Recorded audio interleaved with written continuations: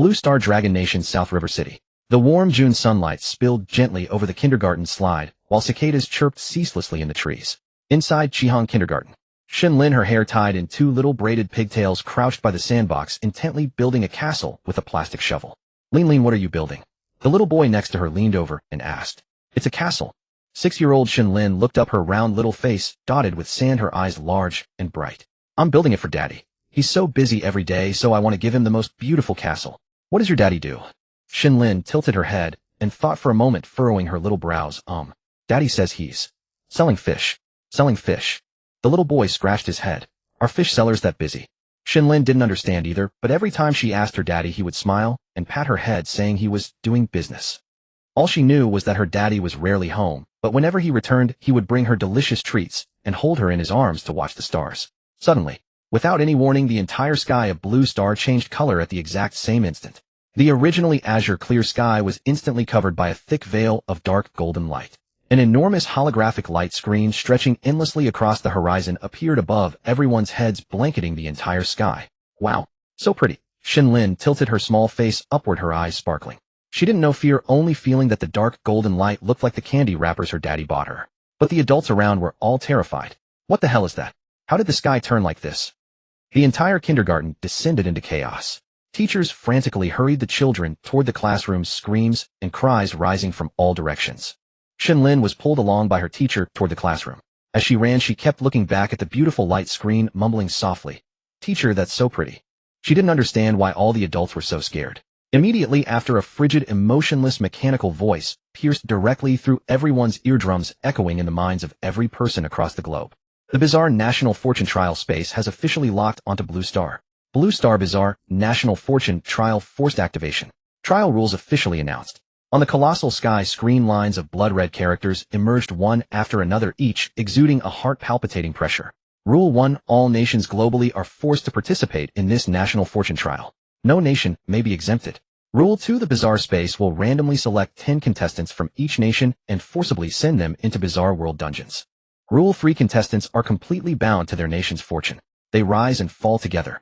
Rule 4. When contestants grow stronger, acquire resources, or clear dungeons within the Bizarre dungeons, their nation will simultaneously receive supreme rewards, such as spiritual energy revival, resource boom, enhanced national physique, and flourishing national fortune.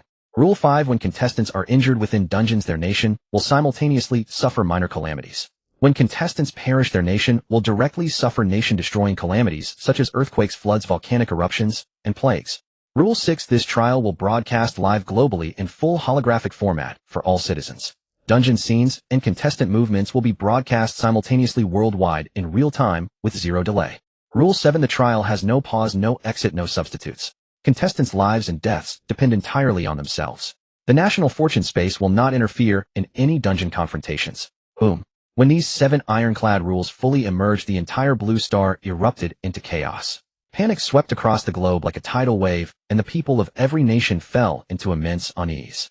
In Dragon Nation 1, 4 billion people felt their hearts leap to their throats. On Dragon Nation's social platforms, the dedicated National Fortune Trial live stream room was instantly flooded with hundreds of millions of netizens' bullet comments scrolling frantically. We're doomed. If they randomly pick 10 ordinary people, Dragon Nation is finished. I pray to heaven, give us Dragon Nation 10 of the strongest fighters. Dragon Nation netizens' hearts were heavy with anxiety, both fearful and clinging to a sliver of hope. And on the sky screen, the frigid prompt voice sounded once again. National Fortune Space notice: in 10 minutes, global simultaneous contestant selection will begin. Once selected contestants will be immediately teleported to the Bizarre dungeons. The crimson countdown began to tick. Every second struck like a hammer against the hearts of all citizens. Meanwhile, inside Qihang Kindergarten, the teachers had gathered all the children into the classrooms. Doors and windows tightly locked, every teacher's face was pale as paper, some even trembling. Shen Lin sat on a small chair, swinging her 2 little short legs, curiously looking out the window at the beautiful big screen. She didn't know what was happening, only that today seemed a little different from usual. "Teacher, can we go home now?" Shen Lin raised her hand to ask. The teacher forced a smile, her voice trembling. "Be good, Lin, just sit there. Don't run around." The countdown reached 0. National Fortune notice: global contestant selection officially complete. The frigid mechanical voice echoed across the globe. On the sky screen, the contestant feeds from various nations began to appear one after another. One of the beautiful nation contestants, Special Forces King Arthur, 2 meters, tall, muscular body, eyes sharp like an eagle. The beautiful nation live stream instantly exploded. "Colonel Arthur, Our strongest soldier king. We're stable now. One of the Sakura Nation contestants, Kendo Master Yamamoto, holding his ancestral katana, eyes sharp as blades. Sakura Nation went into wild celebration. Master Yamamoto. Slay all enemies, sweep aside every opponent. Contestants from nations around the world appeared one after another. Without exception, they were all top-tier elites carefully cultivated by their respective nations. Martial arts masters, ability users, ancient martial arts inheritors. Each one filled their nation's people with explosive confidence. Global live streams erupted in celebration, every nation cheering for their own contestants. But at this moment, the sky screen finally began displaying the last nation's contestants, Dragon Nation. Every eye across the globe instantly converged. Everyone wanted to see what kind of contestants Dragon Nation had selected. The image slowly brightened. What first came into the view of global audiences was not a martial arts master, not an ancient martial arts inheritor, but a colorful kindergarten. Slides, swings, a sandbox, tiny little desks, walls covered with children's drawings. The entire world was stunned. Then the image locked onto a little girl with braided pigtails, a white rabbit milk candy still in her mouth. She sat on a small chair, her two short little legs swinging back and forth, her round little face still had a grain of sand on it, and her large bright eyes were curiously gazing up at the sky screen. That moment, the entire globe fell into deathly silence. For 3 full seconds, there was not a single sound anywhere in the world. Then frigid text appeared on the sky screen. Dragon Nation, Contestant 1, Shen Lin, age 6, identity, kindergarten senior class student. Boom. The entire globe completely erupted. The Dragon Kingdom's livestream exploded in that instant. The 1.4 billion citizens of Dragon Kingdom, upon seeing the little girl with sheep horn braids eating a white rabbit milk candy on the celestial screen, went completely blank, as if struck by lightning. 6 years old, kindergarten senior class. What an international joke. No, this is impossible. Did the National Fortune Space make a mistake? Sending a 6-year-old little girl into the ghostly dungeon. That place is full of vicious beings. The bullet comments went completely berserk. The emotions of hundreds of millions of netizens collapsed from despair into utter breakdown. On the streets and alleys, the Dragon Kingdom citizens who had already despaired upon seeing Shen Lin, some collapsed directly to the ground, others covered their faces and wailed loudly. Heaven wants to destroy our Dragon Kingdom. A 6-year-old child. She can't even defeat a single bug in the ghostly dungeon. They actually chose a 6-year-old little girl. Is this sending our Dragon Kingdom straight to death? On the street, a middle-aged man watching the innocent little girl on the celestial screen felt his legs give way. He knelt on the ground, tears bursting from his eyes. It's over. Completely over. Dragon Kingdom is going to be destroyed. Meanwhile, in the classroom of Chihong Kindergarten, the moment Shen Lin's face appeared on the celestial screen, the entire classroom fell silent instantly. All the teachers, all the children stared with wide eyes straight at Shen Lin. The teacher's face turned paper white instantly, her lips trembling wildly, and the phone in her hand dropped to the floor with a slap. She rushed over, abruptly hugged Shen Lin tightly, and tears burst forth. Lin. No. How could it be Lin? Shen Lin, hugged suddenly by the teacher, nearly dropped her white rabbit milk candy. She blinked her big eyes and asked in a childish voice, "Teacher, why are you crying? Did someone bully you? Lin will help you beat them up." The teacher cried so hard she couldn't speak, just held this tiny soft body tightly. She couldn't bear to imagine such a 6-year-old child being sent into that world full of unknown horrors and terrifying beings. She couldn't bear to imagine that once Shen Lin dies in the dungeon, a nation-destroying catastrophe would descend upon all of Dragon Kingdom, and 1.4 billion people would perish together. And all of this was pressed upon the thin shoulders of this 6-year-old little girl. Meanwhile, in the live streams of other countries around the world, after a brief, deathly silence, mocking and celebration erupted at 100 times the intensity. America's live stream. Ha ha ha. 6 years old. Dragon Kingdom's contestant is a 6-year-old little girl. I'm laughing until my stomach hurts. This is Dragon Kingdom's national fortune. I'm dying of laughter. Dragon Kingdom has run out of people. Even a 6-year-old kid is dragged out to fill the numbers. It's over. Dragon Kingdom is completely finished this time. I can already see the scene of Dragon Kingdom's destruction. America's martial arts expert laughed until he fell back and forth during the connected stream segment, tears streaming out, slapping the table wildly at the camera. My God. 6 years old. Dragon Kingdom's contestant is actually a 6-year-old kindergarten child. My previous predictions were still too modest. Dragon Kingdom's contestant won't even survive 10 minutes. She'll be scared to death the moment she enters the dungeon. Dragon Kingdom will perish. Sakura Nation's livestream. Sakura Nation's netizens went completely berserk, bullet comments flooding the screen like a blizzard. A 6-year-old kid. Is Dragon Kingdom here to be funny? Master Yamamoto could crush this child with one finger. Dragon Kingdom's fortune has run out. Even the heavens are abandoning Dragon Kingdom. Western European nations, North American nations, Southeast Asian nations. Live streams of all countries around the world were wildly mocking and wildly celebrating. On social platforms, mocking memes, jokes, and videos about Dragon Kingdom flooded everywhere. Dragon Kingdom netizens watched this overwhelming mockery, their hearts aching like knives, but lacking even the strength to retort. Because this was the truth. A 6-year-old child facing the ghostly dungeon had no chance of survival at all. 6 years old. Is our Dragon Kingdom really finished? Why? Why choose a child? She's only 6 years old. Dragon Kingdom is really going to be destroyed. As the light screen spun rapidly, 9 more contestants from various nations were successively selected. Ghostly dungeon teleportation begins now. The cold, merciless voice rang out again. Inside the ghostly dungeon, white light flickered. The 10 Dragon Kingdom players were teleported into a resplendent hotel lobby. Soft red carpet, luxurious crystal chandeliers, a spiral staircase made of elegant mahogany wood. Everything was so luxuriously unreal. But at this moment no one had the mood to appreciate these. After all, the current situation was unknown, and everyone wasn't here for tourism. Moreover, standing at the hotel front desk was a bizarre creature. More accurately, a monster. The monster's body stood stiffly, but its 3 heads were each tilted to one side at 3 impossible angles. Dark red bloodstains congealed on the uniform at its neck. Ugh. Someone had already begun dry heaving. This scene indeed looked extremely disgusting. Zhao Zhangwo immediately stood in front of everyone, his gaze rapidly scanning the surroundings. Nobody moved randomly. His voice was low. Stay behind me. Captain Zhao WH, what is this thing? A bespectacled fat man in the group asked in a trembling voice. I don't know, but whatever it is, stay calm. Zhao Zhangwo's gaze fell on the tiny figure at the very back of the group. Shen Lin was hugging her Shiba Inu plush toy, curiously looking around. She wasn't scared at all. Zhao Zhangwo frowned slightly. A 5-year-old little girl facing such a scene wasn't afraid at all. Little sister, you. The high school girl Ina beside her couldn't help but speak. Aren't you scared? Shen Lin tilted her head, looking at her, her big eyes blinking. What is there to be scared of? There are lots of monsters like this in games. Games. Everyone exchanged confused glances. Sure enough, she was just a child. She couldn't tell the difference between games and reality. So silly and innocent. Real bizarre things appearing beyond comprehension, and she still thinks it's a game. Sigh. Moreover, Shen Lin added, Little Knife Shield said this monster isn't even the most dangerous one. Little Knife Shield. Everyone looked at the Shiba Inu plush toy in her arms. The worn and tattered Shiba Inu plush, crooked and old, its 2 button eyes reflecting an eerie light under the lamp. Why, your Shiba Inu plush can talk. The bespectacled fat man's voice changed pitch. Shen Lin was just about to answer. Creak. The mahogany door at the end of the hall opened by itself. A gust of cold, foul, blood-tinged wine blew out from the door. Everyone froze. Footsteps.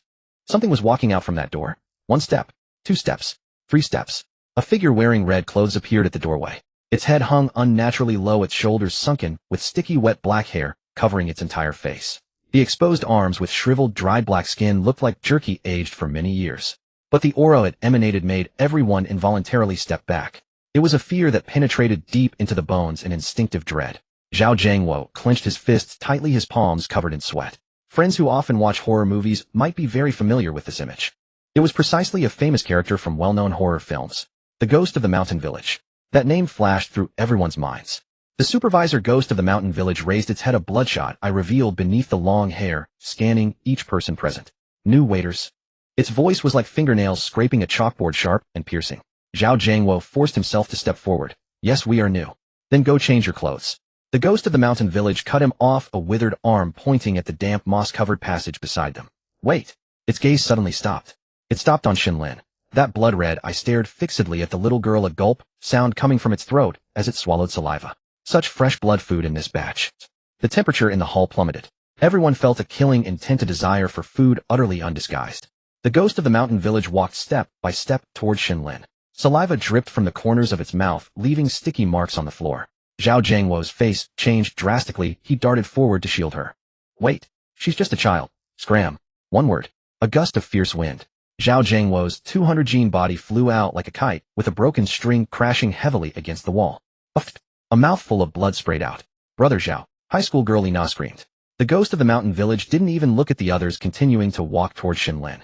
In the livestream, Dragon Kingdom's bullet comments had gone completely insane. It's over, it's over, it's over. This little girl is going to die. The first to die is from Dragon Kingdom. Still a little girl. Kimchi Nation has already started celebrating, damn them. Is there anyone who can save her? Brother Zhao couldn't block one move. Who can save her? In the highest council chamber of Dragon Kingdom, dead silence. The chief elder closed his eyes. The 4th elder punched the table. Everyone knew. It was too late. The Ghost of the Mountain Village walked up to Shen Lin and extended its withered hands.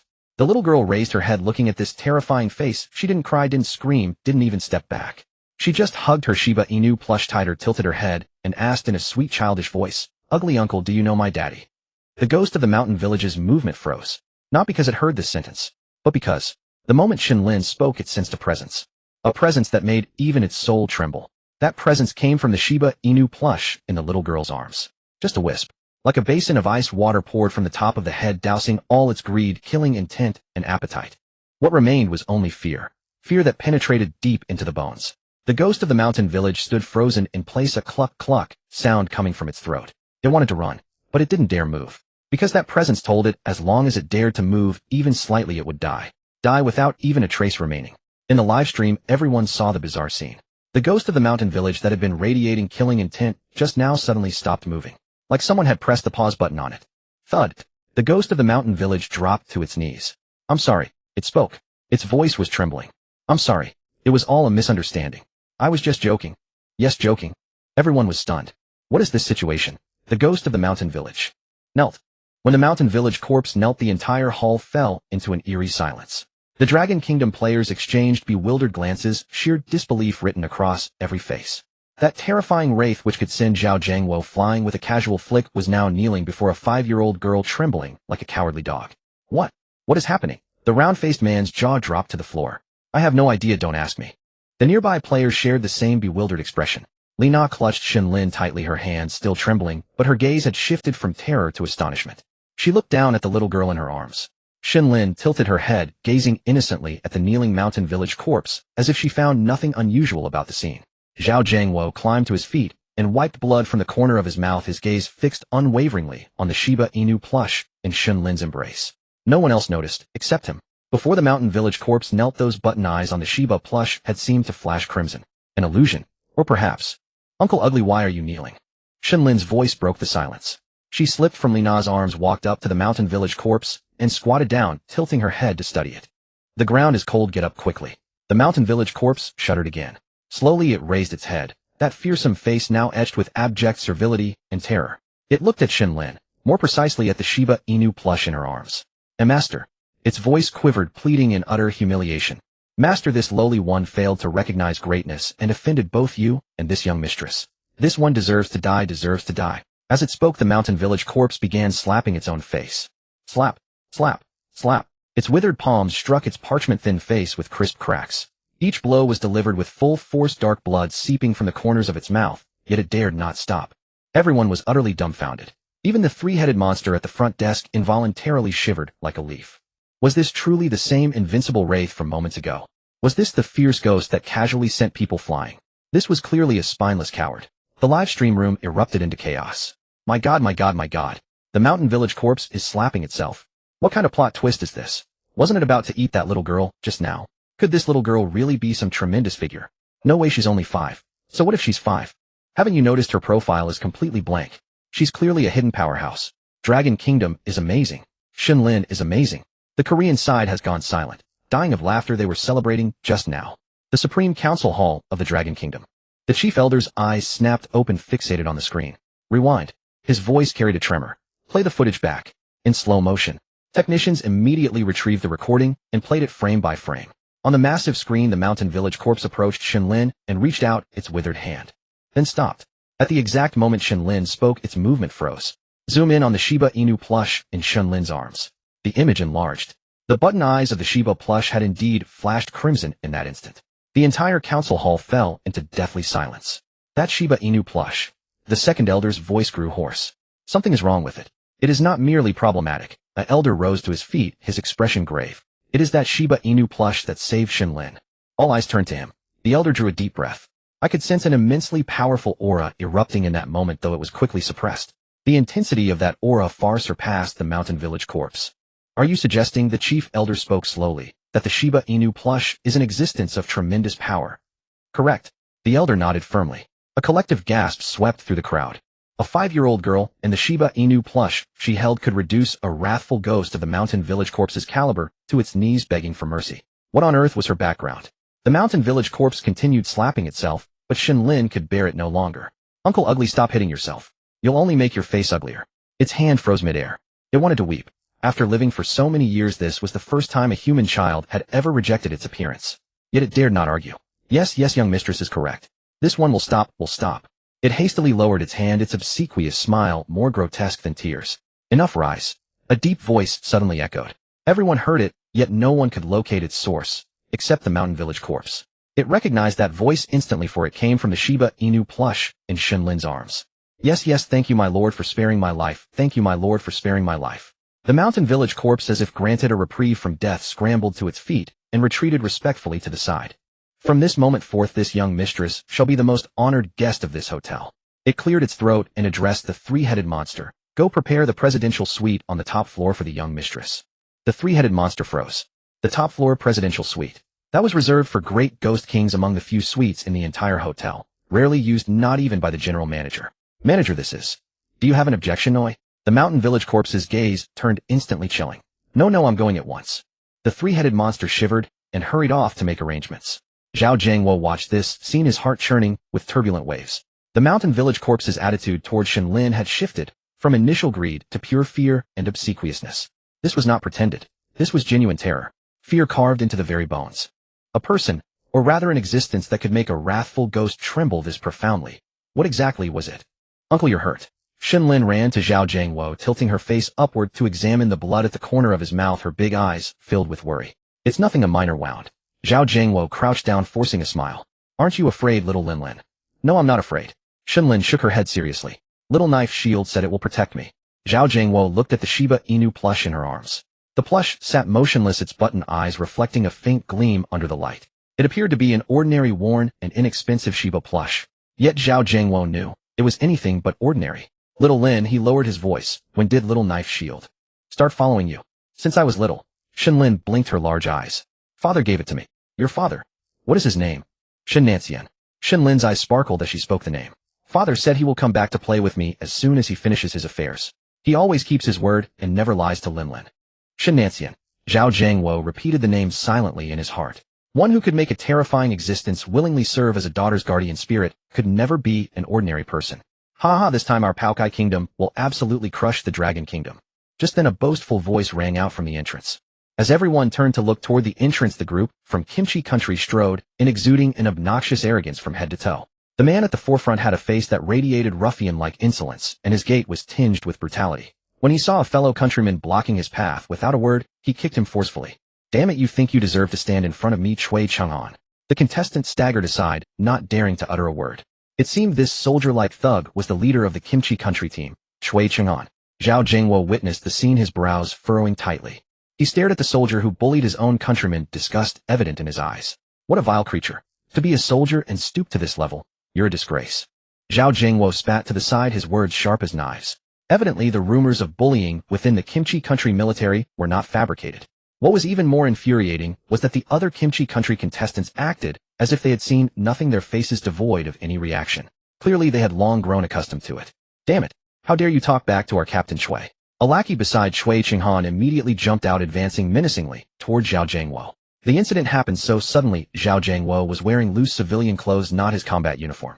But because of this, the lackey, accustomed to bullying others under Chui Chang'an, made a rash judgment that this Longguo man was nothing more than a pushover. After all, I'm a soldier. What's there to fear? He reached out to grab Zhao Jiangwo's collar. But the next second the lackey's eyes rolled back, and he collapsed stiffly onto the ground. No one had seen what happened. The live stream exploded instantly. What happened? Who saw it? Our soldier from Kimchi Country must have been ambushed by some sinister scheme of the Dragon Kingdom. Korean netizens in the live stream fired off barrage comments, utterly baffled. A fool seeking death, daring to lay a hand on our war king. I hope that bullying lackey kicks the bucket. Serves him right. Although Longguo netizens also had no idea what had happened, they would never miss the chance to mock the Kimchi Country. In the strange space, Chui Chang'an narrowed his eyes at Zhao Jiangwo, who appeared to have made no move at all. He sensed a dangerous aura. Others might not have seen it, but Chui Chang'an, also a special forces soldier, had caught Zhao Jiangwo's action. Too fast. Almost at the instant the lackey reached out, Zhao Jiangwo's handblade had already struck his neck with tremendous force. Chui Chang'an, with a gloomy face, kicked another stunned Kimchi Country contestant beside him. The man immediately understood. Suppressing his fear of the unknown, he tremblingly dragged the fallen lackey back. I'll remember this Longguo man. I hope you can protect that child, as well as you protect yourself. Chui Chang'an glared at Zhao Jiangwo and pointed at Shen Lin, who was being vaguely shielded by the Longguo contestants. You bastard. Zhao Jiangwo looked at Chui Chang'an angrily. This scumbag actually dared to threaten a little girl. Bad uncle, don't threaten others. Inger is not afraid of you at all. Shen Lin poked her little head out and said in a babyish voice. Cui Chenghan sneered and said no more. Zhao Jiangwo looked around. The village corpse had vanished, and the three-headed monster stood there like a spectator silent. At this moment Cui Chenghan pushed a Kimchi Country contestant beside him. Go ask that monster ahead. Gather some information. Cui Chenghan said with narrowed eyes and a grim tone. Arriving in a strange place, the first thing must be to gather information. Only by mastering effective intelligence could one get ahead of others. The Kimchi Country contestant, intimidated by Cui Chenghan, had no choice but to tiptoe to the front desk. Thank you, we are here to work as servers. The Kimchi Country contestant walked to the front desk, bowed respectfully, and said so. However, the man waited for a long time with his head down, but received no response from the three-headed monster. He repeated once more, but the three-headed monster remained unmoved. Damn it, pusher. Cui Chenghan from behind couldn't hold back anymore. What if the Longguo contestants also came to gather information? He would lose the advantage. The Kimchi Country contestant gritted his teeth and pushed the three-headed monster. Hamsam. With the man's action, the three heads of the three-headed monster wobbled and fell off directly. Oh! The man screamed in panic as he saw the three heads on the counter staring straight at him. Everyone was startled, and the women also screamed. After all, this scene was too absurd and terrifying. What are you doing? Suddenly a strange low voice came from behind the crowd. The Kimchi Country people immediately felt their scalps tingle. Where did the owner of this voice come from? When they turned back to look, their hearts skipped a beat. Some cowardly Kimchi Country contestants even emitted a foul odor from their bodies. They had actually wet themselves in terror. A figure in a white robe stood there abruptly. Its head hung unnaturally low and its shoulders were inhumanly slumped. Black sticky hair covered its face. Yet the crowd already felt a sensation of being stared at. Now the crowd was trapped with a headless monster ahead and a strange white shadow behind. Inside the Longguo Supreme Council Hall. You historians and folklorists, do you know what these things are? Elder Wang Air tapped the floor with his cane. Almost as soon as the live stream began, the Longguo leader and the Elder Council had directly selected a group of elites from all walks of life across the country to form an expert panel. I know who this is. Before the historians could speak, a director raised his hand. It's a character from a classic horror movie, The Village Corpse. The director immediately said, damn it, such unnatural things shouldn't be possible. A scientist frowned and retorted. Since this live stream appeared, all impossibilities may become reality. Chief Elder Yi coughed and said slowly. Inside the Terror Hotel. It seems you are another batch of servers. The village corpse blocked the crowd and said in its inhuman voice unhurriedly. Yes, may I ask who you are? Zhao Jiangwo swallowed hard and spoke with difficulty. As the backbone of the Longguo contestants, he had to suppress his fear. From now on you can call me manager. The village corpse coughed. It seemed to quite appreciate this Longguo man who dared to speak. From now on you are the servers of this hotel. Obey all commands. Don't say I didn't warn you. The guests in this hotel are of noble status. You ants are nothing compared to them. If you want to survive, talk less and do more. The village corpse raised its bony skin and bone arm and clapped. A passage split open in the wall beside the crowd. Now go change your clothes. Naturally, no one dared to say anything. The two teams from Longguo and Kimchi Country walked side by side toward the passage. Cui Chenghan looked at Shen Lin beside him, and a malicious scheme formed in his mind. Taking advantage of Zhao Jiangwo's inattention, he gave Shen Lin a slight push, knocking her out of the line. Such an action naturally caught the attention of the village corpse nearby. After all, before the Kimchi Country arrived, they had no idea what had happened between the Longguo contestants and the village corpse. Are these pickled vegetable bastards even human? Beasts. How could they lay hands on such a little girl? Absolutely worse than animals. In the Dragon Kingdom's livestream, when the scene of Cui Chenghan laying hands on Shen Lin appeared on screen, the barrage instantly erupted like a boiling pot.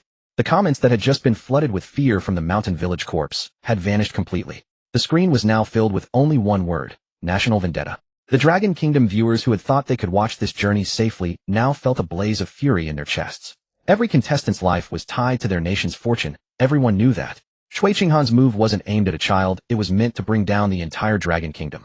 Meanwhile, the Kimchi Kingdom's reaction was strikingly uniform. Our Appa Chenghan just accidentally bumped into her. Exactly, maybe that little girl has weak legs and couldn't stand steady. I think it's that Dragon Kingdom girl who deliberately fell to frame our Appa. The netizens of the Kimchi Kingdom displayed their trademark, never admit fault, attitude to perfection, and as they talked they actually convinced themselves that Shen Lin's fall was entirely her own fault. Maybe she had even plotted it all along, just to smear Cui Chenghan. In the Dragon Kingdom's Supreme Council Hall, the atmosphere was even more explosive than the livestream. Elder Zhu slammed his palm on the table, making the teacup jump. Having served in the military his entire life, he had seen countless battles, but now his face was filled with rage. Damn it! Elder Zhu's voice cracked. These pickled vegetable bastards. Have they forgotten how we beat them into the ground decades ago? Great. Now that little Dragon Kingdom girl will definitely be eaten by that monster. The Dragon Kingdom is doomed from the start. Cui Chenghan's lackey said smugly. Unexpectedly, when the Mountain Village corpse saw Shen Lin rushing toward it, it fell to its knees with a thud once more. The Kimchi Kingdom contestants' eyes went wide instantly. What was going on? Since the contestants hadn't all arrived earlier, everything that happened hadn't been broadcast. But now it was all displayed before the global audience watching the livestream. In the livestream, whoa, how did it suddenly reverse? I thought our Dragon Kingdom was doomed. Seems heaven has eyes. It won't let those pickled vegetable bastards laugh at us. The Dragon Kingdom netizens erupted in excitement. They had all braced themselves for Shen Lin's death and their nation's decline. And now this. It just kneels. Could it be that the Mountain Village corpse is old and has a calcium deficiency? Tripped and fell by accident. Possible but shouldn't be. Sureball? How ridiculous. This monster must be playing cosplay. What's the deal, Sumnida? It's definitely playing possum waiting to eat the little girl when she least expects it. The Kimchi Kingdom netizens, after a moment of silence, fully displayed their AQ spirit, consoling themselves. But their consolations were laughably absurd. The Dragon Kingdom Supreme Council Hall was also dead silent. The elders looked at the screen, then at each other, trying to find answers on each other's faces.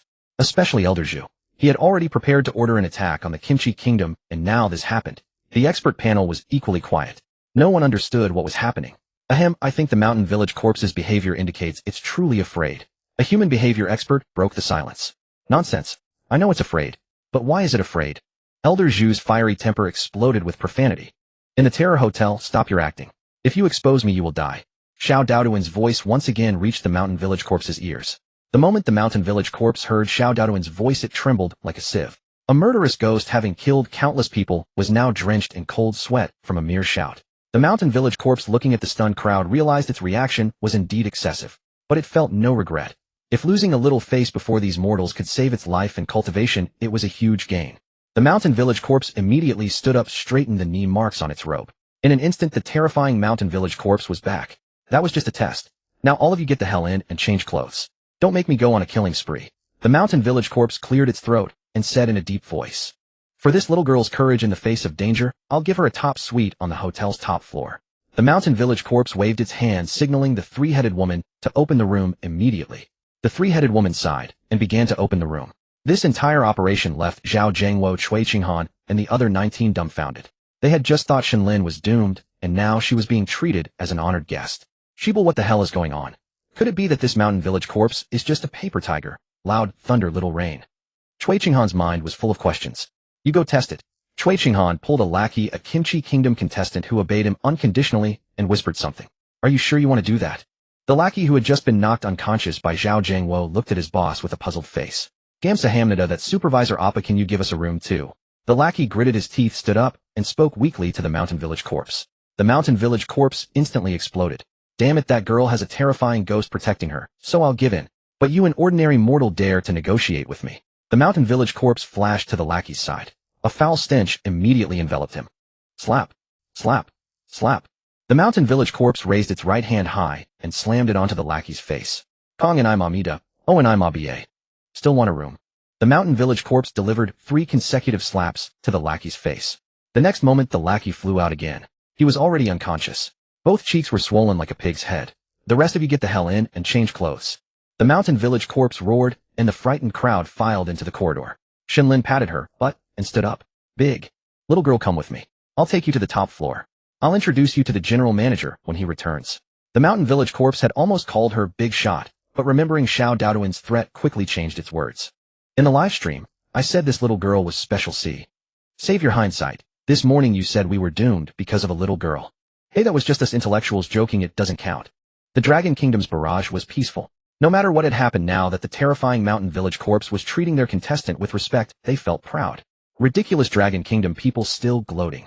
Exactly, didn't you hear the old monster? It's saving the girl for its general manager. Right, she won't die now, but she'll die eventually. The Kimchi Kingdom people, unable to bear the Dragon Kingdom's arrogance, quickly chimed in to spoil the mood.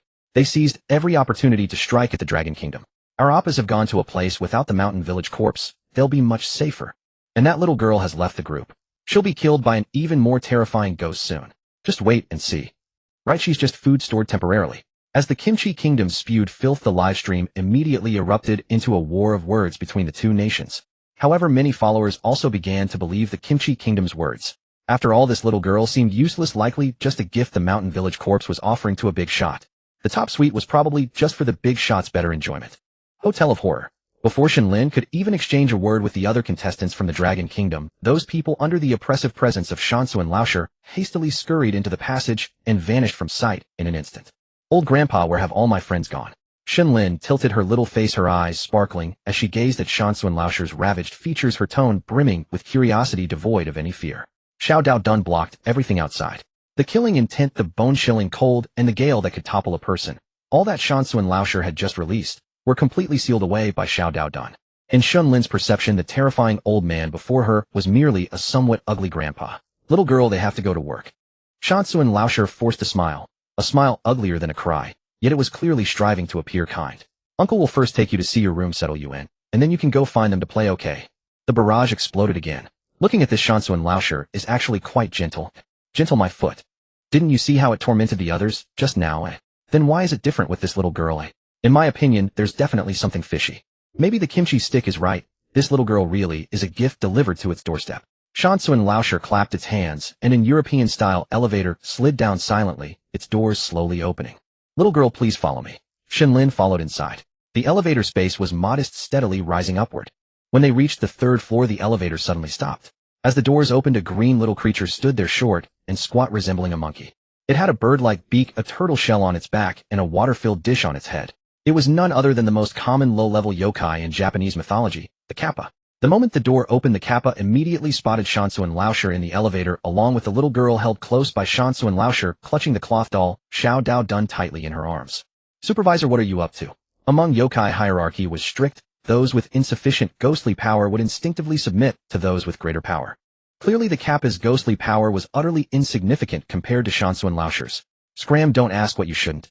As the kappa was about to step onto the elevator, Shansu and Laosher's blood-red claw swiftly swung up. With a shrill scream, the kappa's emerald arm was torn off the next moment. Shansu and Laosher had actually ripped off the kappa's arm, spraying green foul blood. How could it allow such a lowly yokai to share the same elevator with its most esteemed guest? As the elevator doors were about to close, the kappa dared not speak despite its anger. On the contrary, it felt a sense of relief at having survived. Master, no, little girl, how did I handle that? Shansu and Laosher now could only show such a humble smile when facing Shen Lin, or rather the Xiao Dao Dun in her hands. Everyone else would only receive its brutality. That's pretty good. That turtle smells fishy. Inger doesn't like it, Shen Lin said cheerfully. Xiao Dao Dun naturally ignored Shansu and Laosher. Different levels, nothing to say. But old grandpa, you should take a bath too. Your body smells stinky as well. Shen Lin wrinkled her cute little nose and said sincerely. Because Shansu and Laosher had killed countless people, the stench of blood had long seeped into its bones, and living by the water naturally gave it a fishy odor. If other yokai employees of the Hotel of Horror had heard this, they would have broken out in a cold sweat. Shansu and Laosher was usually moody and hated it most when others mentioned its body odor. Anyone who dared to discuss its body odor would be severely beaten at best, or directly slaughtered and devoured at worst. Is that so?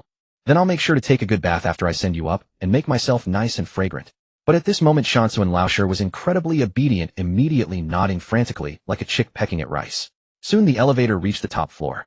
Upon stepping out, one could feel an unparalleled sense of luxury. The red velvet carpet was inlaid with pure gold threads, and the walls were adorned with paintings of various styles that were pleasing to the eye. The vast top floor had only a few doors. Shansu and Laosher took out a room card and deftly opened one of them. As the door opened, a refreshing fragrance wafted over. The entire room exuded an extremely luxurious style. Luxurious, yet not cluttered, understated, yet profound. The snow-white sofa was as soft as clouds. The door seemed small, but it opened into a hidden world. Beyond the huge floor-to-ceiling windows was a garden with a stream. After all, this was the top floor. A sky garden. The live stream exploded. Holy crap, what kind of living environment is this? Yeah, my family's net worth is almost 100 million, and I've never lived in a place like this. I agree, my family runs a hotel business. Even in a 7-star hotel in Dubai, I've never seen a room with this level of configuration. This little girl is really lucky as hell. The netizens of the Dragon Kingdom were full of envy. This living environment was among the best in the world. This environment is acceptable now, scram. Xiao Dao Dun once again emitted a voice that only it and Shansu and Laosher could hear. Xiao Dao Dun had sensed its little master's satisfaction. Now it just needed to send this troublesome fellow away. Upon hearing this, Shansu and Laosher instantly breathed a sigh of relief.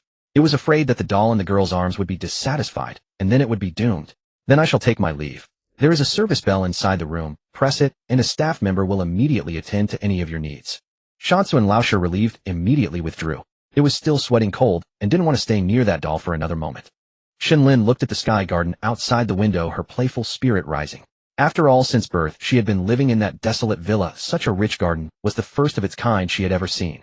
Xiao Dao Dun sensed the room and found no trace of others, so it tacitly allowed the girl to play. Meanwhile, the experiences of others from the Dragon Kingdom and the Kimchi Kingdom were as different as heaven and earth compared to Shen Lin's.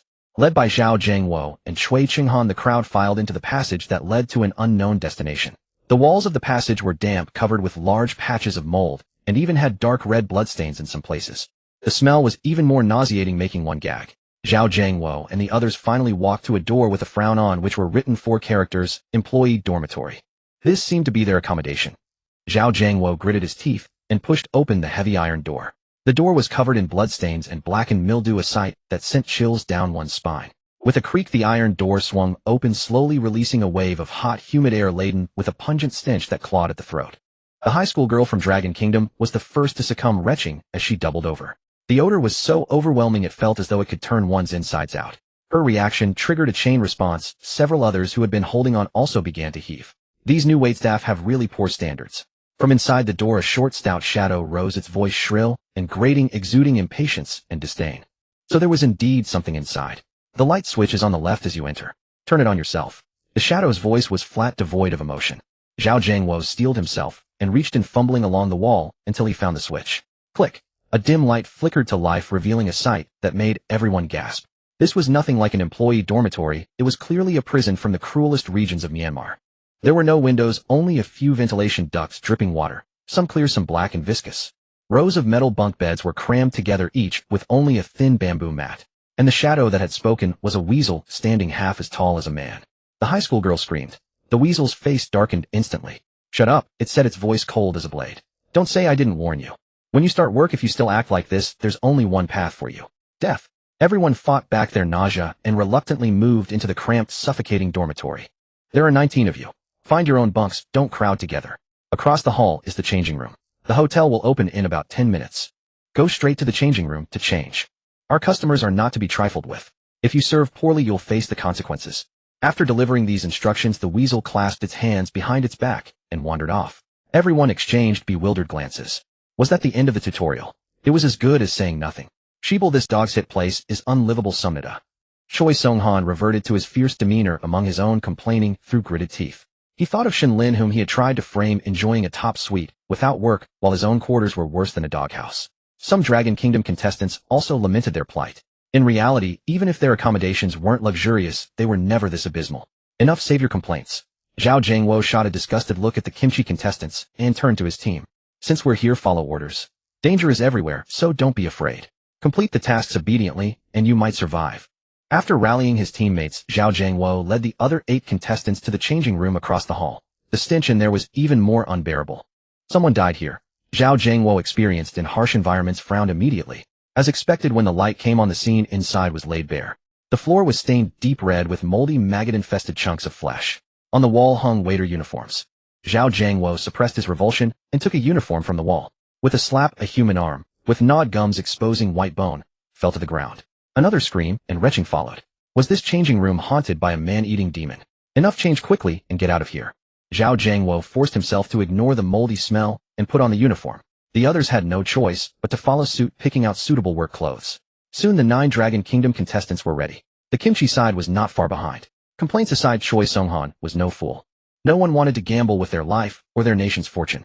Choi Sung-han glared at his reeking uniform, thinking of Shen Lin. Just a brief moment of pleasure before death, he sneered.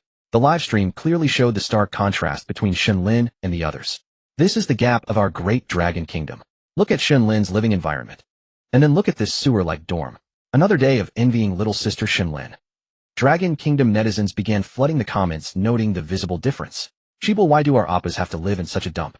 Exactly, why does that little girl get such a nice place? Even our chables can't stay in such high-end places, Sumnida. Don't be jealous, Kimchi brothers.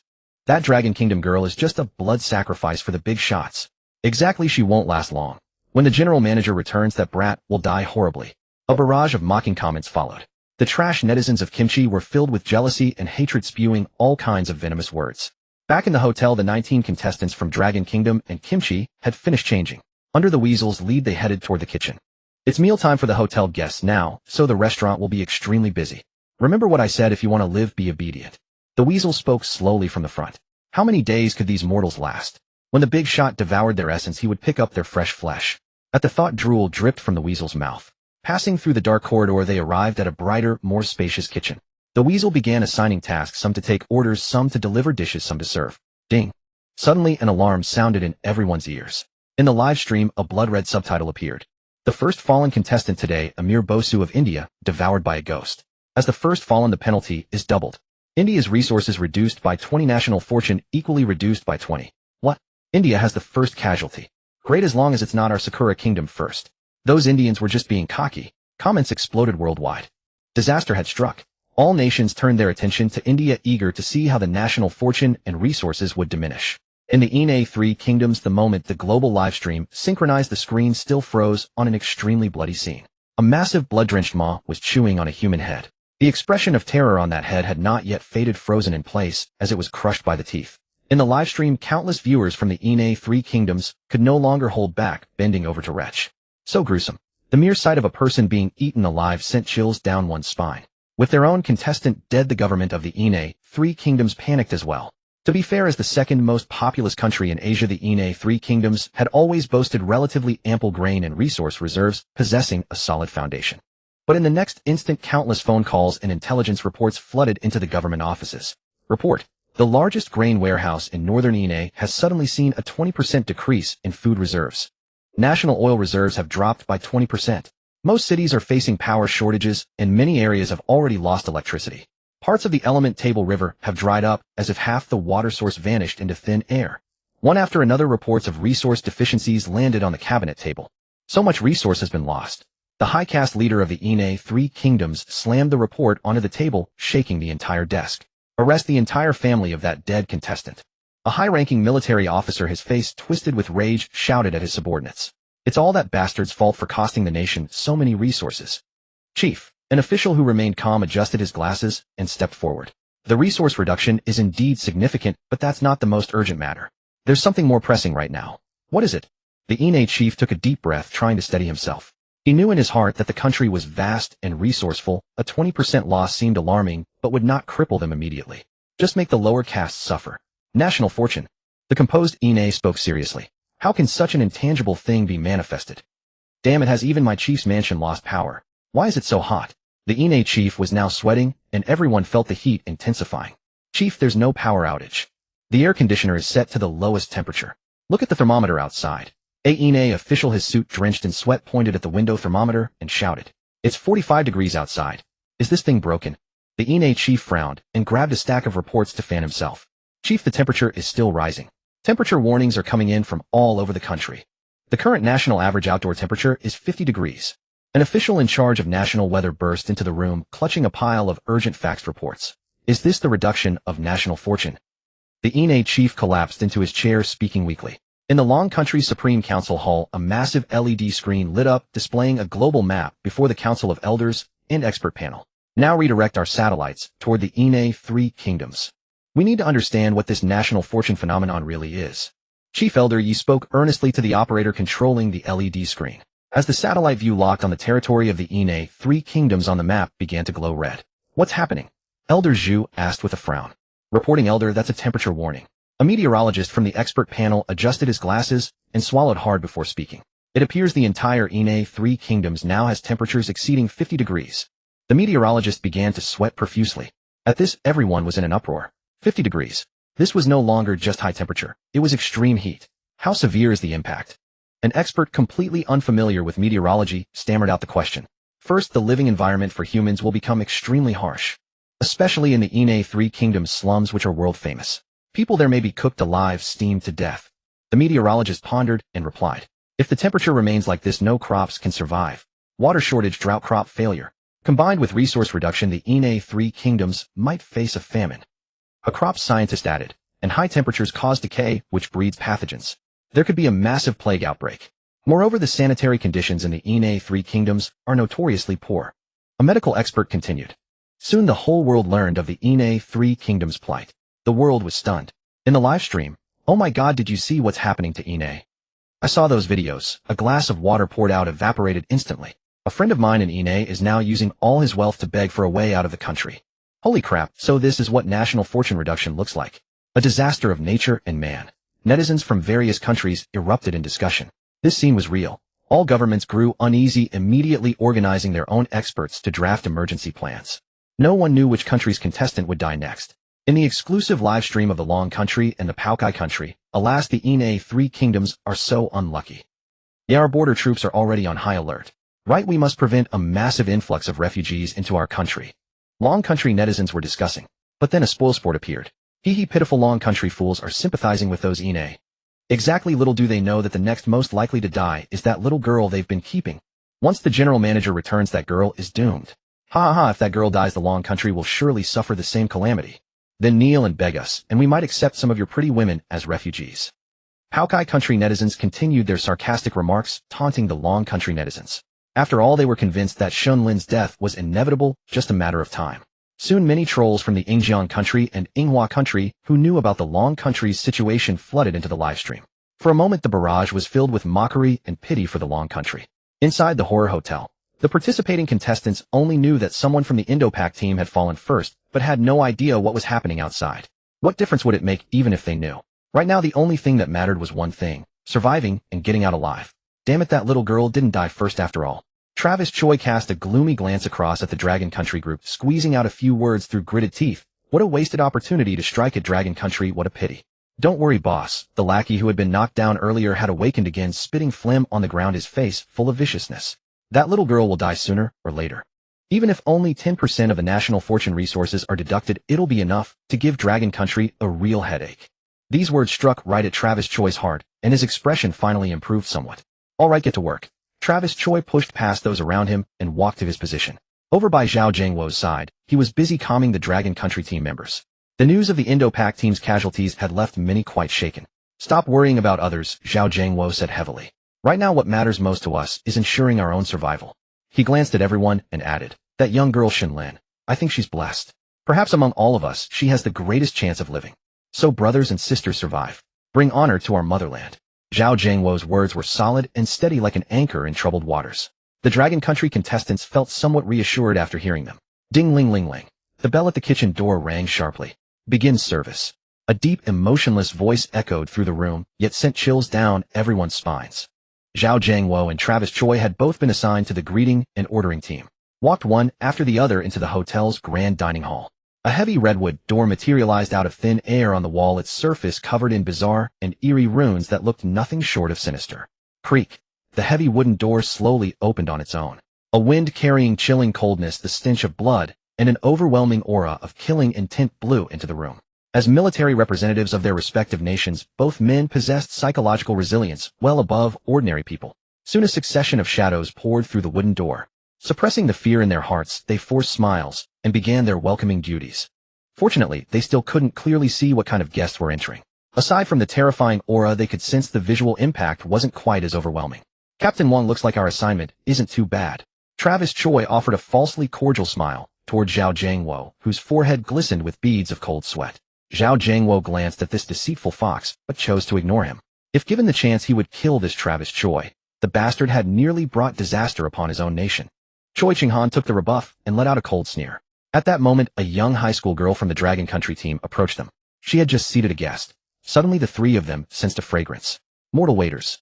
Sister simply adores them. A tall, slender figure draped in a crimson coat appeared before them. Zhao Zhangwo took a closer look. Long, beautiful hair, and beneath the bangs a pair of captivating, enchanting eyes. However, this woman wore a mask, making her facial features unclear, but judging by her figure, she was undoubtedly a stunning beauty. Just as the Dragon Country girl was about to escort the beauty to her seat again, Choi Ching-han stepped forward. Choi Ching-han considered himself quite eligible, and facing such a beautiful woman his desires immediately surged. Moreover, anyone who could come to this place naturally possessed considerable strength. If he could become this woman's kept man, wouldn't the Dragon Country folks be entirely at his mercy? Then let this handsome young man escort me, shall we?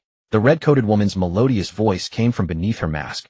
Zhao Zhangwo blocked the Dragon Country girl, shaking his head seriously. I sense countless lives upon her. The killing intent is far too fierce. She's no pushover. Since that Korean scum wants to show off, let him go ahead. Zhao Zhangwo whispered to the high school girl. The girl nodded, half understanding. Watching her retreating figure, the live broadcast erupted with another wave of comments. Check out that figure. Absolutely impressive. Wow, those long legs. I'm here for them. A bunch of viewers were already drooling over the woman in the red coat. Looks like this woman has already taken a fancy to our Appa. Of course our Appa is so handsome, isn't he? The netizens of the Korean nation watched Choi Chung-han seemingly ingratiating himself with the woman in the red coat, and began feeling proud. Soon the guests were all seated, and it was time to begin taking orders. The contestants from Dragon Country and Korea assigned to the ordering team were also preparing to start their work. This group's psychological resilience wasn't as strong as Zhao Jiangwo and Choi Ching-han's, so they naturally felt somewhat intimidated by these peculiar guests. Hello, and may I ask what you'd like to eat? A Dragon Country contestant stuttered nervously as he respectfully addressed the shadow seated before him. Looks like the hotel has received new ants. Soon there'll be new blood food.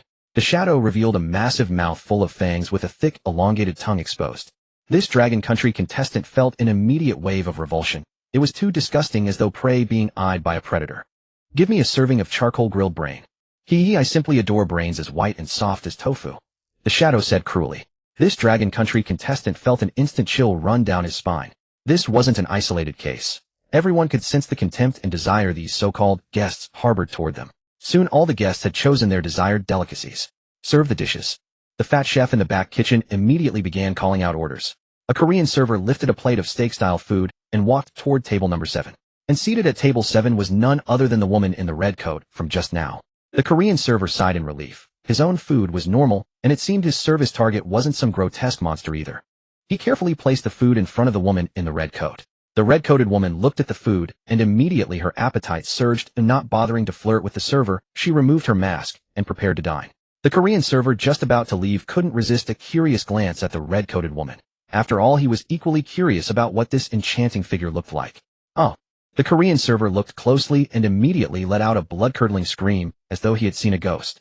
It turned out that the woman's mouth beneath the mask had split all the way to her ears, filled with extremely sharp needle-like fangs. The sight was utterly terrifying. Between her teeth hung fresh strips of red meat, and translucent saliva flowed uncontrollably downward. Hearing the Korean servers wailing, the woman in the red coat immediately turned to look at him, her gaze like sharp blades intent on killing him. In the grand lobby of the haunted hotel, the Korean server caught a glimpse of the woman in the crimson coat. All the strength seemed to drain from his body. In an instant his legs buckled, and he collapsed to the floor, his face turning as pale as paper. The woman in the crimson coat's expression shifted immediately. Dear. She set down her knife and fork, slowly donning a face mask, yet a smile still lingered at the corners of her eyes. Her voice was so tender it raised goosebumps. What's wrong? Have you been frightened by Big Sister's face? Choi Sung-han had been standing on the other side earlier and hadn't seen the woman's face. He had no idea what was happening. Shit. He strode over in one step and kicked the server in the waist, cursing under his breath. How dare you offend our most esteemed guest? Lieutenant O. The server retreated step by step, stammering defensively. I didn't mean to.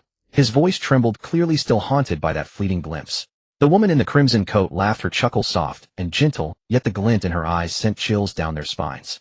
She fixed her gaze on the server and spoke leisurely. Let me ask you a question, shall we?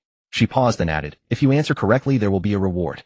If you answer incorrectly, then Big Sister will give you a little punishment. As she said this, her eyes curved into beautiful crescent shapes, her tone as gentle as if coaxing a child. Hearing this, Choi Sung-han's heart quickened. A chance. He immediately volunteered on behalf of the server. Please ask away. He'll answer properly. Having said that, he abruptly turned his head, seized the server whose legs were now too weak to support him, and whispered viciously, Did you hear that? Answer the guest's question properly. If you dare botch it, just wait and see what I do to you. The terrified server nodded frantically, his head bobbing like a pestle pounding garlic. All he could think about now was escaping this hall, getting away from this woman as fast as possible. The woman in the crimson coat spoke slowly, her gaze fixed on the server, drawing out each word. Am I pretty? The server was dumbfounded. That face was still haunting his mind, and now he was being asked if she was pretty. He stood frozen, mouth agape, unable to form a single word. Choi Sung-han beside him was infuriated. Damn it, this is an obvious freebie question. Are you mute? Answer her. Choi Sung-han kicked the server in the backside, his voice cracking with desperation. The guest is speaking to you. The server snapped back to consciousness, his lips quivering as he managed to force out a single word. Pretty. I'm quite pleased with your answer to the first question. The woman in the crimson coat nodded satisfactorily and continued. Now answer my second question. In the next moment, her slender hand reached up and removed her mask. Choi Sung-han had been eagerly anticipating what beautiful face awaited him, but the next instant he was completely stunned. It was a terrifying mouth split all the way to her ears. Choi Sung-han wanted to flee in that very moment, but his military training forced him to suppress the terror rising within him. Damn it, had he really just been sucking up to something like this? Disgusting. He'd been mindlessly fawning over this creature, even harboring fantasies of intimate contact. Damn it all. Choi Sung-han frantically cursed in his mind, trying to quell his mounting fear. The Korean server, seeing that dreadful face once again, couldn't help but let out a scream. Now am I pretty? The woman's voice had transformed, becoming utterly chilling and terrifying. Those watching the livestream finally caught a glimpse of her appearance, and a brief silence fell. That's fucking terrifying. Fuck, I'm losing my appetite. Enough already. I regret that last comment. I knew this hotel was full of abnormal things. Chasing after anything will only lead to your downfall. Soon enough the lechers began their complaints. A foreign folklore researcher among the expert panel, who was watching the livestream, immediately stood up. Longguo, what's wrong? An elder frowned, watching the scholar's sudden commotion. The slit-mouthed woman. Expert Gu pointed at the woman with the massive bloody maw on the large screen, his voice trembling with shock. She's a creature from urban legend in Sakura Country. I never imagined she was real. Expert Gu answered before anyone could ask. Answer. The guest. The guest is asking you again, damn it. Choi Sung-han, now regretting his involvement in this mess, urged anxiously. Pretty. Yes, ma'am, you're truly beautiful. The server snapped back to attention, still treating it as an easy question, and shouted his answer. Pretty. Thank you. The slit-mouthed woman's enormous mouth curled into a satisfied smile. Just when Choi Sung-han and the server thought the matter was over and they could leave, the slit-mouthed woman produced a giant pair of scissors from beneath her coat. Now let me make you pretty too. The slit-mouthed woman approached the server. Oh no. The server's gallbladder nearly burst from terror, his screams echoing like a slaughterhouse. He looked toward Choi Sung-han beside him, as if he'd found a lifeline. Captain Choi, please save me. The server grabbed hold of Choi Sung-han's leg, begging continuously. Get lost, I have guests to entertain. This female guest is your problem now. With a ruthless decision, Choi Sung-han kicked the server away and hurried off. Since this matter didn't concern him, and the slit-mouthed woman's target was clear, she simply let Choi Sung-han depart. Captain Choi, Captain Wong, please help me. The server pleaded, desperately watching their retreating figures. Don't worry, soon you'll be as beautiful as me. Hearing those words from behind, the server whirled around abruptly. The giant scissors in the slit-mouthed woman's hand plunged directly into the server's mouth. The next instant, blood erupted in every direction. The enormous scissors tore through the corners of the server's mouth, with ease, blood spraying like a geyser. The slit-mouthed woman extended her tongue and licked the blood that had splattered onto her face, looking thoroughly satisfied. The other servers in the restaurant dared not look this way. Bloody and cruel, the server's mouth now mirrored the slit-mouthed woman's own gruesome feature, torn open to his ears. His entire body was drenched in blood, his mutilated mouth revealing his complete gum line. It seems you're not fond of my masterpiece, the slit-mouthed woman remarked with evident displeasure, watching the server's frantic struggles. Then died. The slit-mouthed woman shrieked, her enormous mouth widening to the size of a human head. In the next moment, she thrust the server's entire head into her mouth. Rip! The slit-mouthed woman had bitten clean through the server's head. As the server's carotid artery severed, torrential blood erupted and splashed forth. No waste, absolutely no waste, the slit-mouthed woman lamented regretfully after swallowing the head. The surrounding guests were unfazed, continuing to enjoy the food on their tables. The slit-mouthed woman licked the blood from the corner of her mouth, then directly embraced the headless corpse of the waiter and began to devour it. The other contestants in the restaurant felt a chill in their hearts as they heard the sharp sound of the slit-mouthed woman's teeth grinding against bones. In the blink of an eye, a living person had become a corpse being gnawed upon. Is this the horror hotel? Zhao Zhangwo turned his head and covered the mouth of the Dragon Country high school girl who was about to scream. At this moment, no one in this restaurant was someone they could afford to provoke. Before these eerie beings, they were like lambs to the slaughter, flesh on the chopping board. Beep, beep, beep. Global announcement: one contestant from the Kimchi Country has died. Punishment: 10% of the overall resources of the Kimchi Country will disappear, and its national fortune will decrease by 10%. The Scarlet Alert was simultaneously broadcast across all live streams worldwide. Sybil, this guy just died like that. Oh my god, the national fortune is going to drop. Is the fate of India going to befall us? I don't accept it. Why hasn't that girl from the Dragon Country died yet? Netizens from the Kimchi Country were now flooding the screen with comments filled with fear, jealousy, and grief. Ha, the national fortune is going to drop. Weren't you just mocking us? You laughed too soon and didn't expect to suffer first. The netizens of the Dragon Country naturally wouldn't miss this opportunity, determined to thoroughly mock these kimchi trolls. As the slit-mouthed woman frenziedly devoured the waiter from the Kimchi Country, was soon reduced to a headless, stark white skeleton along with a pool of blood and scraps of flesh on the ground. Honored guest, I'll take care of the cleaning. You may continue to enjoy the cuisine or go to the washroom. We have specially prepared for you to freshen up. The yellow weasel walked slowly from the back kitchen carrying a large bucket and said respectfully to the slit-mouthed woman, "Such attentive service. I'll go wash up and then come back to eat. Otherwise, with blood all over me, it's uncomfortable." The slit-mouthed woman wiped her mouth contentedly, put on her mask, and left the restaurant. Seeing that murderous man-eating eerie slit-mouthed woman leave the restaurant, all the contestants breathed a sigh of relief. The yellow weasel also began to clean the floors swiftly, and soon the ground was spotless. Top floor suite. Shen Lin, holding little knife shield, ran joyfully through the garden, picking flowers one moment and dipping her tender little feet into the clear flowing stream the next, utterly carefree. If the restaurant just now was an R18 gory horror film in everyone's eyes, then the scene on the top floor was a heartwarming children's pastoral film. After seeing so much blood, our little darling Shen Lin is such a feast for the eyes. Yeah, I don't even want to watch their main perspective anymore. It's damn terrifying. Let's just stay here and watch our little darling Shen Lin. The Dragon Country viewers in the barrage echoed. After playing for a while, Shen Lin began to get a bit bored. After all, Shen Lin was still a child and preferred to be with others. Little Knife Shield playing alone here is a bit boring. Let's go find the uncles, aunties, big brothers, and big sisters to play with. Shen Lin lifted the Little Knife Shield plush in her arms and said in a babyish voice. Little Knife Shield extended its senses and after a moment nodded. Although many eerie auras had appeared downstairs, they were all beneath concern. Since they had come here, Little Knife Shield also wanted its little master to be happy, so it naturally indulged Shen Lin in every way. Alright, little master, let's go out and have a look. Little Knife Shield made a sound that only the two of them could hear, agreeing.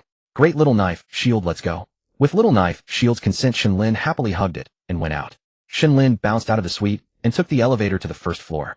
As soon as she stepped out of the elevator, the village corpse that had been standing in the hall immediately changed expression. Damn, why is this jinx coming down? The village corpse's heart tightened, and it immediately fled. I don't care where she goes to play as long as she doesn't come for me. The village corpse fled the hall like the wind. Looking at the empty hall, Shen Lin began to wonder. Little Knife Shield, where are the uncles and aunties? Weren't they just here? Shen Lin asked in confusion. Go through that big door ahead, and you should be able to find them. Little Knife Shield sensed the auras of the group and said to Shen Lin. With Little Knife Shield guiding her, Shen Lin pushed open the big door and walked along the long corridor. Suddenly the door on the left side of the corridor was pushed open. Out came the slit-mouthed woman wearing a red trench coat. She had just cleaned herself, removing the smell of blood and the stains. She immediately spotted the bouncing Shen Lin. I didn't expect there to be such a young child among these mortals, the slit-mouthed woman said in surprise. Just imagine how tender this little girl's flesh must be. And she's so pretty. I really want to eat her. As the slit-mouthed woman thought this, her drool began to flow uncontrollably. Shen Lin saw the graceful figure that had appeared in the corridor and immediately bounced over towards the slit-mouthed woman. Sister, have you seen my companions? Shen Lin tugged at the hem of the slit-mouthed woman's trench coat and asked sweetly. The slit-mouthed woman pulled out the entire face skin of the waiter from her coat and threw it on the ground. Little girl, is this the companion you mean? The slit-mouthed woman asked with a rather malicious sense of humor. She enjoyed screams, especially those of such a young girl. They would surely be quite melodious. You, Annie, why are you carrying such a disgusting thing with you? Inger wants to stay far away from you. Shen Lin wrinkled her cute brow and said with great disdain. The slit-mouthed woman was stunned. This little girl didn't scream. Not only did she not scream, but just now she called her sister, and now it's Annie. Was she that old? In an instant, the slit-mouthed woman's murderous intent surged. Alright, little girl, answer me one question. Answer correctly, and I'll take you to find your companions. The slit-mouthed woman asked eerily. Although Shen Lin was disgusted by this seemingly unclean Andy, upon hearing that she could lead her to her companions, she immediately became interested. Okay, Annie, go ahead and ask. Shen Lin said cheerfully. Am I beautiful? The slit-mouthed woman asked her classic question. You're wearing a mask, so Inger can't be sure if you're beautiful. But you probably look beautiful. Andy's eyes look very nice. Shen Lin answered quite sincerely. The slit-mouthed woman was dumbfounded. Why wasn't this child following the script? Was she being so sincere? Is sincerity your ultimate move? Since you little girl are not playing by the rules, don't blame me, big sister. Slit-mouthed woman thought to herself and ripped off her mask. A mouth split up to the ears and a mouthful of sharp fangs instantly exposed in the air. Scream, little girl. Will, little girl. Slit-mouthed woman thought with malicious amusement, waiting for the expected scream. Hey, Annie's mouth is really big. Shen Lin said with a curious look at the terrifying mouth, quite emotionally. Mouth too big. I scared you so suddenly, and this is your reaction. Slit-mouthed woman was already a bit perplexed. In all these years, she had scared so many people to death, killed without blinking. According to the intuition that children surpass adults, her lethality should not be low. In the end, all she got was a comment about having a big mouth. Slit-mouthed woman was both angry and annoyed. Don't worry about whether it's big or not, am I pretty now? Slit-mouthed woman said angrily. She now felt that she had lost all face. Auntie, I remember Xiao Daodun once told me a saying, a big mouth eats all directions. Are you especially good at eating? Shen Lin, ignoring what slit-mouthed woman said, continued on her own. If the uncle can tolerate it, the auntie cannot. This little girl, she doesn't take me seriously at all. Does she think I'm a sick cat if I don't show my teeth? I was going to give you a chance to be as beautiful as me, but it seems you little girl don't cherish it. Slit-mouthed woman laughed in extreme anger, revealing a cruel smile. Auntie, are you angry? Which word of Inger's touched your sore spot? Shen Lin looked at the furious slit-mouthed woman, feeling as if she had somehow offended this big-mouthed auntie with her words. However, her father had once told her to be courteous to ladies even though she was a girl herself. Hearing Shen Lin's even more sincere words, slit-mouthed woman became even more displeased. After all, she was a fairly famous monster in this hotel. Even the manager of the Hill Village Old Corpse had to show her respect. What she cared about most was her appearance. Now to be so insulted by a harmless little mortal girl. If this gets out, how could she continue to hold her head up in the monster world? Death. She must die, and by the most cruel method, to torture this little girl severely. Right, wasn't she looking for her mortal companions? Then in front of her companions, tear this little girl into pieces and devour her bite by bite. A cruel scene had already formed in Slit-mouthed woman's mind. It's okay, Annie will take you to find your companions now. Come with Annie. Slit-mouthed woman put on her mask and said quite gently, but the killing intent in her eyes was so dense. Soon, under the guidance of slit-mouthed woman Shen Lin, and she arrived at the restaurant. The door was pushed open and countless gazes turned towards them. The guests sitting in the restaurant all lit up. Such fresh flesh this time. Wanna eat. I wanna taste her flesh, it must be especially tender. The guests began to whisper among themselves the moment they saw Shen Lin. The delicacies in front of them seemed to have lost their appeal. But after glancing at the red trenchcoat slit-mouthed woman beside her, some of them abandoned the thought of making a move. After all, the strength of the red trenchcoat slit-mouthed woman was quite formidable, and they could see that she herself was also eager to devour this little girl. Offending slit-mouthed woman over a child was clearly not worth it. Zhao Jiangwo's pupils suddenly contracted. Shen Lin had just escaped from the Hill Village Old Corpse, and now she had encountered this god of death. Could it be that heaven truly wants to destroy our dragon kingdom? Zhao Jiangwo clenched his fists, furrowed his brows, and began to think of a countermeasure. Little sister, have you found your companions? Slit-mouthed woman picked up Shen Lin and asked with a smile. Thank you, auntie, that's my companion. Uncle Wang, I've come to play with you. Shen Lin pointed at Zhao Jiangwo and the others not far away and said sweetly. But in a place Shen Lin couldn't see, slit-mouthed woman had already pulled out that huge pair of scissors covered with mottled rust and bloodstains. The next moment, she was about to cut towards Shen Lin's slender waist. The people of the Dragon Kingdom, watching the live broadcast, felt a sinking feeling in their hearts. Was little Shen Lin ultimately doomed to die? Wahaha, this Dragon Kingdom kid is finally going to die. Go accompany our just deceased Appa in the afterlife. Our Kimchi Kingdom's national fortune is declining, but your Dragon Kingdom is not to be outdone, following closely behind. The trolls of Kimchi Kingdom excitedly clattered on their keyboards. The decline of their own country was certainly sad, but if their thorn in the flesh, the Dragon Kingdom, could lose a layer of flesh, they could accept it. After all, the Dragon Kingdom was vast and wealthy, losing 10% of its national fortune and resources was still a huge number. Saka, the Dragon Kingdom has finally met its day. The dogs of Sakura Kingdom came upon hearing the news and immediately began to rejoice. Dragon Kingdom, this is the consequence of arrogance. The Eagle Kingdom was naturally also happy to see its rival Dragon Kingdom bleed heavily. At this moment, all Dragon Kingdom netizens were in despair. When disaster was finally about to fall upon their own heads, all words were powerless. Zhao Jiangwo closed his eyes in even greater despair. Even though he was a special forces king at this distance, facing such a terrifying monster, he was powerless. At this moment, just as everyone's attention was on slit-mouthed woman's scissors, the Xiao Daodun doll in Shen Lin's arms opened its eyes. Its eyes were a bloody red. Upon closer inspection, it seemed as if there were endless starry skies inviting exploration. Bang! A burst of aura centered on Xiao Daodun, and Shen Lin erupted instantly. The first to bear the brunt was slit-mouthed woman, who was about to kill Shen Lin. Slit-mouthed woman felt a strange sensation. Actually, this sensation was not entirely unfamiliar to her, because many mortals and monsters who had faced her had felt this aura, the feeling of facing death. And as for it being unfamiliar, it was simply that few monsters could give her this feeling. Vaguely, slit-mouthed woman felt that if she made any further move, she would be brutally killed right here. In slit-mouthed woman's eyes, it was as if she saw her own death, torn into pieces by some mysterious monstrous power, flesh and blood scattered everywhere. Why did this mortal little girl possess such terrifying power? She might as well be called a heinous demon. Slit-mouthed woman's head instantly ached. Why had she foolishly provoked this being? So what if she said, my mouth is big? The little girl's words were not wrong. Slit-mouthed woman now wished she could slap herself twice. Now she was stuck between a rock and a hard place, riding a tiger and unable to dismount. Zhao Jiangwo waited for a long time, yet still did not hear the sound of Shen Lin suffering. He slowly opened his eyes and saw the fierce-looking slit-mouthed woman standing motionless, scissors in hand. What's going on? Zhao Jiangwo was once again perplexed. Logically speaking, a cruel anomaly like the slit-mouthed woman having decided to kill Shen Lin would not hesitate. Hurry up and do it. Hurry up and do it. Cui Chenghan also watched the slit-mouthed woman and Shen Lin with great tension, silently chanting in his mind. now that it was certain his own pickled vegetable country would lose 10% of its national fortune. Dragging the dragon country down with it was the best outcome.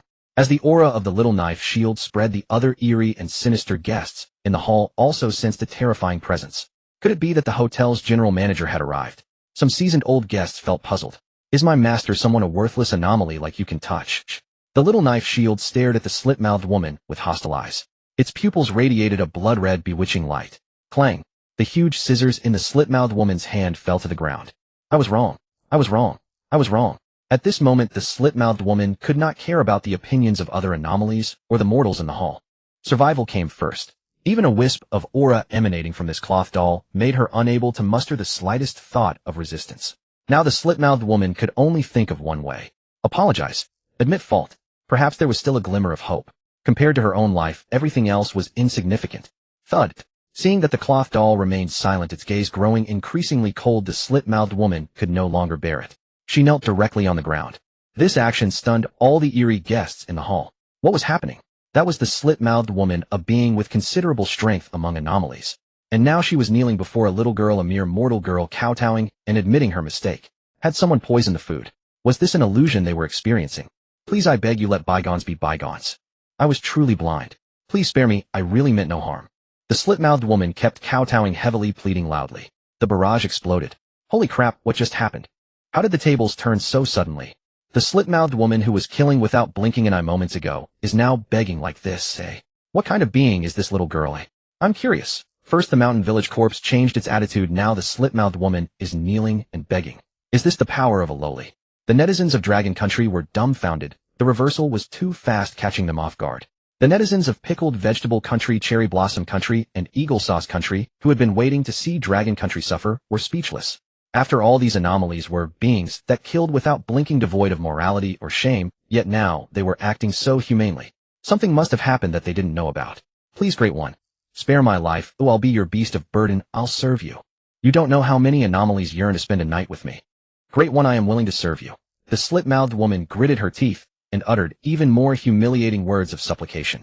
Upon hearing this, the little knife shield thought of the slit-mouthed woman's mouth, which split all the way to her ears beneath her mask, and felt a surge of nausea. The other anomalies in the hall who heard this were stunned. As an anomaly, the slit-mouthed woman was considered a beauty among them, and indeed many anomalies coveted her body. But as everyone knew, the slit-mouthed woman was quite powerful and held high standards, completely looking down on these anomalies. Now that she had even spoken of serving, it was clear how terrified she truly was. The little knife shield got goosebumps at this, a chill running down its spine. Scram, get away from me. If you ever say such indecent things in front of my master again, I'll rip out your throat. The little knife shield immediately drove her away.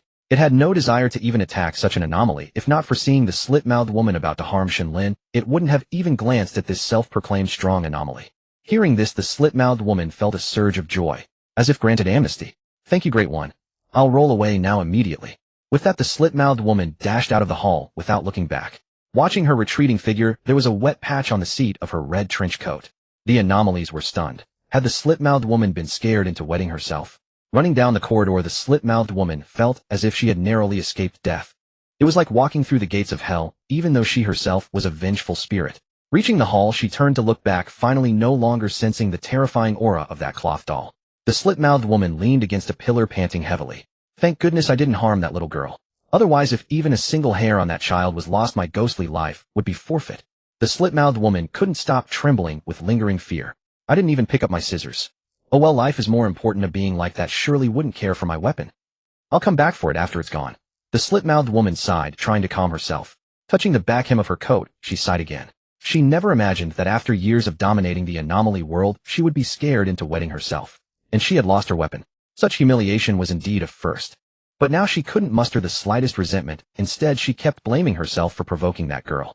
At that moment, the Mountain Village Corpse, who had been hiding in the shadows and witnessed the whole scene, walked over with the slit-mouthed woman's scissors, just delivered by the Yellow Weasel. Old ghost of the Barren Mountain, what's the matter? Seeing it was the Mountain Village Corpse, the slit-mouthed woman breathed a sigh of relief. She was now like a frightened bird, afraid that the cloth doll would come after her.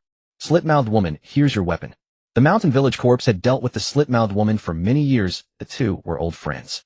Did you see everything just now, eh? The slit-mouthed woman blushed and asked guiltily. If I'm not mistaken, you also sensed that presence, didn't you? The Mountain Village Corpse sighed and asked in a low voice. The slit-mouthed woman glanced around the hall and nodded. That mortal little girl seems harmless, but the cloth doll in her arms is a being we cannot provoke. The mountain village corpse said with a guilty conscience. You've encountered it too? The slit-mouthed woman asked in surprise. The mountain village corpse recounted in detail what had happened to him earlier. The two sighed again. As beings who had dominated the anomaly world for years, both the mountain village corpse and the slit-mouthed woman had been driven back by a mere wisp of the cloth doll's aura. Who would believe that if they told anyone? What do you think of that puppet? Lyko NV asked with considerable curiosity, for Shan Siyuan Laosher had served as the manager here for many years and was well-traveled and knowledgeable. That feeling. It's like facing our enraged general manager. Shan Siyuan Laosher paused for a moment, then said with utmost seriousness. How could your general manager be? Lyko NV wanted to retort immediately, but upon seeing the grave expression on Shan Siyuan Laosher's face, the words died in her throat. But your general manager is a monstrous, evil entity. Lyko NV still spoke with disbelief. Indeed, that puppet's suppression over me is exactly the same as the general manager's. Shan Siyuan Laosher glanced around, speaking with lingering fear. Regardless, neither that little girl nor that puppet are beings we can provoke. Lyko NV sighed. Yes, we've become the ones sticking our necks out. Shan Siyuan Laosher also felt helpless. Who could have thought that among these mortals who came this time, there would be such a game-breaking existence? They had thought it was a feast from heaven. Instead, they discovered they were the fish on the chopping block. The two exchanged a helpless glance. Shan Siyuan Laosher sniffed and frowned. You might want to change your clothes and freshen up. A faint, unpleasant odor permeated the hall. Shan Siyuan Laosher frowned as he reminded her, for he was the manager responsible for ensuring the experience of every guest staying at the hotel. Lyko NV's face flushed. She had been so engrossed in discussing the terror of the puppet with Shan Siyuan Laosher that she had forgotten she had wet herself. Get lost. If you breathe a word of this, we'll fight to the death. Did you hear me, you old mountain ghost? Lyko NV stared at Shan Siyuan Laosher with a hostile expression, threatening him. Before the small knife shield puppet, she might be a lamb to the slaughter, but in front of Shan Siyuan Laosher, whose strength was comparable to her own, Lyko NV regained her usual arrogance. Go on then. We'll see how I feel. Shan Siyuan Laosher rolled his eyes helplessly. Toward the puppet he could be respectfully deferential. But toward others, even Lyko NV, whose strength was on par with his own, Shan Siyuan Laosher was not afraid. If he couldn't win, the hotel would back him up. Lyko NV then left the hall without looking back and returned to her room. Shan Siyuan Laosher watched her retreating figure. It seems that existence was truly enraged.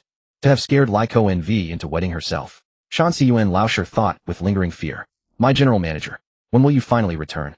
Shan Siyuan Laosher's head ached at the thought that until the general manager came back, that puppet was the one being no one in the hotel dared to provoke. Weasel, what happened in the hall just now? Shan Siyuan Laosher called over a weasel who was skulking nearby, clutching an iron bucket, and asked sternly. The weasel, who had been tiptoeing, immediately put on a fawning smile upon hearing Shan Siyuan Laosher call him. Manager. The weasel walked over, clutching the iron bucket as if it were a treasure. What are you holding? Shan Siyuan Laosher asked with a frown. Oh, this is the corpse of a mortal that Lady Lyko NV just killed and devoured. I thought the remains would just be wasted lying there, so I wanted to take it back. 2. Feed the dogs. The weasel said somewhat guiltily. After all, he was stealing from the back kitchen, and he needed a decent excuse in front of the hotel manager. Eat it yourself if you want, I won't say anything.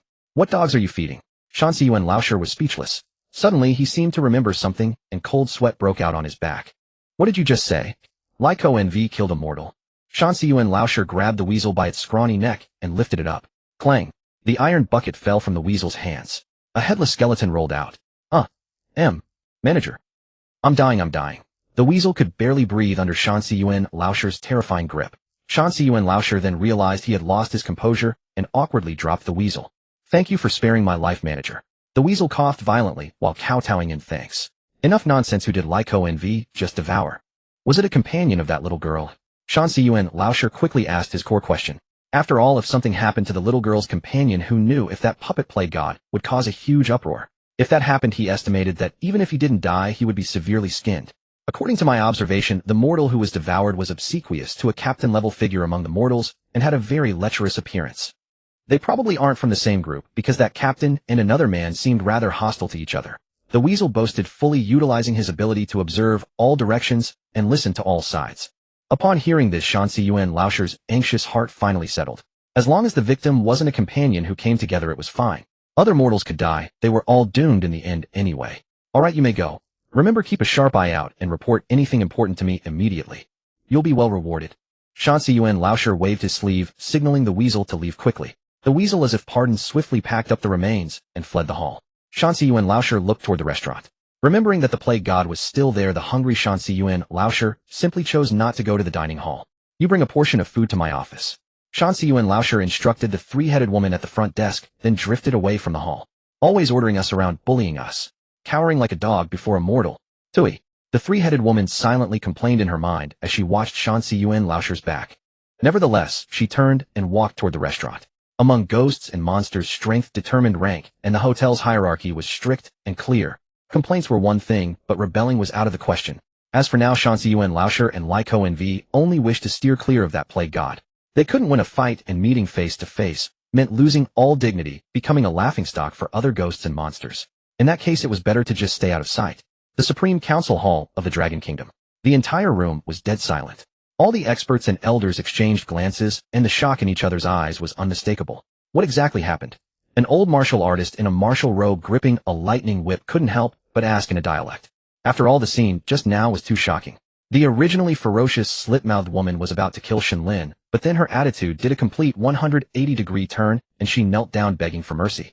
Needless to say, Chief Elder Yi, upon seeing that scene, was already preparing to order the activation of the National Emergency Warning Plan. After all, if Shen Lin died, the entire Dragon Kingdom would suffer a reduction in national fortune and resources. The Dragon Kingdom is vast and wealthy with abundant land and expansive territory. If a disaster struck without warning, it might be like India encountering a catastrophe that could destroy the nation. But everything changed in an instant. According to customs and legends, evil entities like the slit-mouthed woman are extremely fond of slaughtering children. The Sakura Country folklore researcher frowned and said. Everyone nodded without a doubt. After all, they had just clearly and completely witnessed the entire process of the slit-mouthed woman devouring that Kimchi Country waiter. That murderous intent and disregard for human life made even the experienced experts and elders feel a chill down their spines. This Shen Lin must have a problem. Chief Elder Yi, leaning on his cane, coughed and said, if the first time the village old corpse's attitude changed might have been an isolated case, then after seeing the village old corpse's attitude toward the slit-mouthed woman, it was obvious that the two were of similar strength. That meant the slit-mouthed woman's power was also formidable. Both the slit-mouthed woman and the village old corpse, who were not weak among the aberrations, immediately did a complete 180-degree turn in attitude when facing this little girl Shen Lin. This made people wonder what secret this child Shen Lin was hiding. I speculate that Shen Lin might have something that attracts or suppresses malevolent ghosts and aberrations. Zhang Tianshi of Mount Longguo stroked his small beard and said seriously. The elders and experts nodded, all agreeing with Zhang Tianshi's words. Perhaps in the past peacetime, they would have only maintained a certain skepticism toward the occult. But now anything was possible. I told you to investigate Shen Lin's identity just now, so where are the results? Second Elder slammed the table and looked at the experts. You see, at the beginning of the Aberration Live broadcast, these experts were granted the authority by the Elder Council to mobilize all organizations in the Dragon Kingdom. During the broadcast, with the power in their hands, let alone finding a little girl, they should have even found an anthill. The experts specifically responsible for finding information on each participant immediately turned ashen-faced. It wasn't that they hadn't searched, it was that they simply couldn't find anything. Hundreds of thousands of people across all cities in the country launched a collective investigation, yet still could not find any information about this girl. How were they supposed to report to the Elder Council? I apologize, esteemed elders, for my incompetence. I have failed to provide a satisfactory answer to you leaders. An expert responsible for the search stood up, bowed, and apologized. Second Elder's temper flared up instantly. What can you accomplish? Our mighty Dragon Kingdom can't even find information on a little girl. You know, we only learned her name from watching the live broadcast. Second Elder struck the ground fiercely with his cane, speaking angrily. Enough, Second Elder. It's not that they don't want to find. The Dragon Kingdom is vast with many talented and extraordinary individuals. It's very likely that she is the descendant of some hermit living deep in the mountains. It's not abnormal that identity information can't be found. Chief Elder Yi calmed the furious Second Elder. Now establish a special investigation team. From both the live broadcast and reality, thoroughly study this little girl named Shen Lin. Extract all her footage and analyze it frame by frame, second by second. We must figure out the ins and outs. Chief Elder Yi looked at the experts seriously. Second Elder, I'm entrusting you to lead this. Control your temper. Shen Lin is important, though she might be the hope of our Dragon Kingdom. Do you understand? Chief Elder Yi turned to look at Second Elder, who was still panting heavily, and said seriously. Second Elder nodded heavily. Meanwhile, in other countries, the news that Shen Lin escaped from the slit-mouthed woman, who immediately knelt and begged for mercy, instantly topped the global trending list.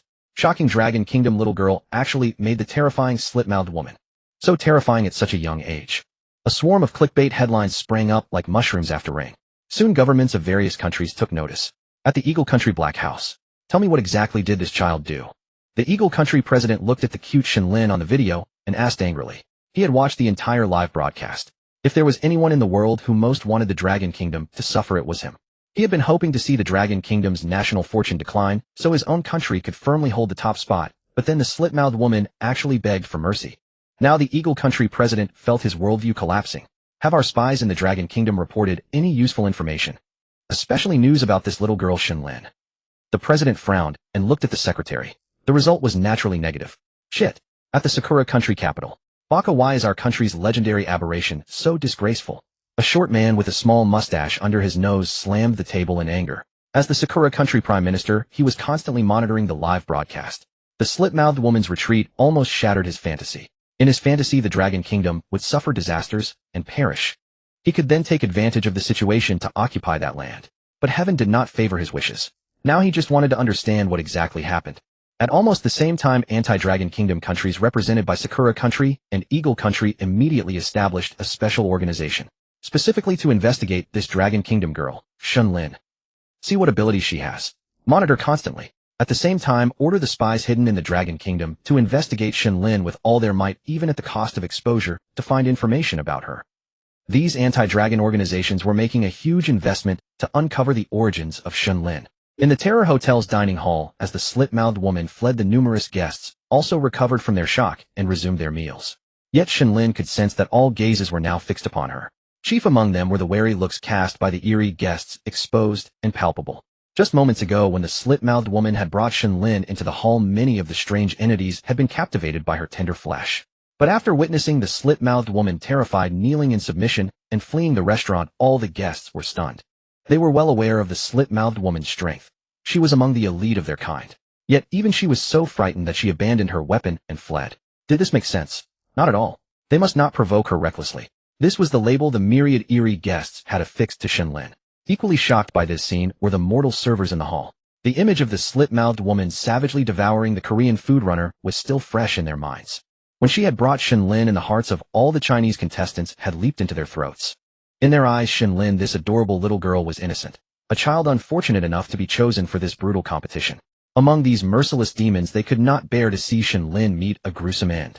Zhao Jiangwo in particular had a daughter of similar age. Every time he saw Shen Lin, he couldn't help but think of his own child. Thus Zhao Jiangwo had shown exceptional care for Shen Lin. But what power could a mere mortal wield against such eerie beings? Yet the outcome defied all expectations. The Slit-Mouthed Woman surrendered even more completely than the village corpse from earlier. Sybil, what is so special about this little girl? In the corner of the hall, Cui Qinghan, who had just escaped death, clenched his fists, his eyes bloodshot, as he stared at the adorable Shen Lin by the door. Boss, could it be that the entity wanting to devour this child has made a move? These monsters have a strict hierarchy. It must be that the entity sensed something trying to take its prey and attacked in fury. Cui Qinghan's lackey beside him mused thoughtfully. That must be it, Simida. Cui Qinghan nodded. He would rather believe the lackey's explanation than accept that this little girl was some extraordinary being. After all, he had never sensed any danger from Shen Lin. In the end, she's still dead meat. A pitiful caged pet. Cui Qinghan snorted coldly. Meanwhile, Shen Lin watched the fleeing Slit-Mouthed Woman with confusion. Little shield, what happened to that Annie? And why does her bottom look wet? Shen Lin asked, curiously cradling the little shield doll. Just moments ago, the Slit-Mouthed Woman had been a ferocious demon, but the next second she knelt and begged for mercy before fleeing. Little master, don't mind her. Maybe she just needed to pee. Little shield said dismissively, not wanting to elaborate. Shen Lin nodded, said nothing more, and skipped over to the stunned Chinese contestants. Uncle Wang, big sister, hello. Shen Lin greeted Zhao Jiangwo and the female high school student beside him in a sweet voice. Xiaoying. You. Hello. The high school girl, still immersed in the shock, stammered a reply. The other Chinese contestants also gathered around. Inger, what did you do to that monster? The chubby otaku from China eagerly leaned in and asked excitedly. Monster. Shen Lin tilted her cute head, repeating the word in confusion. The woman in the red coat. Oh, that auntie. Inger just asked her to take me to find you all. Shen Lin replied immediately upon hearing the question. You asked her to lead the way. The crowd was shocked again. Others would have fled at the sight of the Slit-Mouthed Woman, yet this little girl simply asked her to guide them. Forget it, let's not talk about that. What did you do to make her run away? The Chinese contestant with dyed yellow hair asked earnestly. If this little girl truly possessed some strange skill, perhaps he could learn it and gain a life-saving trick. Yellow-haired brother Inger didn't do anything. That big-mouthed auntie probably just needed to go to the bathroom. Daddy said everyone has 3 urgent needs. She was just in a hurry. Shen Lin scratched her head and said sweetly. Looking at Shen Lin's sincere and innocent face, the crowd swallowed all their doubts. Urgent bathroom break. Her. The slit-mouthed woman.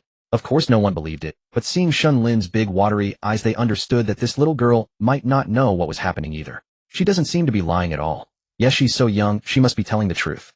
Could it be just like that Korean guy said? The big shot behind Shen Lin made a move.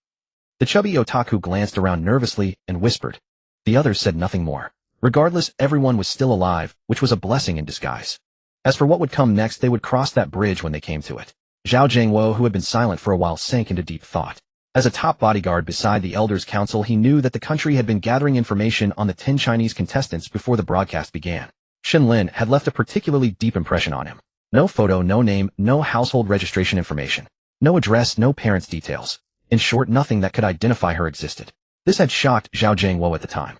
The Elders' Council and the expert team must already be intrigued by Shen Lin. My task now is not only to protect her, but also to figure out what this mysterious little girl really is. Zhao Jiangwo murmured to himself. How is your penthouse suite? Zhao Jiangwo picked up Shen Lin with a gentle smile and asked softly. Uncle Wong, my room is huge. There's even a garden. I played there for a long time. Shen Lin said sweetly. A garden. A big room. Hearing Shen Lin's words, the Chinese contestants were envious. Thinking of their own kennel-like living conditions, they sighed inwardly. As long as you're happy living here, that's all that matters. Zhao Jiangwo let out a wry smile, but his words were sincere. He adored this obedient and adorable little girl and naturally wished her no hardship. Isn't happy either. The rooms are too big. Just like the room I used to live in. It's a bit boring with only little knife shield for company. Shen Lin pouted, speaking in a coquettish tone. The room was too big. This once again stirred envy among the crowd, a deep, palpable envy. But Zhao Jiangwo caught a key detail, just like the room I used to live in. That suggested Shen Lin came from a well-off family. Just like before. Tell uncle, where did live before? Zhao Jiangwo pinched Shen Lin's chubby little cheeks and asked with a smile. Little Knife Shield said the place I used to live was called something like Foam. Something Village. Shen Lin scratched her head deep in thought. Right, Zangling Village. Used to live there. She clapped her hands together, speaking earnestly. The barrage of comments exploded instantly. Zangling Village. Many netizens interested in supernatural phenomena were familiar with the name. It was the infamous Ghost Village of the Dragon Kingdom. She's from the Ghost Village. I have an uncle who oversaw the relocation there. Zangling Village has been uninhabited for a long time. I've read reports about Zangling Village. It's terrifying. A little girl from there. You must be joking. The netizens in the comments were stunned. It must be a lie. Many voiced their doubt, especially after searching for detailed information about Zangling Village. It doesn't feel like she's lying. Some agreed, as they found it hard to believe such a young child would fabricate such a story. Upon hearing this crucial information, the Council of Elders and the expert panel were jolted into alertness. I recall that among our experts there is one who specializes in studying supernatural events within the country. The second elder frowned, scanning the room. Honored elders, I am that person. A disheveled elderly man with obvious signs of sleep deprivation stood up, speaking hesitantly. Tell us immediately what Zangling Village is. Chief Elder Yi urged. Zangling Village stands in eerie silence. Hundreds of houses built in Ming and Qing architectural styles are nestled deep within the mountains and forests. Inside the village there is a grand mansion with a Qing dynasty armchair in the living room. What's more mysterious is that anyone who sits on it experiences strange occurrences. The elderly researcher on supernatural events rattled off the basic details of Zangling Village as if reciting from memory. Have you investigated it recently? The second elder asked the crucial question. I'm sorry, I only went there in the early years. I haven't set foot there in the past 6 years. The old man shook his head. Are there any peculiarities there? Some experts inquired. Everything else is fine, but the strangest thing, now that I think about it, is that I never went back there again. The old man suddenly seemed to recall something and spoke seriously. What do you mean? The others were puzzled. 6 years ago, I went to Zangling Village once with an investigation team. But the very next day we left for some inexplicable reason. Our investigation hadn't even begun. After that, no one ever entertained the thought of exploring Zangling Village again. As the old man spoke, he felt a chill run down his spine. It was as if some unknown force had altered their thoughts. The crowd was greatly alarmed. This sounded far too eerie. Perhaps this is the secret behind Shen Lin. Chief Elder Yi pondered, his brow furrowed. Dispatch a specialized team immediately to explore Zangling Village. You and Taoist Master Zhang will lead the team. Use any resources you need without reporting. Take them freely. Chief Elder Yi looked sternly at the supernatural expert and the nearby Taoist Master Zhang. The two immediately accepted the order and withdrew to organize the Zangling Village exploration team. Remember, this matter concerns the future fate of the Dragon Kingdom. Do not let any foreign forces obtain any information. The fourth elder Zhu couldn't help but caution. Meanwhile, across the ocean in the Black House of the Eagle Country, WTF, where is Zangling Village? The president of the Eagle Country shouted loudly. The secretary quickly searched for it. Mr. President, it is known as the Ghost Village of the Dragon Kingdom. The secretary replied, looking at the data on his computer. Ghost Village. Could this be the mysterious Eastern power? The president's eyes widened. Raised under capitalism, he had never believed in such supernatural theories. But with the emergence of the eerie livestream, he had no choice but to believe. Shit, I knew those Asians were hiding something. He slammed the desk in anger. Immediately dispatch our undercover agents in that country to search this so-called Ghost Village. We must find useful information. The president ordered the secretary. But Mr. President, the secretary hesitated as if holding something back. Spit it out, don't beat around the bush. The president said impatiently. Our agents hidden in the Dragon Kingdom cost a tremendous amount of manpower, resources, and money to keep them safe. If we mobilize them all now, they might be exposed entirely. The secretary said with some reluctance. Put away your narrow-mindedness. The president immediately rebuked loudly. We invested so much effort precisely for moments like this, when they must sacrifice themselves to obtain critical information. And understand this could very well determine the survival of our Eagle country. So tell the agents, even if they are exposed, they must secure first-hand information from Zangling Village. The future belongs to us, the Eagle country. The president declared loudly. The secretary nodded thoughtfully and withdrew to arrange the operation. In the prime minister's office of the Cherry Blossom country, the prime minister immediately noticed the term. Tell our comrades in the Dragon Kingdom. The moment to sacrifice for our Cherry Blossom Empire has come. At this moment, similar scenes were unfolding in many countries hostile to the Dragon Kingdom. Find the secret of Zangling Village at all costs. Even death for one's country was a worthy sacrifice. At that very moment, countless spies, agents, and ninjas from various nations hidden within the Dragon Kingdom began to move. All were heading toward Zangling Village. Meanwhile, the Dragon Kingdom's investigation team had also been assembled. Target Zangling Village. Their mission: uncover the secrets of Shen Lin. Horror Hotel.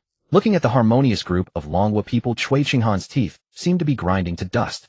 Meanwhile, the various eerie guests around seeing Shen Lin, the one who had made the slit-mouthed woman flee in panic, felt even more wary of this mysterious girl. For a moment, even they dared not interrupt the brief reunion of the Longguo group. But thinking of themselves as dignified specters having to consider mere mortals, the specters felt a stifling anger in their hearts. Hey, get over here and pour me some water. A specter guest pointed at a Poukai Kingdom waiter who was watching the commotion, speaking with evident dissatisfaction. That Poukai Kingdom waiter was still watching the excitement of Shen Lin's group. From the snippets of conversation among the Longguo people, he had just learned that the child Shen Lin was staying in such luxury, and his jealousy and hatred grew even more pronounced. Still complaining, he naturally did not hear the scolding from the specter guest beside him. You insolent mortal ant, how dare you ignore me?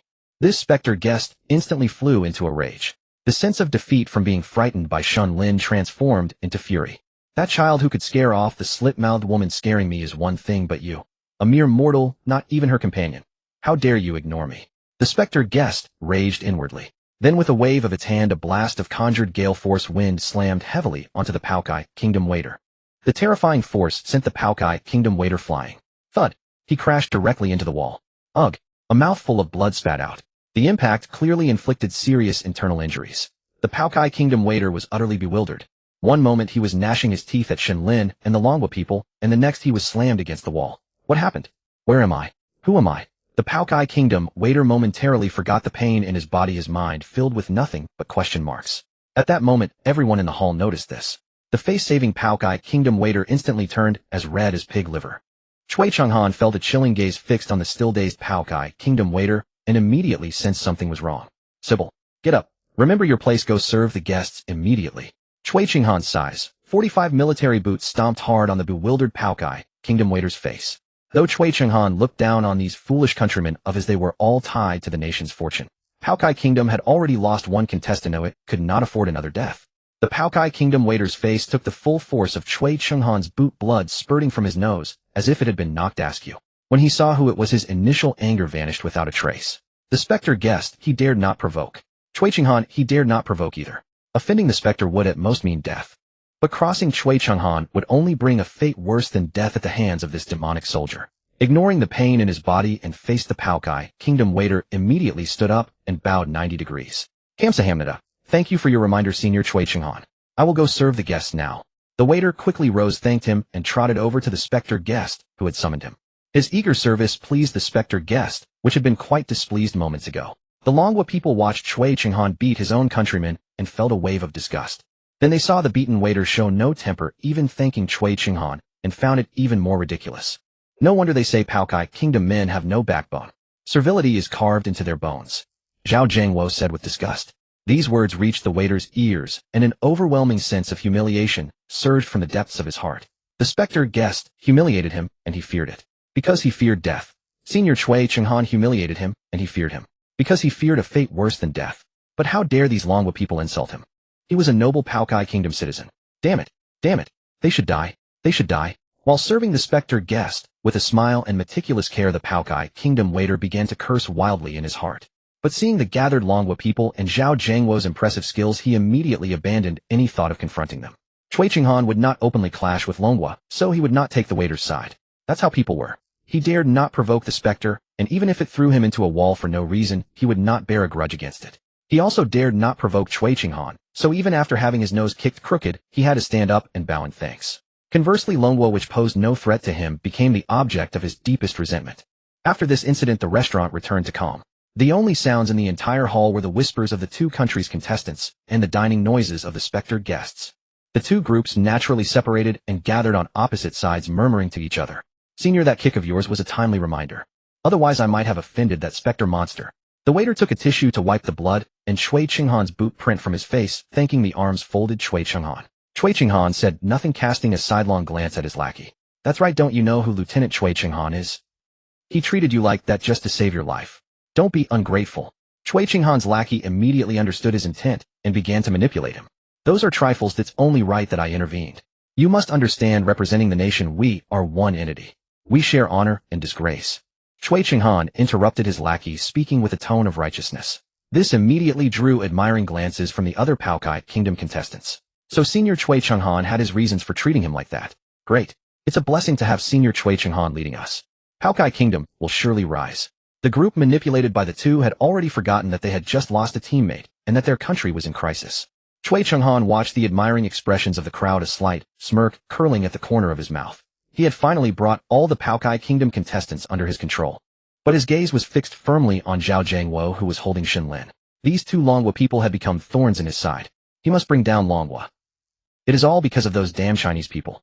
The lackey also glared venomously at Shen Lin, Zhao Jiangwo, and the other Chinese contestants. Due to Shen Lin's presence, most of the eerie guests dared not command the Chinese contestants, and this extra workload naturally fell upon the Koreans. Fuck, when did I ever serve people like this before? Chui Chenghan impatiently threw the rag in the face of a nearby Korean waiter. The other Korean waiters were also running around frantically, constantly attending to the troublesome demands of the eerie guests. As the Chinese contestants began to slack off, even with the Koreans running around the hall like dogs, they still could not keep up. Soon the restaurant's complaints were delivered directly to Shan Siyuan Laoshi's office by the weasel. Shan Siyuan Laoshi, who was originally enjoying the delicacies carefully prepared by the kitchen, was also startled. Excluding Shen Lin, the restaurant had nearly 20 waiters. By rights, there should be no shortage of hands. Why were there so many complaints today? But just thinking about Shen Lin also being in the restaurant gave Shan Siyuan Laoshi another headache. He naturally did not want to provoke that plague god. But these complaint reports piling up like snow. If he did not handle them, many eerie creatures in the entire hotel had been eyeing his supervisor position for a long time. When the general manager returned, he would definitely be replaced. He still had to handle it. Shan Siyuan Laoshi wiped his blood-stained mouth side and walked toward the restaurant. Soon Shan Siyuan Laoshi floated in through a back door of the restaurant. He naturally did not want to enter through the main entrance, as this might attract the attention of the Chinese people and that little girl Shen Lin. As soon as he entered, Shan Siyuan Laoshi saw a group of people gathered in one corner of the restaurant. Damn mortals, do you not want to live? They actually dare to slack off like this. Shan Siyuan Laoshi was instantly furious. He had already been scared witless by that mysterious doll, and now these mortals were actually doing this. Treating my Shan Siyuan Laoshi's face like a shoe insole, right? Shan Siyuan Laoshi rolled up his sleeves, ready to slaughter. Right now it only wanted to bathe in the blood of these mortals, devour their fresh and tender internal organs to relieve the hatred in its heart. As Shan Siyuan Laoshi approached, it finally noticed the figure among this group of people. That mysterious little girl holding the doll. Damn it, I was so angry I forgot about this. Shan Siyuan Laoshi's fury instantly dissipated, and it looked at Shen Lin with an embarrassed smile. Before Shen Lin could react, Shan Siyuan Laoshi immediately dissolved into the air and appeared on the other side of the restaurant. In an instant, Shan Siyuan Laoshi's back was drenched in cold sweat. He was truly blinded by anger, actually preparing to strike at Shen Lin. He really thought his life was too long. Thank goodness he noticed. Shan Siyuan Laoshi had another sense of surviving a disaster. And at this moment, he noticed the waiters gathering on the other side again. However, these people looked so exhausted, and constantly someone was summoned by the eerie guests running all the way to serve. These are the best employees. Shan Siyuan Laoshi nodded. So only these few people were actually working. No wonder the restaurant was short-handed. However, he could not manage the Chinese people himself. As long as Shen Lin was there, Shan Siyuan, Lao Shi naturally dared not go over. At this time the Koreans had not noticed Shan Siyuan, Lao Shi not far behind them, and Shan Siyuan Lao Shi was also very curious about what these mortals who were obviously opposed to the Chinese would say. The Chinese, relying on having a mysterious child, openly slack off. A Korean waiter complained with a sore back and aching body. Chui Chinghan saw the crowd's anger growing more intense, realizing his opportunity had arrived. He immediately began signaling his lackey to ignite the rage of these Korean people. And now, under the instigation of the lackey and Chui Chenghan, plus the long-standing grievances between the two countries, the Korean waiters looked at the Chinese people, especially Shen Lin and Zhao Jiangwo, their eyes filled with rage, as if they wanted to kill the two. I heard that Shen Lin's room is extraordinarily huge. A Korean waiter who had just passed by the Chinese people whispered to that Korean lackey. Nothing more than a pet and food raised by some unknown powerful being. The lackey spat and said disdainfully in his heart, right when the general manager of this ghost hotel returns, he will definitely be able to chop that girl into 8 pieces. By then that Zhao Jiangwo will not even have time to cry. Exactly, that slit-mouthed woman will probably come out for revenge too. I think that supervisor certainly will not let them off either. By then the Chinese will naturally suffer heavy casualties. A group of gathered Korean contestants began to fantasize wildly. The Korean netizens in the live broadcast were dissatisfied seeing the Korean contestants working as hard as dogs. Fuck, why is this? Why are our noble Korean citizens working while those lowly and despicable Chinese people are slacking off? Yeah, I guess that girl's mystery is also because of that general manager. I am already looking forward to it, wondering how this little girl will die when the general manager arrives. The Korean netizens began to spew nonsense on the live broadcast. The Chinese netizens naturally refused to be outdone, continuously firing back. However, many Chinese netizens still believed the Koreans were right. Perhaps just like in the ancient harem where a mother's status rose through her son, the Chinese could now be so comfortable only because of the protection of that unseen general manager. When the general manager returns, it will be Shen Lin's death date. And the words of the Korean contestants in the hotel made Shan Siyuan, Lao Shi's mouth twitch continuously. This group of fools. They are just mortals after all. Short-sighted. Shan Siyuan Lao Shi shook his head speechlessly. He could not even figure out the background of this girl himself. Forget about seeking revenge on her himself, this was all defamation. What slit-mouthed woman coming for revenge? If you want to find the slit-mouthed woman now, it would probably still be cleaning the urine smell off itself. Still talking about revenge, even if you tied yourself to the slit-mouthed woman and the two of you came together, you could not even generate a heart of revenge. Alright, it also mentioned the general manager. The general manager is indeed powerful, but not so powerful that his aura directly makes me feel the threat of death, nor so powerful that his aura can scare the slit-mouthed woman to urinate. Mortals are just mortals. They completely do not understand what type of existence that girl's doll is. I guess even if the general manager comes, he will have to behave obediently in front of that doll. To put it rudely, the general manager in front of this mysterious doll counts as nothing. Shan Siyuan Lao Shi thought furiously in his heart. They can't be this happy. Chui Chinghan's gaze toward Shen Lin and her group grew increasingly cold. The laughter of these Dragon Kingdom people pierced his heart like sharp thorns. We need to find a way to draw some eerie hatred onto them. Chui Chenghan summoned his lackey and whispered conspiratorially. The Mountain Village corpse overheard their entire scheme.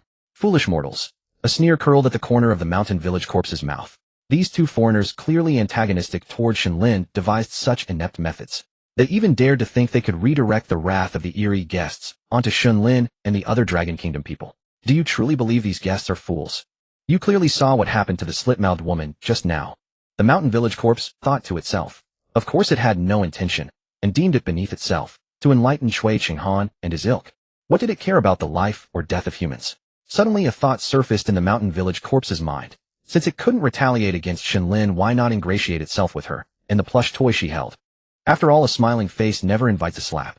If it could curry favor with that mysterious entity protecting her, it could swagger even more boldly through the eerie realm. Go listen to what they're talking about. If you can provoke them deliberately, all the better.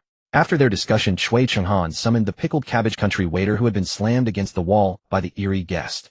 The waiter nodded. Now he harbored only hatred for Shen Lin and the Dragon Kingdom people, including Zhao Jiangwo. He had transferred all his pain and resentment onto Shen Lin. This pickled cabbage country waiter believed that because of Shen Lin he had been bullied by the eerie guest and disciplined by Captain Chui Chenghan. The task fell upon him, and he even felt a flicker of excitement. The waiter picked up a tray laden with cups of steaming hot water and walked toward Shen Lin, Zhao Jiangwo, and the other Dragon Kingdom contestants. The others were still immersed in the brief joy of reunion, unaware of the pickled cabbage country waiter's slow approach. But Zhao Jiangwo, a special forces king, possessed perception far beyond ordinary people. Even in that tender moment, he remained vigilant of everything happening in the restaurant. The waiter's suspicious movements did not escape his surveillance. Without alerting anyone, Zhao Jiangwo gently placed Shen Lin into the arms of a nearby high school girl and edged toward the fringe of the group. He wanted to see what this pickled cabbage country waiter intended to do. The waiter's eyes were filled with nothing but hatred for Shen Lin. Just as he drew near the Dragon Kingdom group, he hurled the tray directly at Shen Lin with all his might. Except for Zhao Jiangwo and Xiao Dao Dun, none of the Dragon Kingdom people or Shen Lin noticed this. Zhao Jiangwo's pupils contracted. He hadn't expected this despicable scum from pickled cabbage country to be so vicious. The tray held 5 or 6 cups filled with boiling water, most of them aimed at Shen Lin. Bastard! Zhao Jiangwo abandoned all pretense of concealment and charged out from the crowd. With 2 kicks, he sent 3 cups flying away. The remaining 2 cups flew straight toward Shen Lin. Zhao Jiangwo's roar startled every Dragon Kingdom person. The high school girl turned her head and saw the cups hurtling toward Shen Lin in her arms, and her face went pale. By instinct, she spun around, shielding Shen Lin with her body. Up! The Dragon Kingdom high school girl cried out in pain. The 2 cups filled with scalding water slammed solidly against her slender back. Fortunately, thanks to her protection, Shen Lin remained unharmed in her arms. Seeing Shen Lin safe, Zhao Jiangwo's eyes blazed with murderous intent. You're asking for death. You damned pickled cabbage country scum. How dare you do this to a little girl? Zhao Jiangwo shot toward the pickled cabbage country waiter like a cannonball. Seeing his scheme fail and the enraged murderous Zhao Jiangwo charging at him, the waiter let out a shriek and turned to flee toward Cui Chenghan and his group. Senior Cui Chenghan, save me! He screamed for help, looking at the still watching Cui Chenghan. But as a city dweller corrupted by wine, women, and wealth, how could his physical condition compare to that of the Special Forces King Zhao Jiangwo? Zhao Jiangwo caught up instantly and kicked him flying. Up! The pickled cabbage country waiter screamed, feeling as if he had been hit by a truck, and flew straight toward Cui Chenghan, who was not far away. Cui Chenghan sneered and swung a back kick, sending the waiter tumbling aside. As long as the man didn't die, Cui Chenghan couldn't care less about such a lackey. With Cui Chenghan's kick, the waiter finally landed among the pickled cabbage country contestants. Zhao Jiangwo wanted to pursue further, but he remembered that his fellow countrymen were unguarded and the high school girl might be injured. He had to quickly return to the group. Big sister, are you okay? Does it hurt a lot? Shen Lin looked at the pained high school girl and asked with concern. Even at her young age, she knew that this big sister had been hurt protecting her. The high school girl shook her head painfully. As long as Inger is fine, I'm okay with this little thing. The high school girl forced a smile, patting Shen Lin's head reassuringly. Shen Lin's big, watery eyes already brimmed with tears. Inger, be good, don't cry. The high school girl was drenched in cold sweat, but still tried to comfort Shen Lin. That pickled cabbage country person is so mean. Inger hates him. Shen Lin wiped her tears, pouted, stood up, and pointed angrily at the sore pickled cabbage country waiter. Little girl, what good does hating do? Want to come over and hit him a couple of times? Cui Chenghan showed a malicious grin and replied disdainfully. He thought that even Zhao Jiangwo wouldn't dare make a big scene in front of so many eerie beings, let alone this little blood food girl who was being raised like livestock. Hee hee. What's the use of hating? Then let this old man teach you. The next moment, Cui Chenghan heard a sinister voice coming from behind him. Cui Chenghan's scalp exploded in shock, and cold sweat immediately poured down his body. He recognized that voice. It belonged to the director they had seen when they first entered the hotel, the Mountain Village Corpse. Cui Chenghan heard that voice and felt a pang of foreboding. Indeed, the other South Korean contestants erupted in screams. It seemed that at some unknown moment the Mountain Village Old Corpse had already appeared behind them. Senior doesn't need to lay a hand. Let me handle such a trivial matter. The Mountain Village Old Corpse transmitted the thought to the little dagger shield, a voice that only the two of them could hear. Unfortunately, the little dagger shield did not respond. But it was not annoyed. The message had been conveyed, which was enough. All that remained was action. Since you want to know what I can do to him, this old one shall demonstrate for you. With a cruel smile, the Mountain Village Old Corpse waved its massive hand. The waiter, who had been hiding among the South Korean contestants, was suddenly lifted into the air, hovering suspended.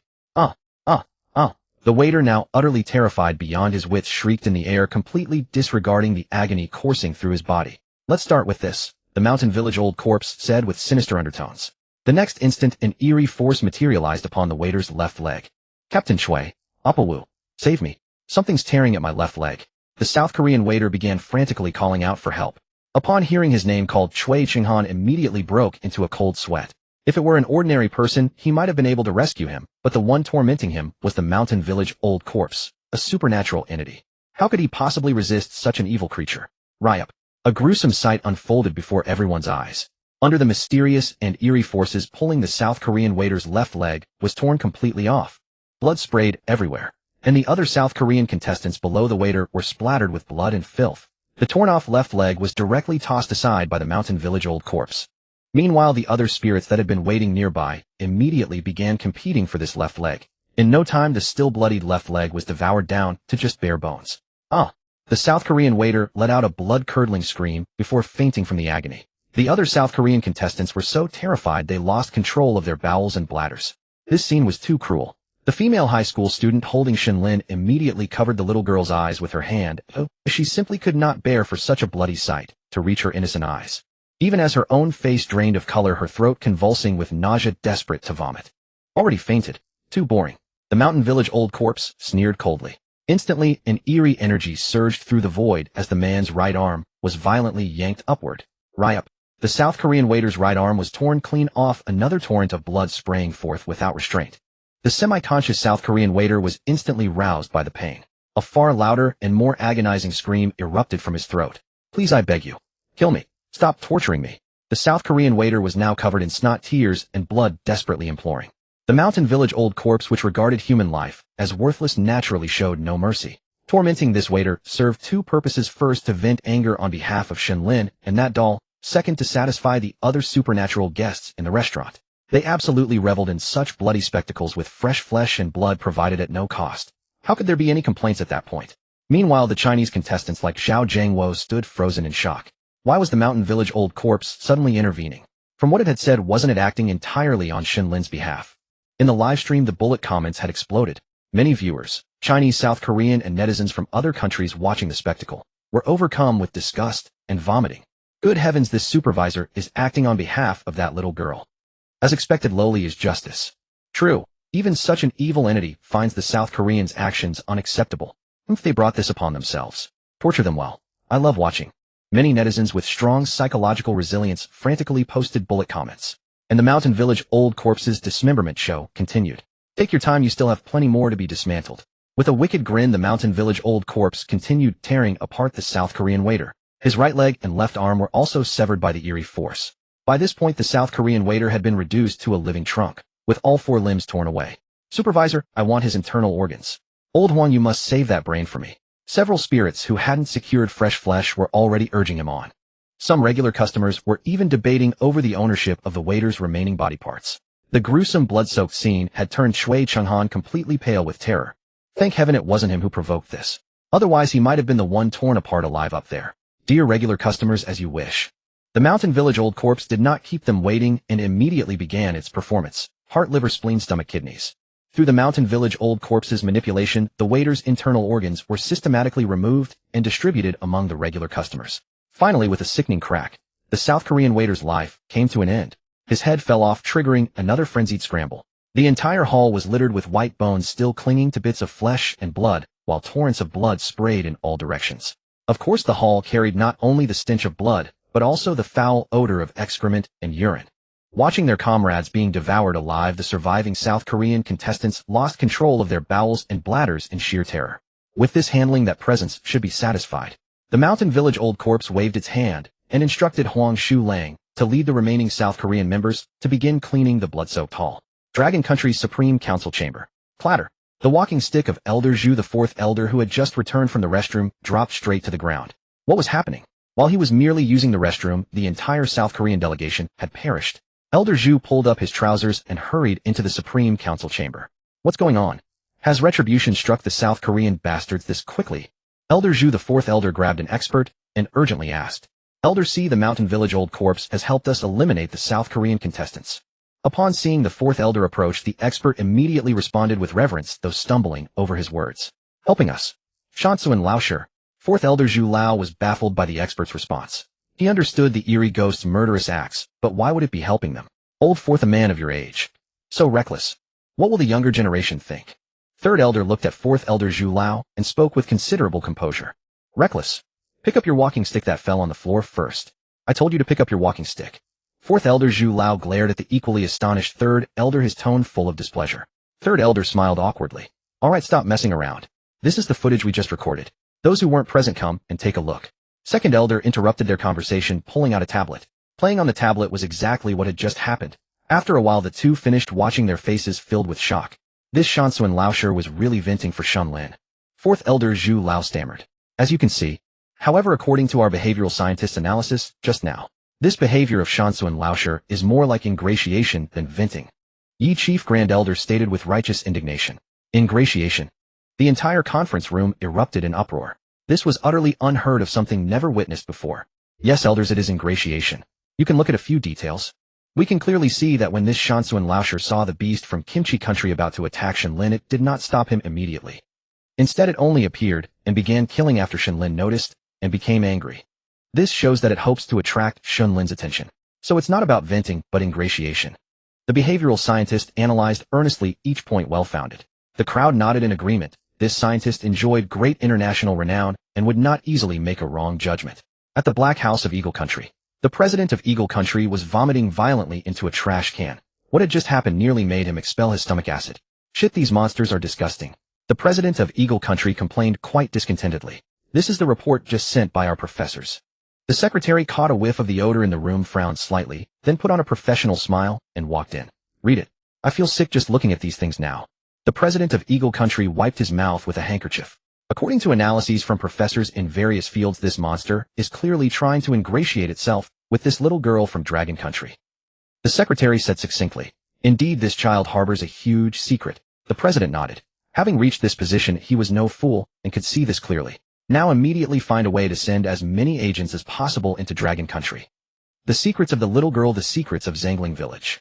We must know everything. The president, still in shock, quickly issued an order. Yes. The secretary nodded, swayed her slender waist, and walked out. The president gazed thoughtfully at the secretary's seductive silhouette. God, oh God, bless our Eagle Country with everlasting prosperity. At the Cherry Blossom Country Prime Minister's office. Baka, what is going on? Why is this Shansuan Laosher defending a child from Dragon Country? The Prime Minister slammed the table in anger. Go investigate immediately, or else all of you will have to commit seppuku. The Prime Minister of Cherry Blossom Country roared furiously. Kimchi Country's capital, Seoul. The supreme government of Kimchi Country. Sybil, why did our contestant die again? The president of Kimchi Country angrily smashed the ashtray from his desk against the wall. Several politicians standing before him trembled, remaining silent. Mr. President, this little girl must be the key. The deaths of our two contestants are inextricably linked to her. A politician gritted his teeth and said. The next moment, a second ashtray flew toward his head. Nonsense, I'm not blind, Imnida. Sybil, I've been watching the live stream too. Now think of something. Have you forgotten what happened to India? The president of Kimchi Country roared in fury. Mr. President, rest assured. We have already prepared a comprehensive plan to deal with extreme heat. We can guarantee that when faced with extreme heat, we can rescue ourselves. Although the country's resources have decreased by 20%, the total amount is still substantial. We can survive by tightening our belts. A man with glasses stood up, speaking confidently. At that moment, the global live stream once again displayed a blood-red alert. Beep, beep, beep. Global announcement: one contestant from Kimchi Country has died. Punishment for Kimchi Country. National resources reduced by 10%. National fortune reduced by 10%. The blood-red alert appeared before everyone. All netizens from Kimchi Country felt a chill in their hearts. Sure enough, this time their country could not escape. With one contestant already dead and another now dead, the country had lost 20% of its national fortune and resources. It was coming. The president of Kimchi Country's expression changed slightly, but recalling the prepared response plan, his worry diminished considerably. After all, even if resources decreased, his own resources would not be affected. Let the people suffer. Suddenly the ground began to shake. Beep, beep, beep. The entire government building started to sound alarms, emitting a red light that looked terrifying. Mr. President, this is an earthquake warning. A staff member struggling to stand amid the violent shaking said with difficulty. Earthquake. The president was dumbfounded. The contingency plan was useless. Report on the earthquake situation. A geologist from Kimchi Country stepped forward, staggering to the computer. Epicenter 20 kilometers from the border of Seoul. Detected earthquake magnitude 10. The computer announced with a cold electronic voice. Before the geologist could finish reporting, a section of ceiling fell, crushing him into a pancake. The next moment, debris from the ceiling rained down like a downpour. Quick, protect the president and evacuate. A loyal bodyguard shouted, immediately pulling the terrified president of Kimchi Country toward the shelter. At that moment, the entire city of Seoul in Kimchi Country began to shake violently. A scene resembling the apocalypse appeared on the screens of various countries via satellite. The terrifying seismic waves reached Seoul in an instant. Alarm, alarm. Abnormal crustal activity detected. At the Earth's Crust Monitoring Center in the Dragon Country, red lights blazed immediately and sirens wailed one after another. A geological movement map of the Kimchi Country region instantly appeared in the Supreme Council Hall. Can the magnitude of the earthquake occurring in Kimchi Country be detected? Chief Elder Yi asked solemnly. According to estimates, the magnitude of this seismic wave is 10. A geologist said, cold sweat dripping from his forehead. 10. The second elder was stunned. This must be the first recorded magnitude 10 earthquake in human history. The well-informed third elder said in disbelief. Yes, the first recorded magnitude 10 earthquake in human history. The geologist confirmed. Can the destruction level be calculated? Zhu Lao asked, also somewhat shocked. According to estimates, the power should be equivalent to the simultaneous detonation of 15 billion tons of TNT. The geologist made a simple calculation, his back drenched in sweat. The entire Supreme Council hall fell into a brief silence. 15 billion tons of TNT, such a magnitude of destruction. It seems Kimchi Country will reap what it has sown. Chief Elder Yi murmured to himself, staring at the screen. And at that moment the magnitude 10 seismic wave finally reached Seoul. In an instant, the tallest buildings on the outskirts of Seoul began to shake violently. Skyscrapers originally weighing tens of thousands of tons now stood as precarious as candles in the wind. The next moment, terrifying cracks appeared on the outer walls of the buildings. The citizens of Kimchi Country inside the buildings were already panicked to the extreme. Many people immediately began evacuating after receiving the warning, and some bold ones chose the most dangerous yet fastest method, taking the elevator. As the buildings swayed, the steel cables holding the elevators snapped one by one. Several elevators that had stopped operating but were packed with terrified passengers plunged straight down from the heights. Within seconds, the foundations of the buildings cracked and entire structures collapsed onto the lower buildings beside them.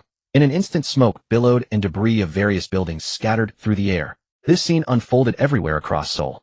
Some buildings didn't even collapse. They were directly shattered into pieces by the seismic waves. Countless citizens of Kimchi Country fell like dumplings from the heights, then crashed heavily onto the ground.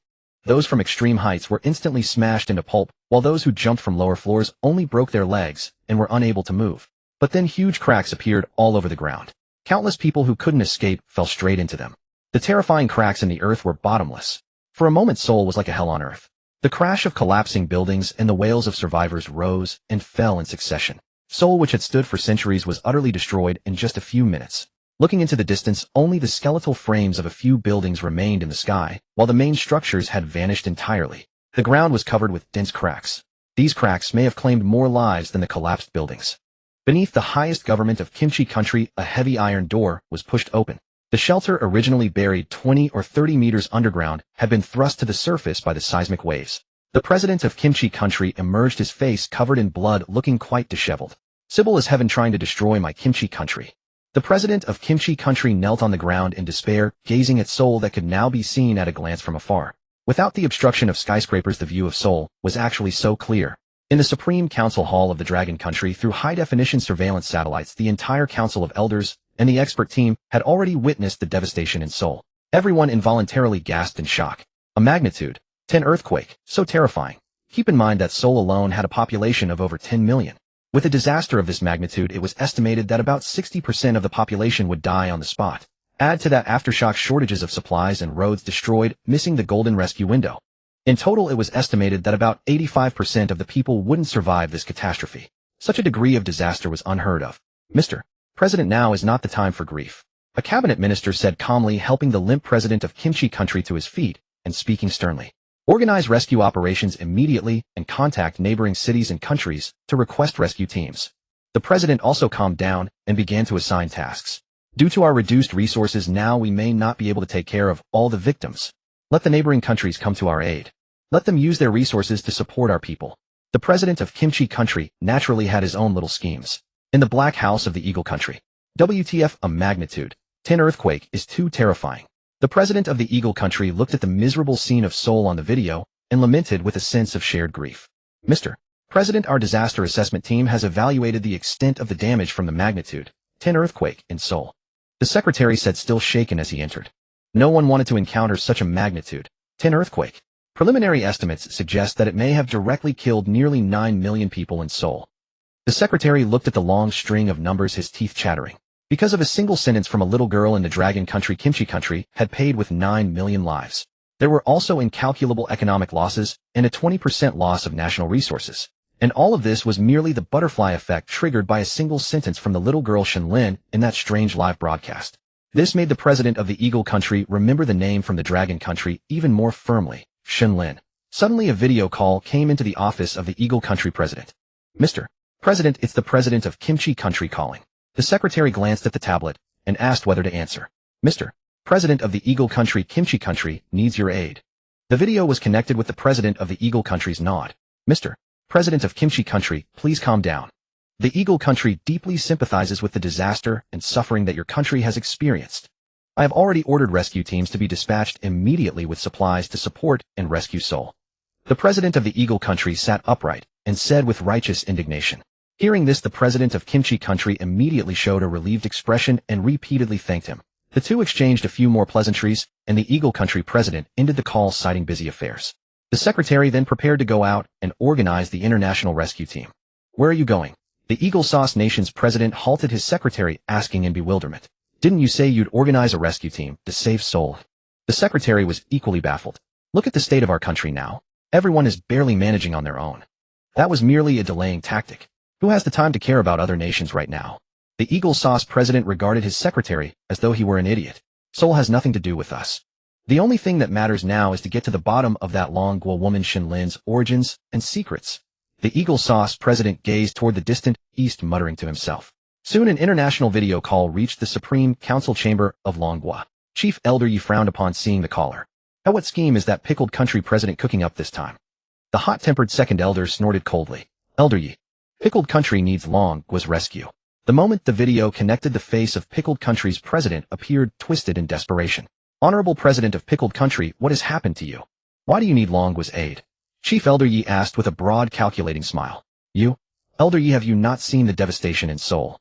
Pickled Country's president was momentarily taken aback by Elder Yi's attitude, but quickly composed himself and forced a grin. After all, Pickled Country was in no position to refuse Longguo. Not at all. I've been watching the live broadcast. In fact, I saw your people cruelly harming a 5-year-old girl. Chief Elder Yi's brows furrowed, and he immediately condemned the matter with evident displeasure. That was merely an isolated incident among our citizens. I have already issued strict reprimands.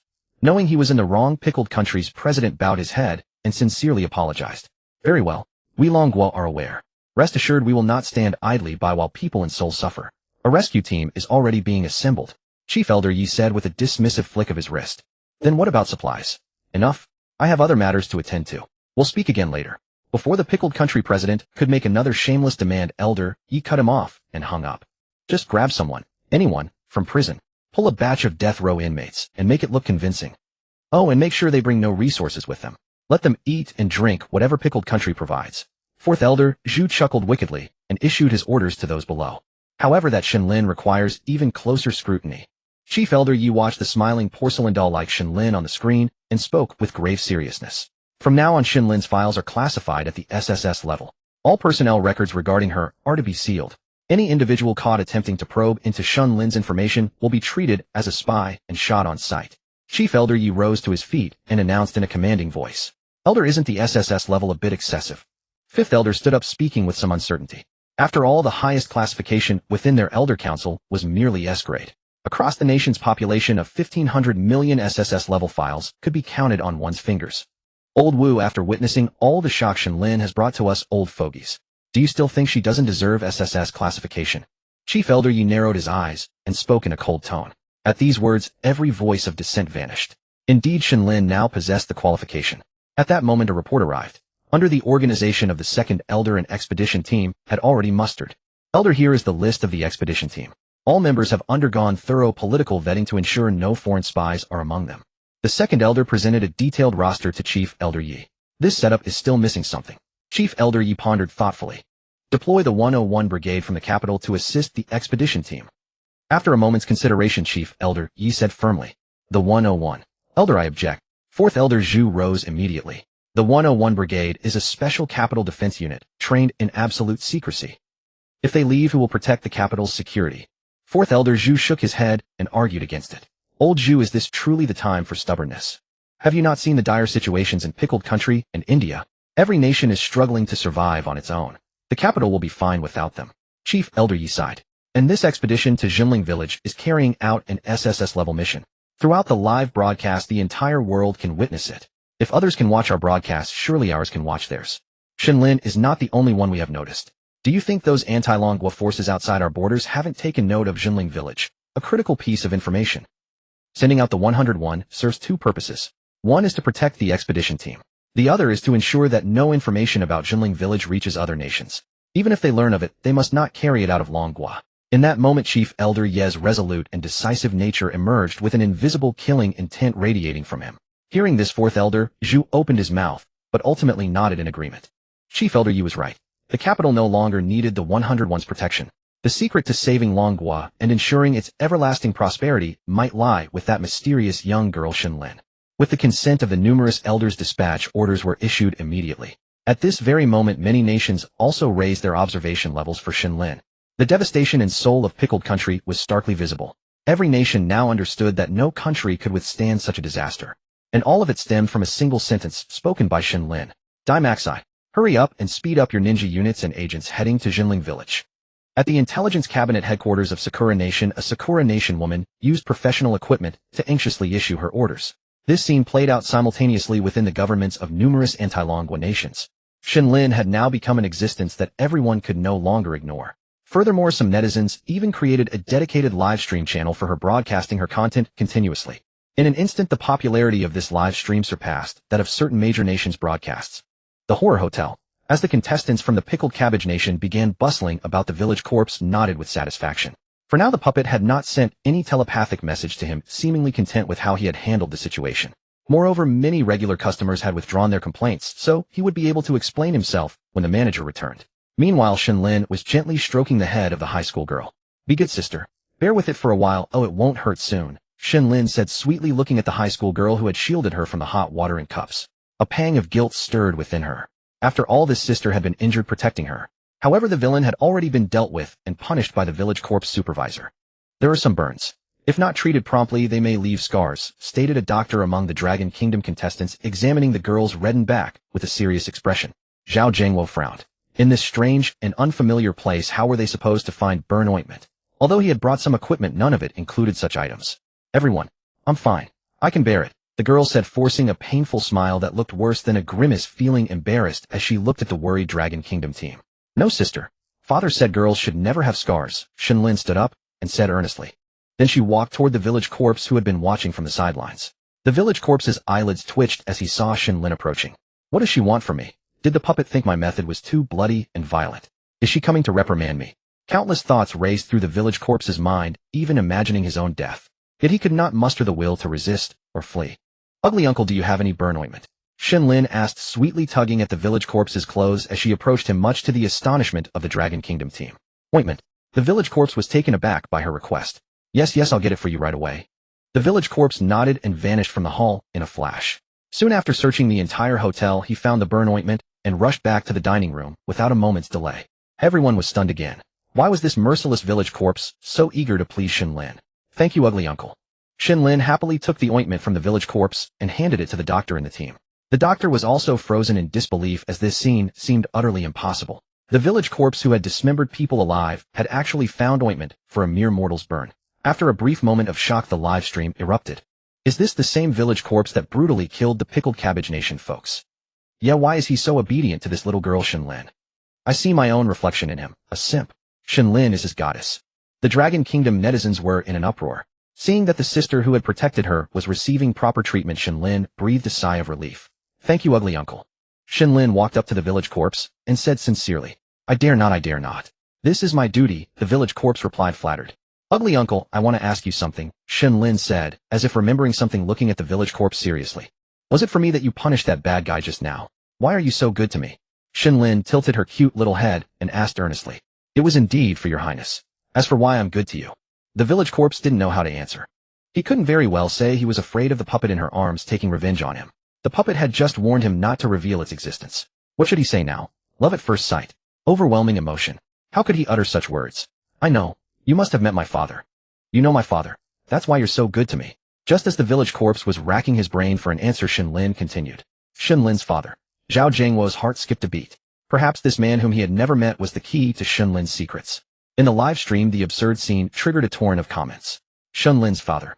Is her father also on this team of contestants? Impossible. Besides Shen Lin, no one else is surnamed Li. Then why did she mention her father? Maybe this man has been to this hotel too. Perhaps everything is connected to Shen Lin's father. Very likely. It might be because of her father that creatures like the village corpse and the Slit Mouthed Woman changed their attitudes. Shen Lin's words instantly agitated the netizens, spawning all kinds of speculation. In the Supreme Council Hall, scour every inch of the earth to find traces of Shen Lin's father. Chief Elder Yi slammed the table and said seriously, But Elder, we don't even know her father's name. How do we search? An expert stood up and said with a troubled expression. Shen Lin's father must also be surnamed Li. Begin a nationwide search of all men with the surname Li. Chief Elder, you made a startling decision after a moment of contemplation. Elder, wouldn't the difficulty of such a search be too great? The Li surname is one of the most common surnames in the country with a vast population. An official in charge of population statistics stood up cautiously. Overcome all difficulties. No matter how hard, we must find Shen Lin's father. This is not up for discussion. Mobilize all national resources to find this man. I hope you all understand that the times have changed. Shen Lin and her father may very well be the ones to save the Dragon Kingdom from peril. Chief Elder, you made the final decision, leaving no room for objection. The other elders nodded in agreement. Though this method was the slowest and most difficult, it was also the most effective given the limited information, and it was a method foreign spies could not emulate. Horror Hotel. After cleaning the bloodstains of their fallen companions, the contestants from Kimchi Country finally had a moment of respite.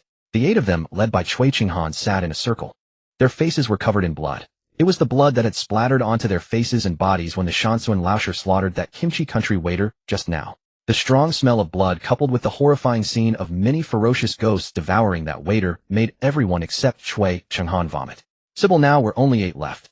Cui Qinghan's follower, pale from excessive vomiting, sighed and said bitterly, I wonder what's happening in our country right now. A female contestant from Kimchi Country immediately burst into tears. After all, they were just ordinary people living in peacetime. Today's scenes were truly unforgettable, especially seeing their compatriots slaughtered like pigs and dogs. When even a complete corpse could not be preserved, the string in their hearts was about to snap. Following the woman's wailing, some men also began to cry. Cui Qinghan, who was already in a bad mood because his team had lost 2 members, grew even more irritated upon hearing the others crying. Sybil, stop crying. So annoying. Cui Qinghan grabbed his cup and smashed it violently against the wall, snarling. But these people had been oppressed too long, as such a gesture alone could not stop their tears. Cui Qinghan's face turned cold, and he stood up to beat the nearest Kimchi Country contestant. Sybil, stop crying. Aren't we making a spectacle of ourselves for those bastards from Dragon Country? Cui Qinghan showed no mercy, throwing punch after punch at his own companion. Soon that person stopped crying and began to beg for mercy. The others also suppressed their grief and held back their tears. My fellow countrymen, I hope you can remember why our 2 compatriots died. Cui Qinghan stood before the crowd speaking with righteous indignation. It's because of those damn Dragon Country bastards, that little wretch, Shen Lin. Cui Qinghan's follower was already familiar with this set of Cui Qinghan's exclusive PUA routine. He immediately began to lead the low cursing from below, and the other 6 Kimchi Country contestants instantly understood who their real enemy was. Not the bizarre monsters that could slaughter them at will. Not Captain Cui Qinghan, who could beat them at will.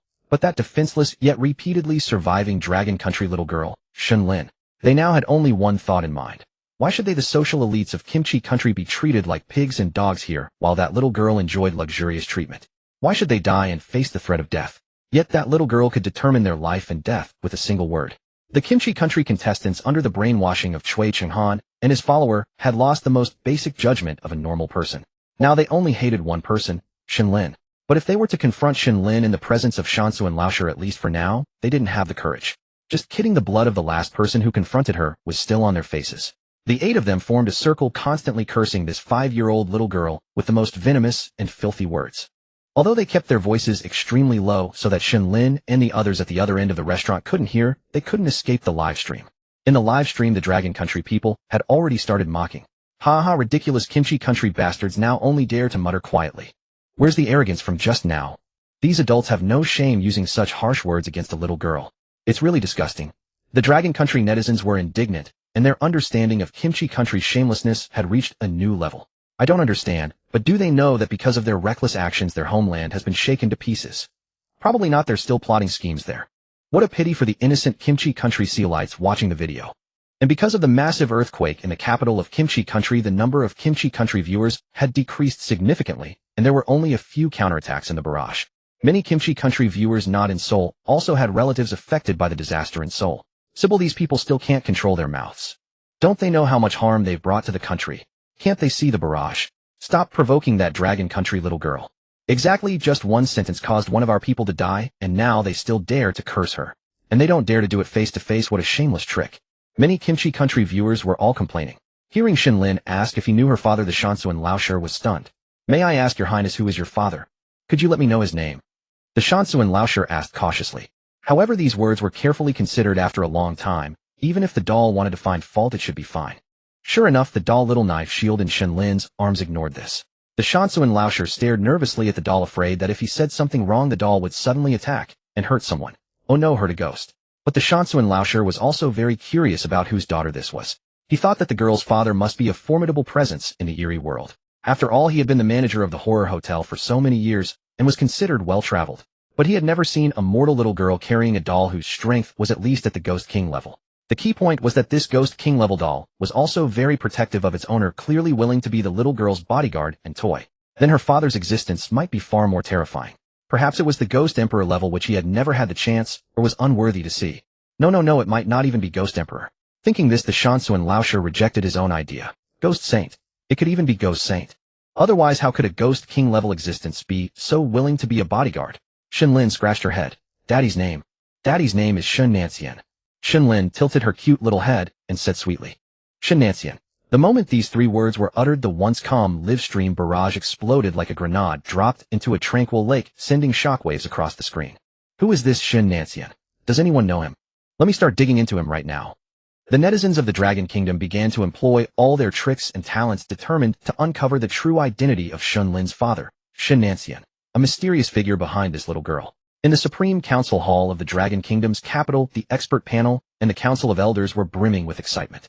In particular, the expert in charge of the nationwide investigation into men surnamed Li breathed a sigh of relief. This name was truly a godsend. With this complete name, not only would it save him effort, but it would also drastically reduce the waste of manpower, material resources, and finances. Chief Elder Yi, I will immediately begin screening all men named Shen Nancian across the country.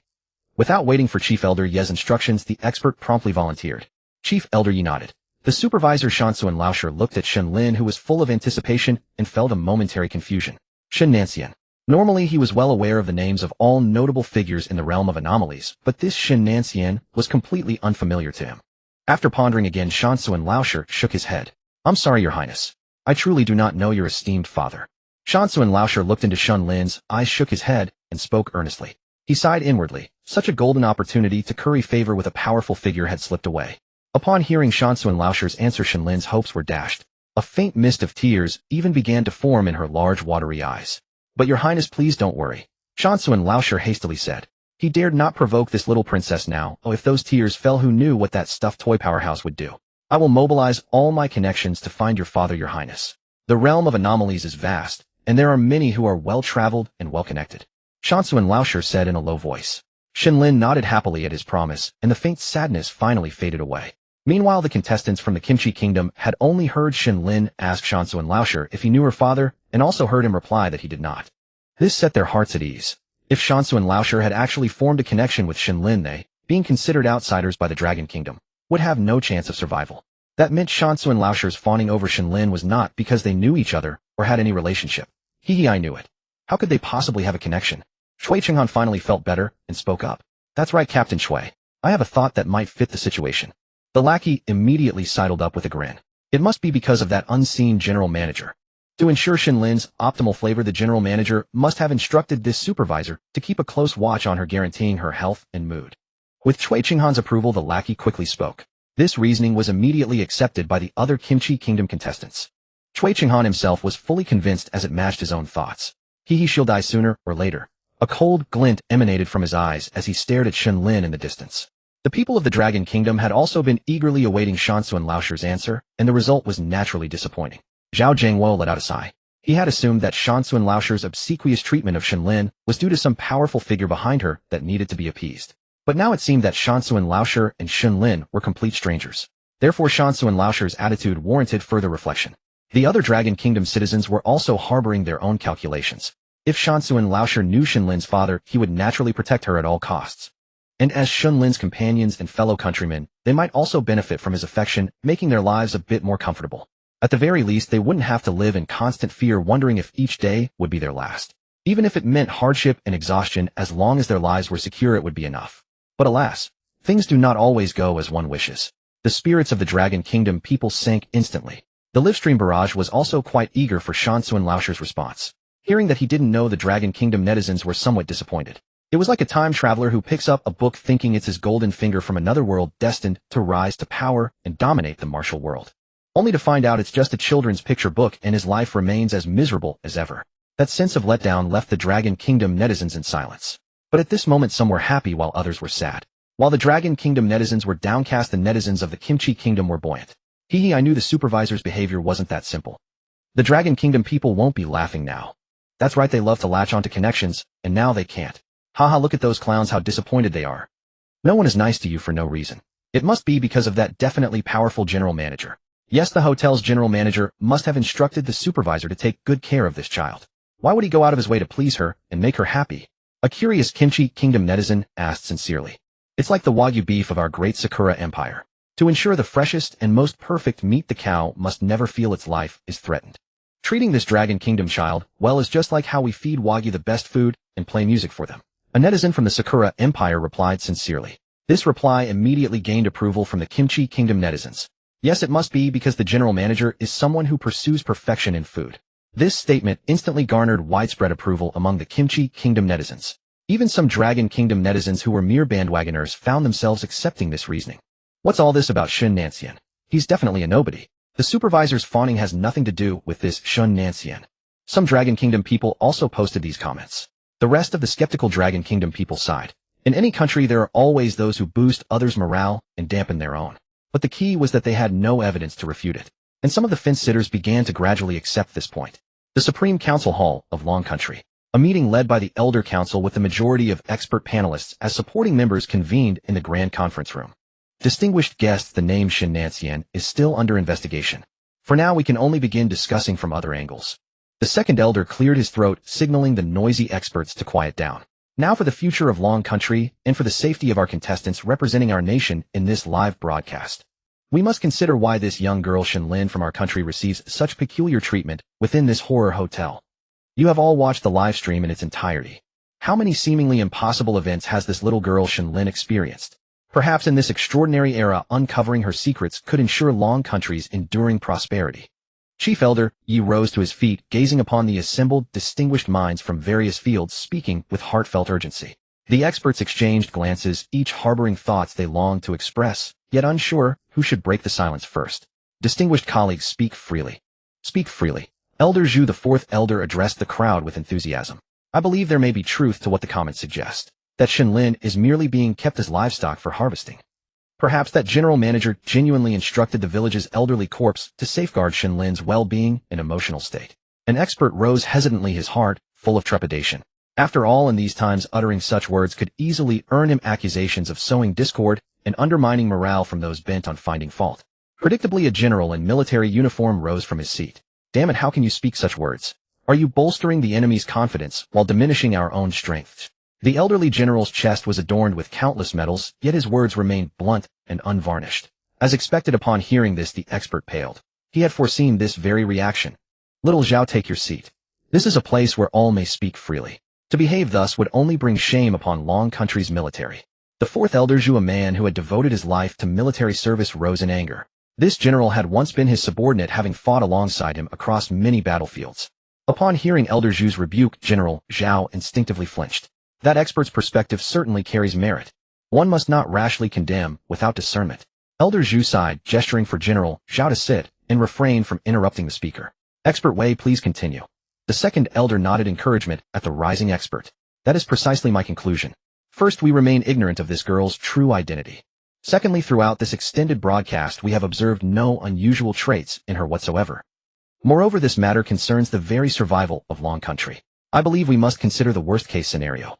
Expert Wei spoke with genuine sincerity. Many experts nodded in agreement with Expert Wei's assessment. Such pessimistic views were far from uncommon.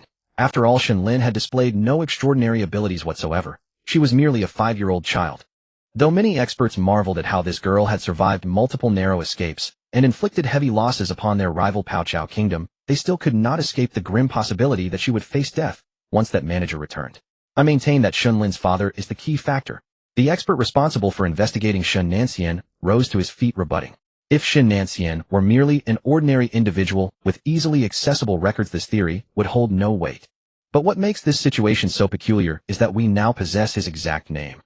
Yet despite conducting nationwide name screenings that have surpassed the halfway mark, while individuals with matching names do exist, their personal information fails to align. In my estimation, only someone of extraordinary stature could conceal both himself and his daughter with such remarkable secrecy. The expert fully understood the tremendous difficulty involved in uncovering information about Shen Nanxian, naturally acknowledging that he was no ordinary man. Several experts exchanged knowing glances. Rather than entertain the pessimistic notion that Shen Lin would inevitably perish under the general manager's hands, they found themselves more inclined to accept the reality of Shen Nanxian, the elusive figure who appeared and disappeared like a dragon, revealing only glimpses of its tail. Perhaps he was the crucial factor behind Shen Lin's multiple brush-with-death survivals. Does anyone else harbor different perspectives?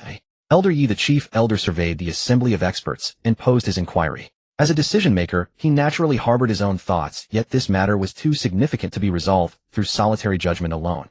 The value of collective wisdom was something Elder Yi understood thoroughly. I have a proposition. The internationally renowned expert in human behavioral science rose, though his tone carried a certain tentativeness. Share your thoughts openly. You need not hesitate. We are here precisely to pool our collective wisdom. Elder Yi offered encouragement. Among all present, he placed particular importance on this behavioral scientist's insights, recognizing that the expert could draw conclusions from subtle details that escaped ordinary observation. Empowered by Elder Yi's encouragement, the behavioral expert's confidence grew noticeably, his voice gaining strength. I believe you have overlooked something crucial. That teddy bear never leaves the young girl Shen Lin's side, the behavioral expert declared with earnest gravity. These words sent ripples of astonishment through the assembled crowd, who had been listening in silence, and soon whispers erupted among them. I understand my hypothesis may seem peculiar, but I implore you to hear my analysis. At Elder Yi's gesture, the murmurs subsided, and silence returned to the gathering. While we might dismiss this doll as merely a child's plaything, who can guarantee it is not some uncanny entity beyond our comprehension?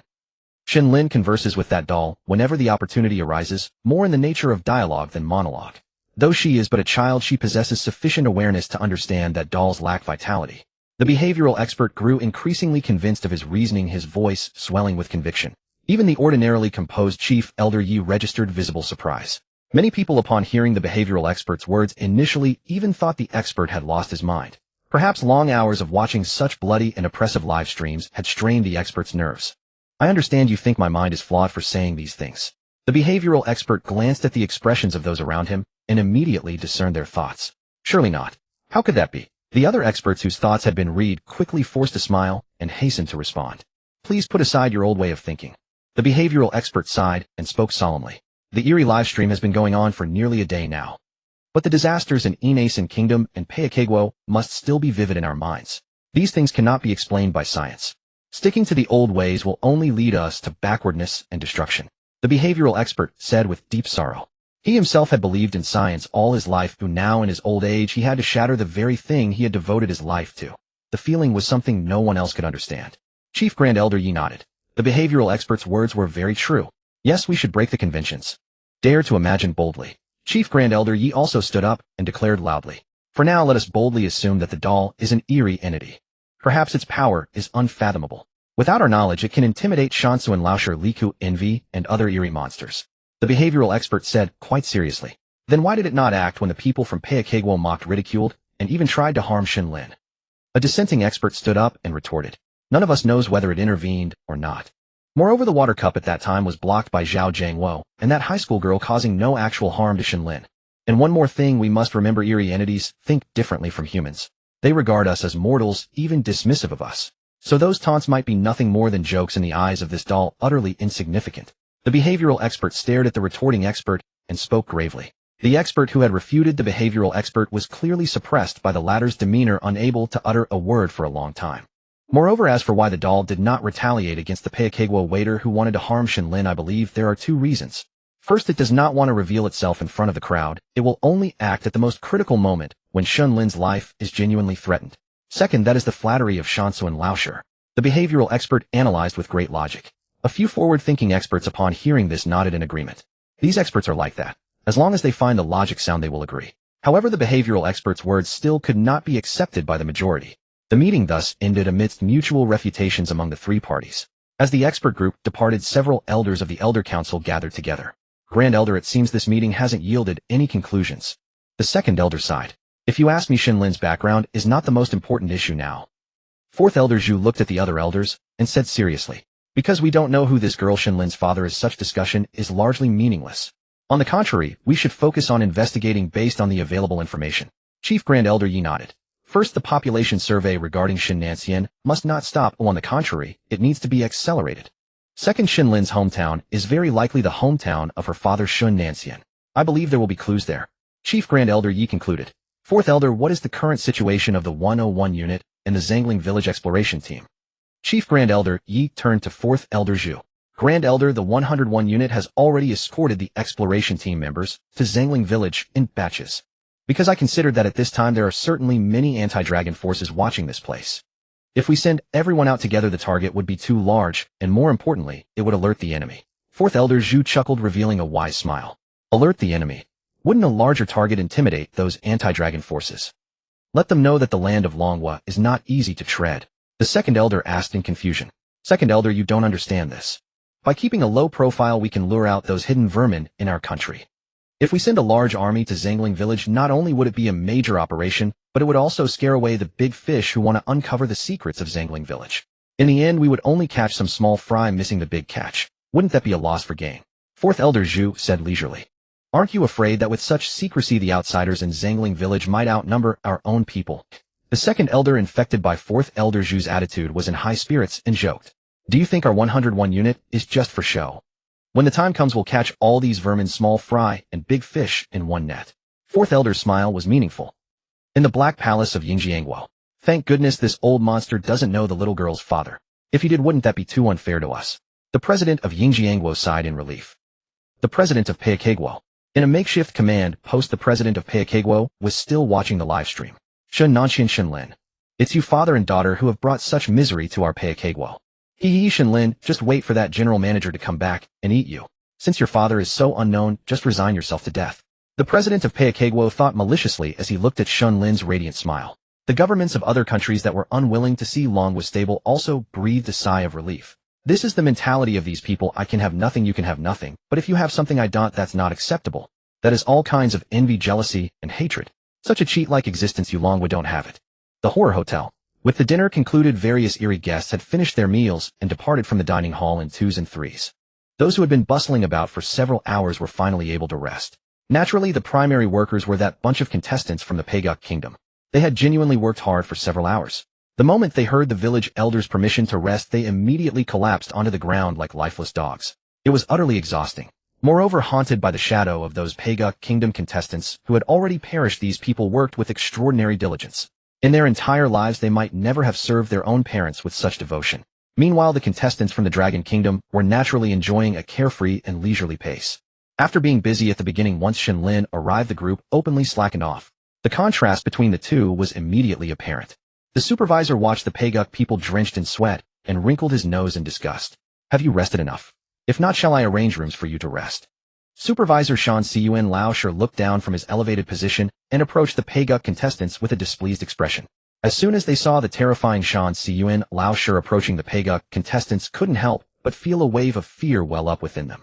This was a demon who killed without blinking. Supervisor, enough. I'll have them get up right now. Chui Chenghan immediately forced a flattering smile and said obsequiously. Shan Ciyuan Laosher naturally refused to acknowledge him, snorted coldly, and walked toward the Dragon Kingdom contestants. Chui Chenghan watched Shan Ciyuan Laosher's retreating figure with a smile, but his fists clenched tightly. When had he ever groveled to others like this? Seeing Chui Chenghan's mood deteriorate, if they didn't get up soon, they'd face another beating. The other Peiguk contestants immediately stood up. Get your asses over here. Shan Ciyuan Laosher stood before the Dragon Kingdom contestants, some sitting and some standing, and said with a displeased expression while looking at the Peiguk contestants nearby. Hearing this, some Dragon Kingdom contestants were startled and quickly stood up on their own. Make yourselves at home. Shan Ciyuan Laosher looked at the Dragon Kingdom contestants and spoke in a calm tone.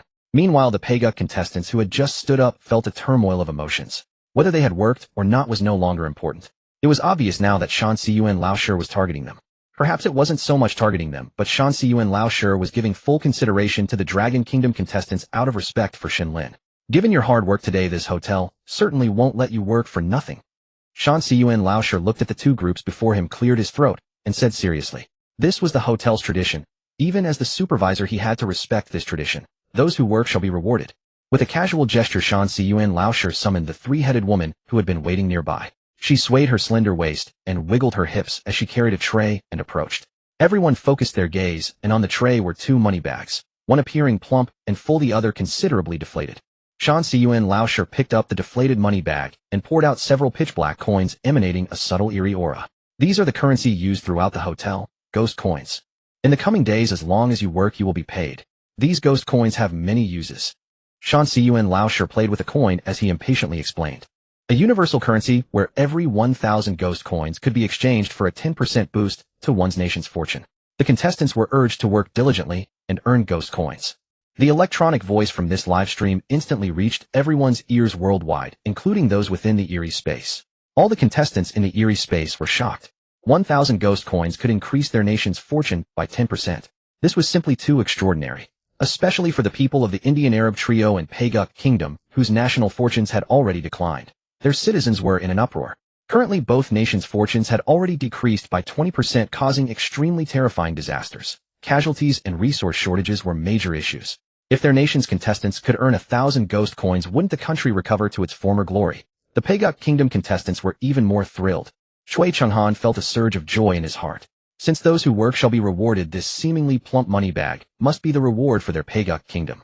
After all, the work in the dining hall earlier was basically done by the Payguk people. Those Dragon Kingdom folks were just slacking off. They could just be given some random reward. After finishing his explanation, Shan Siyuan Laosher picked up the deflated money bag and casually tossed it onto the ground in front of the Payguk contestants. This action left both the Dragon Kingdom and Payguk contestants stunned. What was going on? Shui Chenghan looked up at Shan Siyuan Laosher with an expression of disbelief. Had he made a mistake? Supervisor, could this have been distributed incorrectly? Shouldn't this belong to them?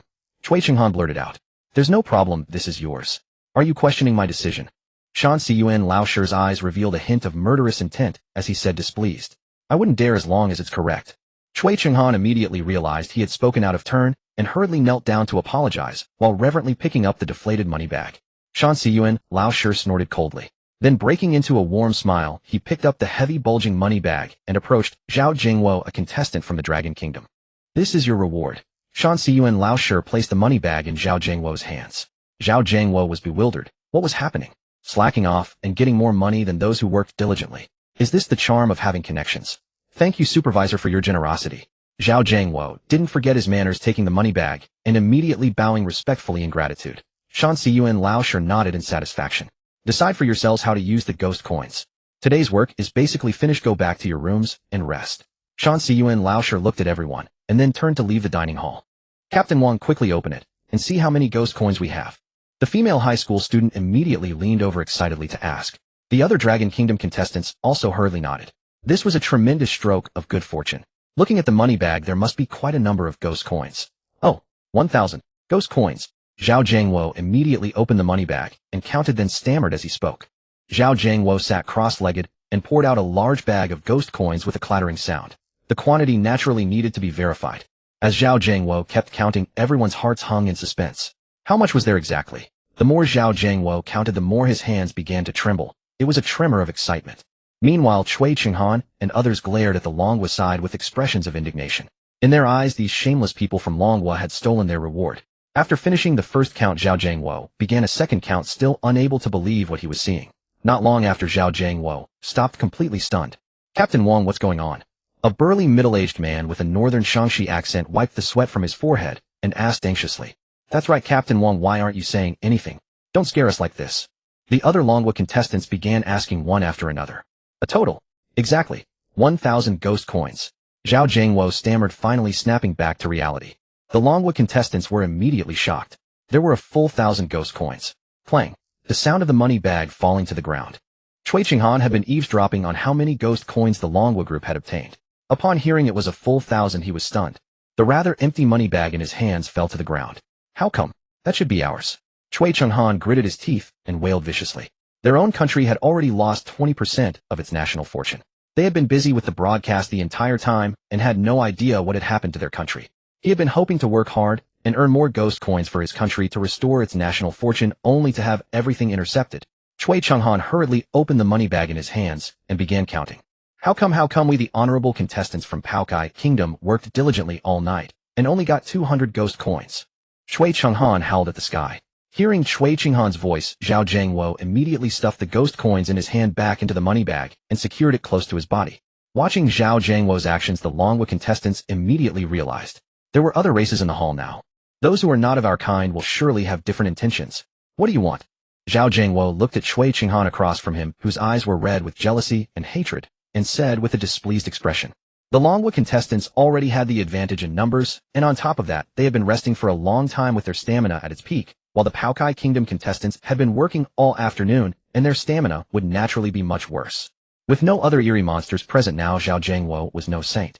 If Cui Qinghan didn't know when to quit and try to lay hands on this money bag, he wouldn't mind reducing Paokai Kingdom's national fortune even further. Seeing Zhao Jiangwo guard himself like a fierce beast, Cui Qinghan also snapped back to reality. Zhao Jiangwo's strength was unfathomable, and Cui Qinghan believed he couldn't defeat him. Looking back at the Paokai Kingdom contestants who, despite the hatred in their eyes, were utterly weak, Cui Qinghan sighed inwardly. This fight couldn't be fought, and even if it could, it wouldn't be easy. Since he had been eyeing the Longguo people's 1,000 ghost coins, the Longguo contestants had naturally set their sights on his ghost coins as well. Though they didn't have as many as the others, accumulating small amounts would eventually add up. If he lost these 200 ghost coins due to a momentary impulse, the loss would be far too great. Captain Wang, let's keep our distances. For the coming days, it would be best if we could coexist in peace. Cui Qinghan, no less a figure among men, immediately tucked away his earlier jealousy and hatred, putting on a smile.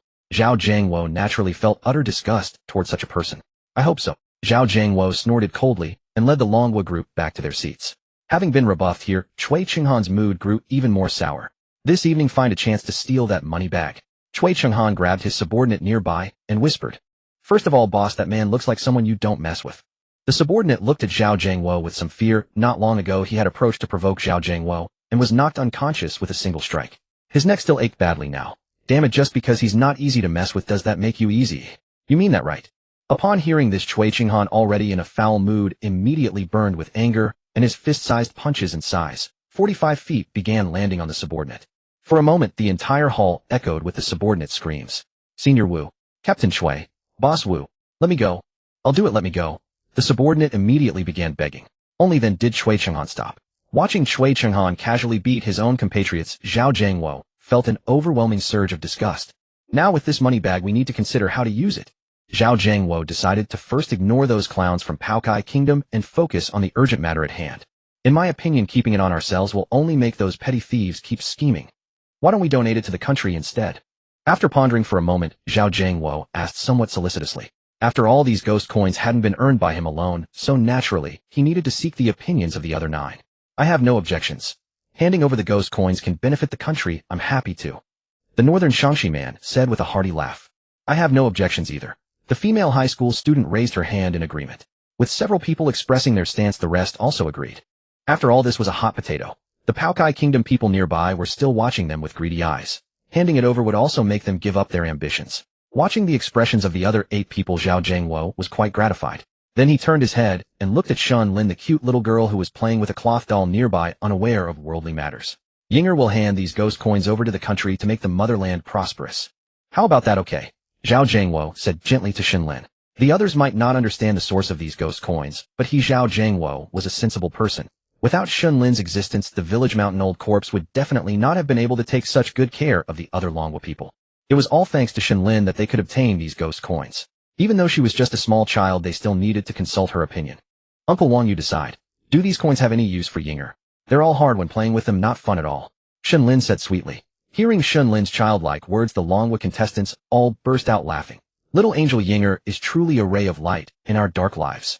The female high school student happily picked up Shen Lin and planted a kiss on her chubby cheek. Zhao Jiangwo and his team acted promptly, leaving the restaurant under the envious and resentful gazes of the contestants from Paokai Gua. Lord Manager, we wish to use ghost coins to exchange for 10% of our nation's national fortune. Zhao Jiangwo and the others holding Shen Lin found the village old corpse Shan Siyuan Lao Shi, who was patrolling the hall. Zhao Jiangwo spoke quite respectfully. Are you sure you want to exchange? The village old corpse looked at the respectful crowd, feeling pleased, and asked. Exchange? Zhao Jiangwo's words were resolute, and the eyes of the others also revealed a firm determination. As these 2 words were uttered, the village old corpse waved his dry, wrinkled hand, and the money bag held in Zhao Jiangwo's hands soared into the air. At this moment, contestants from Paokai Gua and others also followed the people of Longguo as they walked over. Under the astonished gazes of the crowd, ghost coins flew out one by one from the money bag, and colorful rays of light descended from the sky, absorbing each ghost coin. In no time, over 1,000 ghost coins vanished completely. Thump. Cui Qinghan punched the wall fiercely. Damn Longguo people, they actually donated these ghost coins so hastily. Cui Qinghan, thinking of his failed theft plan, became even more vexed. Meanwhile, the people of Longguo looked up at the sky with eager anticipation. This was also a contribution made by the contestants in the live broadcast for their motherland. Beep, beep, beep. Global announcement: the contestants of Longguo have chosen to exchange the ghost coins they earned. Number of ghost coins 1,000. Exchange reward: Longguo's national fortune increases by 10%. Bonus reward: since Longguo is the first country to exchange, a special bonus is granted. Bonus reward: all citizens of Longguo, those recognized by the Longguo government, have their physical constitution increased by 10%. Reward takes effect immediately. A striking line of text shimmering with 7-colored light appeared at the top of all major live streams around the world. In an instant, viewers across the globe received this explosive news. Instantly, countless netizens flooded into Longguo's live stream. Why is your national fortune increasing instead of decreasing? Your Longguo is really lucky as hell. How is that possible? Longguo can get 1,000 ghost coins in one day. Our social elite contestants from Yingjiang only managed 300 or 400 ghost coins in an afternoon. The keyboard warriors of Yingjiang started furiously posting comments. Sibyl, you Longguo people stole the ghost coins that belong to our Paokai. Damn Longguo, you steal our culture, and now you even steal these life-saving ghost coins that can boost national fortune. Friends from other countries, let's boycott Longguo together, Samida. The netizens of Paokai went even more insane. After all, they had just experienced a horrifying magnitude 10 earthquake. Shower had now turned into a pile of rubble. There was also a shortage of supplies within the country. If the national fortune could recover a bit, the situation in Paokai would certainly be much better.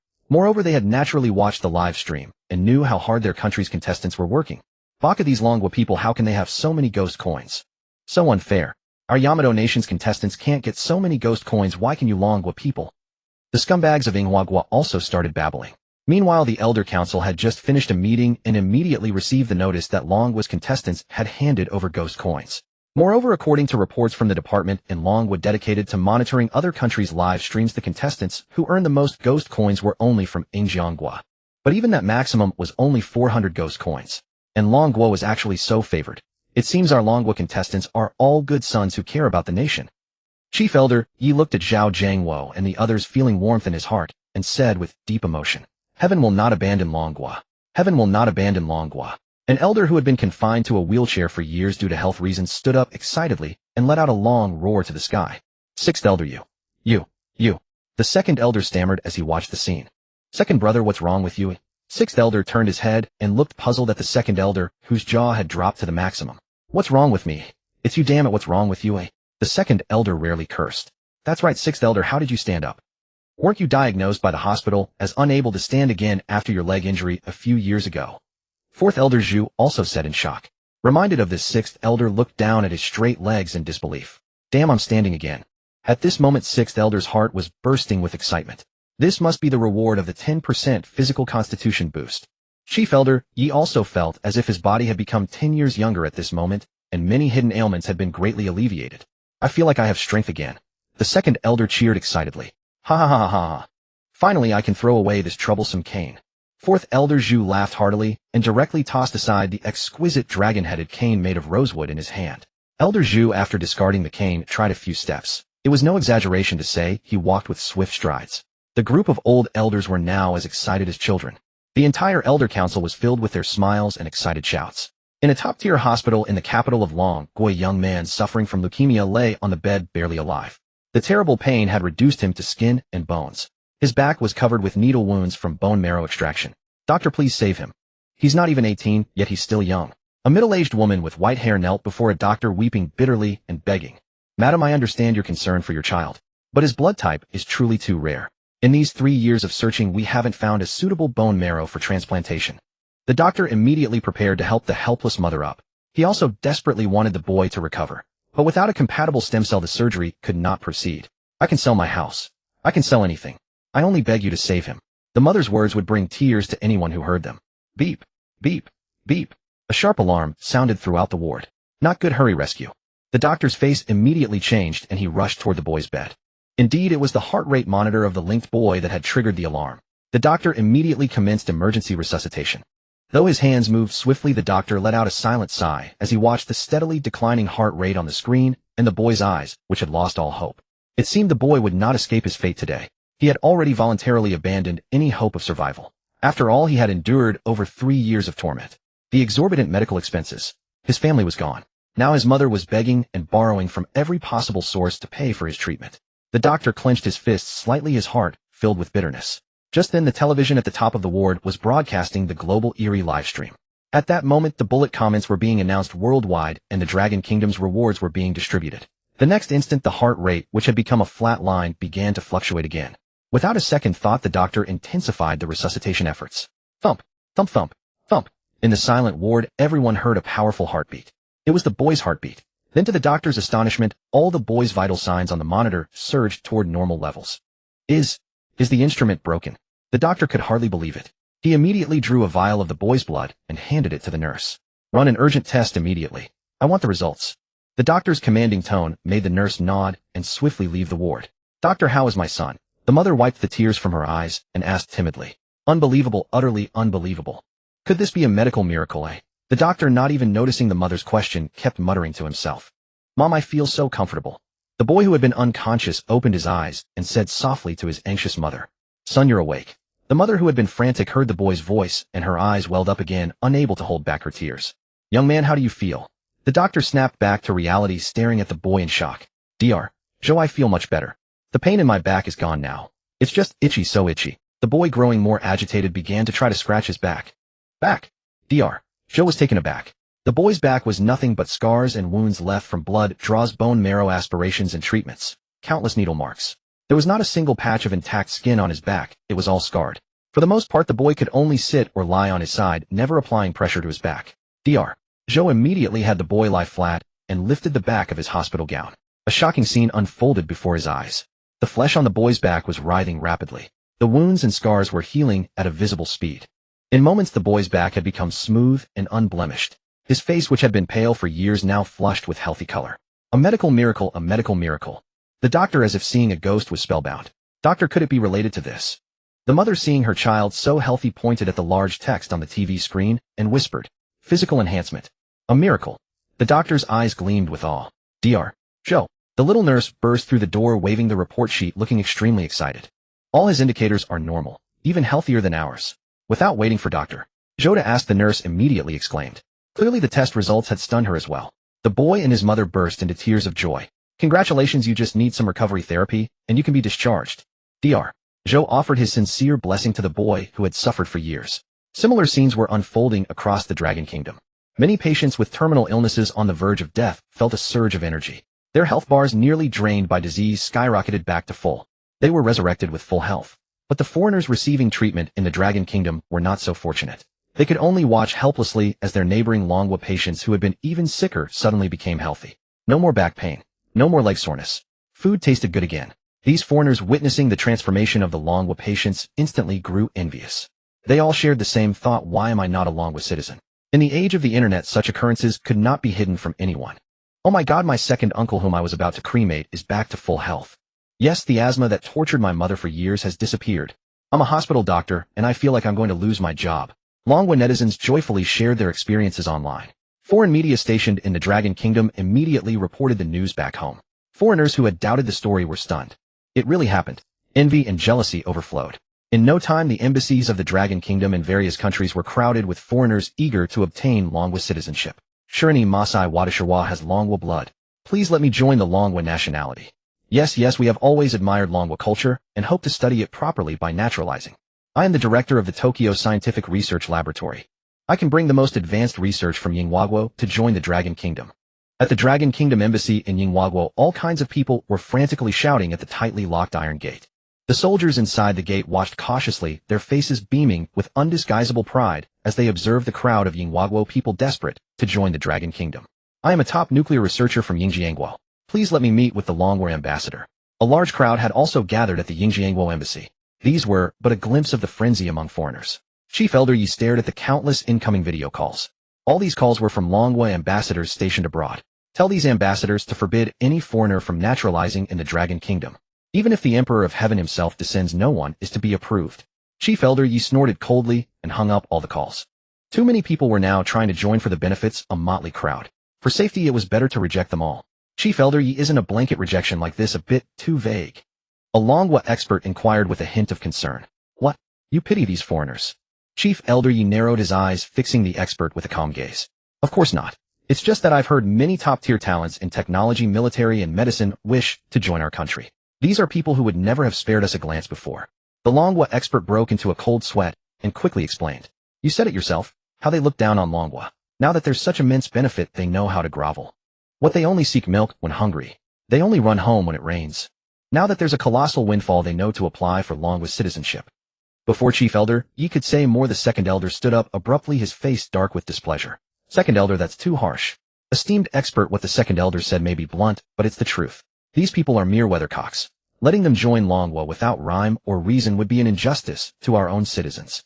Besides, while they are indeed top experts in their fields, this is the era of the eerie live broadcast. If our national fortune declines, could they ward off the ensuing disasters? Chief Elder, ye patted the agitated second elder on the shoulder, speaking patiently. The assembled experts nodded in understanding. Just then, after a brief silence, several more calls came in on the screen. Chief Elder Yi, it's the ambassador to Yingjiangguo. Shall we answer? The staff checked the caller ID and asked. Put it through. Chief Elder Yi pondered for a moment, then nodded. The video call connected, revealing two figures on screen. It's him. The second elder's face instantly darkened, his tone hostile. Sitting opposite the Longguo ambassador to Yingjiangguo was a man who had once been a Longguo citizen, or rather a former Longguo citizen. He was a nuclear research expert from Longguo, but in the early days of his research unable to endure Longguo's harsh conditions and seduced by Yingjiangguo's spies with sex, money, and benefits. He abandoned Longguo and defected to Yingjiangguo. After joining, he furiously slandered Longguo at every opportunity. In his youth, the second elder had been responsible for Longguo's nuclear research organization. This man was one of the few blemishes in his political career, and he loathed him to the core. Second elder, long time no see. The man wore a composed expression, greeting them with a smile. The second elder snorted coldly. Honorable elders, I'll be straightforward. I wish to regain my Longguo citizenship. The old man, unbothered by others' opinions, stated his request bluntly. Ambassador to Yingjiangguo, did my orders not reach you? Chief Elder Ye's expression turned stern.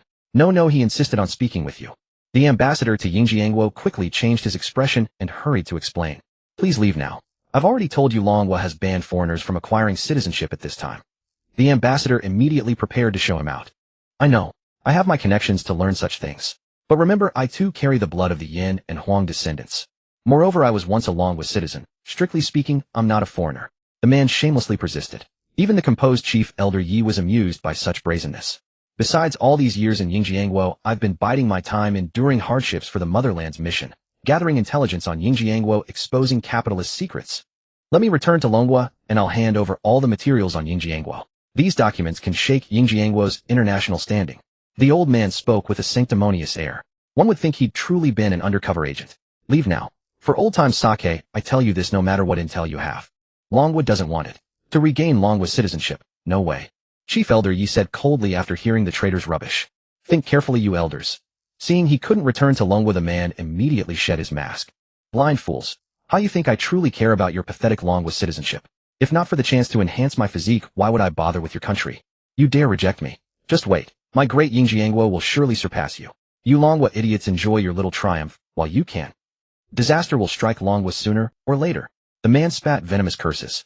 The ambassador to Yingjiangguo panicked, quickly summoned guards to throw him out of the embassy. Soon many who had originally been Longguo citizens, but later transferred to foreign nationality for various reasons, tried to reclaim Longguo citizenship relying on their past ties. But without exception they were met with only a firm no way. Learning they had no hope of returning, some first begged the Longguo people, hoping to be accepted for the sake of shared roots.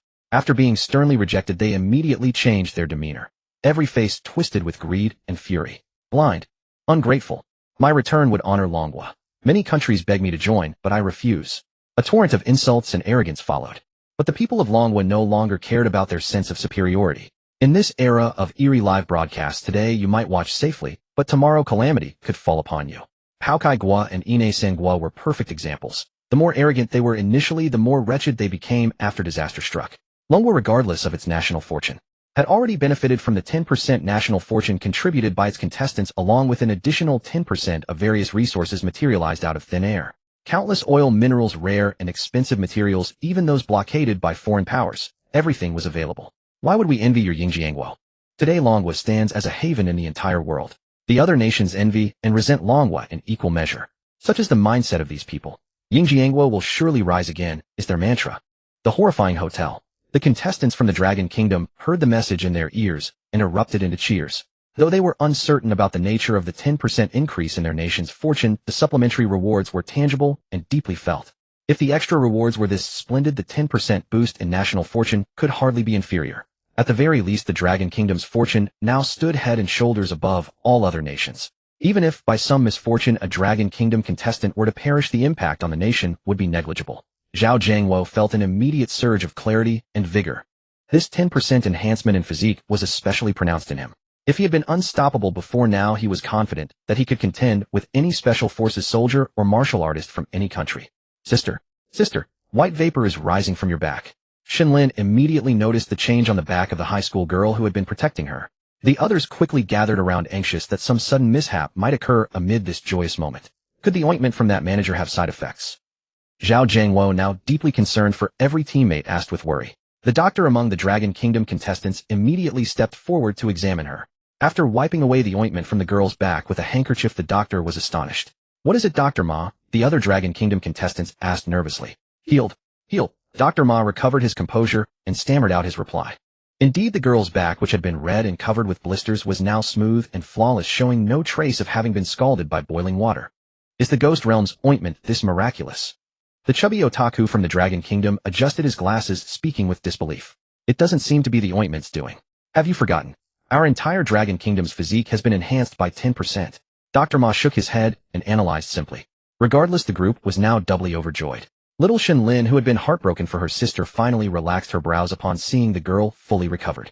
The contestants from the land of Kimchi also heard the Dragon Kingdom's rewards, and in that instant they nearly ground their molars to dust. Under the envious and resentful gazes of the Kimchi Country contestants, the 10 Dragon Kingdom members exited the dining hall. They reached the lobby. According to the Village Old Corpse, there was no work tonight, so they could return to their dormitory to rest. You 9 rest quickly after you get back to the dormitory. Don't say I didn't warn you. The hotel at night is not safe for mortals. The Village Old Corpse in the lobby saw them and approached to give the warning. If not for the fact that these people were Shen Lin's companions, it wouldn't have bothered with them. They nodded, then walked into the staff passage under Shen Lin's reluctant gaze. Uncle Wong, big sister. I'll come down to play with you tomorrow. Shen Lin waved her small fair hand and called out loudly. Inger, rest well alone. Be brave and don't be afraid. Zhao Jian turned back to encourage her. Inger has slept alone every day, not scared at all. Shen Lin pouted and murmured quietly. As the group's figures disappeared from sight, Shen Lin prepared to take the elevator to her top-floor suite. Little girl, let Uncle Ugly escort you upstairs. The Village Old Corpse approached with a fawning expression, speaking eagerly. Shen Lin nodded, and the two vanished into the elevator. The other eerie guests and staff resting in the lobby were stunned. The arrogant and powerful manager of the Village Old Corpse was personally escorting this mortal little girl to her room. Did I see that right? This little girl is actually staying upstairs. 2 eerie guests watched the elevator numbers climb higher and higher, growing increasingly unsettled. Holy crap, it stopped at the top floor. This girl's room is the top floor suite. All the eerie guests were in shock. They had been staying at the horrifying hotel for quite some time. In the entire ghost realm, those who could occupy the top floor suite were few and far between. The guests who could afford and stay in the hotel's top floor suite were all renowned figures in the ghost realm. And yet a mortal little girl was living there. The eerie staff members were also beside themselves. Ugly. Uncle Ugly. The manager called himself Ugly. Did I hear that right?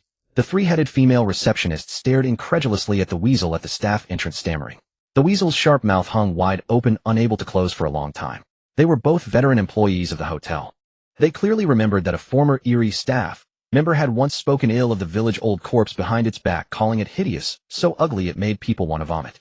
The words reached the Village Old Corpse's ears, and the very next day that eerie staff member was disemboweled, skinned, and had its tendons pulled out right in the dining hall. The death was utterly gruesome. From then on, the word ugly became a taboo in front of the Village Old Corpse. Only those who wished for a premature death dared utter it. And now the Village Old Corpse had called itself ugly. This little girl's influence was enormous. Soon the Village Old Corpse returned via the elevator. It found the lobby, which should have been bustling, eerily silent, with all the eerie guests and staff staring at it. Old Huang, what's gotten into you? Why the sudden change of heart? An old regular customer pondered for a moment, then walked over and asked in a teasing tone. What do you mean? The Village Old Corpse knew exactly what the man was driving at, but feigned ignorance. Being so nice to this batch of mortals. With previous mortals, half of them would have disappeared by tonight. The old regular, clearly a seasoned devourer of humans, felt his throat involuntarily twitch at the thought of fresh mortal flesh.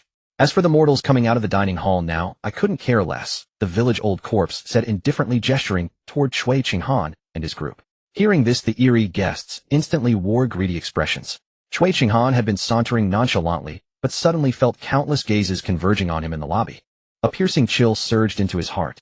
Chui Qinghan's face instantly changed as he saw the numerous eerie beings staring at him with a devouring look. Aish can't afford to offend the Dragon Kingdom, so they target us. Pick on the weak and kick them to death, right? Chui Qinghan cursed inwardly and immediately began urging the other idle Poukai country contestants to hurry back to the dormitory. The others were not fools. They quickly scurried into the staff passage like a swarm. Only then did the gaze that treated them like prey and livestock vanish. The old regular customer, who had been chatting with the mountain village corpse, withdrew his greedy gaze. Old Huang, they are just appetizers. What we're curious about is why you're so protective of that other group, the one with the little girl, eh? This regular customer voiced the question that intrigued and concerned him the most. The other eerie guests were equally curious.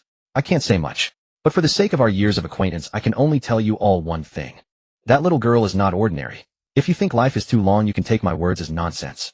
Unable to withstand the crowd's entreaties, the mountain village corpse sighed and spoke slowly. Without waiting for the other eerie beings to say more, the mountain village corpse bid farewell, leaving the bewildered crowd of eerie guests behind and drifted away. The group of eerie beings looked at each other, each seeming to see a huge question mark above the other's head.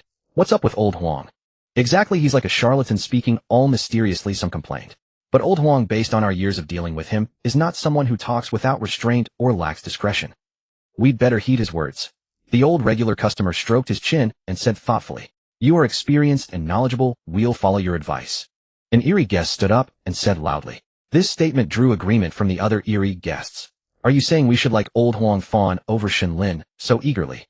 A guest said weakly. This struck a chord with most of the eerie guests. These beings, like the mountain village corpse, regarded mortal lives as worthless and killed without hesitation. These mortals had no power to resist, leaving only the value of their flesh as something delicious. Now suddenly being told to bow to a mortal, a little girl without the strength to truss a chicken, they found it somewhat hard to accept in their hearts. We don't need to be like Old Huang, who knows the inside story. We just need to behave normally and show some goodwill toward this little girl. Even if this little girl is extraordinary, she can't find fault with us doing this, right? The regular customer thought carefully for a moment and said cautiously. Hearing this, the many eerie guests nodded. The group of eerie beings gradually dispersed, and the night passed without incident. Early the next morning, in the top-floor suite of the horrifying hotel, Shen Lin lay on the big bed as soft as cotton, slowly waking up. Her little arms like white jade lotus roots stretched out. Good morning, Xiao Daodan. Moi. Inger slept so comfortably last night. After waking up, Shen Lin immediately hugged Xiao Daodan in her arms, gave it a big kiss, and said sweetly, Your Highness, I'm relieved you slept well. Xiao Daodan's low voice sounded. Let's go, Xiao Daodan. Inger is hungry. Inger wants to go eat. Shen Lin, still in her pajamas, jumped up holding the Xiao Daodan plushie and prepared to head out the door. Your Highness, the master instructed that you must not forget your daily grooming. Xiao Daodan's voice sounded disappointingly. Sigh, bad Xiao Daodan, I thought you had forgotten.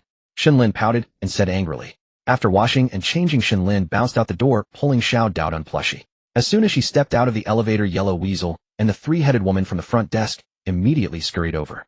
Little darling, you're awake. The three-headed woman tilted her head that seemed about to fall off and asked tenderly, Little darling, are you hungry? Let Uncle Yellow Weasel take you to the dining room. Yellow Weasel said not to be outdone. Shen Lin was not one to refuse such kindness. Then, under the guidance of Yellow Weasel and the three-headed woman, she leisurely headed to the dining room. At a corner, Shen Lin unexpectedly collided with a fierce ghost eerie being. Shen Lin's frail little body naturally could not cause any harm to this fierce ghost. Instead, she stumbled back 2 steps and fell onto the soft carpet. Yellow Weasel and the three-headed woman looked closely and were shocked that Shen Lin had bumped into one of the top killers of mortals in the entire hotel. But unexpectedly, when the eerie being saw that it was Shen Lin who had fallen, it immediately hurried over to her. Little girl, are you hurt? The eerie being put on an extremely affable smile and quickly helped Shen Lin up. The originally stunned three-headed woman and Yellow Weasel could no longer hold back. Was this still the ruthless killer? How could it be so obedient in front of Shen Lin, as if seeing its own father? These employees had served here for who knows how many years and had never seen this eerie guest smile. Had the sun risen from the west today? It was Inger who wasn't paying attention. I didn't get hurt at all, Shen Lin said sweetly with a smile. Hearing this, the eerie being immediately felt relieved. It was indeed a ruthless killer, but its strength was still inferior to that of the mountain village corpse and the slit-mouthed woman. Naturally, it did not dare to offend this little girl Shen Lin. Along the way, the fierce ghosts and eerie beings who were preparing for breakfast either deliberately avoided Shen Lin or greeted her warmly with smiles. Throughout the journey, those ghosts and monsters were so friendly. What happened overnight? Could it be that these monsters have all realized the adorable qualities of little darling Shen Lin? Lolita is supreme. It seems we are kindred spirits with these eerie beings. It must be the adorable aura of little darling Shen Lin that has won them over. Now I would call Shen Lin the mascot of the Dragon Kingdom. In the livestream room of the Dragon Kingdom, netizens' comments flooded like a tide. After all, the behavior of these eerie beings was too strange. Remember yesterday their actions exuded nothing but contempt for human life. How had they suddenly changed today? They were even so caring toward little girl Shen Lin, smiling and providing such intimate service from these employees. This seemed utterly impossible to outsiders. Of course, in such a joyful moment, there were inevitably some trolls spewing nonsense. As expected, the first to launch their attack were a pack of Korean trolls. Shit, these weird monsters with such contemptuous eyes. Damn it, those Chinese are still gloating. Exactly, Shen Lin's death is already sealed, as they say in Korea. Once that general manager returns, let's see if your so-called angel's blood is also red. 3 groups of gazes converged on Shen Lin, who stood at the center like the moon surrounded by stars. Curious looks from the strange employees, friendly looks from China's contestants, and looks of loathing from Korea's participants. These Korean trolls immediately began hurling vicious language at China, at Shen Lin, and at Chinese netizens. Hey bro, Korean brothers and sisters. Our American nation also stands with you. Yo, those Chinese peasants can only see what's right in front of their eyes. Yes, when the general manager returns, China will surely face a great disaster. The American trolls followed right behind. With the backing of their master nation's netizens, these Korean participants barked even more ferociously. In an instant, the screen was flooded with sarcastic remarks and vile words. As for us from the Sakura Kingdom, we also support you. China's Shen Lin's death is upon her. When the moment arrives, let's enjoy China's downfall together. Let's see whether they can still laugh then. Of course, when it came to dragging China down, the Japanese scum would never miss such an opportunity. The Horror Hotel. Shen Lin walked into the restaurant led by the 3-headed woman and the weasel. As the restaurant doors were pushed open by 2 people, all eyes in the dining hall turned toward them. It was now past the strange guests' mealtime. This was the time reserved for hotel staff, including the Chinese and Korean competition participants, to dine. Naturally, due to their different affiliations, the entire dining hall was divided into 3 groups. The hotel's original strange employees, China's competition participants, and Korea's competition participants. Shen Lin spotted Zhao Jiangwo and the others and naturally bounced over toward the Chinese group with light, cheerful steps. At this moment, a strange chef wrapped entirely in gauze with only his eyes visible pushed open the kitchen door. Now come collect your breakfast. The chef rapped his giant wok spatula against the kitchen door and bellowed to the 3 groups. The strange employees were obviously well practiced in this routine. 3 or 4 of them emerged almost immediately, pushing 4 or 5 food carts laden with dishes. Led by Zhao Jiangwo, the 4 Chinese contestants approached as well. Choi Sung-han signaled for his Korean teammates to follow. Are you companions of that little girl? The chef's blood-red eyes fixed on Zhao Jiangwo and the others, his voice rumbling. Zhao Jiangwo nodded respectfully. Indeed, those are your meals. Come to me if you need more. Oh, and the one covered with pink cloth is specially prepared for Shen Lin. The chef gestured kindly toward 4 food carts covered with iron lids. The 4 were startled. They had not expected the chef to have special provisions for Shen Lin. The chef clearly knew who the Koreans were. Those 2 large basins, hurry and take them. He pointed disdainfully at 2 rusted basins on the ground, shooing them away. The Korean group, witnessing such blatant favoritism, felt their resentment toward the Chinese deepening. However, they had learned their lesson these past days and would not dare complain in front of the strange chef. They grudgingly carried the 2 basins back to their group. Meanwhile, the strange employees in the hall had already begun their meal. The Chinese contestants could not wait to lift the lids off their carts. Old tofu, meatball soup, wonton noodles, burgers, french fries, fried dough sticks, tea, eggs, and even steak pasta. Each cart was neatly stacked with exquisite breakfast dishes. The rich aroma stirred everyone's appetites.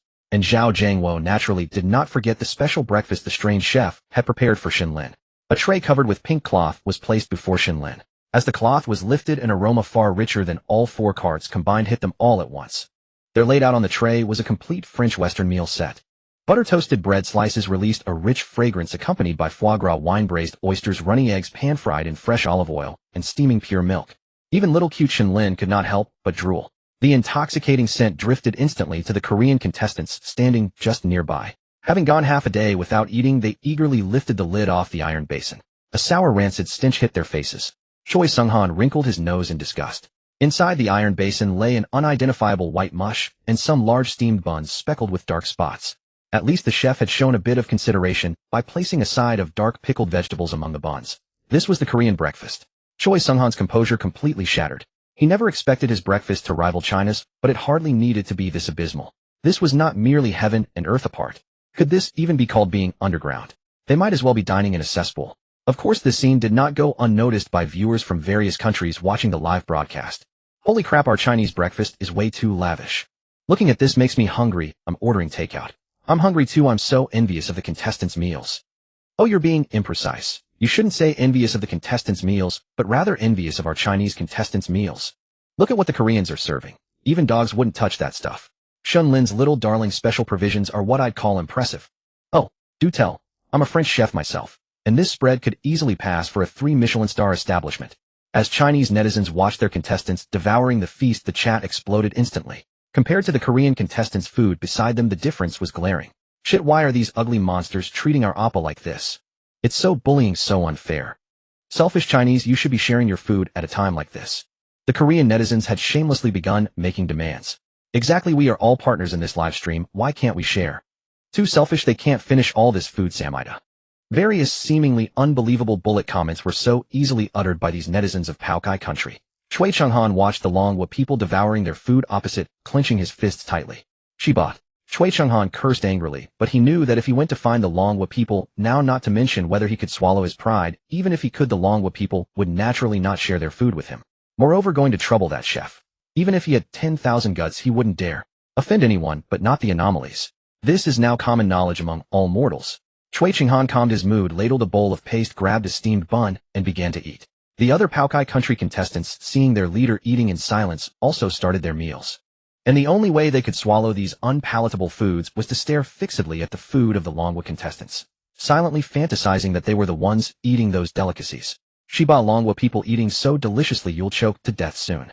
Shui Chenghan's lackey bit fiercely into a steamed bun and muttered curses under his breath. These shameless Longguo people. Shui Chenghan snorted coldly. All these benefits of theirs were bought by that little girl with her own life. In fact, her death had long been predetermined. These people actually eat so contentedly, so happily. Shui Chenghan looked at the Kimchi Country crowd and said with great displeasure. The Kimchi Country people immediately nodded in agreement. A nation without shame breeds a bunch of shameless people. Shui Chenghan, full and satisfied, wiped his mouth, spat, and said disgustedly. In the bullet comments, large numbers of Kimchi Country netizens who agreed with Shui Chenghan began a barrage of attacks. Watashi wa Inghua Country also believes that the Longguo people have no desire to share and no sense of shame. Such a little girl traded her own future death for this food, yet they don't share it with their fellow human beings. If it were our great Inghua Country's people who had these delicacies, they would definitely share with friends from other countries. The trolls from Inghua Country began to join the fray. Capitalism teaches us mutual benefit. The current Longguo is the epitome of selfishness. Such a country will not last. The netizens of Ingjiang Country also began to chatter. However, Shui Chenghan's words, although deliberately controlled, still reached the ears of the Longguo contestants. Zhao Jiangwo's gaze grew heavier. The moods of the other Longguo contestants who had been happily eating also plummeted instantly. Indeed, the fact that they could now enjoy these delicacies was all thanks to Shen Lin and those 1,000 ghost coins. Without Shen Lin, how could they have obtained them so easily? Zhao Jiangwo watched Shen Lin, who was oblivious to the world and concentrating on her meal, and couldn't help but think of his own daughter at home, who was about the same age as Shen Lin. Shen Lin is very mysterious. She might be the key to saving Longguo. Zhao Jiangwo looked at Shen Lin and thought silently. Longguo can produce thousands upon thousands of me, but Shen Lin is probably unique. Although I don't know how the organization judges, I will definitely protect her, even if it costs me my life. And I won't let her get hurt. Zhao Jiangwo silently promised himself. And the other Longguo contestants were thinking the same thing. Who cares about that damn manager, or whatever? At worst, we'll go first, and not let it touch a single hair on cute little Shen Lin. This thought also surfaced in the minds of the others. Admittedly, no one is not afraid of death, but death has its distinctions. It can be as weighty as Mount Tai or as light as a feather.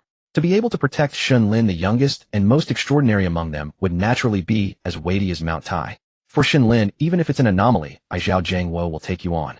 Zhao Jiangwo swallowed the tea egg in his hand and made a silent decision. Soon all three groups finished breakfast. So delicious, so full. Shen Lin patted her round little belly and said contentedly, letting out a satisfied burp. The rest of the Longguo people were also quite satisfied. After all, the chef's cooking skills were top-notch. Meanwhile, the Kimchi Country crowd were all gloomy-faced. It was too awful. It wouldn't be an exaggeration to call it pig feed or dog food. If they had put even half the effort into making these things as they did for Longguo, it wouldn't have been so terrible. The Kimchi Country contestants had expressions as if they had eaten feces. Shansu and Laosher picked his teeth with a toothpick and let out a burp. Have you all finished eating? If you're full, go to work. Our guests are waiting for our most exquisite service. Shansu and Laosher clapped his hands and said to the anomalous employees under his command. Then the employees returned to their posts. Meanwhile, the Longguo people and Kimchi Country people were at a loss, as they didn't know their daytime positions either. Shansu and Laosher looked at the dazed Kimchi Country contestants and became furious. The Longguo contestants have Shen Lin backing them, so they can stand still. What about you? What kind of background do you have? I speak and you don't even respond, still not moving. Shansu and Laosher waved his sleeve, and a strange gust of gale-force wind rushed toward the Paokai country people. Immediately the group was tossed about, many falling to the ground in painful wails. Get the hell to work. If you don't know what to do, go ask the weasel, Shansu and Laosher said without a shred of pity. The Paokai country contestants naturally dared not say anything more, immediately rubbing their waists, shoulders, legs, and heads as they ran toward the weasel. The weasel treated them even worse. Various dirty and tiring tasks were assigned to the Paokai country people. Meanwhile, the Longguo contestants, seeing Shansu and Laosher suddenly lose his temper, were also startled and turned to follow the Paokai country contestants to leave. You go with the three-headed woman. The front desk work is lighter. Shansu and Laosher stopped the Longguo contestants, left a word, and then left the dining hall. The three-headed woman also walked over politely and led the group leisurely toward their work area. The Longguo contestants were dumbfounded. The differential treatment was too obvious. The contestants from Longguo were slowly led by the three-headed woman toward the front desk, where they could enjoy a leisurely and carefree existence. Beside them, the contestants from Paokai were already clad in filthy work uniforms, watched with envy as the relaxed Longguo participants wandered along. Damn it, why do they get to be so carefree? We're stuck doing the dirty, exhausting work. Shui Qinghan's lackey hurled the grimy mop aside and cursed under his breath. Idiot, who told you to throw that mop around? The supervisor, a weasel-like figure, instantly changed expression and kicked the little lackey in the waist. Oh! The lackey cried out in pain, clutching his waist and kneeling on the ground with a twisted expression. You lazy, good-for-nothing bunch. If I catch any of you slacking again, one kick won't be enough. The weasel revealed his mouth full of sharp fangs and spoke in a sinister tone. The other Paokai nationals, their faces twisted with a mixture of envy and resentment, immediately tightened their expressions and bent down to work. Excuse me, if you could just step aside. I'll clean this area thoroughly. The weasel scurried over to the front desk with the mop, addressing Shen Lin with utmost reverence. Shen Lin nodded and bounced away cheerfully. The Paokai contestants glanced at this scene from the corner of their eyes, their facial features twitching slightly. How could she be so cold and harsh toward them, yet wear such a radiant smile for this Shen Lin girl? She nearly looked like she wanted to kneel and grovel before the young miss. The bullet comments in the livestream room erupted once again. What the hell, our Appa has been assigned to do this kind of work. Exactly why do the Longguo people have it so comfortable while our contestants suffer so miserably? It's unfair. Unfair. The netizens from Paokai began clamoring loudly. I think it's quite nice. Don't the Paokai pup need masters after all? Now that Weasel is acting as their master, which is perfectly fitting. Exactly, the people of Paokai are so greedy. They have food, drink, and labor to do. The Longguo netizens, who had been mocked endlessly, naturally wouldn't let this opportunity slip by. Mocking remarks poured forth without end. Longguo people, how pitiful, truly pitiful. A nation that lives comfortably by pulling strings will perish sooner or later. I guess in no time at all these Asian pigs won't be smiling anymore. A group of Inshuang Nation netizens instantly rose to defend their well-trained dogs, the Paokai netizens. And at this moment, upon seeing their masters appear, the Paokai netizens instantly found their courage again. In the livestream rooms of both Longguo and Paokai, the keyboard warriors began exchanging barbs. In livestream rooms without keyword filtering, the screens flooded with various unsightly profanities. Just then, a series of red notification messages interrupted the verbal warfare between the Longguo netizens and those of other nations. Beep, beep, beep. Global announcement: a contestant from the Inasani nation has died. Penalty executed: the national fortune of Inasani decreases by 10%. The nation's total land area shrinks by 10%. A contestant from the Inasani nation, whose relationship with Longguo had long been strained due to historical reasons, had perished at the hands of a supernatural entity. With the penalty decreed, the Inasani nation, whose territory was already predominantly composed of islands, was suddenly engulfed by enormous tidal waves. Countless small islands were directly swept away by the colossal waves and sunk to the ocean floor. The residents living on those islands naturally went down with them forever, losing their lives. Beep, beep, beep. Global announcement: a contestant from the Suabumili nation has died. Penalty executed: the national fortune of Suabumili decreases by 10%. A plague spreads across the entire nation. The Suabumili nation, already suffering from extremely poor sanitary conditions and surviving by plundering merchant vessels from various countries, suddenly saw countless people collapsing to the ground. A foul, putrid odor spread throughout the streets. Terrifying plagues of various kinds erupted from unknown sources. Scores of people fell like wheat being reaped, racked by disease. Contestants from other nations began dying one after another. Disasters of every description broke out. Countless resources and supplies vanished without a trace. The human population across Blue Star began to plummet at an alarming rate. And all of this simply because contestants from their respective nations had perished, thereby affecting the fortune of their countries. The Horror Hotel. 2 days passed in this manner. Supervisor Shansu and Laosher gazed at a report that had materialized out of thin air, his brows furrowed. I didn't expect this guest would arrive. Shansu and Laosher muttered to himself. Meanwhile, the contestants from Longguo and Gua had each spent a stretch of time within the hotel. Compared to the vacation-like days the Longguo contestants enjoyed, the lives of the Gua group were naturally miserable beyond measure. They were constantly subjected to the threatening gazes and deliberate difficulties posed by the supernatural guests, as well as the various forms of oppression, humiliation, beatings, and verbal abuse from the hotel's eerie employees. Their plight was utterly desperate, calling to heaven, but heaven did not hear, calling to earth, but earth did not respond. Even Shui Qinghan, who had always been arrogant and domineering yet possessed decent combat skills, now bore scars all over his body. The others were even more covered in wounds, and after days of labor their stench was unbearable.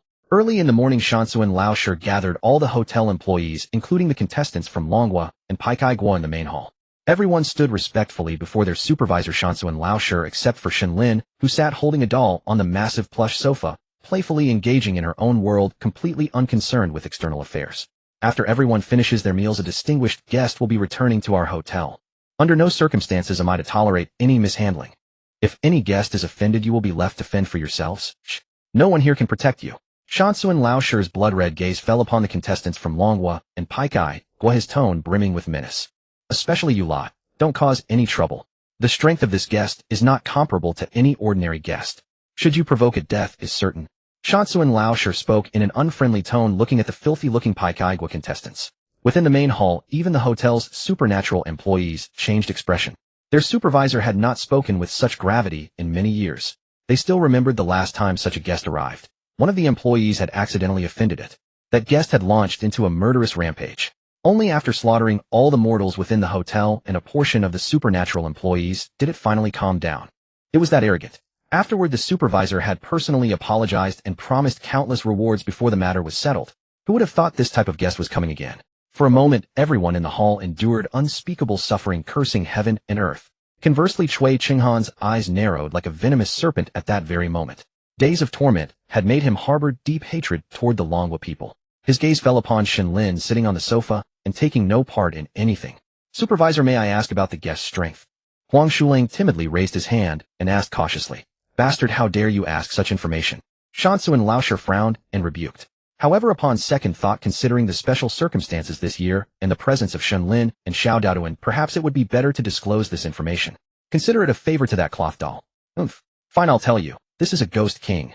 Shansu and Lao Shi snorted and declared loudly. In truth, he simply wanted to see how the cloth doll would react to the mention of a ghost king. But unfortunately, the cloth doll in Shen Lin's hands remained utterly still, not emitting a single trace of aura. This left Shansu and Lao Shi, who had hoped to glean some information, rather disappointed. Meanwhile, the other supernatural employees, upon hearing that a ghost king was coming, involuntarily began to tremble with fear. A ghost king-level existence could kill them as easily as crushing an ant. What was to be done? Even they felt a faint threat of death. The status, power, and authority of a ghost king were far beyond what mere ghosts like them could ever aspire to. Now they could only hope that no unforeseen incidents would occur. The contestants from the Pickled Vegetable Country and the Dragon Kingdom, however, had little understanding of these matters. But seeing the serious expression of the supervisor Shansu and Lao Shi and the nervousness of the supernatural employees, they realized that the Ghost King was certainly not to be trifled with. Shui Qinghan stared fixedly at Shen Lin. A Ghost King. It seems even the supervisor is somewhat helpless against the Ghost King. If the Ghost King wanted to devour this little girl, the supervisor couldn't stop it, could he? Shui Qinghan thought darkly. These days the Dragon Kingdom people had been living well, all thanks to Shen Lin's influence. I'll just wait and see if you lot can still live so well once Shen Lin is dead. Shui Qinghan mused maliciously. No matter what, Shen Lin must not die. Even if I, Zhao Jiangwo, have to sacrifice this old life, I will protect her. Zhao Jiangwo looked at the innocent Shen Lin with a worried expression and murmured to himself. In the live stream, everyone was shocked by this sudden news. They never expected such an unforeseen turn of events. The netizens naturally had no concept of the Ghost King's power. But the fact that it made all the supernatural beings act as if facing a great enemy meant it was certainly no ordinary existence. I thought their days would pass peacefully. Yes, life was so comfortable. Why did there have to be a sudden attack? Please heavens, let there be no unexpected incidents. The Dragon Kingdom netizens began to pray, hoping that all their countrymen could survive these days unscathed. The arrogant Dragon Kingdom. Where did that cocky attitude go? Why aren't they bragging now? Tiska Ghost King. Just imagining it, it's already a formidable existence. Now that Supervisor Shansu and Lao Shi probably can't even protect himself. And you still want to protect Shen Lin. Just wait.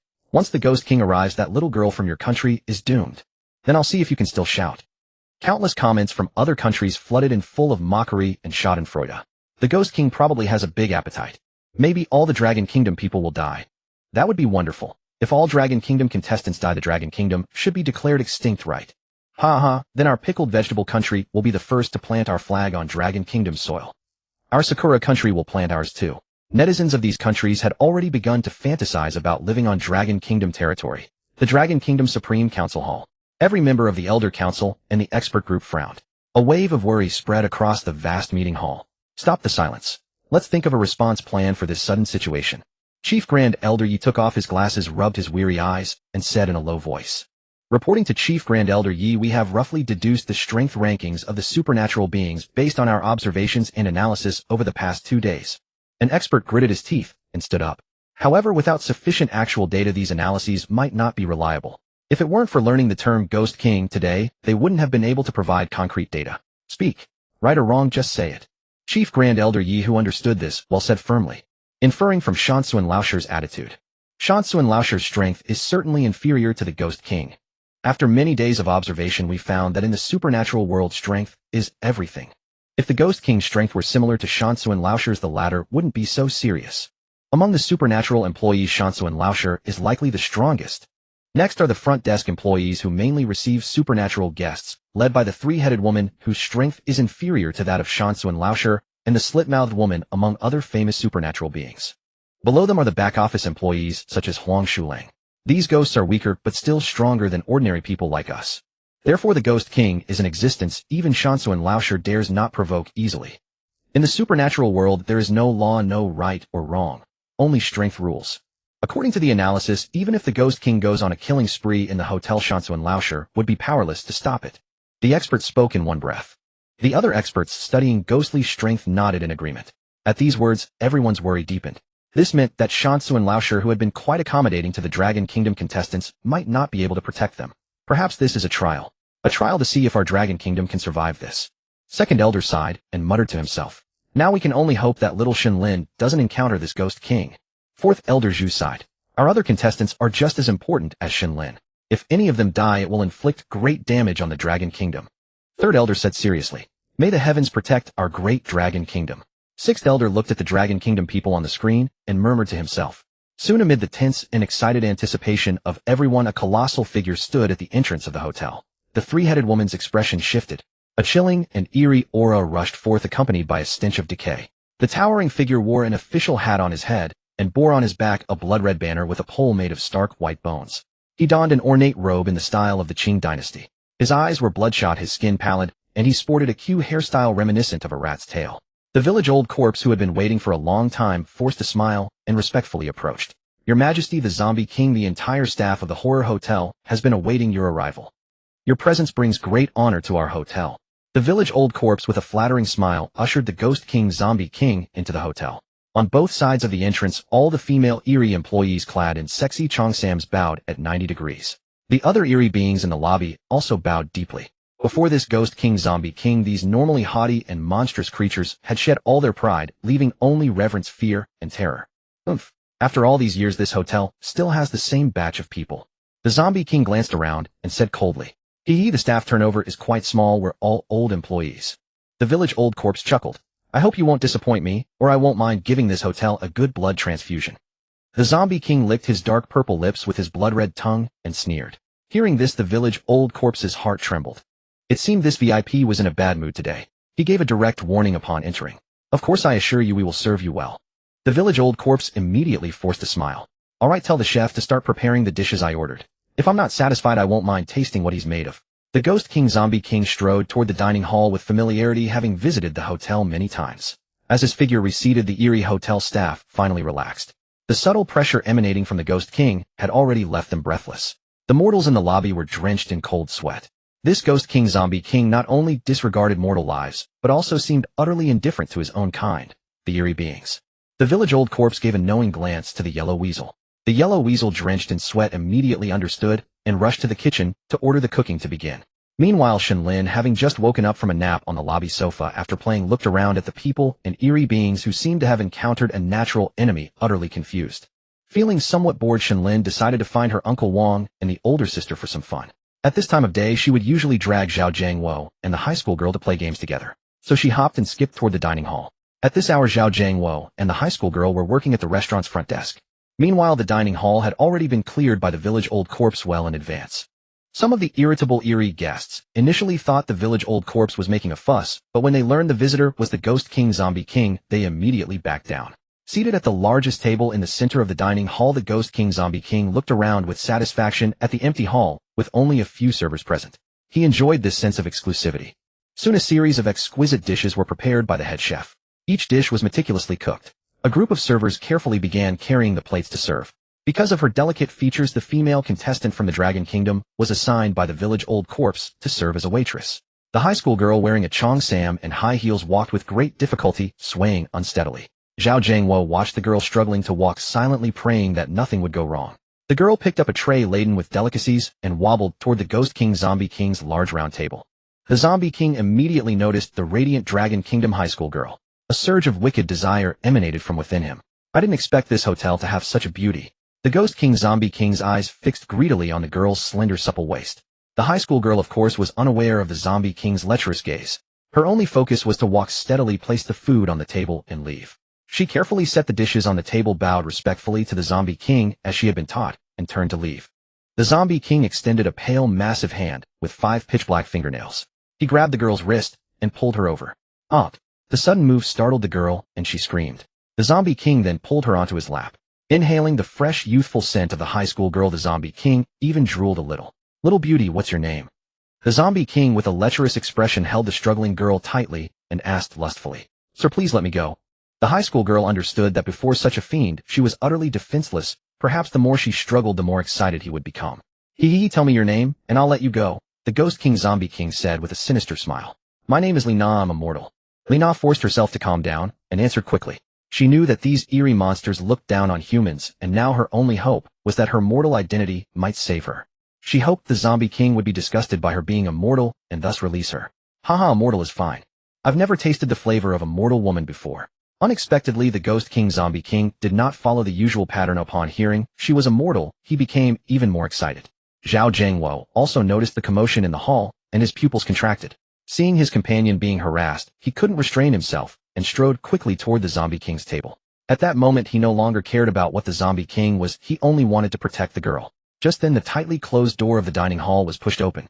The Zombie King sensed the door opening and glared angrily toward it. The person at the door also gave him a start. The person arriving was Shen Lin, who was looking to play with Zhao Jiangwo and Lina. The Zombie King was also dumbfounded by this suddenly appearing human child. A powerful appetite instantly suppressed its lust. It now wanted to drag the restaurant's chef out and demand why such exquisite tender blood food existed without being offered to it. Shen Lin watched Lina struggling in the Zombie King's embrace and skipped over cheerfully. Zhao Jiangwo cursed inwardly. Inger, run away quickly. Zhao Jiangwo roared. Inger, don't come over. Sister is fine. Lina's eyes were filled with tears from fear, but she still shouted loudly to urge Shen Lin not to approach. Naturally, Shen Lin had no idea why the two were so tense. All she knew was that her good friend sister Lina was being bullied by an ugly creature, since her sister's eyes were red, and it was obvious she had already cried. Hey, can you put sister down? Sister Wei doesn't like it when you act like this. Father said it's very ungentlemanly to treat women this way. Inger is ashamed of you. Shen Lin held a cloth doll knife and shield in one hand, while placing the other on her hips, scolding the Ghost King Zombie King in the manner of a little adult. The Zombie King was completely taken aback by this. Was this human child scolding it? It momentarily let go of Lina in its arms. Feeling herself freed, Lina immediately stood up and rushed to embrace Shen Lin. Does she know who I am? The Zombie King asked the eerie employee beside him, who was pouring wine close by with a menacing expression as he rose to his feet. The employee shook his head. It seemed the little girl truly had no idea who he was. Is she always this brave? The Zombie King asked in disbelief. This time the employee nodded. The little girl was indeed brave. Ha ha ha ha, excellent. Wonderful. The Ghost King Zombie King laughed in fury. This king prides himself on being civilized. I was planning to have your chef prepare her as a delicacy, but it seems unnecessary now. A murderous intent surged from the Ghost King Zombie King's blood-red eyes. At this moment Shen Lin had infuriated him to the point of boiling over. For years as the Ghost King, he had been treated with reverence everywhere he went. Never had there been a woman he coveted who he could not have. Now here was a mortal woman and a mortal child, one struggling, the other lecturing him. It seems this king must sharpen his nails. The Zombie King glanced at his long black razor-sharp claws and spoke cruelly. Fresh flesh and blood.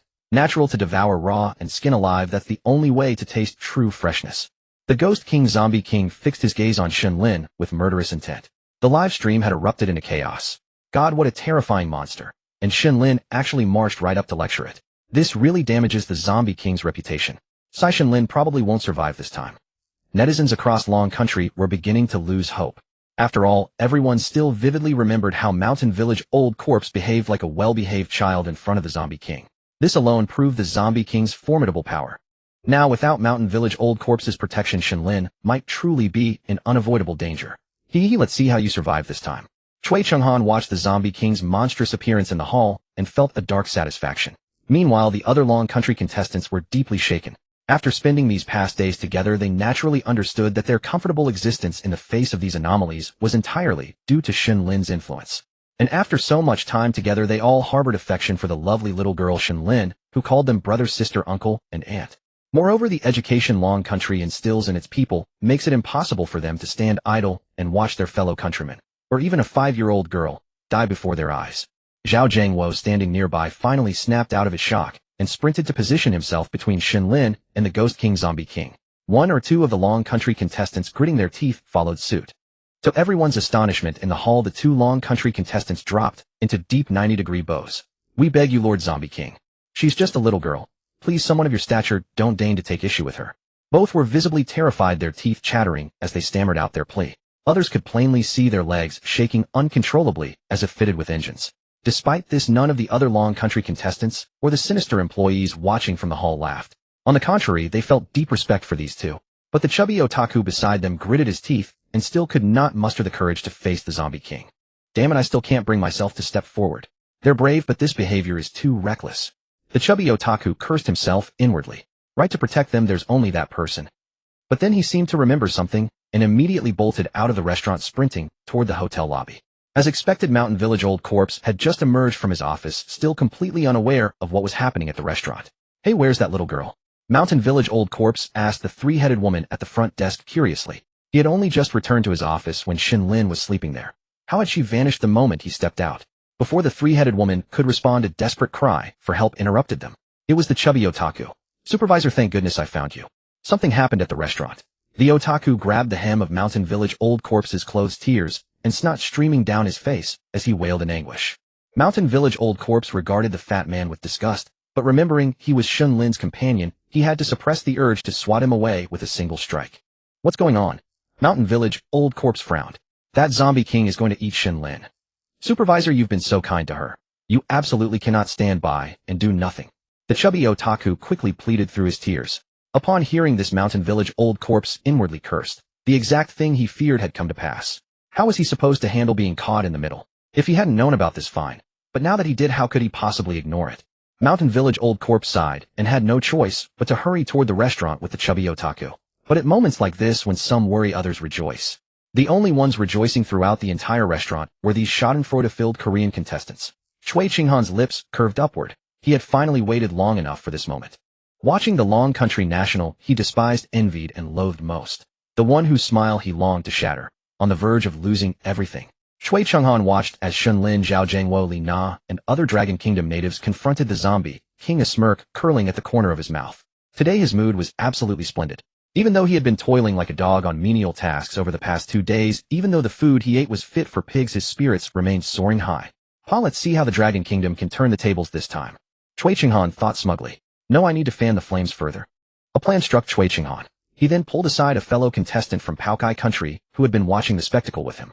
That Poukai contestant, too, was beaming with delight. "Captain Chui, you're a master strategist. Now the Dragon Kingdom is doomed, ha. From now on we'll follow your lead." The Poukai contestant immediately began to flatter him, which naturally pleased Chui Chenghan. "Since that's the case, do me a favor," Chui said. Chui Chenghan wrapped an arm around the Poukai contestant's shoulders, speaking with a sly smile. "Of course, not just one. Even 1,000 tasks, just name it. There's only one thing I can say. Just do it, Imnida." The Poukai contestant immediately pledged his loyalty to Chui Chenghan. After all, even among the Poukai contestants, there was a hierarchy. Chui Chenghan was naturally at the top, followed by his lackey. That lackey often bullied and abused the others under Chui's protection. This Poukai contestant, who had been a meek office clerk before entering the live stream, was naturally subjected to such oppression. If he could latch on to Chui Chenghan's powerful figure, his status would undoubtedly rise. The Poukai contestant looked at Chui with eager anticipation. "Here's the plan. They're still locked in a standoff," Chui said, gazing at the group in the center of the hall with evident pleasure. "I want you to go and add fuel to the fire. Huh. Captain Shui, you want me to go near the Ghost King Zombie King? The Paokai contestant who had been waiting eagerly for his task turned pale and stammered. He wanted to curry favor with Shui, but who wouldn't be terrified of the Zombie King's rage? Already losing your nerve. Shui narrowed his eyes, fixing the Paokai contestant with a dangerous glare. No. It's just that I don't know how to add fuel. The Ghost King Zombie King is so furious right now. If I go, I'll be walking to my death. Seeing the menace in Shui's eyes, the Paokai contestant answered in a trembling voice. Relax, this is also your chance to rise to the top, Shui said persuasively. Go over there and flatter the Ghost King Zombie King, Shui coaxed. If you succeed, the Zombie King will naturally hold you in high regard. With the Zombie King's protection, won't your status rise? Don't you want to eat those delicacies? Don't you want to stay in a suite? Shui's words were like the serpent that tempted Adam and Eve to eat the forbidden fruit, hissing with a crimson tongue. Upon hearing this, the Paokai contestant quickly calculated in his mind. This was indeed a tremendous advantage. Rest assured, if you go, we'll be equals from now on. If you don't go, I'll deal with you tonight back at the dormitory. Shui offered a carrot and a stick. Hearing this, the Paokai contestant who had been hesitant was startled. Indeed, if he refused, his future would only be more miserable. Better to take a gamble. A bicycle could turn into a motorcycle. Shiba, Captain Shui, I'll do it. The Paokai contestant gritted his teeth and nodded with newfound courage. That's the spirit. I await your good news, Shui said, nodding with satisfaction. The Paokai contestant took a deep breath, and under the puzzled gazes of others strode toward the storm's center in the dining hall. As the Paokai contestant approached, the Ghost King Zombie King naturally noticed him. Another one coming to die? Good, I'll have a slaughter today. The Zombie King sneered, now at the peak of its fury. A human woman dared to loathe it. Didn't she know how many female spirits longed to share its bed? Was she unaware of this incredible fortune? And that little girl, how dare she lecture it? Had everyone forgotten their place? Now another one comes. Then they shall all die. The Zombie King now looked at the group as if they were already dead. Ghost King Imnida, you misunderstand me. I simply cannot stand these Dragon Kingdom people who dare to defy you. I've come specifically to vent your anger. The Paokai contestant, alarmed, immediately spoke with utmost respect. You, a mere mortal, venting my anger for me. Are you mocking me? The Ghost King Zombie King was taken aback, its voice cold and dripping with killing intent. Thud. Overwhelmed by the palpable murderous aura, the Paokai contestant could no longer stand. He dropped to his knees. My lord, I wouldn't dare mock you even with 100 guts. The Paokai contestant kowtowed as he spoke. This scene stunned everyone in the hall. The spectral employees in the hall looked at the Paokai contestant with disgust as he groveled, kneeling and begging for forgiveness. It formed a stark contrast with Zhao Jiangwo, who stood tall and unbending.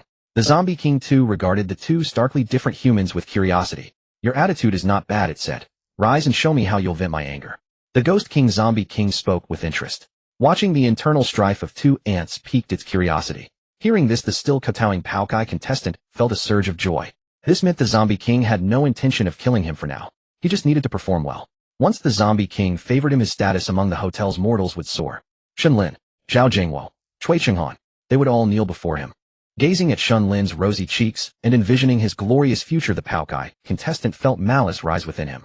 He dusted off the dirt on his knees and sauntered slowly toward Zhao Jiangwo and Shen Lin. The two bowing Dragon Kingdom natives immediately moved to block this seemingly frail Paokai contestant. If it were any other time, the Korean contestant would naturally have been terrified upon seeing these two towering Dragon Kingdom men.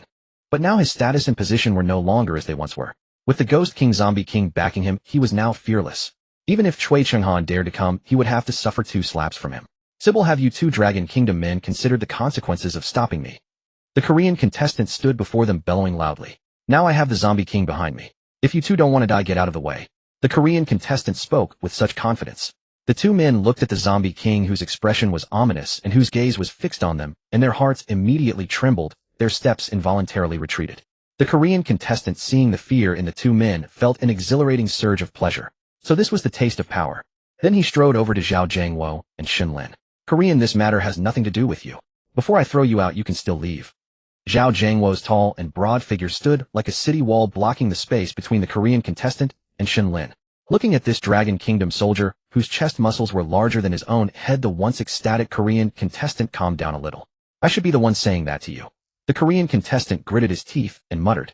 Behind him now was the Ghost King Zombie King, glaring at him, giving him a chance. If he backed down now, wouldn't that be slapping the Zombie King in the face? How could he ever rise to prominence? I have business with that little girl. What does it have to do with you? The Korean contestant whispered. Little girl Sumnida. Brother wants to say something to you. Then the Korean contestant turned and spoke softly to Shen Lin. What's wrong? Brother, you're mumbling. Shen Lin poked her little head out and tilted it, asking. The Korean contestant, looking at Shen Lin's delicate face, a perverse thought surfaced in his mind. The Korean contestant still wore a gentle smile on his face a moment ago, but the next moment, he directly slapped Shen Lin across the face. All the Dragon Kingdom contestants saw this, and their pupils constricted sharply. This Korean contestant was too despicable to strike a child so ruthlessly. Shen Lin was also startled by this scene, and involuntarily closed her eyes. Thump! A dull thud sounded. Zhao Jiangwo had made his move. To be precise, he had kicked. In an instant, he planted a solid kick right on the chest of the Korean contestant. The slap aimed at Shen Lin missed completely. The Korean contestant was sent flying backward. He crashed heavily beside the Zombie King. Wow! The Korean contestant clutched his chest in pain, spitting blood from his mouth. The Zombie King looked at this mortal who had boasted of avenging him with disgust. He had been kicked away by that man. No strength, yet he pretended to be tough. But Zhao Jiangwo's kick only intensified the Zombie King's desire for slaughter. Everyone present saw that the Korean contestant had stood up for the Zombie King. Now this mortal dared to strike him. Wasn't that slapping the Zombie King in the face? Where would the Zombie King's dignity be? And this scene shocked the entire world's livestream. My God, Captain Zhao Jiangwo is so impulsive. Alas, now something big is going to happen. I can already see the veins bulging on the Zombie King's face from anger. I hope they all come out of this unharmed. Heaven bless our great Dragon Kingdom. Countless Dragon Kingdom netizens were worrying and praying. This scene was now tied to the survival of the Dragon Kingdom. Sybil our Appa was so brave, yet he was kicked out by that rough, burly Dragon Kingdom man. Despicable Dragon Kingdom people still so arrogant in the face of death. Look at their situation now, they won't be able to laugh much longer, Sumida. The Korean netizens who had been silent for a long time finally found another chance to vent, and began to mock wildly. Now all they wanted was to see the Zombie King brutally slaughter the Dragon Kingdom people. Yes, the Dragon Kingdom's arrogance is finally going to pay the price. The Dragon Kingdom even foolishly thought they could surpass our Eagle Kingdom. Dream on. The Eagle Kingdom is #1 in the world. I'm ready to see what disaster will befall the Dragon Kingdom. It won't be a meteorite falling, ha. They'll crush all these overconfident Dragon Kingdom people to death. The Eagle Kingdom's online trolls also surfaced at this moment, spewing all kinds of vile abuse. Friends from the Eagle Kingdom and the Korean Kingdom, stop cursing. Our great Sakura Kingdom must say a word of fairness. The Dragon Kingdom contestants are just a bit slow-witted. Why are you humiliating them like this? They only needed to sacrifice that little girl, reducing 10% of the national fortune. They already had 10% more national fortune than other countries. Losing that bit would be trivial. Now look, someone stepped up, someone blocked their way. They'll all die. The Dragon Kingdom is finished. The scum of the Sakura Kingdom naturally couldn't resist mocking the Dragon Kingdom. The barrage was filled with cold sneers from other countries. The hotel door was pushed open again at that moment. The newcomers were Shansu and Laosher, and the fat otaku Dragon Kingdom contestant who had led the way. Shansu and Laosher looked at the group, confronting each other in the lobby, and sighed inwardly. He had arrived too early. Since Shen Lin was still unharmed, he had to intervene now that he was here. Otherwise, how would he explain it to that doll? It was all that fat bastard's fault. Shansu and Laosher's gaze toward the fat otaku, leading the way, grew even more resentful. Naturally, the others were unaware of Shansu and Laosher's thoughts. Zhao Jiangwo glanced at Shansu and Laosher, a hint of joy in his heart. Given Shansu and Laosher's care for Shen Lin over the past few days, he would surely not stand by and let her die. Lina was also quite excited. No matter what, Shansu and Laosher would not abandon them. They knew well that they were powerless against the Ghost King Zombie King. Now the only one they could rely on was the highest authority in the hotel, Shansu and Laosher. The Ghost King Zombie King's blood-red eyes also fixed on the sudden arrival of Shansu and Laosher, somewhat puzzled. What was going on? Observing the Zombie King glaring at him, Old Corpse of the Mountain Village sighed inwardly. Since he had come, he naturally needed to prove his usefulness. Otherwise, that puppet would settle accounts with him later, and his frail body would certainly not stand a chance. Lord Ghost King, what has transpired? Old Corpse of the Mountain Village took a deep breath, forcing out a smile far uglier than weeping, and asked in bewilderment. You have arrived at the perfect moment. Is this the quality of service your hotel provides? A bunch of mortals daring to defy me. Should I not help your hotel blood itself out? The Zombie King snorted coldly, displeasure evident in his tone. These mortals do not comprehend. Your Excellency, please forgive the pettiness of common men. Would condescending yourself to their level not diminish your noble stature? Old Corpse of the Mountain Village launched into a masterful flattery. Unexpectedly, the shrewd Zombie King was entirely unmoved. It matters not. What does face matter? I shall slaughter every witness. Then no one will know. The Zombie King showed Old Corpse of the Mountain Village no mercy whatsoever. Upon hearing this, his expression shifted. He had not expected this Ghost King Zombie to be so domineering. Surely you jest. Old Corpse of the Mountain Village clasped his hands in supplication. On their behalf and on behalf of this entire hotel, I apologize to you. I shall personally cover all expenses you incur at this hotel. Old Corpse of the Mountain Village said obsequiously. In the ghostly realm, the hierarchy of status was strict and clear. Before the Zombie King's overwhelming power, old corpse of the mountain village could not possibly harbor even a flicker of defiance. Just as before that mysterious puppet of the little girl, he could only ingratiate himself. Get lost. Do you think our king needs those paltry coins of yours? Upon hearing these words, the already irritable Zombie King erupted in fury. Instantly, the blood-red banner behind the Zombie King stirred without wind, and a crimson aura surged straight toward Old Corpse of the Mountain Village. Old Corpse of the Mountain Village's face changed drastically. He hastily formed hand seals to defend against the inexplicable and eerie crimson aura. The next moment, to everyone's dumbfounded astonishment, Old Corpse of the Mountain Village was sent flying backward without a single ounce of resistance. He then crashed heavily against the wall. A mouthful of dark green blood spilled from the corner of Old Corpse of the Mountain Village's lips. The people of Dragon Country fell into despair. They had never imagined that their hoped-for savior, the supervisor Old Corpse of the Mountain Village, having already bowed so low in entreaty, was still easily repelled by this Ghost King zombie. It appeared he had also suffered serious injuries. Old Corpse of the Mountain Village, this is the face I show you as supervisor of this hotel. Should you dare to interfere and bluster again, I shall kill you first. The Ghost King zombie said with an ominous expression.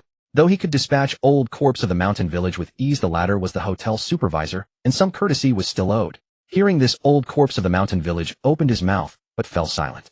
There was nothing more he could do. It was not worth sacrificing his life for this. The sole reason he was injured but alive was because he was the supervisor of this hotel. Had it not been so, he would surely have perished long ago. The participants from Peha Country who witnessed this scene could barely contain their glee. Their hatred for Old Corpse of the Mountain Village rivaled their loathing for Shen Lin. After all, without this Old Corpse of the Mountain Village leading the oppression against them, how could their lives have been so wretched? Now seeing him grievously wounded, they were only too pleased. Meanwhile, the Peha Country competitor, lying on the ground, clutching his chest in torment, was overjoyed. Ha ha, you have your comeuppance at last. Our Zombie King shall surely not let you off. Damn you all, slaughter every last one. Ha! The shrill laughter and screams drew everyone's attention. Watching the Peha Country competitor howling to the heavens, the other Peha Country participants began whispering amongst themselves. Sarcasm and mockery constantly reached the ears of those around them, and the expressions of Dragon Country's people had turned grim. The situation had shifted too rapidly. They had believed they might escape calamity, but it seemed Old Corpse of the Mountain Village was equally inadequate before the Ghost King zombie. Zhao Jingwo's heart grew cold. It appeared that this time Dragon Country was truly destined for great disaster. Shall calm yourself. Zhao Jingwo turned to the pale-faced high school girl Li Na and whispered urgently. Wait, no matter what happens, do not look back. Take Shen Lin and run. Zhao Jingwo had made his decision to protect Shen Lin and Li Na from this den of troubles at the cost of his own life. Brother Zhao, what are you doing? We cannot abandon each other. Li Na wiped away the tears that refused to stop flowing and sobbed. Fool, this time it is not a matter that can be resolved with mere lives. I will speak plainly. The Zombie King is beyond our ability to oppose. And Inger is the hope of our entire Dragon Country. You must protect her and survive. Zhao Jingwo understood full well that the live broadcast would not conclude for several more days, and during this period, even if Shen Lin and Li Na escaped, the Zombie King would undoubtedly find them. But as a soldier of Dragon Country, he could not succumb to fear of death. I understand, Brother Zhao. Resolution now filled Li Na's eyes. In the face of national duty, personal attachments were meaningless. At this moment, the Zombie King merely observed with a cold smile. His inner fury grew ever more intense. But beside him, the fallen Peha Country competitor still laughed uncontrollably on the ground. Days of pent-up frustration had driven that competitor to madness, and he was now gradually losing his sanity. Zombie King, kill them quickly. Ha ha ha, kill them all. This Peha Country competitor crawled forward and grabbed the hem of the Zombie King's garment, his blood-stained hand leaving traces all over the fabric. The Zombie King's pupils contracted sharply and his hands formed seals. The blood-red banner rose into the sky. The next moment, the skeleton white crimson banner pole drove directly into the skull of that Peha Country competitor. In an instant, blood splattered everywhere. The Peha Country competitor died on the spot, that smirk still frozen upon his face. What manner of creature are you? How dare you command this king? An insufferable nuisance. The Zombie King slung the blood-red banner back over his shoulder, and his deathly pale hands grasped the competitor's head, applying slight pressure. The entire skull was torn free.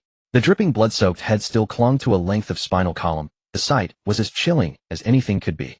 Before the slaughter begins, you shall serve as the offering to this banner. The Zombie King seized the head of that Kimchi Kingdom contestant, and with a single palm strike flipped open his skull, revealing the white tofu-like brain beneath. The Zombie King grabbed the brain mixed with white viscous brain matter and devoured it in large mouthfuls. This horrifying sight made most of the people in the hall vomit in disgust. Even Zhao Jingwo, with his steadfast mind, felt a wave of physical nausea. This fresh mortal brain is still so tender. After devouring a brain, the zombie king casually tossed the head with a segment of spine to the ground. He stepped on it with his Qin dynasty boot. The head instantly burst like a smashed watermelon, blood-colored chunks splattering everywhere. This scene stunned even the Kimchi Kingdom people like Cui Qinghan, who had been gloating moments before. It all happened so suddenly. If I hear any other noises, I wouldn't mind eating a few more brains. The zombie king licked the remaining brain matter from the corner of his mouth, eyeing the trembling Kimchi Kingdom people huddled together with dissatisfaction. In an instant, the hall fell silent. Even the barrage in the live stream went quiet. All netizens were struck speechless by the scene. Sybil, why did our Kimchi Kingdom people die first again? Damn it, it's all that lunatic's fault. Why did he have to demand things from the zombie king summit? Fool, utter fool. It was the Kimchi Kingdom netizens who reacted first, but now they could no longer laugh. Although seeing the Dragon Kingdom suffer delighted them, the loss of another of their own people made their smiles fade. Even the Dragon Kingdom netizens were at a loss for words. That zombie king was so brutal, though that Kimchi Kingdom contestant was no good. But the zombie king killed without hesitation, showing no mercy. If he treated the Dragon Kingdom people who offended him, wouldn't his methods be even more savage? Perhaps, as those foreign trolls said, all the Dragon Kingdom contestants might perish. The Dragon Kingdom might fall. How could they still laugh? The zombie king, having eaten his fill, looked at Shansu and Laoshi, who was clutching his chest with a trace of blood at the corner of his mouth. Let me ask you again, are you still going to meddle? Oh, and I'd love to taste your employees' brains too. See if they're as delicious as human brains. The zombie king licked his lips as he stared at Shansu and Laoshi, his tone menacing. Shansu and Laoshi sighed inwardly at the scene. How could he still interfere now? With words like that, asking again would be like a centenarian hanging himself, tempting fate. Of course I wouldn't dare. Shansu and Laoshi shook his head, speaking with lingering fear. The Ghost King zombie king nodded in satisfaction and strode step by step toward Zhao Jiangwo, Shen Lin, and the others. As the zombie king drew closer, Zhao Jiangwo's already taut nerves were nearing their limit. He took deep breaths, constantly suppressing his fear, striving to bring his body to its peak state. No one is unafraid of death, not even Zhao Jiangwo. But now with Shen Lin and Li Na behind him, he had no way to retreat. At that moment, the Ghost King zombie king stood before Zhao Jiangwo, looking down at him with cold, blood-red eyes. Mortal, are you a skilled fighter? The zombie king sneered with a grin. Run! Zhao Jiangwo roared and charged at the zombie king without hesitation. An ant! How dare a mortal challenge me? The zombie king sneered at Zhao Jiangwo's movement, his sharp claws slashing down with eerie, shimmering nails that left no doubt they could easily tear him apart. Even as an ant trying to shake a tree, Zhao Jiangwo's gaze was unwaveringly resolute, without a trace of retreat. Li Na, suppressing her grief, turned to carry Shen Lin and flee from this place. Suddenly, the zombie king, who was about to tear Zhao Jiangwo apart, halted. Amidst everyone's screams, Zhao Jiangwo landed a heavy side kick on the zombie king's waist. Yet the zombie king remained motionless, letting Zhao Jiangwo strike him. Zhao Jiangwo frowned slightly, as if he had kicked a steel plate. In the past, one of Zhao Jiangwo's furious kicks could topple a raging bull, but now the zombie king didn't budge, showing no sign of any injury inflicted. The eerie ghost king was indeed terrifyingly formidable. But the next scene stunned even Li Na, who had been fleeing with Shen Lin. Thud! To Zhao Jiangwo's utter astonishment, the arrogant zombie king fell to his knees. His kneeling posture was even more proper than that of the dead Kimchi Kingdom contestant. Bang! Bang! Bang! A dozen heavy kowtows in a row. The force was so immense that the zombie king's iron-hard forehead cracked open, oozing black, viscous blood. I was blind. I was a fool. I was muddle-headed. Please spare me this once. The zombie king's kowtows continued unabated, his muttering constant. Everyone, including the eerie beings like Shansu and Laoshi, was dumbfounded. What was happening? This was a ghost king. Could it be a delaying tactic? The weasel muttered on the side. Fool, he is a ghost king. Why would he need a delaying tactic against these mortals? Shansu and Laoshi snapped at the weasel, though he left one thought unspoken. Even if it were a delay, there was no need to humiliate himself like this. Thank you, sir. Thank you. Suddenly the zombie king stopped kowtowing and looked up in gratitude. Sir, I truly didn't know she was your person. Otherwise, even if you gave me 100 guts, I wouldn't have dared. The zombie king's tone seemed almost tearful. Thank you for sparing my life. I'll leave now, right now. I'll never appear before you or her again. The zombie king, now overwhelmed with gratitude, stood up and bolted toward the restaurant door. Under the stunned gaze of the crowd, he brushed past Shen Lin, whom he had hated so deeply, without a moment's pause. In an instant, he vanished from the hotel restaurant. It was as if the Ghost King zombie king had never been there. The entire restaurant plunged into a deathly silence. Zhao Jiangwo stood frozen at a loss. The Kimchi Kingdom people also had their mouths wide open, unable to close for a long time. Watching the once arrogant and invincible Ghost King zombie king flee in panic, everyone in the dining hall was stunned. Especially the participants from Paokai Gua, who had lost another member this time. If one died, so be it. Now they had become resigned, having already lost a considerable amount of national fortune. It was like having too many fleas to worry about one more bite. Losing a bit more wouldn't matter. But dragging Longguo down with them was the real goal. Now everything had exceeded their expectations. Shen Lin, Zhao Jiangwo, Li Na, and the other Longguo contestants who had incurred the wrath of the Ghost King Zombie King were completely unharmed. In fact, Zhao Jiangwo even took the opportunity to kick the Ghost King Zombie King, yet nothing happened to him. Instead, another contestant from their own country had fallen. They were always making a losing deal. Zhao Jiangwo couldn't hold it together anymore. He had already prepared himself to sacrifice for the country to die before Shen Lin and Li Na. He had challenged the Ghost King Zombie King whom he could never defeat with almost a death-defying resolve, yet the other party didn't even bother with him, directly begging for mercy and fleeing. Shansuan Laosher was also puzzled. It seemed that the little girl's puppet had not made a move at all this time. A clash between Ghost Kings was a rare sight, for once two Ghost Kings took a dislike to each other and decided to fight, it would be a life-and-death struggle. Yet it had not sensed even a trace of terrifying aura. Could some even stronger and more incredible being have intervened? But now none of this concerned it. It had done what it should. Even if the entity behind Shen Lin did not appreciate this favor, at least when the reckoning came in the future, it would not be its turn. Zhao Jiangwo paused for a moment, then immediately turned around and bowed respectfully to the bewildered Shansuan Laosher. Thank you, Supervisor, for stepping in to save us. This great kindness I will remember for a lifetime. Zhao Jiangwo was certainly adept at handling social niceties. Even though he knew that with Shansuan Laosher's strength, he should not be able to scare away the Ghost King Zombie King, at least in the most critical moment Shansuan Laosher had stepped forward and had even been injured in the process. Whether others acknowledged it or not, he had to remember this debt of gratitude. Don't worry about it. It's good that you're all safe. Shansuan Laosher was also shrewd and crafty, speaking ambiguously. It did not know whether the unknown powerful being was still present, but as a mere hotel supervisor it certainly dared not claim this credit. Beep, beep, beep. Global announcement: another contestant from Paokai-gua has died. Punishment imposed: Paokai-gua's national fortune decreases by 10, A resources decrease by 10. Blood red bullet comments appeared in the live streams worldwide. Netizens from countries that didn't understand or care about Paokai-gua were also taken aback.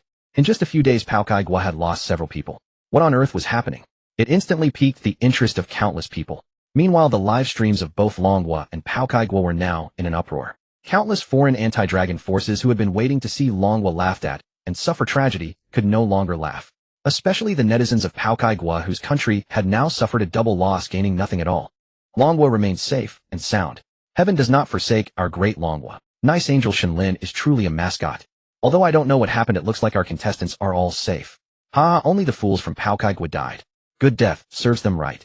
Exactly who told them to try to attack our adorable Shen Lin? The netizens of Longguo had already started cheering, and excited bullet comments began to flood the screen. People from other countries were speechless. Facts speak louder than words, and their minds could not comprehend it anymore. Holy crap, the Ghost King Zombie King actually ran away. What happened? Our country encountered it too, and this Ghost King killed quite a few monsters and humans in its fury. Oh my god, this must be the Ghost King Zombie King with the fewest kills in all the live streams worldwide. I heard that the only dead Paokai-gua contestant was the one who went crazy and actively provoked the Ghost King Zombie King. Some foreign netizens who had entered the live stream out of curiosity began chattering and discussing. After watching Longguo's bullet comments and some live stream replays, they roughly understood the cause and effect. They all expressed disbelief. In the Longguo Supreme Council Hall, the Council of Elders and the expert panel had just begun issuing a national emergency order. After all, the situation had been perilous, and it was very likely that all of Longguo's contestants would be wiped out. That would have been a true catastrophe. With the emergency warning, perhaps they could have reduced the casualties a little, but in an instant the situation reversed. Even the most experienced and composed Chief Elder Yi could no longer hold it together. What was going on? The expert panel, who had been full of worry, now had their mouths wide open. Unbelievable. The Zombie King just ran away like that. And so decisively. What was happening? The experts exchanged bewildered glances, and the elders were utterly confused. Don't just stand there. Chief Elder Yi was the first to snap out of it, speaking somewhat stammeringly. After all, his own jaw was a bit sore now. As before, organize a special team to analyze frame by frame what exactly happened. Chief Elder Yi immediately issued the order. The experts also rubbed their jaws sore from keeping their mouths open for so long and began to act. Now all elders, put aside everything you are doing and analyze together with the analysis team. We must figure out the cause and effect of this incident. Why did the Zombie King flee in a panic? Chief Elder Yi patted the table to remind the elders, who were still standing there dumbfounded. Oh, and cancel the national emergency alert. It seems it won't be needed for now. Chief Elder Yi also breathed a sigh of relief. Having seen so many countries suffer natural and man-made disasters due to the death of their contestants, he was naturally afraid that his own country Longguo would encounter calamity. At this moment, everyone's tense nerves finally relaxed. Soon a huge screen began playing the scene that had just occurred in the horror hotel restaurant at Zero. 3x speed. All members of the Council of Elders along with the dedicated analysis team of the expert panel remained silent, their eyes fixed on the screen, afraid of missing any detail. For over an hour no one in the meeting room spoke, only the sound of experts writing furiously and copying details. Finally the video finished playing, and the screen froze on the fleeing back of the Ghost King Zombie King. Chief Elder Yi rubbed his sore neck and sighed. All of you are experts in behavioral studies, detail analysis, and psychology. Please share your views. Elder Yi, the Chief Elder, rose and addressed the assembled experts. After a brief deliberation, the world-renowned behavioral expert stood up as their spokesperson. Chief Elder Yi, after our discussions, the most noteworthy moment to analyze is when the Ghost King Zombie King knelt and begged for mercy while preparing to attack Shen Lin and the others. Our analysis suggests that at that instant the Zombie King was halted by some inexplicable and formidable force. His behavior revealed an overwhelming will to survive. This indicates that such a force could effortlessly claim his life. Indeed, that power should be capable of taking his life with ease. Judging by the Ghost King Zombie King's noble status and combat strength compared to the mountain village old corpse, it is clear that such a supernatural entity cannot challenge him. Otherwise, the mountain village old corpse would never have so humbly pleaded for mercy on behalf of Shen Lin and the others, nor would it have been so easily injured by the Zombie King. The behavioral expert paused. Exactly, but this mountain village old corpse is quite unexpected. He actually dared to beg for mercy for Shen Lin and the others at this critical moment. Chief Elder Yi nodded, speaking with a touch of emotion. Therefore, given the Ghost King Zombie King's formidable strength and lofty status, any supernatural being inferior to it, or equal in power, could never pose a threat. Moreover, as it kowtowed, it kept muttering something continuously. Although its voice was faint, and we could only catch fragments after extensive analysis by the lip-reading experts, the words it spoke have been largely reconstructed. The behavioral expert glanced at the report in hand, and continued reading. Hurry and tell us, what exactly did that Ghost King Zombie King say? The second elder, known for his quick temper, could no longer restrain himself, and voiced the question weighing on everyone's mind. As it begged for mercy, the most crucial sentence was this one. I did not know she was yours. This statement is of great significance. The behavioral expert nodded decisively, speaking with absolute conviction. The Council of Elders and some experts unfamiliar with this report were instantly stunned. I did not know she was yours. Even just hearing these words, one could sense the Ghost King Zombie King's profound regret at that moment. Based on our analysis, when the Zombie King uttered these words, it was offering an apology to that unknown presence. And this she, we believe, refers to a woman. Based on the behavior of everyone in Dragon Country, there is a 90% chance she refers to Shen Lin. The behavioral expert nodded and continued. Proceed. Chief Elder Yi nodded approvingly. Further analysis suggests this statement may have been directed at two individuals, or rather two entities. First, that would be Shen Lin's father Shen Nanxian, who remains as elusive as a heavenly dragon. Second, the general manager of the horror hotel. Since neither of these entities has ever made an appearance, they are the most likely candidates. However, our analysis leans more toward the second entity, the general manager of the horror hotel. All indications suggest that Shen Lin is indeed, as rumors claim, a body of exceedingly tender flesh and blood. The behavioral expert nodded and glanced at Master Zhang beside him, who sat draped in Taoist robes. Chief Elder Yi, after observing young Miss Shen Lin's countenance, I immediately perceived her yin energy to be extraordinarily dense. For generally women possess stronger yin energy than men, and children's spiritual affinity peaks before their consciousness fully matures. This is precisely why folk tales speak of children seeing things invisible to adults. However, after casting hexagrams at my Taoist temple, I found this woman's yin energy to be exceptionally potent. Based on her age, she was most likely born at the midnight hour on the most yin-dominant day of the most yin-dominant month in the most yin-dominant year 5 years ago. That moment may have been the peak of yin energy accumulation in recent decades. Due to this constitution, her unique physique is considered a supreme delicacy for ghostly entities. According to our secret traditions, women of such constitution are rarely seen in 100 years. Should a ghost consume her, it could potentially elevate its power to a higher realm.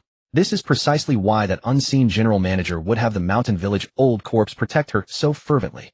Master Zhang rose, bowed respectfully, and spoke with eloquent confidence. Originally, these experts were staunch materialists who held such idealistic and supernatural theories in disdain, if not outright contempt. Yet now that bizarre live streams had descended and countless spectral entities had manifested within the horror hotel, questions that science could not explain could only be handed over to metaphysics. Precisely, quite reasonable. Chief Elder Yi nodded in agreement.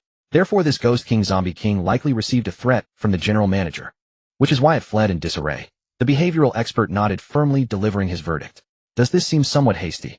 Consider that we have already completed a nationwide investigation into Shen Lin's father. He can essentially be said to not exist. He too is a mysterious anomaly. The expert responsible for the investigation rose to counter. Shen Lin's father is naturally also a key focus of our attention. However, compared to someone who has never appeared or been seen, we are more inclined toward the frequently discussed general manager. The behavioral expert stated solemnly. Soon experts from both sides entrenched themselves in their positions. Neither side would yield, yet unfortunately neither could convince the other. The two factions were on the verge of erupting into an argument. Experts, please be quiet. The nation holds your opinions in high regard. But hear us out first. Chief Elder Yi tapped the table, bringing silence to all the experts in the Grand Hall. After deliberation by the Council of Elders, we will temporarily prioritize the mysterious presence in the General Manager's office. Do not rush to object, for our team has already arrived at Zangling Village, the homeland Shen Lin spoke of. We believe that there we may find traces of Shen Lin's father Shen Nanxian. By then adjustments can still be made. Chief Elder Yi reviewed the intelligence transmitted by Unit 101, calming the assembly. All the experts nodded. They naturally possessed boundless trust in the nation. The Council of Elders would never risk the nation's future as a mere joke. Meanwhile, the news of the Ghost King and Zombie King's desperate retreat from Longguo's livestream had already reached the governments of major countries worldwide. At the northernmost tip of Longguo, beneath the snow-covered ice plains inside a steel bunker fortress, the Longguo president with thinning blonde hair watched this scene on the screen, his pupils contracting. Having risen from military ranks to become president, he possessed far greater resolve than ordinary men. Yet this sight still left him deeply shaken. I never expected Longguo to harbor such heroes, the Longguo president thought, with genuine admiration as he watched Zhao Zhangwo face the Ghost King and Zombie King with fearless courage. But what truly intrigues me most is that little girl the people of Longguo are risking everything to protect. The Longguo president mused, his brow furrowing deeply as he studied Shen Lin's files. Comrade President, our experts have completed their analysis. A towering soldier clad in heavy military uniform entered the room, offering a crisp salute before speaking in a deep, resonant voice. Let them in, the Longguo president said, adjusting his attire before settling into his executive chair. Moments later, a group of men and women with striking blonde hair and blue eyes filed into the room. Comrade President, our scientists and observers have compiled all the data. Among all live streams worldwide, Longguo and Pao Kaiguo have suffered the fewest casualties from the Ghost Kings. Especially Longguo, with 0 deaths. That's an outstanding record, a subordinate reported with respect. What's the current status of the Shen Lin investigation? The Longguo president had little interest in information he'd already surmised. His sole concern was unraveling the mystery surrounding Shen Lin of Longguo, the one figure whose presence across global live streams remained utterly unique. All current intelligence comes from live stream footage. To obtain precise information, we may need to dispatch our agents to Zangling Village in Longguo. A Longguo general rose from his seat. Having oversight of the nation's intelligence apparatus, such a recommendation was only natural. The typically decisive Longguo president fell silent at the suggestion. While Zangling Village could indeed yield information about Shen Lin, exposure would mean completely severing relations with Longguo. Though all nations were now committing their full strength to these bizarre broadcasts, Longguo currently possessed national fortune exceeding that of ordinary countries by 10%. Absolutely not. We must never antagonize Longguo at this moment, the Longguo president murmured. Once upon a time, his nation's predecessor had been considered Longguo's senior ally, yet now they were reduced to steering clear entirely. Rather than damaging relations with Longguo, we must strive to strengthen them, the president declared with gravity. However, according to our preliminary reports, other nations have already dispatched agents to investigate Zangling Village in Longguo. If we don't send anyone, won't we fall behind other nations if there truly is earth-shattering information to uncover? The general exclaimed, rising with agitation. General Pavlovich, exercise restraint, the Longguo president advised calmly regarding the agitated general. You've witnessed the broadcast yourself. You're aware of what's befallen nations without fortune. The Longguo president sighed. Naturally, I propose this precisely to spare our nation from such suffering. General Pavlovich agreed, his concern for the people of Longguo evident. I understand, yet none of us can guarantee that a journey to Zangling Village will yield the secrets needed to navigate these broadcasts safely. Our nations share a border, and relations were respectable even before this era of bizarre broadcasts. Consider the worst-case scenario. If Longguo faces broadcast retribution and natural catastrophes strike. When we cannot save ourselves, who will come to our aid? Only Longguo. Besides, who says information about Longguo must be obtained within Longguo itself? The Longguo president's eyes gleamed with cunning intelligence, a sly smile crossing his face. General Pavlovich, heading the intelligence apparatus, immediately grasped the master strategist's intentions. Exactly. Nations like Yingjiangguo and Pao Kaiguo have no qualms about antagonizing Longguo. Having already abandoned all caution, they'll naturally venture to Zangling Village themselves. We simply need to wait and reap the benefits while our overseas agents prepare their operations across these nations. Once they succeed, we can move in for a definitive resolution. General Pavlovich clapped his hands in growing excitement. Precisely. Our political propaganda apparatus should begin its work. Domestically, we should encourage the people of Longguo to watch the live streams from Longguo and Pao Kaigua. During this period, we'll stand united with Longguo against these capitalist elements. The Longguo president declared, knowing that if they're committed to currying favor with Longguo, they must do so openly and unequivocally. No one's naive. Among great powers, subtle signals suffice. The Black Palace of Longguo. The Longguo president flung an open bottle of champagne against the wall in fury. Golden liquid and shattered glass sprayed across every surface. At the commotion from within the presidential office, the secretary stationed outside immediately rushed in with bodyguards. How could this happen? The Longguo president, unable to maintain his usual refined persona, unleashed a barrage of crude language. Damn it, what in the world are our agents in Longguo doing right now? Has the operation begun yet? After venting his frustration for quite some time, the Longguo president finally composed himself, smoothed his sparse hair, and resumed his affected elegance while asking. Reporting, sir. All agents who reinforced or illegally crossed into Longguo have assembled with our station personnel. We expect to begin exploring Zangling village in approximately 6 hours. The secretary was long accustomed to this president's volatile temper. By the way, get me the prime minister of Longguo on the line. The Longguo president instructed the secretary. Soon an encrypted video conference connected. A diminutive man with an odd mustache appeared on the screen. He offered a respectful bow. Oh hey, Mr. President of Longguo, the prime minister of Longguo greeted. Mr. Kondo, let's skip the formalities. We simply don't have the luxury of courtesy anymore. The Longguo president interrupted the Japanese leader's attempts at diplomatic pleasantries, getting straight to the point. What precisely do you wish to discuss? The prime minister of Longguo, sharp and perceptive as ever, had already deduced the purpose of this call the moment the request came through. Have your agents arrived at Zangling village? The president of the Eagle Country asked bluntly, too impatient for any circumlocution. Mr. President of the Eagle Country, are you joking? Our country would never engage in such espionage against another nation. We the proud Yamato people neither would nor stoop to such acts. Such deeds defile our Bushido spirit. The prime minister of the Cherry Blossom Country shamelessly declared, his tone so righteous that anyone unaware might take him for a man of integrity. Fuck Kondo, I told you to cut the crap. Unable to contain himself any longer, the president of the Eagle Country burst into a tirade at the sight of Kondo's sanctimonious expression. Seeing the enraged president of the Eagle Country, the prime minister of the Cherry Blossom Country realized he had overdone the act. Don't be angry, I was just afraid someone might eavesdrop on our conversation. Kondo chuckled ingratiatingly. Our ninja spy units have already reached the province of Long Country, where Zangling village is located. They are expected to arrive at the village in 5 hours. Kondo elaborated in detail. Our agents will arrive around the same time, said the president of the Eagle Country. Then we'll both explore Zangling village simultaneously. And share intelligence. The president of the Eagle Country rubbed his eyes wearily. That would be excellent. After exchanging a few more details, the two leaders ended the call. Mr. President, I'll inform our agents to cooperate with those from the Cherry Blossom Country, the secretary said, preparing to leave. No need. Tell our agents to conserve their strength and act according to circumstances upon arrival. Unless absolutely necessary, they must not surpass the Cherry Blossom agents. Let them take the lead in any advantageous situation. The president of the Eagle Country stopped the secretary, his face dark. Oh, I see. You want the Cherry Blossom agents to be our pawns. Let them draw the attention of the Long Country people while we reap the benefits. The secretary caught on and moved to leave.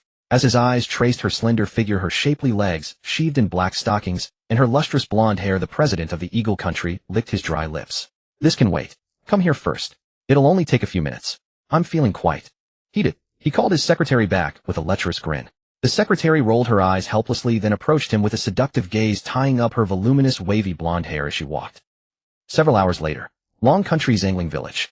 A group of fully armed soldiers accompanied by scientists and explorers laden with equipment trekked through the deep forests to the legendary entrance of Zangling village.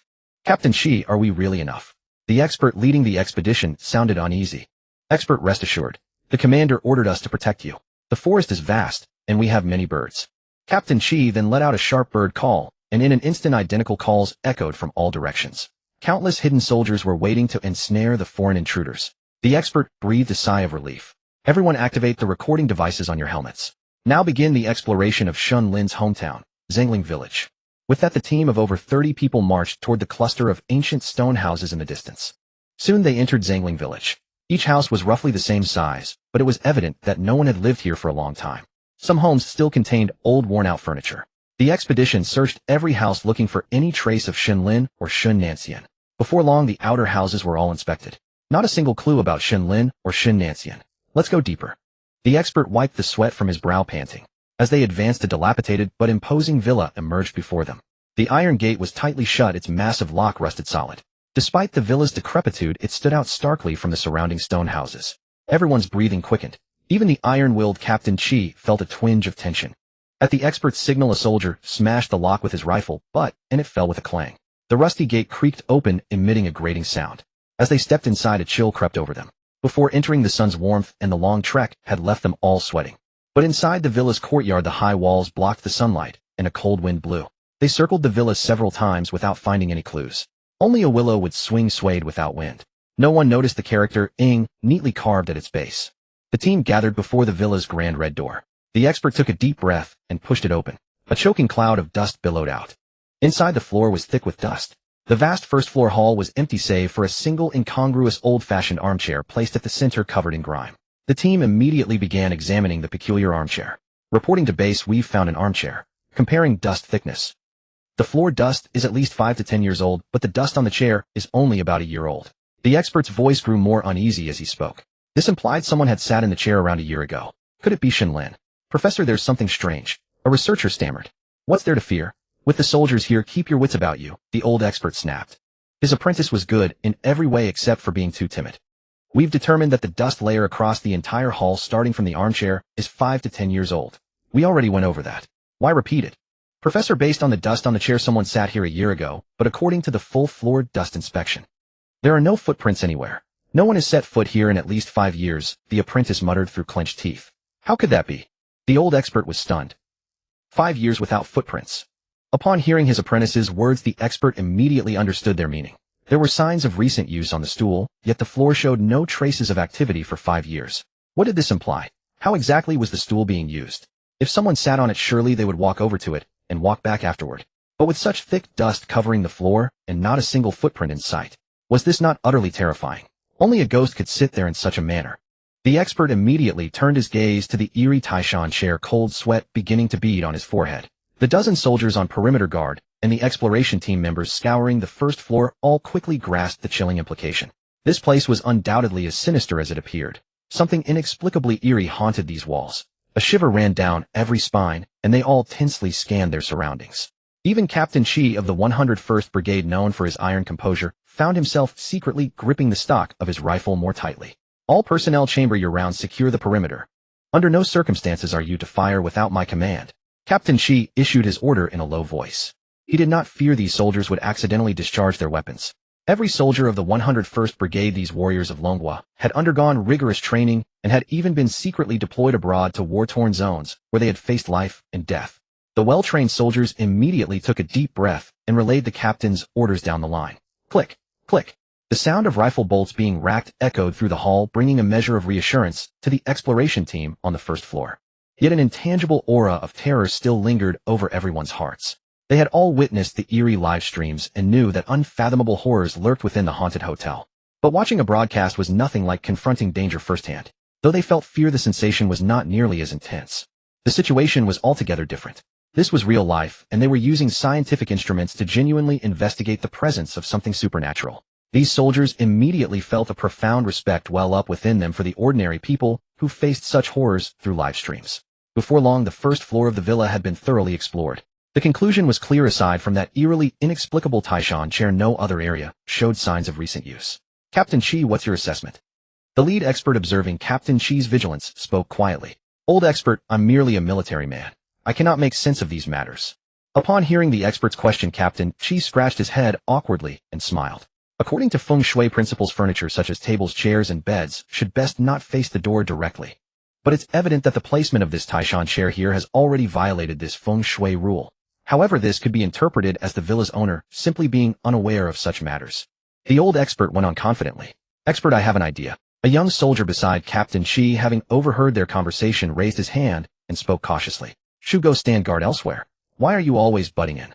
Don't disrupt the old expert's train of thought. Captain Chi whispered a reprimand to the typically clever young soldier. It's all right, it's all right. Captain Chi, at a time like this, we need everyone to share their thoughts if we are to uncover the truth. The old expert gently patted Captain Chi's shoulder and said with a smile, since the old expert has given his word, then go ahead and speak. If I hear another word of nonsense from you, just wait until we get back, and I'll double your training drills. Hearing the old expert's words, Captain Chi could only nod in agreement. The young soldier stuck out his tongue and scampered over eagerly. Old expert, I have a feeling this Taishan chair seems to be suppressing something, the young soldier said with a mysterious expression. Suppressing? Upon hearing this, the old expert immediately furrowed his brows in deep thought. Or rather, it seems more like it is guarding or watching over something. Look at the position of this Taishan chair. It faces the only entrance and exit on the first floor. We've already explored this area. Aside from this main door, all the other windows have been securely sealed with wooden boards. Whoever or whatever sits in this Taishan chair can clearly see who enters and who leaves. The young soldier spoke rapidly without pausing for breath. This analysis immediately sent the old expert into deep contemplation. This explanation was remarkably logical and quite reasonable. You little brat, I didn't expect you to actually have a valid point. Captain Shi looked at the young soldier with approval and praised him. Young soldier, I'll remember this idea. When we return, I will recommend you to the Council of Elders and your commanding officer for a meritorious act. After a moment of consideration, the old expert decided to study this further upon their return. The villa had not yet been fully explored, so it was inadvisable to linger here. Shortly thereafter, the group followed the soldiers' lead toward the second floor, which could be reached via a long spiral staircase. As everyone ascended to the second floor, they immediately sensed a different atmosphere. The floor was covered with dense, tiny footprints, only the smallest of prints. These must be the traces left by Shen Lin during her residence here. These traces should confirm that the little girl Shen Lin was indeed telling the truth. More than likely she lived here. The old expert, while taking photographs, spoke quietly into the recorder around his neck. Pushing open the door of the room directly facing the staircase, a vast living space appeared before their eyes. This room was significantly cleaner than the areas outside. Although everything appeared somewhat dilapidated, it was still clean. However, the enormous windows were tightly blocked by thick crimson-black curtains that barred all sunlight. The entire room was bathed only in dim dark shadows. As the group continued their exploration, a report was quickly produced. After testing, this area shows signs of use just a few days ago. The apprentice held the report and spoke quietly to the old expert. Both the ever-vigilant Captain Shi and the nervous old expert simultaneously exhaled in relief. It was clear that Shen Lin had lived here, and she was a human being, not a supernatural entity. At the same time, the exploration team members discovered a picture frame on the bedside table. Its contents made everyone who caught a glimpse feel an instant chill run down their spines, their scalps tingling with dread. The photograph showed a man holding Shen Lin. Yet the man's face was completely indistinct. The photograph was clear the man's face was present, but it was impossible to remember. One moment you saw it, and the next you had already forgotten his appearance. And yet this process did not cause you to forget. It simply existed in your mind. No matter how many times they looked, they still could not recall what he looked like. The Supreme Council Hall of Dragon Country. Soon all the videos and reports from the exploration of Zangling Village and Shen Lin's villa that day were delivered before Chief Elder Yi and a group of elders and experts. Chief Elder Yi looked at the videos and reports with disbelief, his brow furrowed into a deep frown. These reports were far too unbelievable. Impossible, absolutely impossible. How could such a thing happen? An expert suddenly stood up and shouted loudly. Old boy, what's wrong with you? The friend beside him immediately came over with concern to comfort him. Look at this report about that Taisha chair. There are no footprints around. How did the person sitting on the Taisha chair get there? The expert pointed at the report on the first page about the Taisha chair and asked as if pleading for help. Is it possible that the one sitting there didn't need to walk? The friend who had also read the report replied in a low voice. No need to walk. How is that possible? Was this person flying? The expert shook his head frantically, arguing vehemently. What if the one sitting there isn't human? The second elder stood up and said. Now the expert's behavior had begun to shake the morale of those around him, and even some of the newly appointed less experienced elders in the council were feeling dejected. The panic must be contained immediately before it spreads widely. How could it not be a human? Could it be a ghost? The expert's voice grew quieter as he answered. Yes, at this moment the presence of ghosts was an inevitable reality. After all, the eerie livestream that had inexplicably appeared was still playing. Why should ghosts exist in the livestream room, but not in the outside world? Soon everyone fell silent, having thoroughly reviewed the materials and all the videos recorded on site. Elders, experts. After the exploration of Zangling Village, we can now confirm. The young girl Shen Lin, representing Dragon Country in the livestream, did not lie. Her hometown should be Zangling Village. And this photo should also be real. Chief Elder Yi took out the photo of Shen Lin and a man who was clearly visible, yet impossible to remember. After our experts inspected it using methods such as photographing, uploading to computers, printing, recreating, and even AI imaging to restore the photo, no one knew what that man truly looked like. But it can be seen that this man is the father referred to by the little girl, Shen Nancian. And this method is certainly beyond the reach of current technology. It's more like a supernatural method similar to the ghostly entities in the hotels within the livestream. Chief Elder Yi said with a stern expression. This photo was transmitted as a classified document. After all, such a photo was more bizarre than all other things combined. Chief Elder Yi, refusing to believe in the supernatural, had repeatedly examined the photo several times. When looking at the photo, the man's appearance was clearly imprinted in his mind. But the moment he tried to recall it, or even while looking at the photo to sketch the man's general features, his mind would completely forget the man's face. Others were no exception. Therefore, Chief Elder Yi immediately concealed this matter and promptly organized a team of technical personnel to examine the photo. First, they used various cameras instruments, even the world's most advanced Polaroid cameras and the oldest film cameras from the side. Without exception, the photos taken were still identical to the original, yet the face of that man in them remained impossible to remember. Subsequently, the technicians used computer recording. After uploading these photos on electronic devices, they matched reality. They could be seen clearly, but were completely impossible to remember. It was as if they had amnesia. A memory master who had participated in various competitions worldwide and was laden with honors was also summoned. When he learned that the task was to remember an ordinary portrait, the memory master was dismissive. His memory could even clearly recount what was said on which page and line after reading a novel hundreds of pages thick. A photo with only 2 people was naturally a piece of cake, like Zhang Fei eating tofu. But as fate would have it, the master was now drenched in sweat, deeply doubting his own memory. He was no different from others. He could see and clearly discern the man's features, but completely could not remember them. All methods conceivable by humans were implemented by the technical staff. Unfortunately, without exception, all failed. In the end, the head of the technical team could only humbly report his failure to Chief Elder Yi. Now it can be basically determined that Shen Lin as a contestant is a human. She is a human belonging to our dragon country. But Shen Lin's father is very likely a supernatural existence. Or rather, he is a ghost. A being of unfathomable power like a dragon whose tail is seen, but not its head. This was also the conclusion reached by Chief Elder Yi and the people in the Council of Elders. That's right, I also agree with the Council's decision. The head of the expert group, the human behavior expert, stood up and spoke on behalf of the experts. At this moment, it can't be said that science is meaningless. Rather, there have appeared far too many problems that science cannot explain. Since that's the case, we might as well boldly guess, boldly doubt, and boldly hypothesize. This Shen Lin is not human. He is a ghost, the behavior expert said seriously. After all, he understood that many members of the expert group were still unable to accept this fact. After all, these old scholars had dealt with science all their lives, and now out of the blue they were told that science could not explain these issues. No one could accept it. Even he himself had found it hard to accept at first. He is right. Chief Elder Yi cleared his throat and said loudly, "Dear experts, I know that academically each of you is outstanding. But now the era of the supernatural has arrived. If we remain complacent, we will only harm Dragon Country. Continuing to be stubborn will only harm you all." Chief Elder Yi sighed and said with earnest sincerity, "Indeed, those 10 contestants representing Dragon Country determined its fate, but these experts also had their own uses. It was just that the current situation was far too bizarre." Meanwhile, in Zangling village, the storm was brewing as forces from all sides converged. Within the village of Zangling, the sun was now setting. Although the entire villa had been investigated, Unit 101 still had other missions to fulfill. Senior expert, this area is the safe rest zone we've planned for you and your team. Our men will be on guard around the perimeter. Plainclothes soldiers are also mixed in with the team, so you need not worry about safety during the night. Captain Shi, looking at the only open space near Zangling village, spoke gently to the somewhat frightened senior expert. "Understood. I will follow all arrangements." The senior expert nodded immediately and whispered. As the leader, though afraid, he was no fool. He understood that Shen Lin had mentioned Zangling village before the world. Anti-dragon forces and malicious nations would naturally investigate its secrets first. Besides protecting them, Unit 101's mission was to capture all foreign spies lurking in the Dragon Kingdom.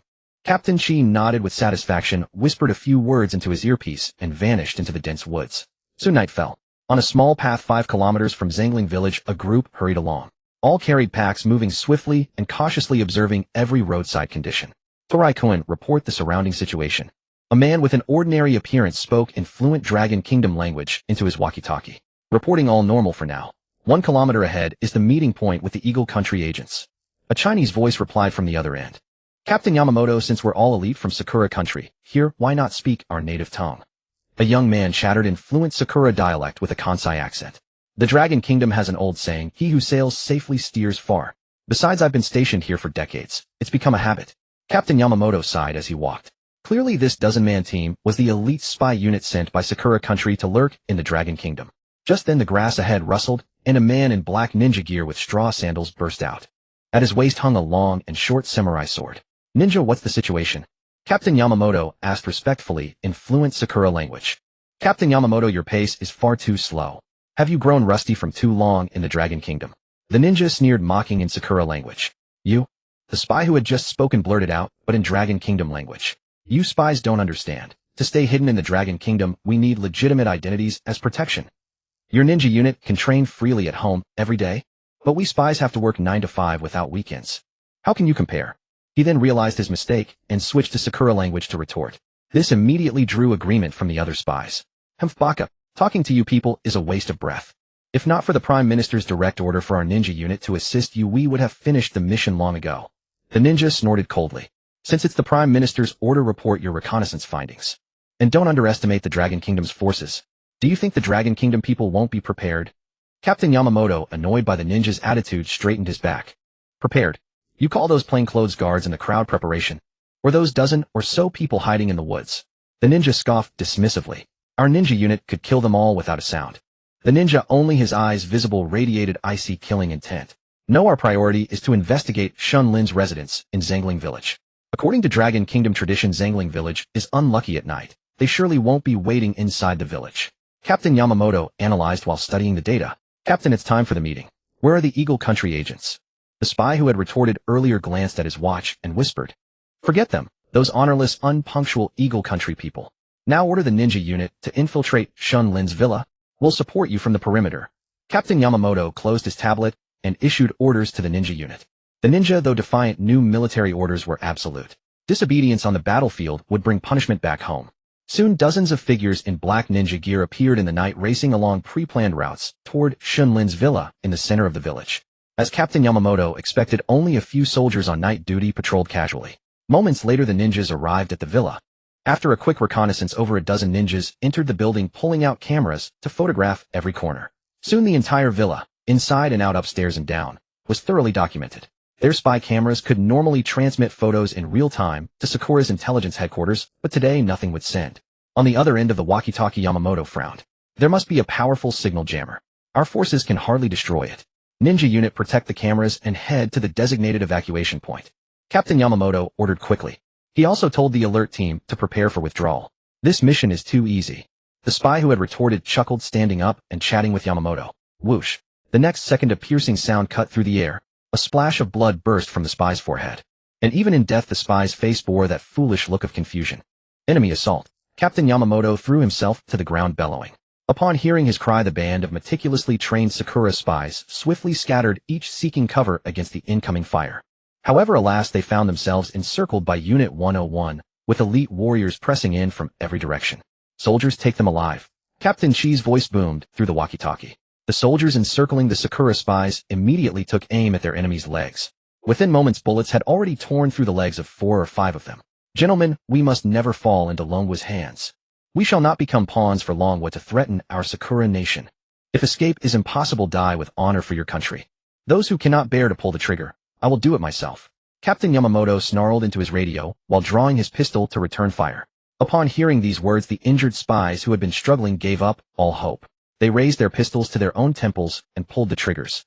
Protect the captain. Break through. One agent sprang to his feet and charged valiantly toward the thinnest part of the gunfire. In an instant, a storm of bullets tore him apart. Tragically, even in death, he flung his C4 explosives and grenades toward that direction. Boom. The entire forest shuddered violently in the explosion. Countless night-roosting birds took to the sky in terrified screams.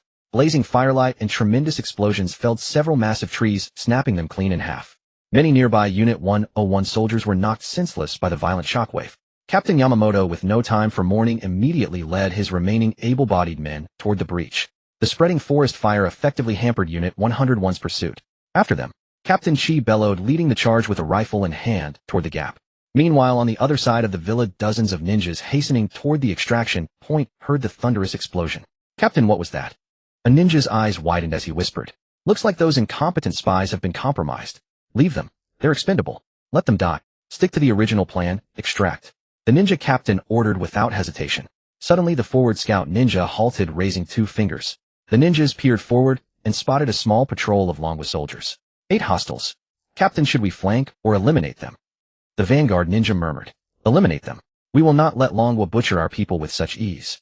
The captain answered without hesitation. He was already in ill humor, and his ninja unit consisted of hand-picked elites, each a master of their craft.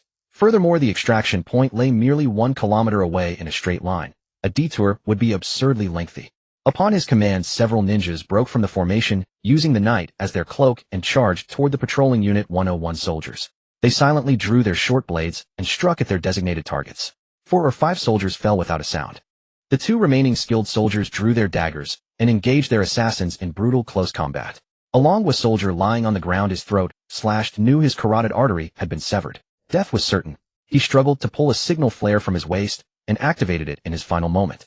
A brilliant crimson light flooded the area, instantly revealing the hidden ninjas. Stripped of their nocturnal advantage, the ninjas' combat effectiveness plummeted. Meanwhile, reinforcements from nearby Unit 101 garrisons rushed toward the sound of battle. The 2 surviving soldiers witnessed their comrades' gruesome fate. "You damn Japanese. I'll kill you." Enraged, their fighting spirit surged once more. Before long, 3 ninjas lay dead at their hands. But surrounded by enemies, their bodies were crisscrossed with blade wounds drenched in blood, both theirs and their foes. Just then, reinforcements from Unit 101 arrived. Witnessing the carnage, the ninja captain realized his grave miscalculation. He had underestimated these Longguo soldiers. "Fall back," the ninja captain ordered, leading his remaining operatives toward the extraction point. Unit 101 pursued without relent. The pursuit lasted until dawn. Throughout the night, stragglers were either killed on the spot or wounded and captured by Unit 101. The captured ninjas bit down on poison capsules hidden within their teeth, choosing death over capture. Exhausted from the relentless pursuit, Unit 101 soldiers were equally drained. By dawn, only the ninja captain and his second-in-command remained. Employing exceptional disguise techniques, they finally eluded their pursuers. Soon the photographs they had taken at the villa were transmitted by the 2 survivors to Sakura Nation's intelligence agency. "Damn it. Ninja Captain and Captain Yamamoto, report your status." The Sakura intelligence operator had not slept throughout the night, continuously paging both commanders. Upon receiving the photographs, the ninja captain finally made contact. "Ninja Captain, we've received the photographs." "Excellent work. Report your status immediately," the female operator urged.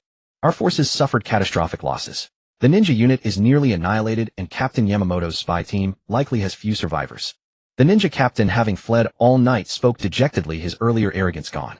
At the Sakura Prime Minister's residence, a panel of scientists in white coats stood reverently before the man in kimono, calmly sipping his tea. "Speak. What have you deciphered from the intel our operatives risked their lives to transmit?" The man inquired languidly, never raising his teacup. "Sir, based on the photographs, we have identified this villa as the residence of Longguo contestant Shen Lin. Furthermore, according to our operatives' accounts, the armchair was manipulated by something resembling a phantom." An elderly scientist coughed gravely. Crash! His teacup slipped from the Prime Minister's hand and shattered upon the floor. "A phantom?" the Prime Minister queried, disbelief evident in his voice. "Are your analyses certain?" Such a conclusion defied everything he knew. Observing the scientist's earnest expressions, the Prime Minister of Sakura Country had no choice but to accept this unbelievable news. Shen Lin's father, Shen Nanshian, was a ghost. Or as the Dragon Country people would say, a specter. At that moment, an overseas video call came in. The Prime Minister of Sakura Country knew exactly who was calling without even looking. Connected. The Prime Minister of Sakura Country felt extremely displeased at the thought of having to flatter the president of this great power. "Moshi Moshi, I am the Prime Minister of Sakura Country. May I ask who is calling?" The Prime Minister of Sakura Country deliberately pretended not to know. "My friend, I have something to discuss with you." On the other end of the line was the President of Eagle Country, dressed in a suit and looking impeccably put together. Why is it that when our Eagle Country agents arrived at Zangling village, they only found that the Dragon Country people had already sealed off the surroundings? And it seems quite a few bodies were being transported out. The President of Eagle Country wore a look of great surprise. Upon hearing this, the Prime Minister of Sakura Country became even more irritated. He would have been fine if this hadn't been brought up, but now it infuriated him. "I would like to ask you, why did your country's agents fail to arrive at the designated location at the designated time? This caused the entire mission to be delayed by over 2 hours. If we had launched a full-scale assault 2 hours earlier, we wouldn't have suffered such heavy casualties." The Prime Minister of Sakura Country grew angrier as he spoke. "Old friend, why are you so angry? Things are unpredictable. They missed their ride. I've already reprimanded them." The President of Eagle Country casually chuckled. "All right, enough talk. Let's share the intelligence on Zangling village."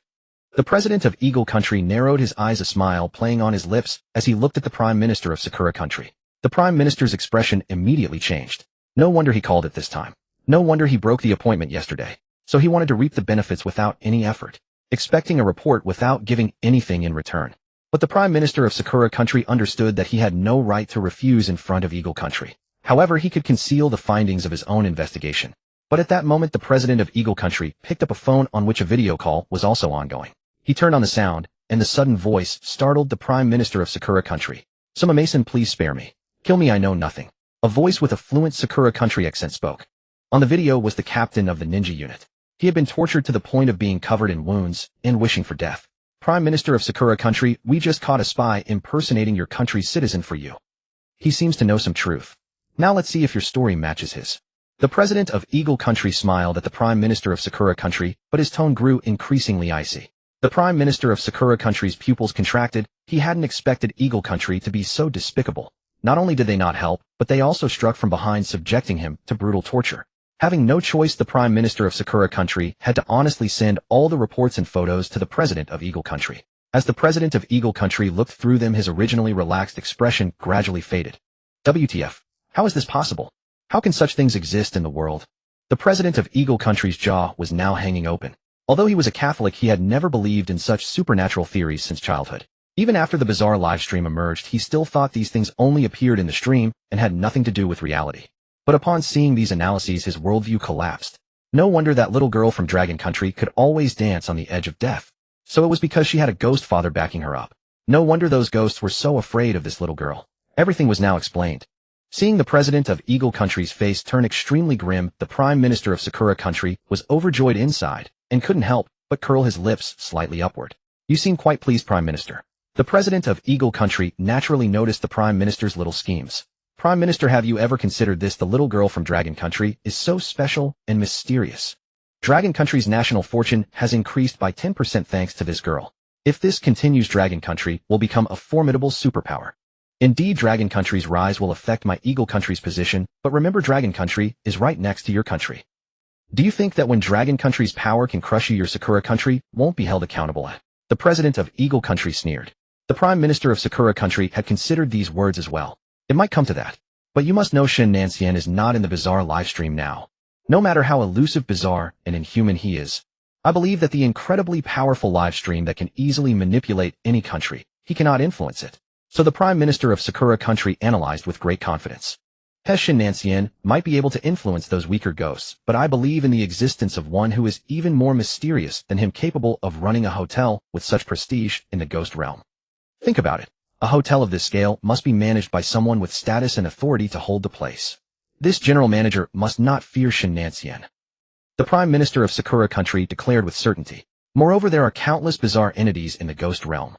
Just from watching the livestream these past 2 days, we've seen at least hundreds of them. And this is just one hotel. If the bizarre entities have a complete social system like ours, then the entire ghost realm is filled with countless beings. They can't all be afraid of Shen Lin, right? When he's not in the live stream, there will always be times when he can't look after that little brat. When the little girl dies, Shen Lin might even vent his anger on Dragon Country. The Prime Minister of Sakura Country chuckled and said slowly. Hearing this, the president of Eagle Country fell into a rare silence. What the Prime Minister of Sakura Country said did make sense. Old friend. I didn't expect you to consider this level. The president of Eagle Country said with a cheerful laugh. Then let's wait and see in the coming days. The two cunning old foxes exchanged a glance and revealed ambiguous smiles. Horror Hotel. Zhao Jiangwo watched the Ghost King Zombie King's retreating figure, and aside from the shock in his heart, he finally breathed a sigh of relief. After all, the oppressive aura exuded by that Ghost King Zombie King was far too overwhelming, especially that terrifyingly indestructible body. Zhao Jiangwo had always been confident in his leg strength, but just now his kick felt like he had struck a city wall. The creature remained utterly unfazed, expressionless, and seemingly indifferent to the full-force blow. Instead, it was his own foot that throbbed with pain from the recoil. If not for the recent nationwide enhancement of the Dragon Country's citizens' physical constitution, that one kick might have snapped his leg due to the backlash. Such was the strength of a Ghost King. The sheer hardness of its body alone left one utterly incapable of harboring even a shred of resistance. At that moment, another alarm blared. Having just relaxed, his back drenched in cold sweat, Zhao Jiangwo immediately tensed up again. What was happening? Beep, beep, beep. Global announcement: another contestant from Kimchi Country has died. The entire national fortune of Kimchi Country has decreased by 10%, and its resources have been reduced by 10%. The piercing alarm echoed in everyone's minds. The contestants from Kimchi Country were filled with despair. Why was it still the same as before? The Dragon Country's contestants were perfectly fine, yet their own country had lost another member. Cui Chenghan was now so furious that he was at a loss for words. After all, the Kimchi Country contestant who had gone to avenge the Ghost King Zombie King had been instigated and coerced by him. Sybil, useless fool, who ruins everything. Cui Chenghan slammed his fist heavily against the wall, roaring in rage. As the leader of Kimchi Country, he knew that every move he made was being broadcast live. Although Chui Chenghan did not care about beating or insulting his teammates even if they safely escaped the horror hotel, the country's fortune, already reduced by 30%, would make their return home far from pleasant. Damn it, it's all that weird Shen Lin's fault. Chui Chenghan's lackeys, seeing his boss's displeasure, scurried over and cursed. Boss, I just noticed that among the 5 survivors in our team, one of them seems to have lived in Dragon Country for a long time. Chui Chenghan's lackey quickly spoke up, seeing the ominous look in his boss's eyes. After all, Chui Chenghan was a volatile demon. Even if you were on good terms with him, a beating was guaranteed whenever he was upset. Bring him here. Chui Chenghan, upon hearing news about Dragon Country, immediately suppressed his violent urges and growled in a low voice. The lackey, relieved as if pardoned, hurried over to where the Kimchi Country contestants were gathered, cold sweat on his forehead. Soon he brought a thin, weak-looking boy back. Boss, this is the exchange student from Dragon Country I told you about. The lackey flattered obsequiously. Sybil, an exchange student. The thing I despise most is people who refuse to stay in their own country and insist on running off elsewhere. Chui Chenghan kicked the boy to the ground. And you went to Dragon Country. If you don't tell me something useful, see how I'll deal with you, Sumnida. Chui Chenghan stepped on the boy's chest as he tried to rise, snarling viciously. Captain Chui, Boss Chui. I admit my mistake, Sumnida. The boy, ignoring the pain, wailed and begged for mercy. Chui Chenghan's expression softened at that moment. He pulled the boy up, whose chest now bore a dirty footprint. I was too impatient just now. You won't blame me, will you? Sumnida. Chui Chenghan's face instantly changed, revealing a warm and gentle smile that, combined with his decent looks, made him seem like a caring, kind-hearted elder brother next door. But the boy, having witnessed his volatile temperament, was now too terrified to speak. After all, Chui Chenghan was so unpredictable that no one could guess his true intentions. Chui Chenghan stared at the boy with a full smile, continuously brushing the dust off his clothes. Kid, what are you spacing out for? Didn't you hear the boss talking to you? Look how kind the boss is. He doesn't even mind you being dirty. The lackey, quick-witted, began to play the psychological game. Sure enough, under extreme stress, the boy immediately felt that Captain Chui Chenghan's earlier treatment of him must have been for some reason he couldn't understand. Now he was treating him so well. Under the eerie fear and Chui Chenghan's manipulation and threats of his fists, the contestants of Kimchi Country had long regarded Chui Chenghan as their true leader. Otherwise, so many people would not have risked danger to serve him. Boss, I stayed in Dragon Country to gather intelligence for our country. For example, when that little girl from Dragon Country said where she came from a couple of days ago, I knew that place. The boy from Kimchi Country immediately spoke, as if to claim credit. He was extremely envious of the lackey's position, less work and priority in meals. Of course, the only one who could slack off and eat first was Chui Chenghan. Oh, tell me more. Chui Chenghan suddenly became interested. He still believed that he wasn't inferior to those Dragon Country bastards, but rather that he lacked thorough intelligence on them. That day the little girl said she came from Zangling Village. When I was studying in Dragon Country, I was very interested in their eerie legends and mysterious stories. So naturally I know about Dragon Country's Zangling Village. The boy, sensing that Chui Chenghan had recognized his value, spoke with some excitement. Tell me quickly, what kind of village is that? Chui Chenghan put his arm around the boy's shoulder and said warmly, Yes, boss. That Zangling Village is called the Ghost Village of Dragon Country. I used to search for photos online. It's desolate and eerily strange. Every time I looked at the pictures taken by explorers, I would have nightmares and couldn't sleep from fear. The boy immediately replied respectfully. So I think the reason that little girl gets so much attention is because she lived in that eerie village, and she must carry the ghostly aura that Dragon Country people talk about. The boy analyzed cautiously. Chui Chenghan nodded upon hearing this. That would explain everything. No wonder that little girl kept escaping. She was protected by ghostly aura. Let's see how she survives when a stronger ghostly aura appears. Chui Chenghan comforted himself with that mental victory. Although Chui Chenghan's heart was now filled with the desire to cruelly slay Shen Lin, upon glancing at the ironclad figure beside her, Zhao Jiangwo, Chui Chenghan immediately dismissed any notion of sending himself and his lackeys to their deaths. Are you kidding? This fellow had boldly stood against the Ghost King Zombie Lord. Regardless of how the Ghost King Zombie Lord ultimately fled in defeat, or whether he simply deemed Zhao Jiangwo unworthy of his attention, the sheer courage required to face the Zombie King alone was far beyond that of ordinary mortals. Now the entire nation of Longguo was ecstatic, celebrating the return of Shen Lin, Li Na, and Zhao Jiangwo from the very brink of death. Many ghostly guests and ghostly staff members even came personally to the restaurant to catch a glimpse of the mortal who dared to stand against the Ghost King Zombie Lord. Some open-minded female spirits were even drooling as they gazed at Zhao Jiangwo's broad back. In the ghost realm, strength reigned supreme. Truthfully, even all these strange entities combined could not muster the slightest will to resist the Ghost King. But this mortal actually dared to kick the Ghost King Lord, whom they all revered and worshipped. Didn't this mortal possess some unique qualities? Uncle Zhao, I see so many aunties stealing glances at you. Shen Lin said sweetly to Zhao Jiangwo, giggling as she watched a group of female ghostly guests and staff members staring intently at Zhao Jiangwo at the restaurant entrance. I reckon these ghosts might also be eyeing our flesh and blood. Don't worry, Lean Lean Uncle will protect you both. Zhao Jiangwo's response was pure straight man energy. Brother Zhao, can you really not tell what those female ghosts are thinking about you? Lina rolled her eyes and chuckled at Zhao Jiangwo's words. What do you mean? Zhao Jiangwo looked at the Longguo contestants with knowing smiles, asking in confusion. Brother Zhao, let me explain. These ghosts have a thing for you. Each one looks like they want to be your woman. Of course, if they can even be called women. The nonconformist Longguo contestant with bright yellow hair struck a pose, flashing a grin as he shook his hair. Zhao Jiangwo's dark face flushed crimson at these words. You don't talk nonsense. You can't just say things like that. Zhao Jiangwo stammered while waving his hands dismissively. Brother Zhao is blushing. Lina covered her mouth, laughing. You silly girl, what's there to be shy about? I'm just afraid your sister-in-law will see this broadcast and come after me. Zhao Jiangwo's face turned even redder as he quickly replied. Everyone burst into laughter. I never thought Captain Zhao, who doesn't flinch before the Ghost King, would be afraid of his wife. As we'd say back home, Captain Zhao has ears for his wife. The crowd cheered and joked cheerfully. The Longguo people gathered together in such harmony and joy. The live chat was equally delighted. I knew it. Our Longguo competitors are blessed by heaven. Haha, the tough Captain Zhao is actually afraid of his wife. If you can't speak properly, just stay quiet. That's not being afraid of one's wife, that's loving her. Exactly right, Captain Zhao is clearly a good man. Thankfully he's honest, otherwise I'd make him kneel on a washboard for 3 days once he returns from the hotel. Holy crap, the main person is here. Brothers quickly greet sister-in-law.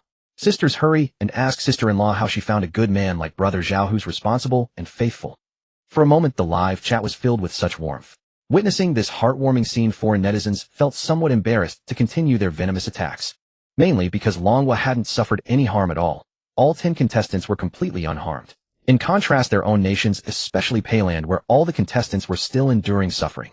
Peiland had additionally lost 3 contestants, suffering a 30% decline in both national fortune and national resources.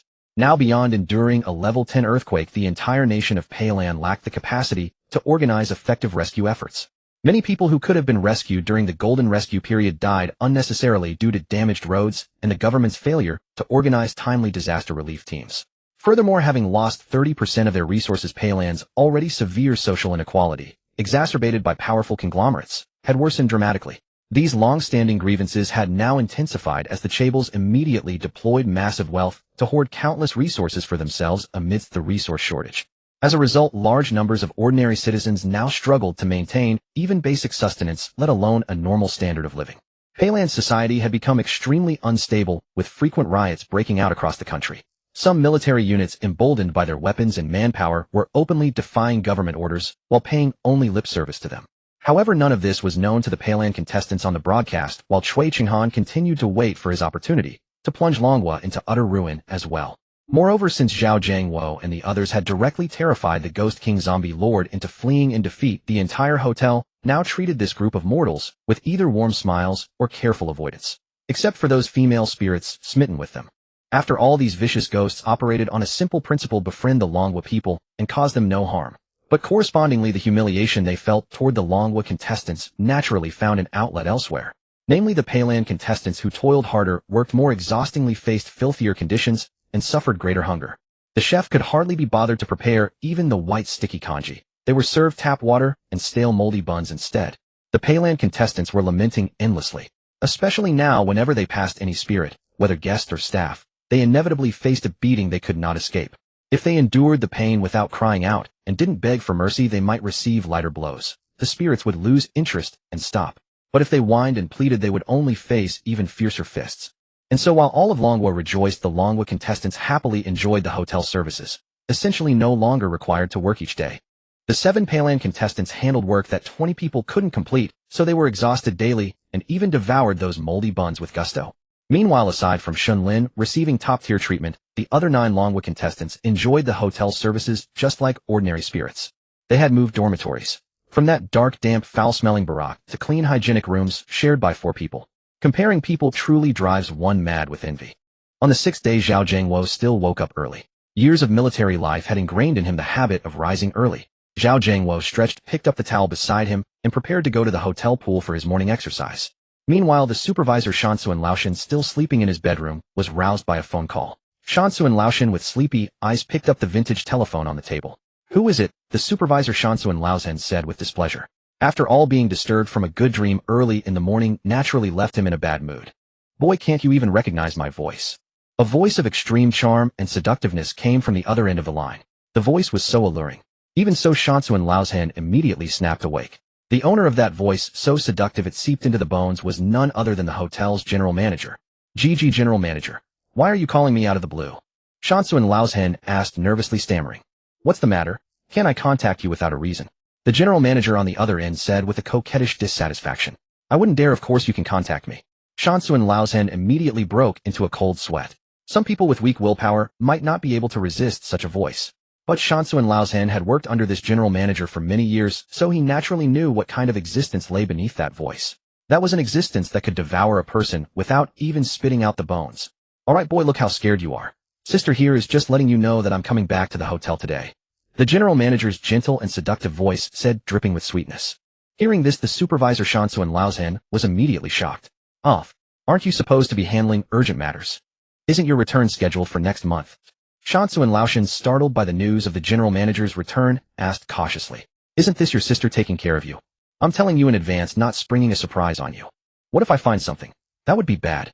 The general manager chuckled softly. Then I shall await your return, general manager. Shansu and Laoshan, knowing he couldn't change the general manager's mind, had no choice but to respectfully agree. After hanging up the supervisor, Shansu and Lao's hand was no longer sleepy. He immediately went out and began to organize. Just like the day the Ghost King arrived, all the eerie employees and the contestants from Longguo and Paokai gathered in the lobby. I'm announcing something now, our general manager is coming back. Everyone immediately start cleaning the entire hotel. We must not let the general manager find any faults. Shansu and Lao's hand tapped the table and said with extreme seriousness. Upon hearing this, those eerie employees who had been somewhat slacking off immediately changed their expressions and turned to run to their respective areas. After all, during this period when the general manager was away, they had found the Paokai people quite convenient to use and had basically turned a blind eye, letting things slide as long as they were passable. But now they couldn't do that anymore. They were all veteran employees, and the general manager was not so easy to fool. In an instant, only the front desk receptionist and the contestants from Longguo and Paokai remained in the lobby. Of course, it was still early, so the little beauty Shen Lin was still sleeping in her cloud-like soft quilt, hugging her plush toy little shield and sword. You all go help too. And as for Shen Lin's companions, according to the schedule, you should leave the hotel tomorrow. So for today, you'll have to bear with it and return to your original dormitory. If the general manager finds out you've been treated so well, she'll never forgive us. Oh, and you still have to do your work. The supervisor Shansu and Laozhen said, looking at Zhao Jiangwo and his group. Zhao Jiangwo naturally nodded quickly to show understanding and agreement. Meanwhile, Cui Chenghan and the others nearby were suddenly filled with joy. Having endured so many days, they had already regarded this yet unseen general manager as a righteous savior. Sure enough, before the general manager had even returned, the privileges of the Longguo contestants were immediately revoked by Shansu and Laozhen. I want to see how you Longguo people will protect that kid when the general manager, who even makes Shansu and Laozhen so panicked, returns. Cui Chenghan sneered, thinking to himself. The other Paokai people also couldn't hide their excitement. After the comparison of these 2 days, they had long harbored hatred for the Longguo contestants who did nothing yet ate better and lived better than them.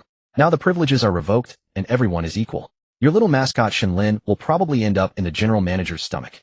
Haha, as expected, these people are panicking now that the general manager is back. Exactly, that supervisor is no longer favoring those Longguo contestants. Just wait and see, the general manager will probably make a move against the Longguo people. On the livestream bullet comments, the previously silent Paokai netizens bounced back again. After all these 2 days, the Paokai contestants had suffered terribly. It could even be said they lived worse than dogs and pigs. To speak up at that time would have been asking for trouble. But now it's different. Longguo people and Paokai contestants are equal. What do you Longguo people have to be proud of? Soon it was time for the general manager's scheduled return. The supervisor Shansu and Laozhen immediately led all the eerie employees and the contestants from Longguo and Paokai to wait in the lobby for the general manager's arrival. Tap, tap. The sound of leather shoes on the floor came from outside the door. The supervisor Shansu and Laozhen also began to feel nervous, constantly thinking about what else might not have been properly handled. The door was pushed open. A woman in a sailor suit with long jet black, beautiful hair walked in. She had a typical Eastern appearance, looking so elegant. And she was dragging a huge suitcase, struggling with it. The supervisor Shansu and Laozhen immediately gave a signal. The weasel, who had been waiting nearby for a long time, walked towards the hotel general manager. All staff of the horror hotel welcomed the general manager home. Shansu and Laozhen immediately bowed at a 90-degree angle and said respectfully, "Welcome back, general manager."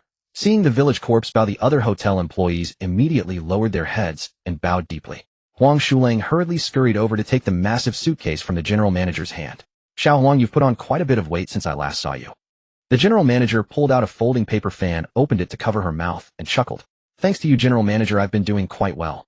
Huang Shulang was about to take the suitcase from the general manager's hand, speaking ingratiatingly. Hee. The suitcase is very heavy, you know. If you can't pull it, and it falls open, I'll have to punish you. The general manager said seductively. The village corpse signaled the eerie employees around to help Huang Shulang carry the suitcase. Unexpectedly, Huang Shulang saw this as the perfect opportunity to curry favor with the general manager and refused everyone's help. General Manager Fujiang, just watch me. Huang Shulang took the suitcase directly from the general manager's hand. In an instant, his expression changed. He hadn't expected the suitcase to be so heavy. The next second, the heavy suitcase in Huang Shulang's hand crashed to the ground. The suitcase burst open with a loud crack. Huang Shulang immediately dropped to his knees with a thud and began kowtowing and apologizing incessantly. The contestants from Dragon Kingdom and Kimchi Kingdom, seeing the contents inside the spilled suitcase, nearly screamed in fright. For inside the suitcase, neatly arranged, were several human heads. As the suitcase opened, those heads began to stir. The heads, which had all been facing upward with the back of their skulls exposed, suddenly flipped around completely. As the faces of the heads were revealed, the live stream exploded. Every single face was exactly the same as that of General Manager Fujiang, who stood beside the suitcase. These faces were blinking and looking around, some with their mouths wide open as if saying something. General Manager Fujiang watched Huang Shulang, who was still kowtowing, with a smile in her eyes. See, this is what happens when you try to show off. Miss Fujiang narrowed her eyes and said with a smile. Then she bent her slender waist and closed the suitcase. All right, stop kowtowing. Get up. Miss Fujiang pulled Huang Shulang up with one hand. Just as Huang Shulang thought he had escaped unscathed, Miss Fujiang's long jet-black lustrous hair began to stir without a breeze. The next moment, the strands of hair converged into a steel awl-like shape and drilled into Huang Shulang's head. Huang Shulang's head was instantly pierced through. Miss Fujiang's hair entered through his left eye and exited through his right ear. Then Miss Fujiang withdrew her long hair. Big sister hates show-offs the most.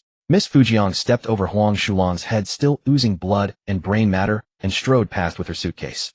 Zhao Zhengwo's brow furrowed deeply. He hadn't expected the hotel's general manager to be such a young-looking woman, yet so decisive and ruthless in her actions. Damn it, I thought such a beautiful general manager would be a good person. Alas, yeah, who would have thought she's this terrifying? Does that mean our Dragon Kingdom's mascot little Shen Lin really can't escape this calamity?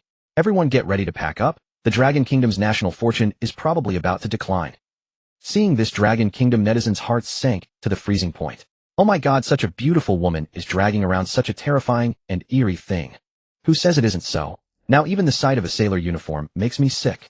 He looks like Shen Lin is doomed. Isn't that right? Look at the village corpse. It doesn't dare to stop her. Why would the village corpse stop the general manager?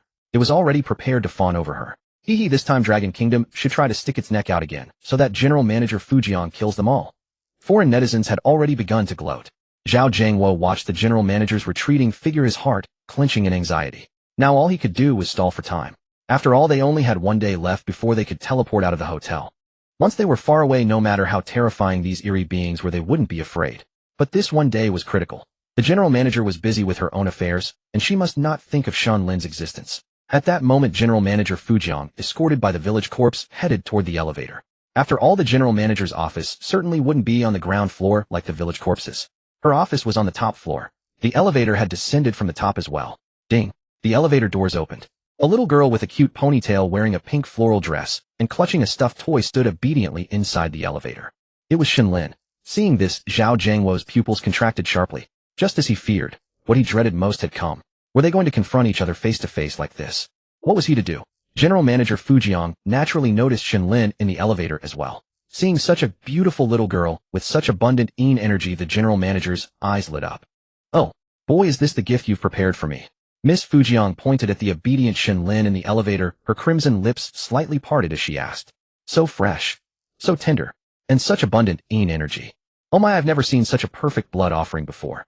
Miss Fujiang was now completely enthralled, murmuring to herself. The village corpse was also stunned.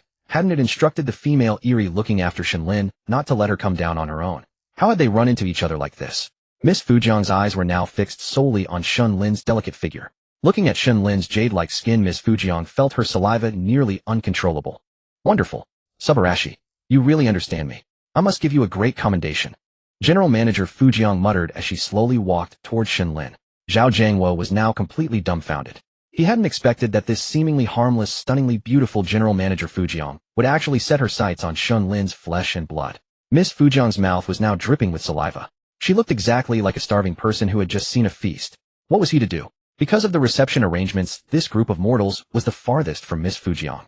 They simply couldn't get there in time. Lina had already collapsed in despair, her legs giving way as she slumped to the ground. Having spent so much time together, Lina had long regarded Shen Lin as her little sister, her own family. But now Shen Lin was facing death, the result of being devoured alive. The other Dragon Kingdom contestants also closed their eyes in despair. They were too afraid to even look at what was about to happen. But even so, Zhao Jiangwo was determined to try. Just as Zhao Jiangwo was about to rush forward, a sinister entity extended its arm and grabbed hold of him. It was the hotel's head chef. "What are you doing? Let go of me quickly. I need to save Lin Lin." Zhao Jiangwo squinted, bellowing in a hushed voice. "Brother, I respect you as a true man. Given your courage to kick the Ghost King and Zombie King, I know you're not one to shirk danger. But this time I won't let you pass under any circumstances. The general manager has set her sights on that young girl. As a mere mortal, going there would only lead to your death," the chef said regretfully with earnest advice. "I know, but even if it means death, I can't stand by and watch that young girl die right in front of me." Veins bulged on Zhao Jiangwo's forehead from the strain, and he growled through gritted teeth. However, as a supernatural being, even Zhao Jiangwo's exceptional physique couldn't match the chef in a contest of strength. The chef's massive hand clamped onto Zhao's arm like an iron vice, pinning it in place. Meanwhile, on the other side, Choi Sunghan would have been laughing unrestrainedly right now were he not afraid of provoking the general manager, Ms. Fujiwara. "Ha ha ha ha, damn Chinese. Jump then. Why aren't you jumping now? What's with the silence? Why the sudden quiet?" Choi Sunghan thought furiously in his mind. Watching the general manager, Ms. Fujiwara, approach Shen Lin step by step, the Korean contestants were so overjoyed they could fly. "Boss, the general manager is back indeed. Shen Lin won't escape death this time. Fantastic. We've finally seen this scene. Yes, we've survived until this day in our lives. I want to see if the Chinese can still laugh this time, Smita." The Korean contestants had already started whispering to each other, heads bowed. Choi Sunghan's mouth was split wide open in a grin. Now it was just enough to enjoy the show. The bullet comments in the live stream were already exploding. "I thought those damn Korean netizens were just guessing blindly. Alas, who wouldn't agree? I never thought this general manager would actually target our mascot little Shen Lin for her flesh. Although saying this might be immoral, I still have to say it. What are you waiting for? Say it already. There's no time to be teasing us." With Shen Lin being devoured, it's a foregone conclusion. Now I only hope Captain Zhao Jiangwo and the other Chinese contestants can stay calm. Don't provoke that general manager, Ms. Fujiwara, who kills without blinking both people and spirits. Right, I agree. After all, we've already gained 10% of national fortune, so we can afford to lose another 10%. Don't cause further harm to our motherland. Some had already started calling for abandoning Shen Lin. They had long forgotten that this 10% of national fortune increase was due to Shen Lin. Meanwhile, China's highest parliamentary hall had descended into chaos. Many experts lay despairing on the floor. Damn it, could our analysis have been wrong? An expert with a receding hairline desperately tore at his remaining strands, muttering to himself. "I told you so. A constitution like Shen Lin's is definitely particularly attractive to these ghosts. The higher level the ghost, the more it craves such flesh." Elder Zhang sighed. What a pity about that little girl. So adorable yet destined for such calamity. The experts were now in utter despair. Even those who had always believed Shen Nanxian was the savior had lost all hope. The entire hall was swallowed by a profound sense of despair. Elder Ye's hand hidden under the table trembled faintly. "Issue the national emergency alert. Every level of government must mobilize immediately. We must ensure that when people face disasters, government aid arrives at the first opportunity. Never let it drag on like in Korea, missing the golden rescue time." Elder Yi looked at the people below the stage and spoke solemnly. "Elder Yi, the dust hasn't settled yet. Isn't being so decisive a bit hasty?" Third elder still clung to a sliver of hope, whispering. "Third brother, let it go. Issue the order first." Second elder sighed and advised. "But issuing a national alert so rashly will cause panic among the people." Third elder insisted. "Panic is better than suffering disaster later. I have already informed the troops to be ready for disaster relief at all times." Fourth elder Zhu also spoke softly. The Council of Elders had basically given up on Shen Lin. After all, no matter how they wanted to save her, they had no way to enter the terrifying hotel. Everything was now left to fate. Hearing this, third elder sighed and could only nod in agreement. At the Prime Minister's residence in Sakura Country, the Sakura Country Prime Minister, dressed in a kimono, sat at a table. The table was laden with various exquisite delicacies with a pot of sake nearby. Kanamiya, what elegance! The Prime Minister's good friend was summoned over and sat together. Naturally, seeing Chinese blood has always been our dream. Come, let's toast to our dreams. The Sakura Country Prime Minister raised his glass and clinked it with someone's. Then he drank it down in one gulp. "China, let's see how you laugh this time," the Sakura Country Prime Minister said with a smile. Far across the ocean, in Black Palace of Eagle Country, the suit-wearing president of Eagle Country was already overjoyed. Woohoo, yes. The president didn't care about his dignity and stood up to cheer enthusiastically. "Lucy, bring out my 1982 law fight I've treasured for years. Today is surely worth a toast. By the way, dress a bit more sensuously. I want to celebrate. The president of Eagle Country pressed the intercom button and said excitedly to the female secretary on the other end. Hee with alcohol and China's miserable situation as companions this time, I'll surely last at least a minute. Wouldn't that make Lucy extremely pleased? By now the president of Eagle Country's mouth was wide open in a grin. Not long after Lucy, the female secretary dressed in Balenciaga black stockings, swayed her sexy figure and walked in carrying a bottle of red wine. The two raised their glasses filled with 1982 Lafite, watching on the big screen, as General Manager Miss Fujiwara continuously approached Shen Lin. The netizens of both countries even started a carnival, with endless insulting bullet comments constantly appearing in the live stream. As General Manager Miss Fujiang slowly approached, Shen Lin gazed with bewilderment at this strikingly beautiful young woman. Sister, what's wrong? Shen Lin tilted her adorable head, her voice sweet and tender. Her innocent demeanor was enough to melt anyone's heart. But the onlookers had no mood to admire the cute child. Unbeknownst to Shen Lin, in the eyes of those adults, she was already a dead girl. Even as a ferocious ghost, General Manager Miss Fujiang found her sweetness endearing. If I devour her, she must taste just as sweet. Little sister, I want to get close to you. General Manager Miss Fujiang spoke with feigned tenderness, observing Shen Lin's obedient demeanor. But sister, Lin doesn't know you. Shen Lin shook her braids, denying the offer. Don't worry, little treasure. We'll get acquainted after a few more encounters. General Manager Miss Fujiang licked her luscious red lips with a crimson tongue, her voice husky and seductive. Exquisite. Exquisite. Old corpse, the gift you've offered this time pleases me greatly. General Manager Miss Fujiang turned her head, casting a bewitching glance at the Mountain Village corpse, her voice soft and gentle. No. No. The Mountain Village corpse couldn't utter a word of refusal under her gaze, as if something was lodged in his throat. Rest assured, once I devour her, then you can ask for any reward you desire. Even me. It is yours. That you can obtain. General Manager Miss Fujiang leaned close to the Mountain Village corpse's ear, her voice dripping with temptation. No, it's too tempting. I feel I can do it. Now I want to intimately feel her 40-degree body temperature. The live-streaming chat exploded when they saw the seductive words spilling from General Manager Miss Fujiang's alluring red lips. Countless foreign internet trolls eager for drama began indulging in fantasies. The Dragon Kingdom netizens naturally had no interest in such frivolous topics. After all, the one in danger was the lovely Shen Lin representing their own country. Even the most lustful Dragon Kingdom citizens couldn't muster any improper thoughts at this moment. Suddenly, General Manager Miss Fujiang, who had been approaching, froze. She sensed a familiar aura. Slowly she withdrew her smile and began to look around. The Mountain Village corpse was utterly bewildered. What had suddenly gotten into General Manager Miss Fujiang? As a veteran employee of over a decade under General Manager Miss Fujiang, the hotel had occasionally seen young mortal boys or girls of this age. Without exception, General Manager Miss Fujiang devoured those children. According to her, mortal flesh was far more delicious than that of ghosts, especially the young ones. Their tender flesh, fresh hearts, and the degree of their absorption of ghostly energy and spiritual essence far surpassed that of adult mortals. Thus, whenever he encountered such a child, the Mountain Village corpse would always protect them, reserving them as a gift for General Manager Miss Fujiang. This time he had intended the same for Shen Lin, but her physique was too special. The dense energy and spiritual essence she possessed exceeded that of dozens of ordinary mortal girls combined. That was why upon their first meeting the Mountain Village corpse had lost control and wanted to devour Shen Lin. He hadn't even considered the punishment he would face if General Manager Miss Fujiang discovered he had eaten her. The instant he saw Shen Lin, only one thought occupied his mind: to devour her. But fortunately, the Shiba Inu plushie in her arms was a strangely powerful entity. Threatened with death, the Mountain Village corpse had abandoned that tempting notion. And General Manager Miss Fujiang was no different. As the renowned general manager of a terror hotel in the ghost realm, she had weathered many storms. She had devoured countless mortal children. She was a creature of ritual and ceremony. Under normal circumstances, when the Mountain Village corpse offered such high-quality blood rations, she would have them cleaned and then handed over to a trusted chef to be prepared into elegant, sumptuous dishes. Then paired with fine wine, she would enjoy a candlelit dinner savoring life. But this time, the moment she saw Shen Lin, that refined thought vanished. Cleaning, cooking, candlelit dinner. General Manager Miss Fujiang had completely abandoned her usual habits.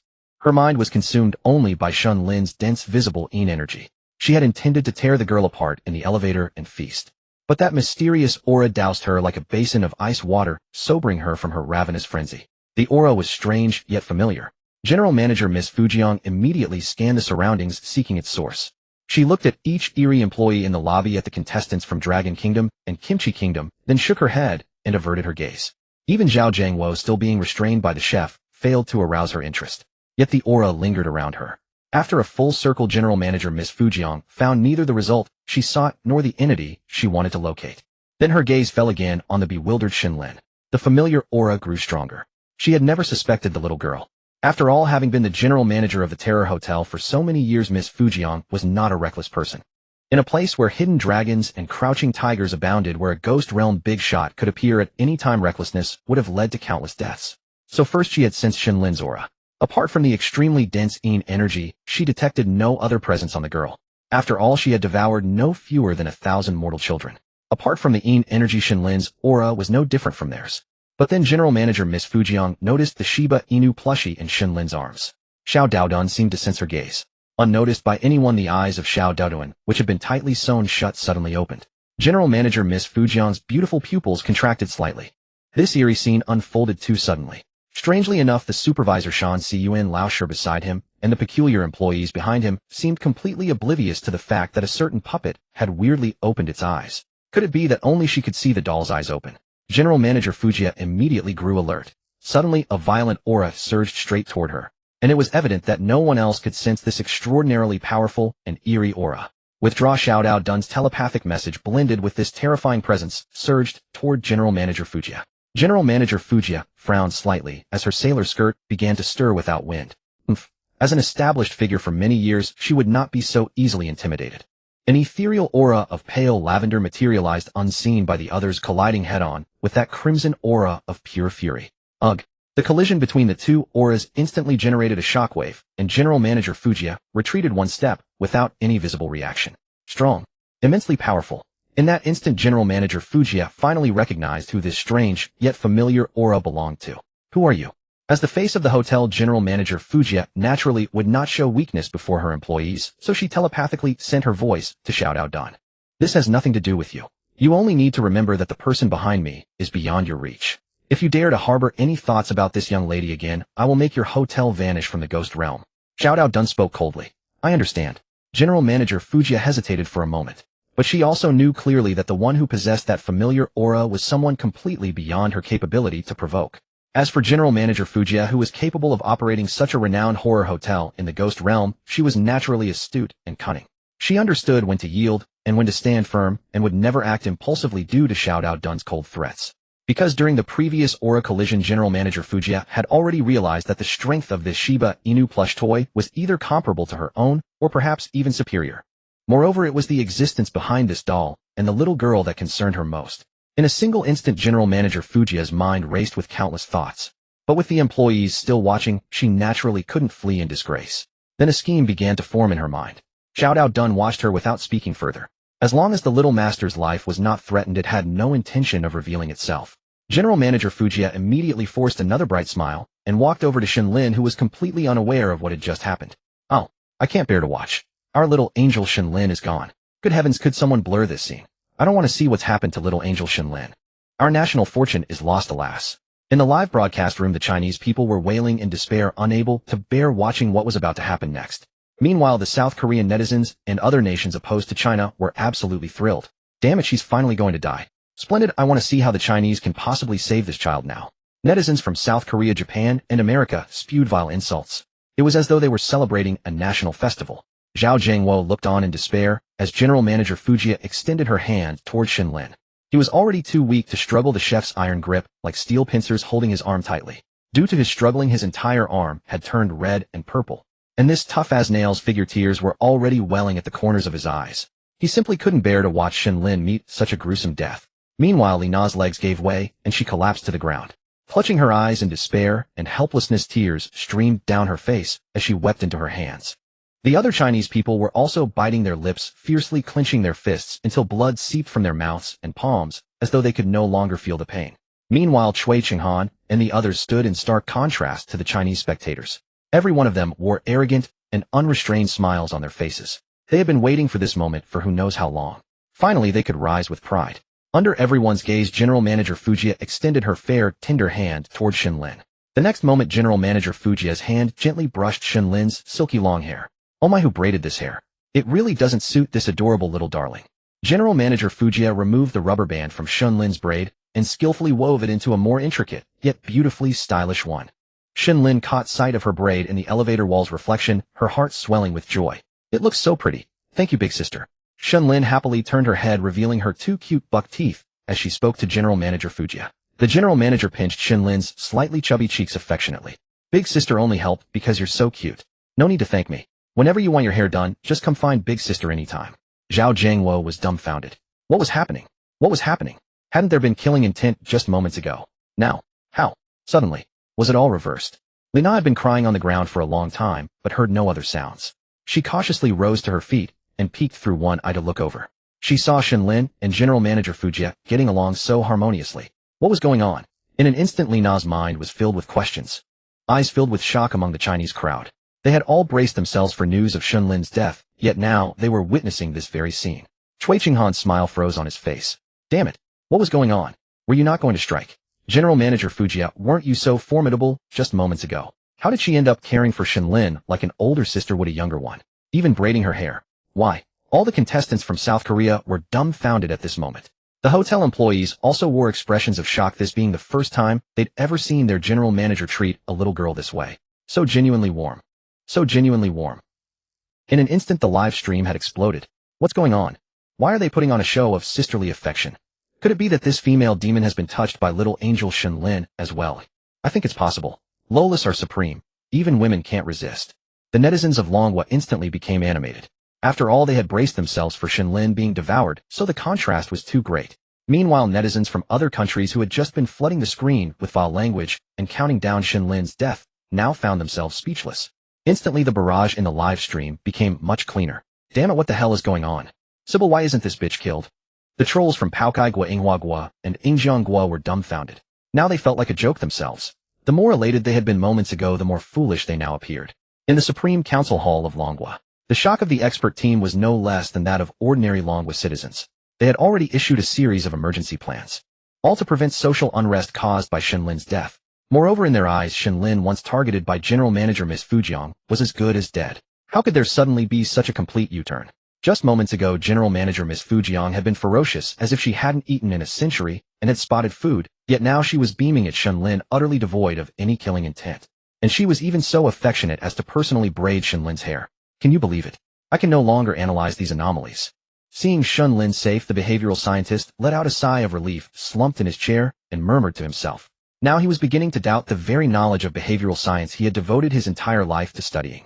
He simply couldn't fathom it. One moment, it was a deadly situation and aggressive behavior, and the next they were so intimate. Moreover, the intimate behavior displayed by General Manager Miss Fujiang in the analysis of the behavioral scientist showed not a single flaw. This intimate behavior was utterly flawless. It looked completely like genuine emotion from General Manager Miss Fujiang. According to the behavioral scientist's analysis, she truly treated Shen Lin as a little sister. If General Manager Miss Fujiang's behavior was feigned, then she would be even more convincing than the world's most professional actors. Good heavens. The behavioral scientist ran his fingers through his already thinning hair and looked up with a howl. The other experts had already fallen into a frenzy. That excitement spread through every heart. Though Shen Lin had narrowly escaped death, it was as if they had been through a storm drenched in cold sweat. The elders sat on the highest platform exchanging glances. The shock was unmistakable in each other's eyes. Chief Elder Yi, why don't you give me a slap to see if I'm dreaming? The second elder turned his head, looked numbly at Chief Elder Yi, and uttered words unbefitting his status. Chief Elder Ye's fingers trembled slightly. He was now extremely agitated. If not for the fact that 2 days ago Longguo's national fortune had increased by 10% and the physique of the entire nation had improved by 10%. He felt that just the bungee jumping-like sensation might have caused his old heart to stop. This is too damn unbelievable. This girl is incredibly lucky. Fourth Elder Zhu, who had spent his life in the military, was naturally somewhat coarse, but he had restrained himself after becoming an elder. But today he finally couldn't help breaking his restraint. The third elder, an old professor who had always abhorred such vulgar language and was highly educated, couldn't even care about that now. Because the moment Shen Lin was patted on the head and had her hair braided by General Manager Miss Fujiang, he had blurted out, "Holy shit. Heaven bless Longguo. Heaven bless our great Longguo." Sixth elder looked up and roared. Countless experts wept tears of joy, embracing each other and crying. At the Prime Minister's residence of Inghuagua, crash. The cup filled with the finest sake in the hands of the Prime Minister of Inghuagua, who had been clinking glasses and drinking merrily with a friend, fell to the floor.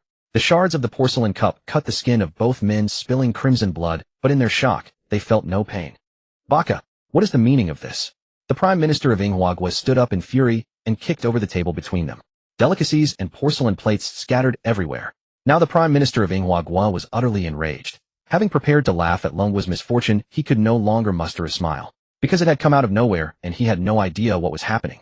Shen Lin, who had been on the verge of death moments ago, was now friends with General Manager Miss Fujian. This was something the Prime Minister of Longguo could not accept. Far across the ocean in Yingjianguo, at the Black Palace of Yingjianguo, the president of Yingjianguo was in his office watching the live stream while enjoying the indescribable services of his sexy secretary, a glass of red wine swirling in his hand. His expression was one of utter bliss and indulgence. Oh yes, baby. The president of Yingjianguo hummed involuntarily. Suddenly the secretary, who was performing a certain cervical and head movement, felt that the president, who had been enjoying himself, had gone silent. What's wrong, my president? The secretary tidied her hair and asked curiously. She saw the president of Yingjianguo with a frozen expression, motionless, his mouth wide open as he stared at the screen across from him. Could it be that the president is afraid of a little girl's blood? The secretary teased softly, covering her luscious red lips. Then she turned to look at the screen, and her cherry-like mouth opened in shock, unable to speak. This. What happened? The secretary murmured softly. The president of Yingjianguo began cursing incessantly, his hand clenching tightly, and the wine glass in his hand was crushed directly. Crack! The glass shards cut the president's hand, leaving it bloody and dripping with blood. The secretary immediately screamed, and by reflex hurried to get the first aid kit to bandage the president. But the furious president shoved the panicked secretary aside, stood up, and stared intently at the screen, where Shen Lin and General Manager Miss Fujian looked like sisters. The secretary immediately screamed, and by reflex hurried to get the first aid kit to bandage the president. But the furious president shoved the panicked secretary aside, stood up, and stared intently at the screen, where Shen Lin and General Manager Miss Fujian looked like sisters. What is this? Just a moment ago when I bent down, wasn't this general manager about to eat that child? The female secretary plopped onto the floor, asking with an incredulous expression. You ask me. Who am I supposed to ask? Damn it, what the hell happened? The president frowned and spoke through gritted teeth. After all, that scene was far too shocking. And at that moment, everyone around the world watching Dragon Country was utterly bewildered, staring at the screen as General Manager Miss Fujian held Shen Lin in her arms. Shock. Utter shock. Perplexity. Countless bewilderments.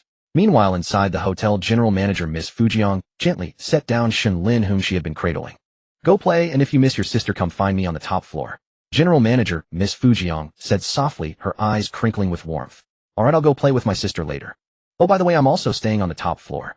Uncle Cho arranged a super nice room for Lin. Shen Lin said with a sweet smile. Upon hearing that Shen Lin was also staying on the top floor, General Manager Miss Fujian cast a discreet glance at Supervisor Shansu and Laoshi, who pretended to know nothing. Feeling General Manager Miss Fujian's gaze, Supervisor Shansu and Laoshi's heart skipped a beat. Alright, come find your sister later. General Manager Miss Fujian patted Shen Lin's head and stepped into the elevator. Oh, by the way, Supervisor, sure didn't you have hotel matters to report to me? Let's go. General Manager Miss Fujian said, a hint of exasperation in her voice as she looked at Supervisor Shansu and Laoshi, who was trying to slip away. Sigh. What's destined to come will come, whether it's fortune or misfortune. What must happen will happen. Supervisor Shansu and Laoshi muttered to himself, then turned and followed General Manager Miss Fujian into the elevator. As the elevator doors closed, General Manager Miss Fujian, who had been tense, let out a sigh of relief. That sigh carried a hint of allure, enough to make those with weak resolve lose their composure. Hearing General Manager Miss Fujian's voice, Supervisor Shansu and Laoshi gave a slight start, clearly startled. Supervisor, sure, is there nothing you want to tell me? General Manager Miss Fujian looked at Supervisor Shansu and Laoshi's back and said in a low, displeased tone. Before Supervisor Shansu and Laoshi could speak, General Manager Miss Fujian interrupted him. There are too many ears and eyes here. Let's talk in my office. Shortly after, the two stepped into the general manager's rather lavish office, which was no less luxurious than any of the top-floor suites. Speak. General Manager Miss Fujian reclined comfortably on the sofa, her slender legs forming a captivating curve that could tempt anyone to sin. Report, General Manager. I still don't know the origin of this little girl. Supervisor Shansu and Laoshi, thinking Miss Fujian had come to reprimand him, immediately put on a pitiful expression and began to speak. I understand. This level of existence is indeed beyond your reach. Not knowing is normal. But if you don't know who she is, how dare you arrange for her to stay in the top-floor suite?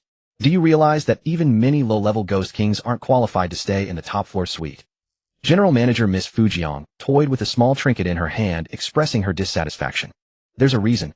Because I sensed the aura of the doll that child was holding. I had no choice but to arrange for her to stay here. Supervisor Shansu and Laoshi hurriedly explained. You also sensed the aura of that doll. Upon hearing this, General Manager Miss Fujian immediately became serious and asked sternly. Yes, because I sensed its aura, I understood that this little girl is someone I cannot afford to provoke. So not only did I arrange for her to stay on the top floor, but I also provided the finest food. I even treated her human companions well. Supervisor Shansu and Laoshi quickly added. You did well in that regard. General Manager Miss Fujiang nodded in satisfaction upon hearing Supervisor Shansuan Laosher's treatment of Shen Lin. This was the safest approach. After all, they wouldn't lose anything. May I ask, did you also sense the aura of that dolly? Seeing that General Manager Miss Fujiang had lost her temper, Supervisor Shansuan Laosher gathered his courage and asked boldly. Sigh, yes. That doll's power is not inferior to mine. General Manager Miss Fujiang sighed. Continue to treat them well, they'll be leaving soon anyway. The being behind this girl is not someone we can afford to offend. General Manager Miss Fujiang rubbed her tired temples and waved her hand dismissively. Downstairs, the Dragon Country people, no longer caring about the eerie ghost employees standing nearby, immediately rushed to Shen Lin and surrounded her. Lina held the fragrant soft Shen Lin in her arms, tears streaming uncontrollably. Zhao Jiangwo, as if surviving a catastrophe, gently stroked Shen Lin's head, his eyes still lingering with worry. Sister Na, why are you crying? Daddy said girls shouldn't cry, crying makes them ugly. Shen Lin obediently wiped Lina's tears with her little hands, whispering comfort. Lin, tell Uncle Zhao honestly what just happened. Zhao Jiangwo could no longer contain his curiosity and asked directly. What happened? Shen Lin was puzzled by the question, tilting her little head in confusion. I mean, why did that Miss Fujiang treat you like that? Hugging you, patting your head, and braiding your hair. Lina, having dried her tears, explained with a sobbing voice on behalf of Zhao Jiangwo. Oh, that. I know what's going on. Shen Lin jumped up and said with absolute certainty and joy. What's going on? All the Dragon Country people asked in unison, and even the eerie employees nearby quieted down, pricking up their ears to eavesdrop cautiously. I feel like this sister wants to be my mom. She's so nice to me, she must be charmed by my daddy's charm. Shen Lin nodded happily, speaking with certainty. This statement not only stunned the Dragon Country people, but also made the eavesdropping eerie employees lose their composure. What was going on? Could it be that the decisive and formidable hotel boss, General Manager Miss Fujiang, had actually taken a fancy to the father of this mortal little girl? But if that wasn't the reason, these eerie employees couldn't fathom why their General Manager Miss Fujiang, who had originally intended to devour Shen Lin, had suddenly made a complete 360-degree turn in attitude. Zhao Jiangwo was stunned. He had imagined 1,000 reasons, but never once did he expect the romantic entanglement Shen Lin spoke of. What on earth was this? What was happening? Had she set her sights on your father? Yet even a man as blunt as Zhao Jiangwo could tell that General Manager Miss Fujiang was far from the alluring figure she appeared to be. The way she had slaughtered the weasel without a hint of mercy was proof enough. After all, Zhao Jiangwo often chatted with these eerie spirit employees, and the weasel was quite the social creature. It had served diligently at the hotel for nearly 20 years, and was killed without a second thought. General Manager Miss Fujiang showed no leniency at all. It seemed this was indeed the power of love. Zhao Jiangwo couldn't help but recall the first time he met his own wife. In the army, he had been known for his ironclad integrity and cold-blooded ruthlessness. But the moment he laid eyes on his wife, discipline and solemnity were cast aside. It seemed the same applied to General Manager Miss Fujiang. Upon hearing this, Lina was shocked and couldn't help but wonder what kind of man Shen Lin's father truly was. Perhaps he was indeed a peerless hero. After all, even the formidable General Manager Miss Fujiang of the paranormal world had fallen for him. He must be incredibly powerful. He was probably very handsome too. Little Shen Lin was so adorable. Clearly she inherited good genes. With her manners, attire, and the villa she lived in, he was undoubtedly wealthy. A prime gold medal bachelor. I wonder if I'll ever have the chance to meet Shen Lin's father, Lina whispered in her mind. Sister, what are you thinking? Why is your face all red? Are you running a fever? Shen Lin noticed that Lina, who was holding her, had her head tilted upward, lost in thought, with a faint, somewhat lecherous smile on her lips. Oh no, I'm just pondering life. Lina's face, already flushed, turned crimson at Shen Lin's question. Meanwhile, the netizens in the live chat were dumbfounded. What the heck? General Manager Miss Fujiang has a crush on our little angel's father.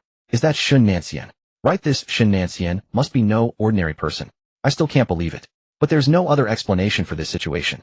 Yeah, it's just too incomprehensible. My sister says she wants to marry Shen Nancian and become Shen Lin's stepmother. Damn, your sister isn't worthy. Let my sister do it.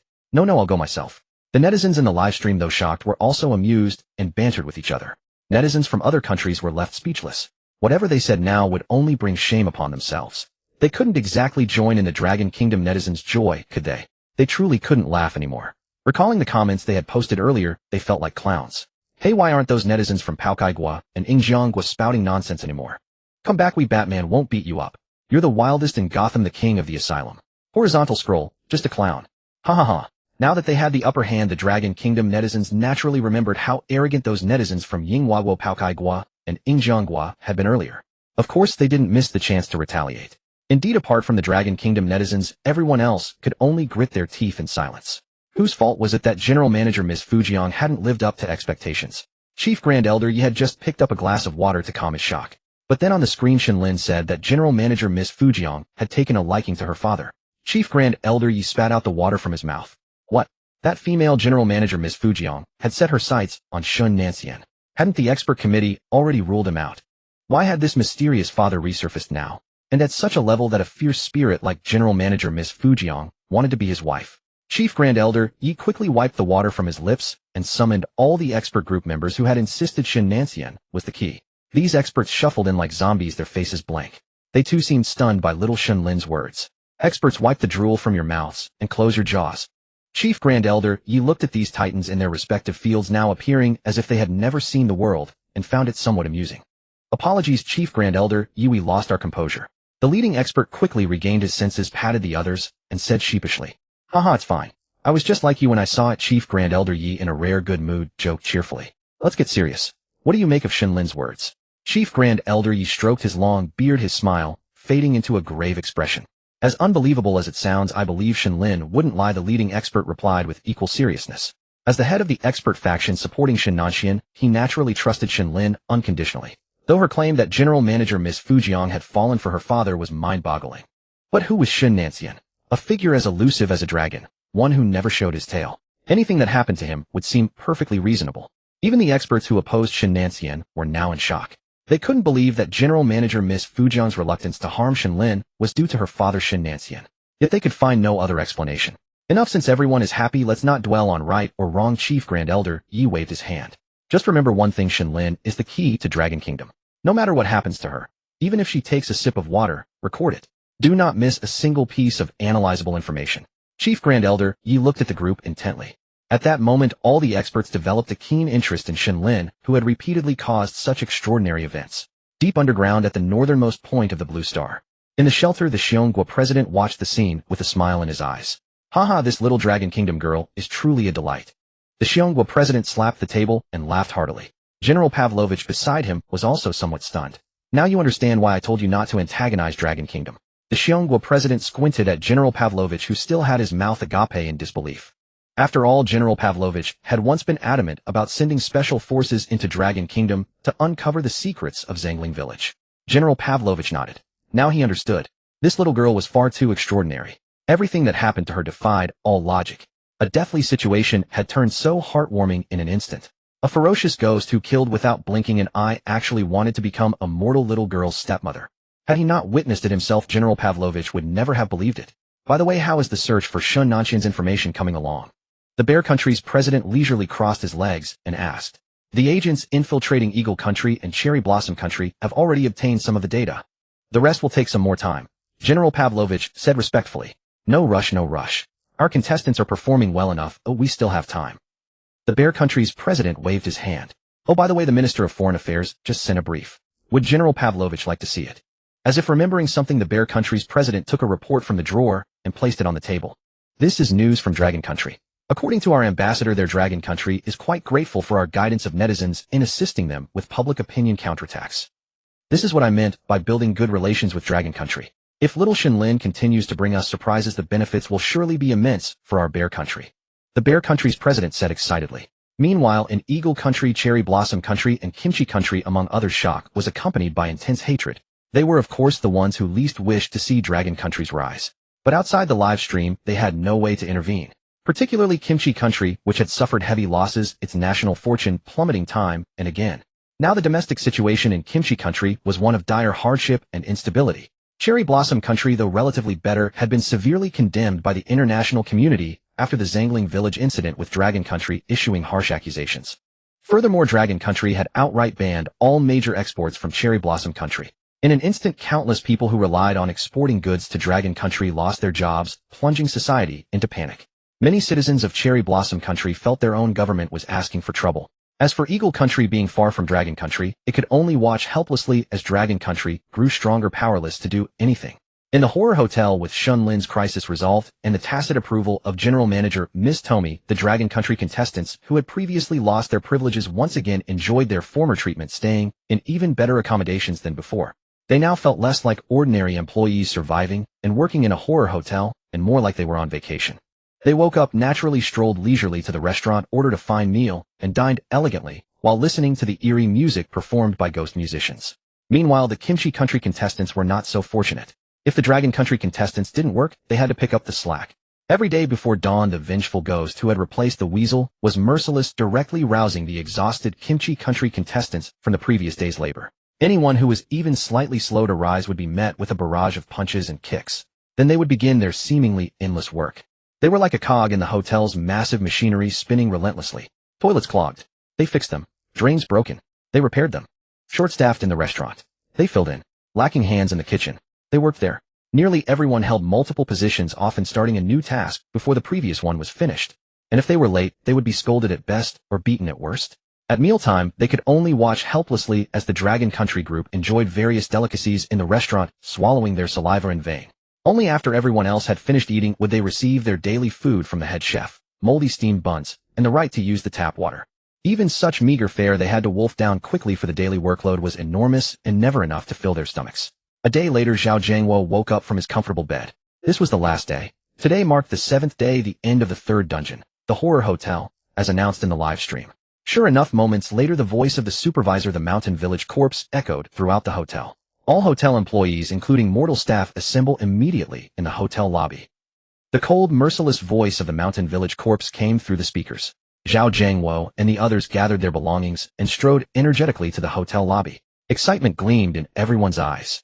Although their days here had been tolerable in the later half thanks to little Shen Lin, they had still lived in constant fear. Knowing they could leave today filled each of them with joy. In contrast, Chui Chenghan and the other Kimchi Country contestants were ecstatic to the point of madness. These 7 days had been sheer torture for them. It was a wilderness survival. It was hell. Working day and night, constantly under threat of death, with food so terrible it was worse than pig slop. No place to bathe or wash, forced to work in clothes that stank, soured, and were filthy beyond description. By now their noses had gone numb, unable to smell each other's stench. What a sour sensation. Finally, they had endured to the last day. With 3 casualties among the Kimchi Country team, the remaining 7 contestants could finally leave this place. How could that not excite them? They were nearly delirious with joy. Before long, everyone had gathered in the hotel lobby. Lina wrinkled her nose and looked around. What's that smell? It's so foul. She covered her nose and frowned. Chui Chenghan heard this and knew she was referring to him. Sybil, you Dragon Country woman. We're about to leave this place, and you're still so arrogant. Chui Chenghan, reeking of foul odor, glared at Lina with foul language on his lips. He then moved to lay hands on Shen Lin. Suddenly, a towering figure stood before Chui Chenghan. Get lost, or I'll kill you. Zhao Jiangwo's face was murderous as he stared at Chui Chenghan, having long despised this Kimchi Country scumbag of a soldier. Chui Chenghan instantly fell silent. He could only act tough against these women now, thinking that even a starved camel was still larger than a horse, and he could still intimidate Shen Lin. But with Zhao Jiangwo here, the situation was uncertain. Setting aside whether he could normally defeat Zhao Jiangwo, the grueling labor and torment of recent days had already pushed his physical strength to the absolute limit. To make matters worse, during the Dragon Nation period, everyone's physical constitution had been enhanced by 10%. Chui Chenghan understood that while this 10% increase might seem negligible for ordinary people, for a special forces elite like Zhao Jiangwo, it was absolutely a remarkable enhancement. Chui Chenghan shrank his neck and silently retreated into the ranks of the pickled country crowd. Though usually arrogant, he did not wish to court trouble so close to leaving this horror hotel instance. Scum. Zhao Jiangwo spat dismissively at the deflated Chui Chenghan. By the way, Shaoli, have you seen Lin Lin? Zhao Jiangwo scanned the hall, but failed to spot Shen Lin, so he asked Lina. After all, Shen Lin usually either hung out with Zhao Jiangwo or spent the most time with Lina. Yes, brother Zhao. I've been looking for Lin Lin too. At this hour she would normally come find me to go eat together. Lina said anxiously. Meanwhile, Mountain Village Ancient Corpse, watching the crowd from the stands, suddenly noticed something. The mortal girl clutching the Shiba Inu plush toy. Where had she gone? These mortals were to be sent away today. Surely they wouldn't leave behind this little bringer of misfortune. If Shen Lin were left in the hotel, what kind of comfortable life would she have? Pondering this, Supervisor Mountain Village Ancient Corpse strode toward the elevator. He intended to check the top floor for the little girl Shen Lin. Supervisor, where are you heading? The general manager instructed you to maintain order. Three-headed woman quickly called out to him as he prepared to leave the hall. In an instant, all eyes turned toward him. I'm going to find that mortal girl. Flustered Supervisor Mountain Village Ancient Corpse answered without turning around. Meanwhile, the elevator descended slowly. Damn it, who keeps hogging the elevator? If I find out who it is, I'll give them a proper thrashing. Mountain Village Ancient Corpse snarled through gritted teeth as the elevator stopped at each floor. Ding. The elevator doors opened on the first floor. Supervisor, sure, who were you planning to punish? A deeply enchanting voice drifted from within the elevator, teasing softly. Upon hearing that voice, Supervisor Mountain Village Ancient Corpse's expression instantly changed. Damn it, how could it be General Manager Fujiko? Supervisor Mountain Village Ancient Corpse immediately realized he had spoken out of turn. Their general manager Fujiko emerged from the elevator cradling Shen Lin, who was dressed in a sky blue puffy dress. One was breathtakingly beautiful and enchanting, the other petite and innocence personified. As both women stepped out, everyone's eyes lit up instantly. I was simply anxious. Having not seen little Shen Lin in the hall, I wished to go search for her. Mountain Village Ancient Corpse scratched his head sheepishly. Oomph. Only now that you can't find her do you remember. I just spent time properly grooming little Shen Lin. I also took her on a thorough tour of every floor in our hotel, which is why she was delayed. General Manager Fujiko said somewhat peevishly. Little Shen Lin, come visit your sister anytime. Sister will braid your hair prettily and dress you in lovely clothes. General Manager Fujiko gently set Shen Lin down and pressed a kiss onto her rosy cheek. This gesture caused Mountain Village Ancient Corpse and the other supernatural staff to twitch at the corners of their eyes. They had never seen their general manager behave in such a manner. Even an extremely honored Ghost King would not have received such treatment here. Okay, sister. Don't worry, I'll bring my father to visit you when I get the chance. Shen Lin said precociously. Upon hearing Shen Lin mention her father, General Manager Fujiko's smile grew even brighter. Then I'll wait eagerly. Let's pinky promise, and you must keep your word. After sharing a few more words with Shen Lin, General Manager Fujiko sent her back to the Dragon Nation group. Watching their interaction, everyone grew even more convinced that the General Manager had taken a liking to Shen Lin's father. If she hadn't been interested in his father, how could she smile so brightly at the mere mention of him? Good heavens, little Shen Lin was indeed telling the truth. It seems her father Shen Nancian is quite popular. I'm curious, I want to know who Shen Lin, the little angel's father, is. The live broadcast chat instantly flooded with comments again. Suddenly a shrill voice echoed. Beep, beep, beep. Congratulations to all surviving contestants for successfully clearing the first instance. Horror Hotel. Countdown begins now. In 5 seconds, all contestants will be transported back to the supernatural space. 5, 4, 3, 2, 1. As the countdown ended, a blinding white light erupted across every live broadcast. All contestants from every country were instantly teleported away. In a flash, each nation's participants returned to their own exclusive supernatural space. Countless contestants had tears in their eyes. Some with weak wills broke down into outright weeping. After all, those 7 days were tolerable for Dragon Nation citizens, but for everyone else, it was pure purgatory. Bloodthirsty ghosts, gruesome horrors, and backbreaking labor. Within that hotel, mortal lives were not truly valued. They could be trampled at will by any supernatural wraith. Now they were finally out. How could they not weep with joy? At that moment, an electronic voice sounded above everyone's heads. Beep. Now distributing the settlement rewards for the first instance. The best performing nation in this instance. Dragon Nation achieved 0 casualties among all nations, and even redeemed 1,000 ghost coins for the country midway through the instance. Dragon Nation ranks first in global points. The following rewards are hereby granted. First, Dragon Nation's national fortune increases by 20%, and all national resources increase by 20%. Second, Dragon Nation is rewarded with 10 each of diamond veins, copper mines, petroleum deposits, and gold mines. Third, Dragon Nation's overall ecological environment improves. Fourth, Dragon Nation citizens' physical fitness increases by 10%, and the average lifespan of all citizens is extended by 10 years. Now begins the announcement of the rewards for the second-ranked Bear Country. The reward broadcast lasted a full hour. Every top-ranking country received rewards. Zhao Jiangwo and the other Dragon Kingdom contestants were naturally ecstatic to hear that their own country had obtained so many rewards. The 9 people cheered together in the eerie space, and even began to hug Shen Lin, repeatedly kissing her soft rosy cheeks. Ouch, stop kissing me. You've swollen my cheeks. Shen Lin rubbed her red puffy cheeks and said indignantly. This immediately provoked laughter from the others. The eerie space belonging solely to the Dragon Kingdom was filled with harmony. Now the random ordering for the second instance will begin. Please wait. At this moment, all the contestants were stunned. What the hell is going on? Why are they directly starting to draw the order for the second instance? Don't we get any rest? Bastard, does this eerie space know how hard we've been through? Contestants from all countries immediately began to wail. Only the Dragon Kingdom team let out a sigh without much complaint. After all, not everyone had been as comfortable as they had these past few days. The contestants from other countries had spent these 7 days under extreme mental tension and life-threatening danger, both physically and mentally exhausted. Only the 10 people from the Dragon Kingdom were full of energy. After all, they ate well and slept well every day, just like a vacation. However, the eerie space paid no heed to their lamentations. Shortly after, the order was drawn.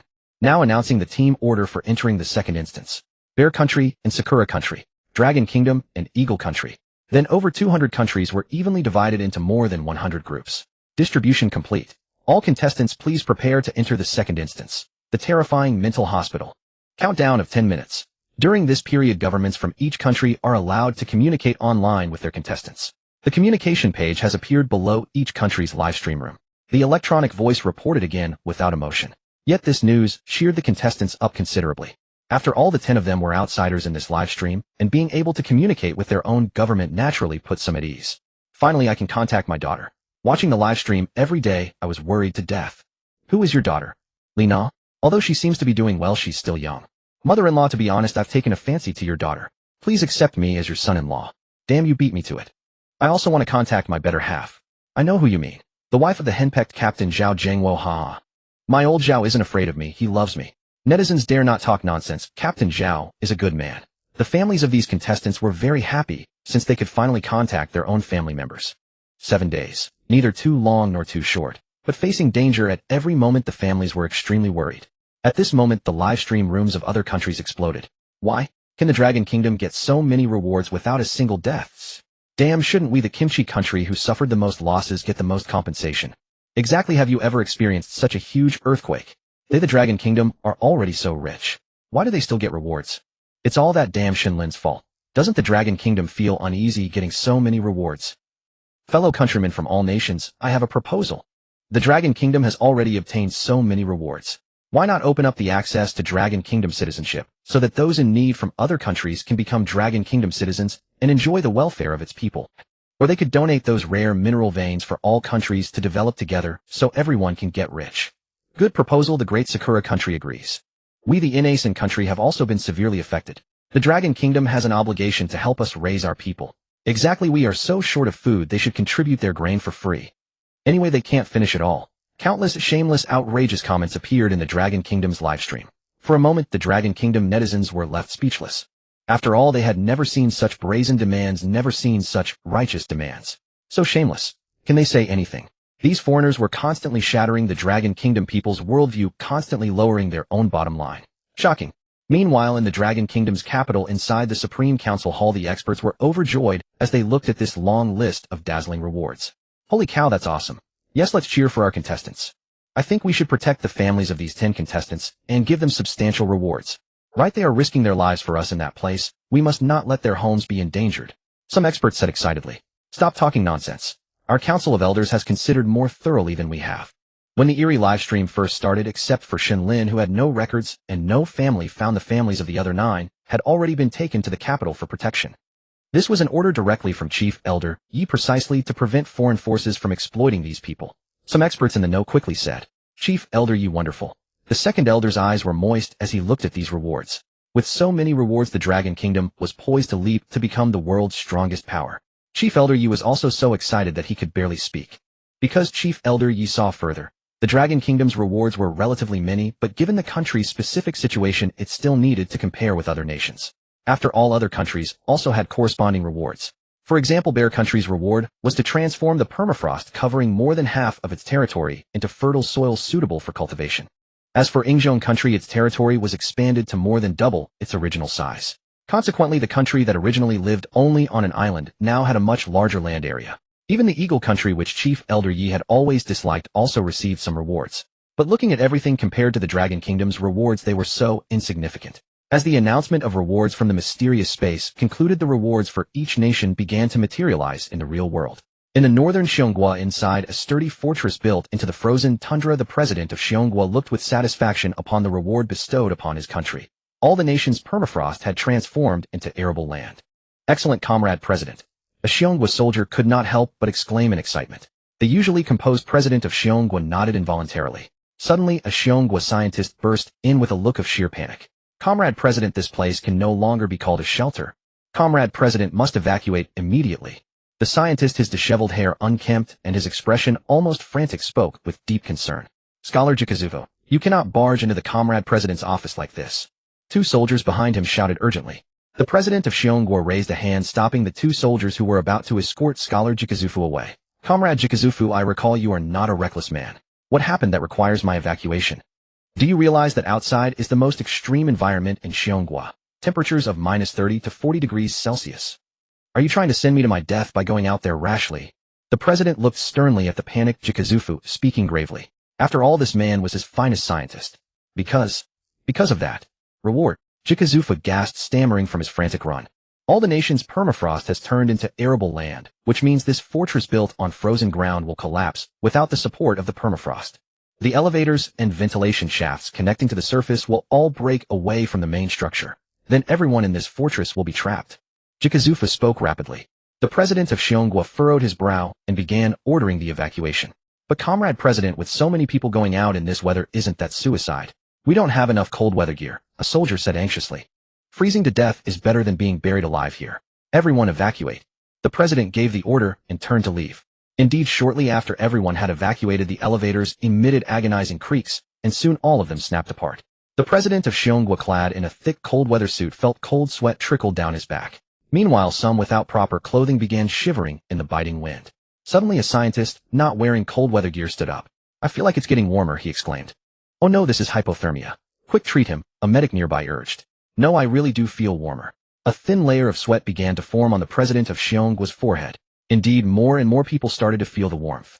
The ground beneath their feet also began to soften. As experts began measuring the temperature, the thermometer showed a rapid increase in temperature, soon reaching 25 degrees Celsius and stabilizing. The president and others struggled to remove their sweat-soaked cold weather suits. Incredible. It seems the rewards suitable for farming includes the most optimal temperature for crops. Excellent, comrade president. The problem of low land utilization that has plagued us for 4 or 5 decades is solved. From now on, we no longer have to grow only potatoes.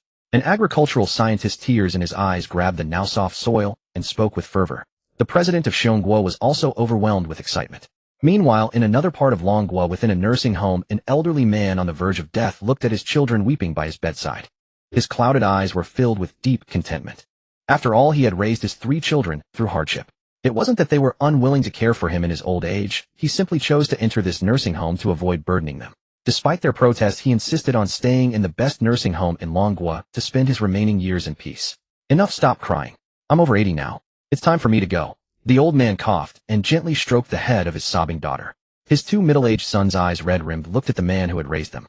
Even the young nurse nearby couldn't help but weep at this touching scene. Suddenly, the eerie broadcast on the television interrupted their sorrow. All citizens of Longguo will have their physical constitution increased by 10% and their average lifespan extended by 10 years. The next moment, the dying old man's mind suddenly cleared. He slowly sat up and looked at his grieving children. The nurse sighed. This was a sight she had seen many times. Having worked in the nursing home for years, she was all too familiar with partings of life and death. An elderly person on the brink of death suddenly becoming mobile was not uncommon. In the nursing home, it had a name, a final rally. But this rally seemed to last far too long. After all, that old man had been just 1 step away from passing. The old man, now aware of his surroundings, looked at his weeping children with growing confusion. Why did he feel his health improving? Just moments ago, every part of his body had ached. Now, miraculously, the pain was gone. He had been bettered in for over 10 days. Now the strength he thought he had lost in his legs and arms seemed to have returned. Seeing this, the children gradually stopped crying.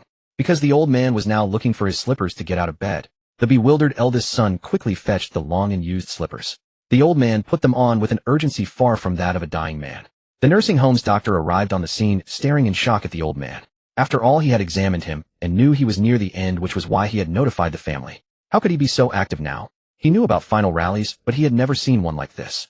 The doctor hurriedly helped the old man lie down, and under the astonished gazes of the crowd began another examination. Thump! The doctor collapsed onto the ground, his face etched with utter disbelief. How is this possible? How can this be? The doctor muttered to himself, looking as if he had seen a ghost. Doctor, what exactly is going on? The second son, who had been standing by, could no longer contain himself and rushed over to ask the doctor anxiously. Oh, the old gentleman is perfectly fine now. Could it be that my diagnosis from yesterday was wrong? The doctor fell into deep self-doubt. Everyone, look here. At that moment, the nurse pointed at the eerie live stream playing on the television screen. That reward was clearly displayed before everyone's eyes. Heaven blesses our dragon kingdom. The old man, having escaped the clutches of death, couldn't help but murmur to himself. Wonderful. Father. The daughter, who had just stopped crying, started sobbing again, but this time it was tears of joy. This scene instantly appeared in every city of the Dragon Kingdom. Countless elderly people suddenly felt as if they had regained 10 years of youth. Numerous geriatric diseases were instantly cured. Meanwhile, in the northwestern part of the Dragon Kingdom, vast expanses of desert and barren land stretched endlessly, with countless sandstorms sweeping inland. Countless ancestors of the Dragon Kingdom had traveled from distant inland regions to plant trees, striving to improve this harsh ecological environment. After generations of hard work, they had only managed to slow the spread of the sandstorms. A tree planter emerged from his tent, his face covered in yellow dust, his lips cracked from dehydration. He looked at the bucket of clear water in his hand, swallowed hard, his throat dry and itchy. Finally, unable to resist, he poured a small cup of water, and as if savoring a sumptuous feast, slowly swallowed it down his throat. After drinking that cup, it was merely a drop in the bucket for him. Alas, the environment is getting worse and worse. The nearest water source is about to dry up. Fetching water is becoming more and more difficult. The tree planter sighed, pondering mournfully. Since he had left the city 30 years ago to come here, he had lost count of the days like this. Every day the first task was to travel a great distance to fetch water. Bathing and washing were of course a luxury, for even drinking water and cooking couldn't be fully guaranteed. For bathing and washing they simply rubbed themselves with dry clean sand. The remaining water had to be used to water the saplings newly planted in the sandy soil. He gazed longingly at the bucket of clear water, wishing he could drink his fill. But after years of perseverance, he wouldn't allow himself to do so. Just as he was carrying the bucket ready to water the newly planted saplings, the sky changed in an instant. At that moment, everything was transformed. To the tree planter's astonishment, the raging sandstorm instantly subsided. Not far away, the vast desert and barren land. All the sand rose into the air and vanished into the sky. In its place, there were mountains covered with trees, countless crystal-clear streams and rivers, and the tree planter could even see various animals running through the woods. The tree planter's legs gave way. He collapsed to the ground in shock, touching the moist soil beneath him. Everything felt so unreal. The tree planter knelt on the soft, wet earth, tears in his eyes, his face filled with awe. He repeatedly kowtowed to the sky, thanking the heavens for their bounty. Besides the transformation of the desert and barren land into fertile grasslands, forests, and plains, even the mountains that had been hollowed out by excessive mining were suddenly filled again. The remnants of development on the mountains vanished, and the mountains returned to their original state. In the mountains and abandoned plains of the Dragon Kingdom's capital, numerous mineral veins appeared out of nowhere. Gold mines, diamond mines, copper mines, tin mines, and many other rare mineral veins all emerged. The Council of Elders of the Dragon Kingdom received the news immediately and dispatched people to investigate the veins. The only report was that the reserves of each mineral vein were no less than those of existing similar veins in the world. And there were 10 of each type of mineral. This was an immense fortune. After all, many minerals were either absent or undiscovered within the Dragon Kingdom, and they had long relied on imports, which came with significant restrictions. Some minerals required for cutting-edge research had been completely embargoed by foreign countries, leaving the Dragon Kingdom with no access. Now, with these bestowed mineral veins, the Dragon Kingdom could achieve complete self-sufficiency, no longer dependent on imports. The experts were ecstatic. As scientists, they had often been unable to pursue research due to material limitations. After all, even the cleverest person cannot make a meal without ingredients. They had abundant knowledge, but no materials to work with. Now, thanks to the reward granted to the Dragon Kingdom, the problem was solved. Chief Elder Yi, I request the immediate development of the tin mines. A cutting-edge weapon we have been researching has been stalled due to insufficient tin. I also request the development of the Dragon Kingdom's first diamond mine. A new energy device we have been working on has been shelved because the imported diamonds are prohibitively expensive and of abysmal quality. Numerous experts rushed to Chief Elder Yi, speaking with great urgency. Everyone, please calm down. Since the nation has received these rewards, we will not let them gather dust.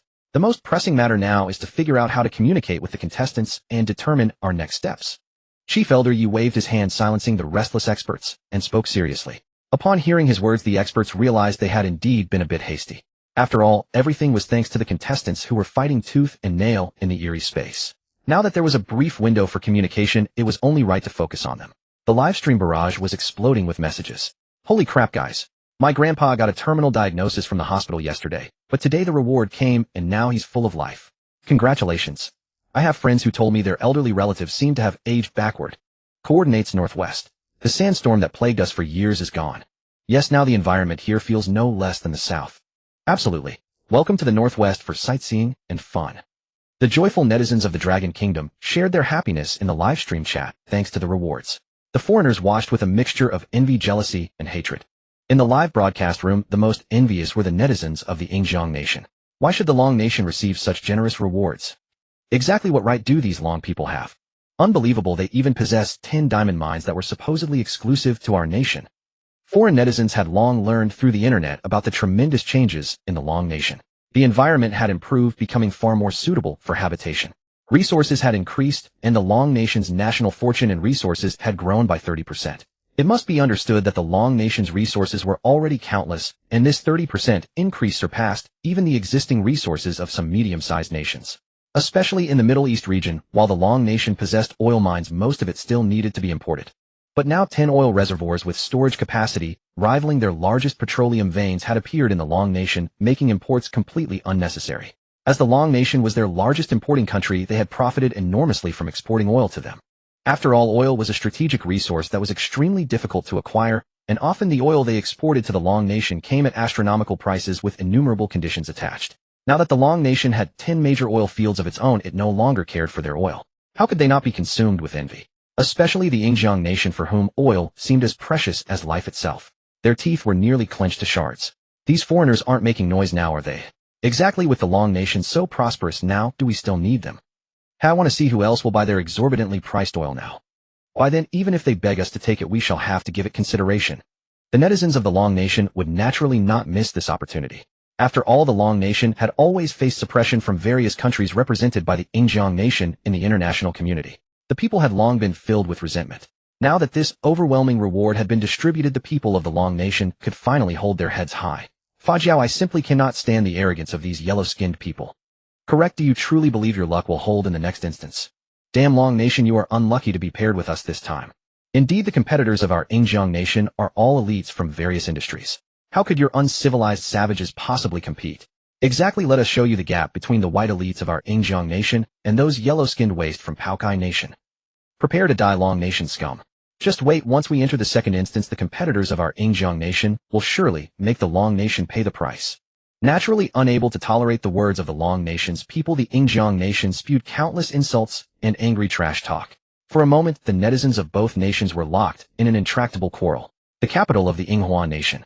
Many scientists of the Yinghua nation were already respectfully kneeling with folded legs in the grand hall. Sitting directly before them, facing these individuals, was the prime minister of the Yinghua nation, clad in a dark brown kimono.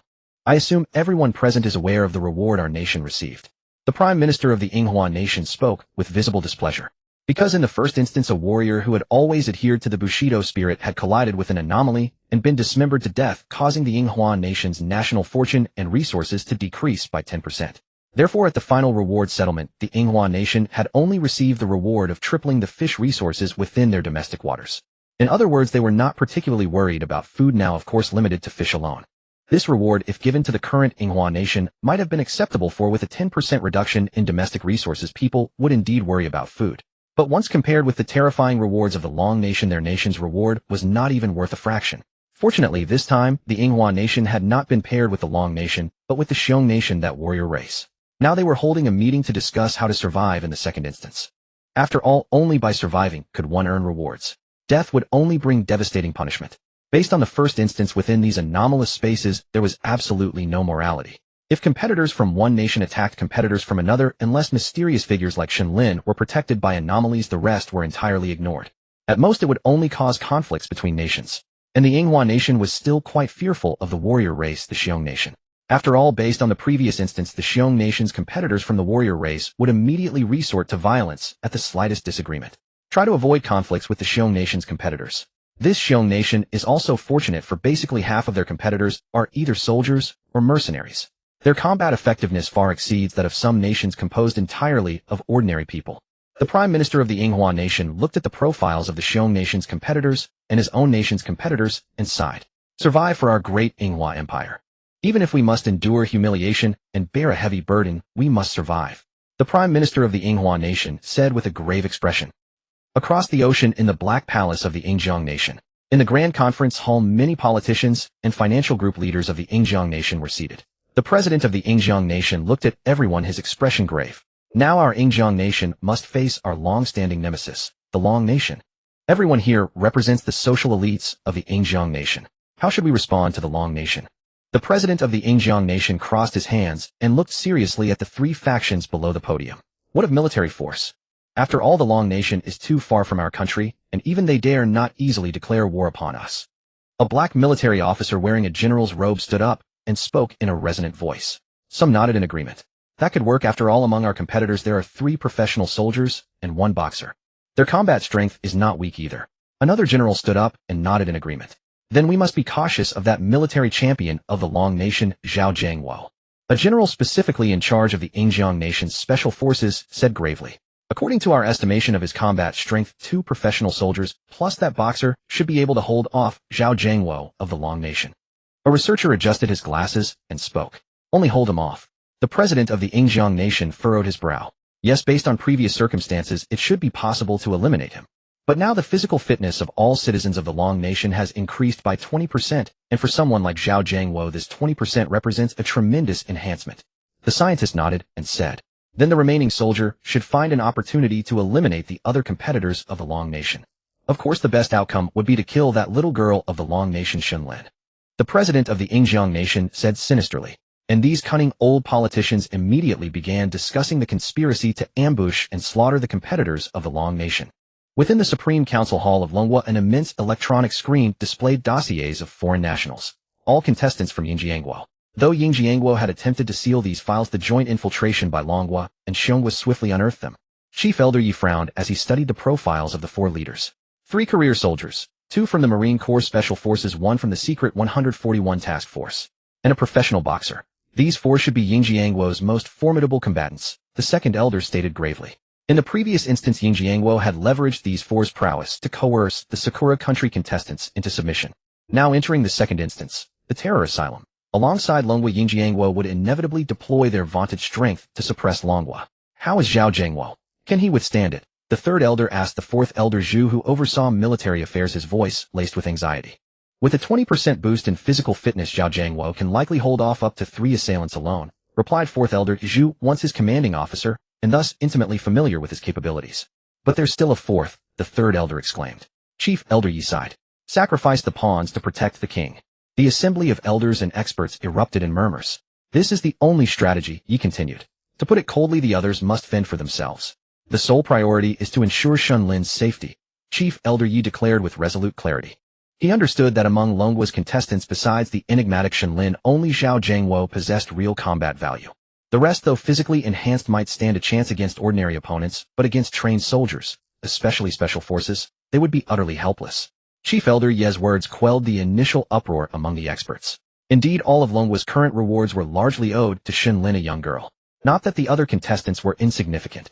Each carried 10% of Longguo's national fortune and resources. But compared to Shen Lin, they paled. In the first instance alone, she had boosted Longguo's national fortune and resources by 30%. Additionally, she had enhanced the entire nation's physical fitness by 20%, improved the environment, and revealed numerous rare mineral veins. And this was just the first instance. Future rewards would surely grow. The key to Longguo's future lay solely with Shen Lin. Thus, sacrificing the pawns for the king was the optimal choice. Now Shen Lin is our hope. Even if it means sacrificing all other contestants, we must protect her. Chief Elder Yi spoke with grim seriousness. Meanwhile, within the anomalous space, Zhao Jiangwo and the others had just finished their conversations with their families. Lina, barely of age, felt her eyes redden at the sound of her parents' voice. Sister, be good. Lin will pat your head. Don't cry, sister. Crying makes you less pretty, cooed Shen Lin, clad in a floral dress with twin ponytails, holding a small knife shield in one hand, while stroking the weeping Lina with the other. Her childish words coaxed a smile from the distraught Lina. Just then Zhao Jiangwo, having joyfully spoken with his wife, was in high spirits. After 7 or 8 days without seeing his beloved wife and 6-year-old child, he missed them dearly. Suddenly a call request appeared on his device. His eyes narrowed as he saw the caller's name, Fourth Elder Zhu. Frowning, Zhao Jiangwo slowly paced to the far edge of the anomalous space, distancing himself from the other Longguo contestants. The space seemed to stretch endlessly. When he judged he was far enough, he took a deep breath and answered the call. Chief, hello. Seeing Fourth Elder Zhu on the screen, Zhao Jiangwo immediately snapped to attention and rendered a crisp military salute. Fourth Elder Zhu waved with a smile. Xiao, how have these past few days been? He asked warmly, eyes crinkling. Chief, you flatter me. I've been enjoying a few peaceful days thanks to little Shen Lin's influence, Zhao Jiangwo replied, scratching his head with a sheepish grin. Before others, he was the invincible Special Forces king of Longguo, but before his old commander, he remained a humble soldier. Enough, the organization has a task for you, Fourth Elder Zhu said, knowing time was short. Both being military men, they cut straight to the point. Please issue the order, Chief. I will not fail the nation's trust, and will complete the mission, Zhao Jiangwo declared, standing tall and firm. The task is simple: protect Shen Lin at all costs, Fourth Elder Zhu said, looking into Zhao Jiangwo's eyes, enunciating each word. I understand. As long as I live, Shen Lin will not be harmed, Zhao Jiangwo nodded firmly. Jiangwo, at all costs. Your life and the lives of other Longguo contestants are secondary to her safety. Her safety is paramount. I know this is hard to accept, but remember, in critical moments, even if you must sacrifice others, you must ensure both you and Shen Lin survive. You can only be the second to last to die. Do you understand?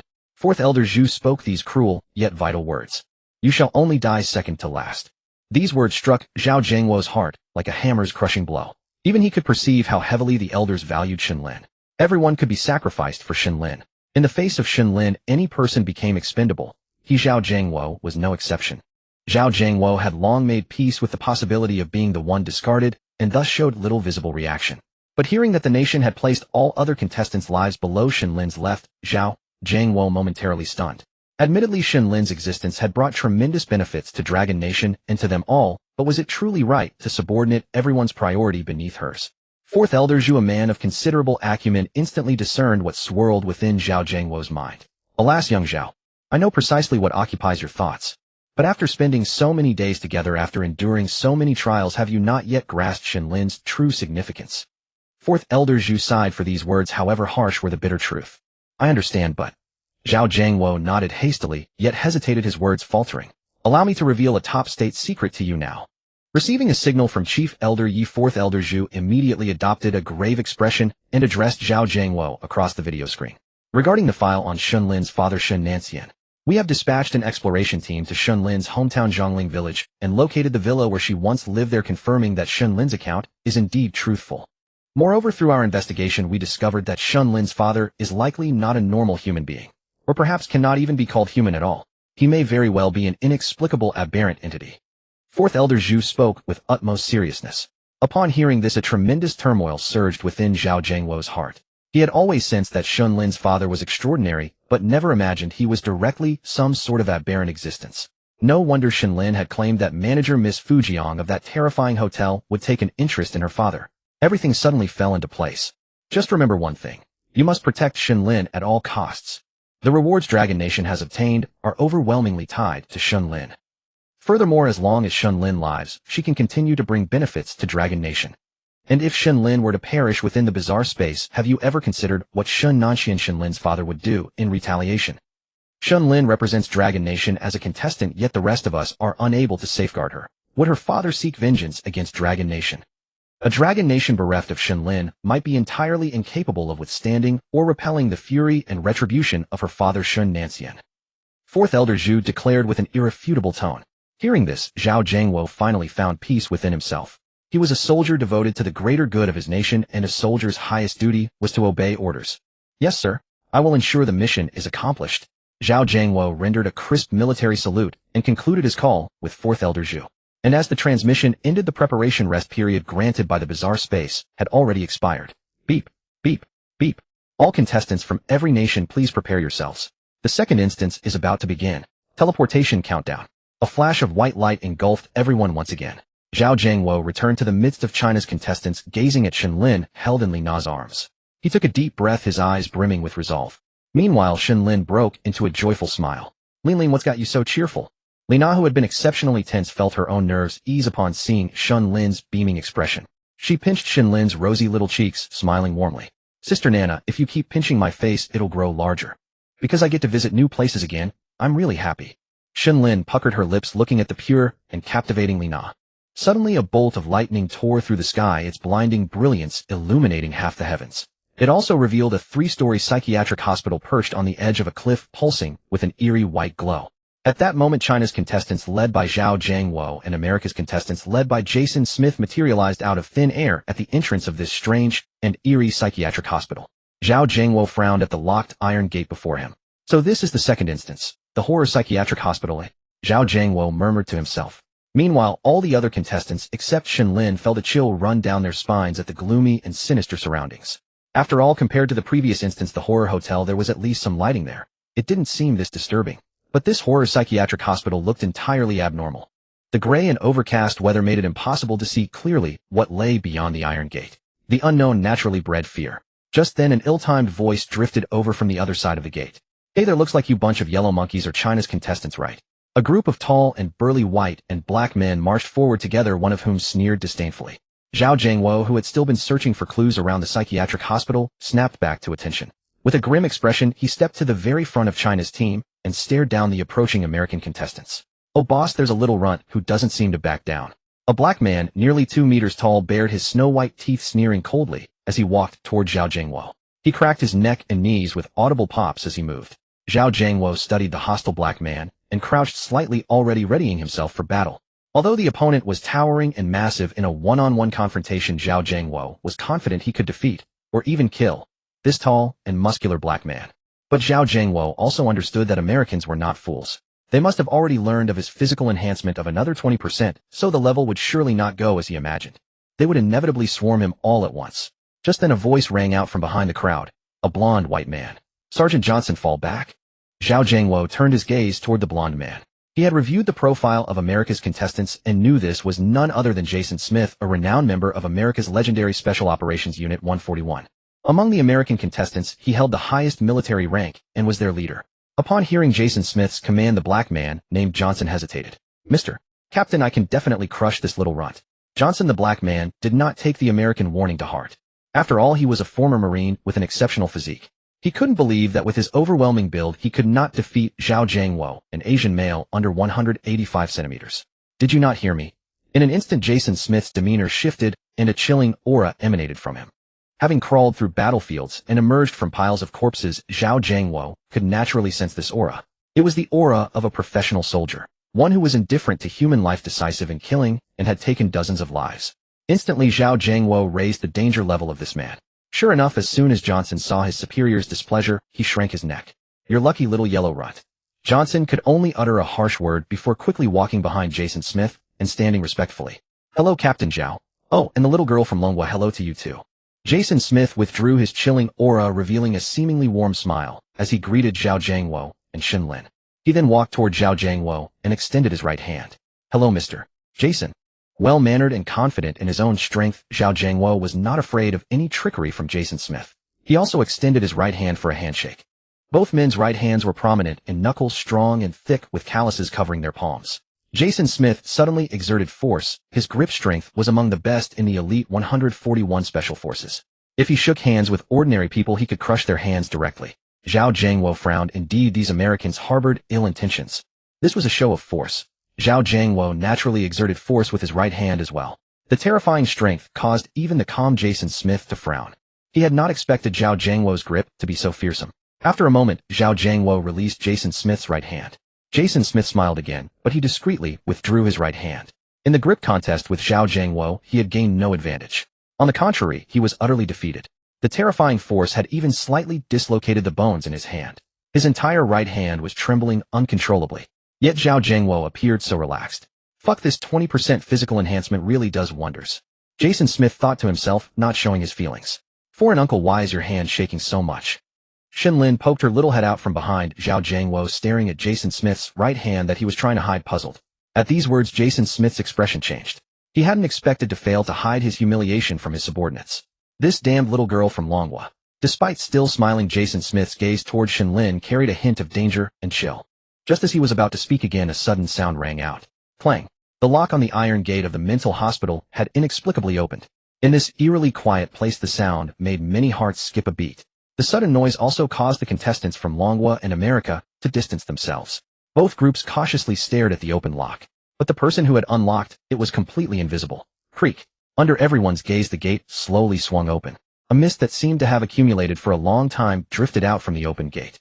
The contestants from both countries, enveloped in the mist, immediately felt their hairs stand on end. An indescribable nauseating discomfort settled in everyone's hearts. After a while, the mist dispersed, revealing a courtyard with a massive willow tree. Soon, led by Zhao Zhangguo and Jason Smith, the contestants from both countries filed into the courtyard. As they entered, the originally open gate quickly closed. Click. The lock locked itself again, without anyone touching it. The weather was gloomy and overcast, with occasional thunder and lightning in the distance. In the center of the courtyard, a huge willow tree swayed without wind. Its long branches occasionally brushed against the skin of those beneath, leaving a damp chill. In the distance, the cawing of crows could be heard, sending shivers down the spine. The three-story building emitted a pale white light with brown stains in some places. The walls were pitted and covered with many cracks. At that moment, strange sounds came from some of the wards. Some wards emitted a teeth-grinding sound of chewing. Other wards echoed with the thumping of constant wall banging. A few more wards let out blood-curdling screams. Damn, this place is too scary. I can't stand places like hospitals. Too much energy. Holy shit, a human mental hospital is full of demons and monsters, terrifying. If this is a mental hospital for anomalies, how terrifying must it be? The livestream barrage erupted at the horrifying scene of the mental hospital. Suddenly, another dazzling bolt of lightning struck the sky. The intense flash blinded everyone for a moment. The next moment, as everyone nervously and cautiously observed their surroundings, a man in a white coat and mask appeared abruptly before them. A brief panic broke out among the people, but all had been through the trials of the horror hotel and quickly steadied themselves. Both Xiao Jiangwo and Jason Smith, professional soldiers, sensed a terrifying aura from this man, an aura of extreme danger. As a flash of lightning struck, they saw that his white coat was stained with blood. At this moment, the man wearing glasses, a face mask, and a white coat cleared his throat. Instantly, the thunder in the sky seemed to diminish considerably. "Welcome to our psychiatric hospital, and I am the chief physician of this institution. For the coming days, you will all obey my directives." The man in the white coat surveyed the crowd with an air of unquestionable authority. Those who had survived the Terror Hotel instinctively understood that this suddenly manifested physician was no ordinary presence to be trifled with. Those foolish enough to dare rebel had already perished in the first instance. The Terror Hotel. Observing their compliance, the chief physician nodded with satisfaction. "From today onward, your task is to become the nursing staff of this psychiatric hospital. According to the terminology of the outside world, you would be called orderlies, I suppose." The chief physician pondered for a moment before speaking slowly. The group hesitated, their inner anxiety easing somewhat. Working as orderlies was somehow bearable since it at least involved caring for patients. If this chief physician had the unreasonable notion of treating them normal people as psychiatric patients, that would truly be dire. After all, many sane individuals who entered psychiatric hospitals after undergoing treatment by the doctors ultimately shared the same fate, successfully transformed into mental patients. They certainly did not wish to become such patients themselves. "Now let me inform you of the rules you must follow in this psychiatric hospital. Remember, rules must not be broken, and the consequences are entirely on your own heads." A chilling gaze emerged from the chief physician's eyes. "First, dormitories will be assigned to you shortly. Under no circumstances are you to leave your room at night or face the consequences entirely on your own heads." The doctor looked at everyone and spoke earnestly. "This rule is acceptable." "Exactly. In such a gloomy place, forget about leaving my room at night. I wouldn't even step out of my blanket." "Haha, then may I ask, how do you handle going to the toilet?" "How should I know? I'd rather soil my bed than step outside." "Ew, but that's disgusting." "Disgusting? Is it more important to stay clean or stay alive?" Viewers in the livestream chat began discussing this rule, with many expressing that going outside was absolutely out of the question. Second, all patients are not entities you may provoke or face the consequences entirely on your own heads. Third, do not be deceived by the appearances of patients. Absolutely no playing with them or face the consequences entirely on your own heads. The doctor adjusted his slightly slipping glasses and continued speaking. "Damn, these contestants have all been tempered by the Terror Hotel." True. Even without these two rules, they surely wouldn't be foolish enough to provoke or play with those patients. Some netizens discussed this in the livestream. The final point, and the most important one. Over there.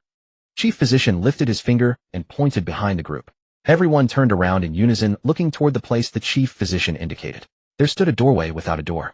Borrowing the flash of lightning, they could see a staircase leading downward. However, gazing any deeper revealed nothing but darkness. A tingling sensation arose within everyone's hearts. A visceral revulsion that spread from soul to body. Looking at that doorless opening, it seemed at that moment like a human devouring maw, its black mouth wide open. "There is the basement of the psychiatric hospital. Do not go there. Otherwise the consequences are entirely on your own heads." The chief physician also withdrew his gaze with a grave expression. Those 4 consecutive phrases of consequences on your own heads placed tremendous pressure on the contestants from Dragon Country and Eagle Nation. After all, the unknown consequences were the most terrifying. At this moment, the comments section erupted. "Good heavens, does the second instance start with 4 warnings of consequences?" Exactly. Although there are rules, none of them offer the slightest hint. Indeed, it makes us shiver with dread. Right, this place just feels wrong. The apprehension among Dragon Country's netizens was self-evident. May heaven bless our great Dragon Country, may all 10 of them pass this instance unharmed.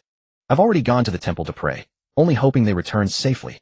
Netizens from all corners offered their blessings for Dragon Country's contestants in their own ways. And at this time some rot surely emerged. "Damn you Dragon Country folks, you'll suffer this time. Indeed, that little girl is definitely trouble. This time I want to see how she survives in a place full of mental patients." Our Eagle Nation elites have surely already formulated countermeasures. Let other countries' netizens witness. Precisely. Let us show the difference between Eagle Nation's social elites and those uncivilized monkeys of Dragon Country. These foreign scum once again launched their disgusting attacks on Dragon Country's audience. Don't bother with those trolls. Wasting breath on them is pointless. Right, a bunch of mindless foreigners. What I'm curious about now is this 4th rule. Yes, anyone with common sense wouldn't do what the other 3 rules warn against. It's completely unnecessary.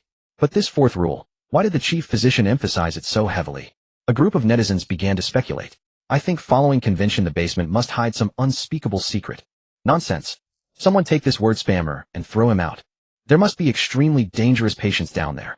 Like entities sealed away. Ah, that sounds more reasonable. Some of Dragon Country's more rational netizens did not engage in pointless arguments with those mindless foreign trolls. Instead, they began to wonder what secret lay concealed in the basement. In Dragon Country's Supreme Council chamber, the expert panel watched the scenes from the recent broadcast, having recorded every word spoken by the chief physician. Not even his pauses were overlooked. After all, the available information was far too scarce. They could only start from details that ordinary observers would miss. The image of that basement doorway had been individually screenshotted.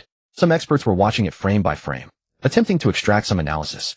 Everyone should be able to see that this psychiatric hospital differs enormously from those in our real world. Indeed, starting with the staffing. The scale of this psychiatric hospital is not small. It is apparent that a considerable number of patients are confined and treated here.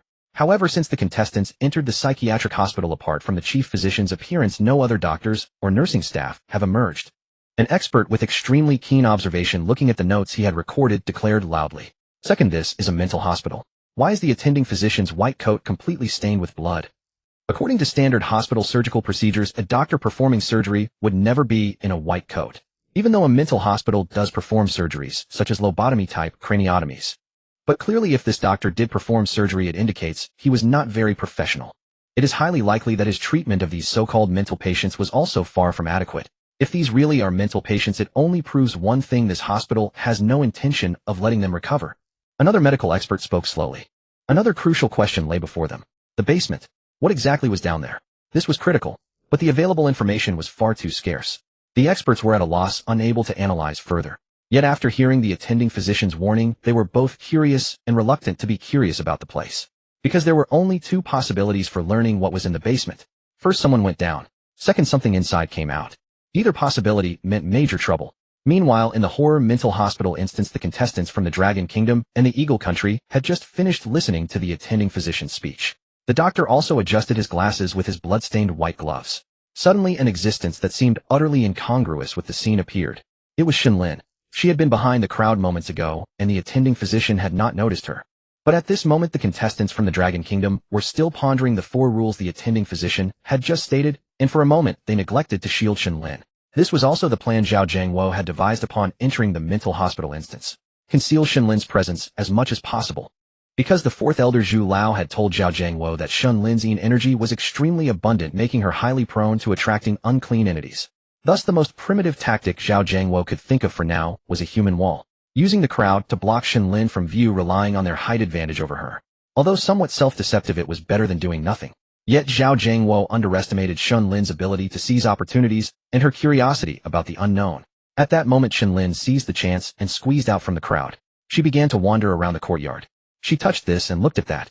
After all, everything here was so novel to her. The attending physician noticed the little girl who had suddenly emerged from the crowd.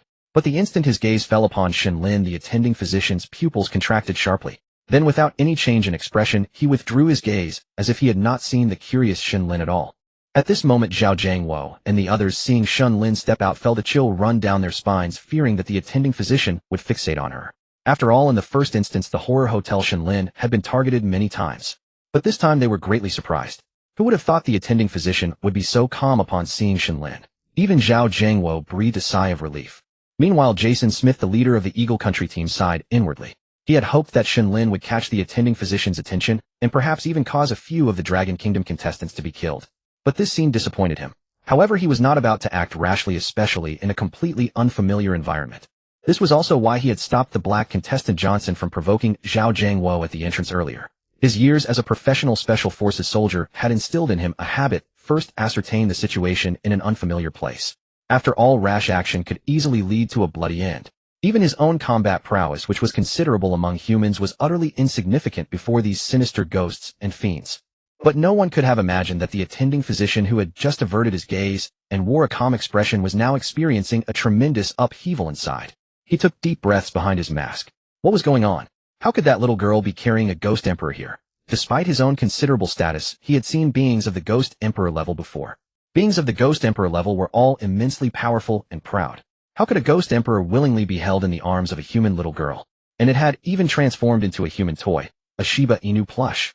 For a moment he wondered if he had sensed incorrectly, but he knew that the feeling when he first released his spiritual sense would not deceive him. He wanted to sense again to confirm, but he dared not. That would be considered an act of provocation in the presence of a ghost emperor. The first sensing could be passed off as inadvertent. To do it a second time, would he be tired of living? So now he naturally dared not sense Shen Lin's side again. He decided to pretend he knew nothing. Better to avoid trouble than to invite it. The attending physician muttered to himself. He thought that since he had finished explaining the rules, it was time to assign dormitories. The attending physician clapped his hands. The ground of the courtyard began to tremble. All the contestants watched in horror as the earth churned and surged. A strong stench wafted up from underground. Sure enough, a hand wrapped in blood-stained bandages emerged from the soil. Where the bandages were torn, the pale green rotting flesh beneath was visible. Before long, under the terrified gazes of the crowd, 5 or 6 female zombies completely bound in bandages and wearing short-skirted nurse uniforms stood crookedly before the Dragon Kingdom and Eagle Country contestants. It was evident that these zombies had once possessed excellent figures and appearances, but now their bodies were decayed and rotten, emitting a thick, foul odor. Their bones seemed to have been shattered. Now these are our mental hospital's orderlies. They will take you to your dormitories. The attending physician announced loudly to the crowd. Indeed, at his command, all the female zombies began to move. They each walked toward a corner on the ground floor. The rooms are large dormitories. 10 people per room, but due to budget constraints there are no beds, only blankets. The attending physician gestured for the female zombies to open 2 doors and pointed into the dimly lit rooms, speaking slowly. A pungent smell wafted out from the rooms. Zhao Jiangwo and Jason Smith strode ahead, entering the rooms designated for their respective nations. Inside was a chamber barely exceeding 20 square meters with a dim yellow light bulb hanging from the ceiling at its center. The ceiling was so low that the black man Jason, already nearly 2 meters tall, was on the verge of brushing his head against it. The floor was even more filthy, stained with blood with nauseating yellow urine marks and traces of human waste. In the corner nearby, more than a dozen pitch-black carpet rolls were stacked. Each one looked utterly revolting. No one knew what was stuck to their surfaces, but cockroaches could be seen crawling within the fabric. A female contestant from the Eagle Country immediately broke into curses and rushed to the doorway, vomiting uncontrollably. Among the group, only Zhao Jiangwo and Jason Smith frowned slightly, yet managed to endure it. After all, during their special forces they had endured lodging conditions dozens of times worse than this. Zhao Jiangwo merely sighed. As a rugged man he could tolerate staying here, but it was a pity for Li Na and Shen Lin. The 2 girls, one grown and one still young. Shen Lin wrinkled her delicate nose at the pungent odor permeating the room. After all, the stench was truly overwhelming. Noticing this scene, the chief physician's pupils contracted once more. That little girl, come out, the chief physician said, pointing at Shen Lin. Upon hearing the chief physician call for Shen Lin, Zhao Jiangwo's heart skipped a beat, and he quickly stepped forward to stand beside her. The other Dragon Country contestants also instinctively used their bodies to form a protective barrier around Shen Lin. Meanwhile, the Eagle Country contestants immediately lost interest in complaining about their squalid dormitory conditions. The chief physician watched the group shielding Shen Lin and could not help but roll his eyes. Did these mortals truly believe a numbers game would serve them? What do you think you're doing? The chief physician asked with visible displeasure, eyeing Zhao Jiangwo and the others. May I ask what the esteemed chief physician requires of our Shen Lin? Zhao Jiangwo clasped his hands together and bowed respectfully. What do you intend for this little girl to remain in such quarters with you? I wish to arrange a far superior room for her. You would object? The chief physician, having encountered far greater upheavals, showed no signs of anger toward Zhao Jiangwo and the others, speaking instead with measured calm. More critically, the chief physician himself was uncertain whether the Ghost Emperor's protection extended solely to the little girl or encompassed all of them as well. Upon hearing this, Zhao Jiangwo and the other Dragon Country contestants who had been bracing for confrontation stood frozen. Was this some kind of favoritism being shown to Shen Lin? Or did the chief physician harbor some ulterior motive? Nevertheless, observing such squalid conditions, Zhao Jiangwo privately hoped Shen Lin would not have to endure such hardship alongside them. Jason Smith too was taken aback. Why would they suddenly assign a separate room to this young girl? We apologize for any offense. We hope the chief physician will forgive us. Please overlook our transgressions, Zhao Jiangwo pleaded, bowing again. The chief physician waved him off. He then opened the door to a room nearby. A bright lamp illuminated the entire room. At its center stood a large bed dressed in white sheets and bedding. A window let in the gentle breeze from the cliffside. A table by the window held a vase of fresh jasmine flowers. On the opposite side was a compact yet fully equipped bathroom clearly designed for bathing. In essence, though the room was not grand or comparably luxurious to the premium suites, its cleanliness and hygiene made it truly commendable. This stood in stark contrast to the quarters recently allocated to the Dragon Country and Eagle Country contestants at the psychiatric hospital. Their bathroom notably was nothing more than a dry toilet. Countless flies and maggots had been festering and rotting in that filth. Staring at the room before him, Zhao Jiangwo was struck dumb. Was this room perhaps fitting too perfectly? Small yet fully equipped, and above all clean and sanitary. What prompted the chief physician to suddenly show such consideration for Shen Lin? Shen Lin dashed into her new room with delight rolling joyfully across the soft bed. Meanwhile, the Eagle Country nationals who had followed to inspect her quarters were visibly shaken. Claiming to champion freedom and equality, they naturally bristled with resentment. Why should a girl from Dragon Country be granted such accommodations? Precisely. These rooms ought to be reserved for our nation's elite. Captain Jason, we demand to lodge a protest. The Eagle Country contestants, stung by indignation and disbelief, began muttering amongst themselves. Watching the stark disparity in accommodations, netizens erupted online. Can Shen Lin go anywhere without commanding such respect? Indeed, she is staying in premium suites at hotels and top-tier quarters, even at psychiatric facilities. Incredible, simply outstanding. The collective dormitories versus Shen Lin's private room. The difference is like night and day. Absolutely phenomenal. As expected, Loli reigns supreme. Even the chief physician of the psychiatric hospital bows to the power of cute girls. Chinese netizens were equally stunned. Having witnessed the live stream, they too could clearly sense just how repulsive the accommodations provided to the rest of the Dragon Country contingent had been. Yet the room now offered to Shen Lin presented a stark contrast. Meanwhile, netizens from other nations, far from foolish, readily grasped the disparity between these two chambers. Damn it, why does this Shen Lin stay in top-tier suites during previous instances and enjoy even better accommodations here than everyone else? Exactly, it is unjust. Sakura Country protests first. By God, our Eagle Country elites were relegated to those disgusting quarters, while a person of the yellow race receives superior accommodations over our noble white people. Agreed. Make Shen Lin relinquish the room, so all contestants may share it equally. Or better yet, have her surrender the room entirely. At last, these foreigners recalled the human rights and equality they had championed, though such concerns naturally bent toward their own nation's interests. The experts on the panel were likewise taken aback by the contrast between the two rooms. The suddenness of the situation had left them caught off guard. Not a single precaution had been taken. When Shen Lin first slipped out of the crowd, everyone in the expert team felt a sudden jolt in their hearts. Because Master Zhang had once analyzed that Shen Lin possessed extremely potent yin energy, making her highly susceptible to attracting the attention of these bizarre, vengeful ghosts. What they never expected was that the director, who appeared so profound and unfathomable, didn't intervene with Shen Lin at all in the beginning. After all, in the first instance, as long as Shen Lin was targeted by these vengeful ghosts, there would inevitably be trouble. This time Shen Lin wasn't targeted, which even surprised the experts on the team. But then she was immediately given special treatment. What was going on? Could this director truly be kind-hearted? Did he not want a child like Shen Lin to reside in such poor conditions? Is that really possible? The experts exchanged glances at the viewpoint proposed by one of their own.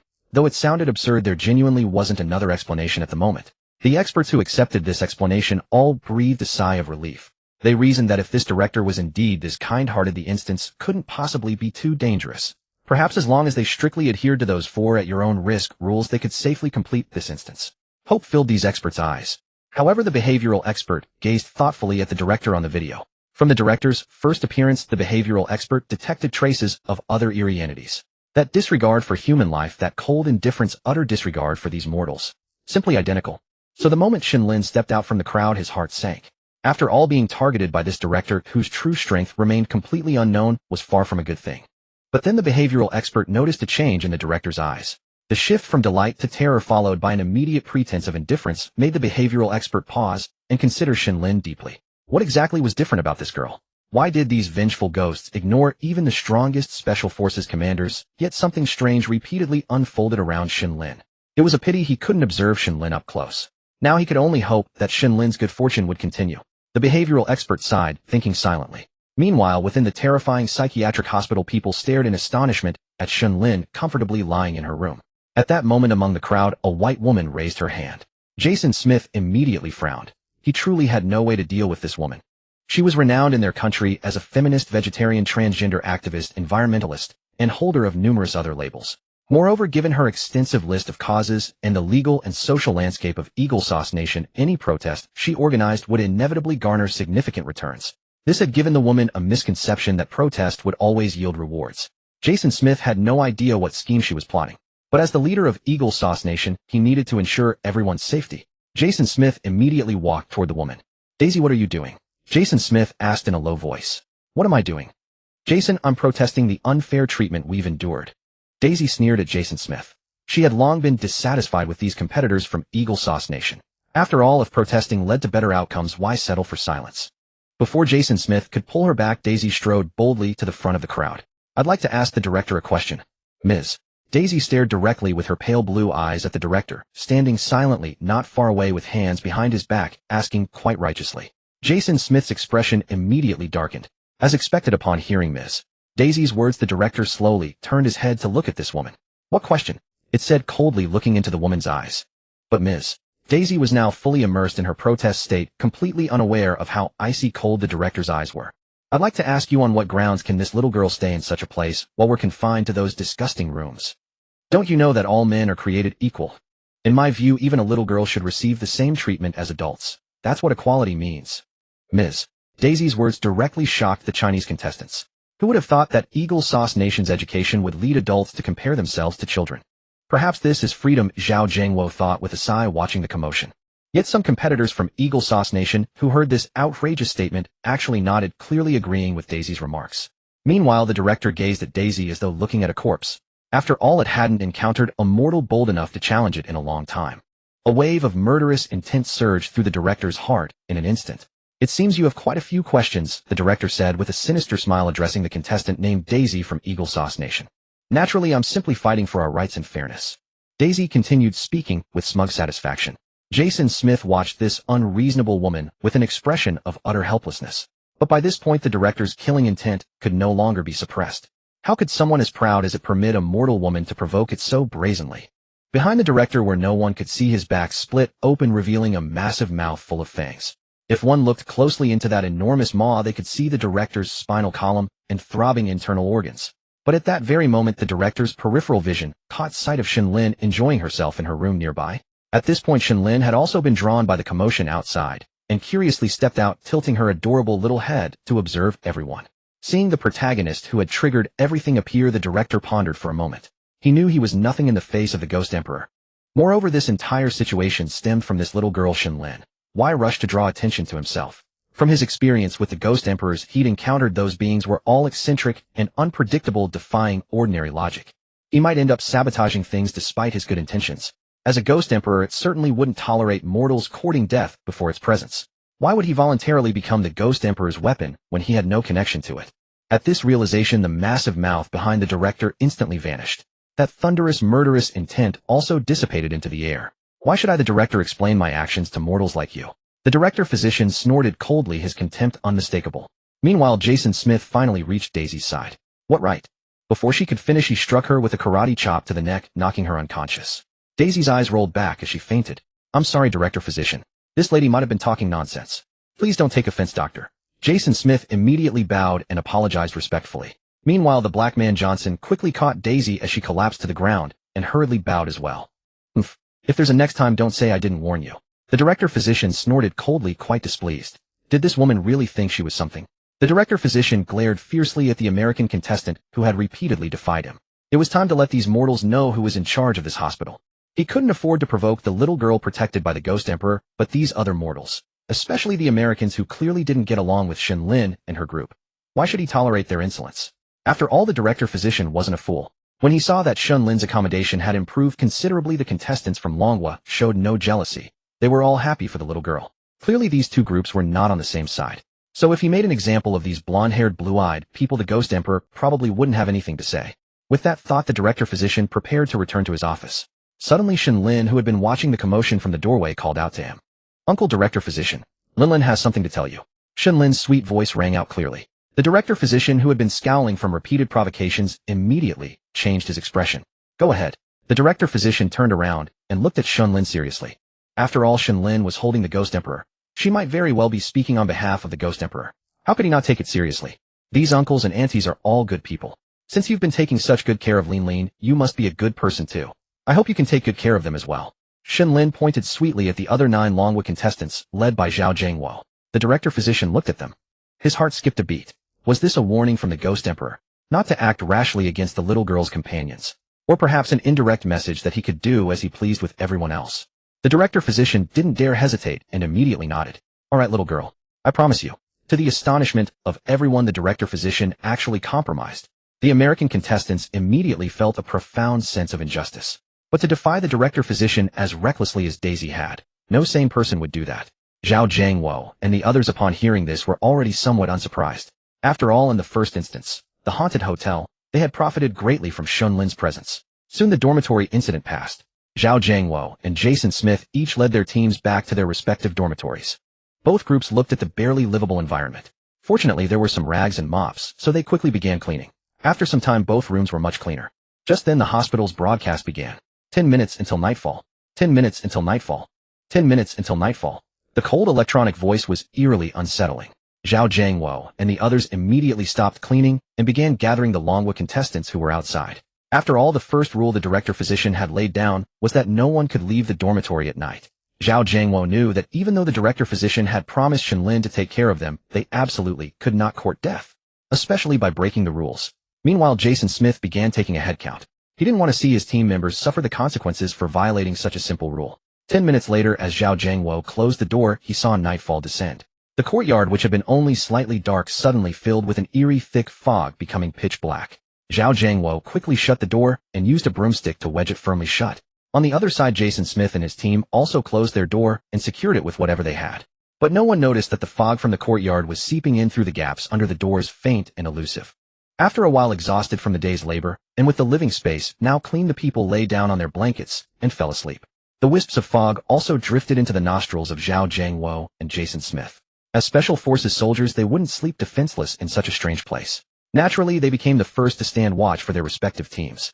But the wisps of fog seemed to have a hypnotic effect, making their eyelids grow heavier and heavier. Moments later, both of them leaned against the wall and fell into a deep sleep. Just then, Daisy, who had been knocked out by Jason Smith's karate chop, had her eyelids twitch. Ever since she was knocked out by Jason Smith to prevent her from defying the director physician again, she had been unconscious. Now she was finally regaining consciousness. She sat up groggily from her blanket and looked around in confusion. Her last memory was of preparing to continue arguing with the director physician before being knocked out by Jason Smith. She had no idea what time it was. She rubbed her sore neck and saw Jason Smith sleeping against the wall nearby. "Captain Jason," she whispered, not wanting to disturb the others who were also sleeping. Then a sudden urge to use the bathroom came over her. The thought of using the filthy, primitive pit latrine she had never encountered before made her feel disgusted. Gritting her teeth, she tiptoed to the door and moved aside the object Jason Smith had used to block it. Meanwhile, in the courtyard, the director physician, whose office was on the second floor, stared intently through the thick fog at the door of the American contestants' dormitory. Sure enough, through the dense fog, a streak of dark yellow light appeared. In the next instant, the chief physician, who had been on the second floor, vanished without a trace. By this time, Daisy's eyes had grown somewhat vacant and unfocused, as if she were a walking corpse as she opened the door. She seemed to have already forgotten the first rule the chief physician had stated: never leave your room at night. Gazing at the courtyard shrouded in thick fog, Daisy was about to step out through the front gate. At this moment, the live stream chat exploded. "Holy crap, bro, this American girl is seriously tough. For real, she just went head to head with the chief physician, and now she's defying the rules. This must be what freedom looks like. Let consequences go to hell. Ha ha ha, this is what I call freedom. Foreigners are truly free." The Chinese netizens watched the American contestant Daisy preparing to step out of the room, gloating with schadenfreude. After all, those American netizens had spent countless times exchanging trash talk with their Chinese counterparts. Naturally, the Chinese netizens would not let this opportunity slip by. Meanwhile, the American netizens were already in a complete panic. "My God, what is Miss Daisy doing? Oh my God, has she lost her mind? Get back in there. Why are you defying the rules?" These American netizens immediately began frantically spamming their comments. Daisy's reckless move also caught the attention of netizens from other countries. The live stream was instantly flooded with Japanese and South Korean netizens who supported the American side. "What the hell, what's gotten into this American contestant? Oh my God, someone stop her." These foreign netizens were equally anxious. After all, their countries highly revered America, and their citizens had naturally been educated under this influence. The depth of their worry might have exceeded what they would feel even if their own parents were in danger. Watching these people's barrage of comments, the Chinese netizens were utterly speechless. None of this had anything to do with their own country, yet they were screaming so loudly. Alas, no matter how fiercely they spammed their messages, they could not be seen by anyone in the live stream, by even a fraction. Even the entire American government was in a state of complete panic. Especially the American leader, who was now anxiously pacing up and down in his office, yet there was absolutely nothing he could do to stop Miss Daisy. Finally, amid everyone's shocked stares, this American contestant, Miss Daisy, resolutely stepped out of the room. As if unable to perceive the dense fog before her, she walked straight into the mist, and the direction she headed was far from where the restroom was located. At this moment, there were no more comments in the live stream. Whether Chinese American or from other nations, everyone was anxiously watching the footage. Alas, it was nothing but a wall of fog. Nothing changed for a long time. No one knew how much time had passed when a gust of wind swept by, slamming the dormitory door of the American team shut. The door slammed shut with great force. Jason Smith, who had been sleeping soundly, was immediately jolted awake. Damn it, how did I fall asleep? Jason Smith rubbed his slightly aching head and muttered to himself. Suddenly, he noticed that the object he had placed against the door to keep it shut during the night had been moved to the side. He was confident that given his door-blocking technique, unless someone removed it from the inside, anyone trying to enter from the outside would have to break the door down. But that wooden stick was now lying discarded to the side. Jason Smith's pupils contracted sharply. Someone must have opened the door from the inside. Not wasting a moment, he immediately woke everyone else who was still groggy. The rest of the group had somehow still been asleep despite the incredibly loud door-slamming sound. And this group rubbed their eyes in a daze. Jason Smith quickly counted heads. Sure enough, one was missing. Where did Daisy go? Jason Smith immediately broke into a cold sweat and whispered hoarsely. Upon hearing this, everyone else instantly snapped awake. Sure enough, that Daisy was gone. Daisy is missing, Captain Jason. Yeah, I remember she was sleeping right next to me just now. These American contestants were thrown into a panic, chattering frantically among themselves. Jason Smith frowned deeply. Should we go look for her? She probably just went to the bathroom. She might be nearby, one of the American contestants who was on decent terms with Daisy said quietly. Nonsense. No one is to go outside. Gazing at the door that was still swaying in the wind, Jason Smith immediately spoke with a grave expression. After all, this fog was undoubtedly sinister. Otherwise, he would never have fallen asleep. The chief physician had explicitly stated at the very beginning, do not go out at night or face the consequences yourself. Wherever Daisy was now, the rational Jason Smith would never allow the others to make such an outrageous move. He would not let the entire American team pay the price for one person, Daisy. The group, now completely awake, all sat cross-legged on the floor, occasionally glancing anxiously at the door, hoping that Miss Daisy would push it open and walk back in. After all, they represented America together. Even if they ordinarily disliked this Daisy at this moment, they could not help but genuinely worry about her. Suddenly, an alarm blared in everyone's ears. Beep, beep, beep. Jason Smith's face darkened like storm clouds as he looked at the chief physician, whose so-called kind reminder carried an unmistakable undertone of schadenfreude. No matter how you read the expression, the man wore thinly veiled glee. And with Jason Smith's sharp sense of smell, the moment the chief physician entered the room, a thick coppery stench of blood hit him. Jason Smith said nothing, merely nodding silently. Meanwhile, the other Eagle Country contestants had already lost all color, trembling uncontrollably. Satisfied with the terror before him, the chief physician turned to leave the Eagle Country dormitory. But at that instant, the observant Jason Smith's gaze fell upon the physician's back. A strand of brilliant golden hair hung bizarrely from the chief physician's back, as though it had grown directly from his spine. The white coat, once spattered with dark brownish blood residue, now bore a blazing crimson stain across the entire back. It was obvious the blood was freshly applied. The physician's coat was completely soaked through at the back, and fresh blood continued to drip steadily. That overpowering stench of blood emanated from that very spot. As though sensing Jason Smith's icy glare, the chief physician's head rotated directly around, all before the horrified onlookers. This time the mask was gone. What remained was a mouth bristling with stubble. Set aside the unnatural head rotation, the face itself was utterly ordinary, just a common middle-aged man. But that was precisely the horror. It had turned its head in a manner impossible for any human. The corners of that mouth curled upward in mockery of the Eagle Country contestants. Even Jason Smith, who had witnessed countless bizarre scenes, felt his heart hammer against his ribs at this inhuman sight. Soldier's instinct fired first. He reached for the short baton beside him, intending to strike the mutated physician.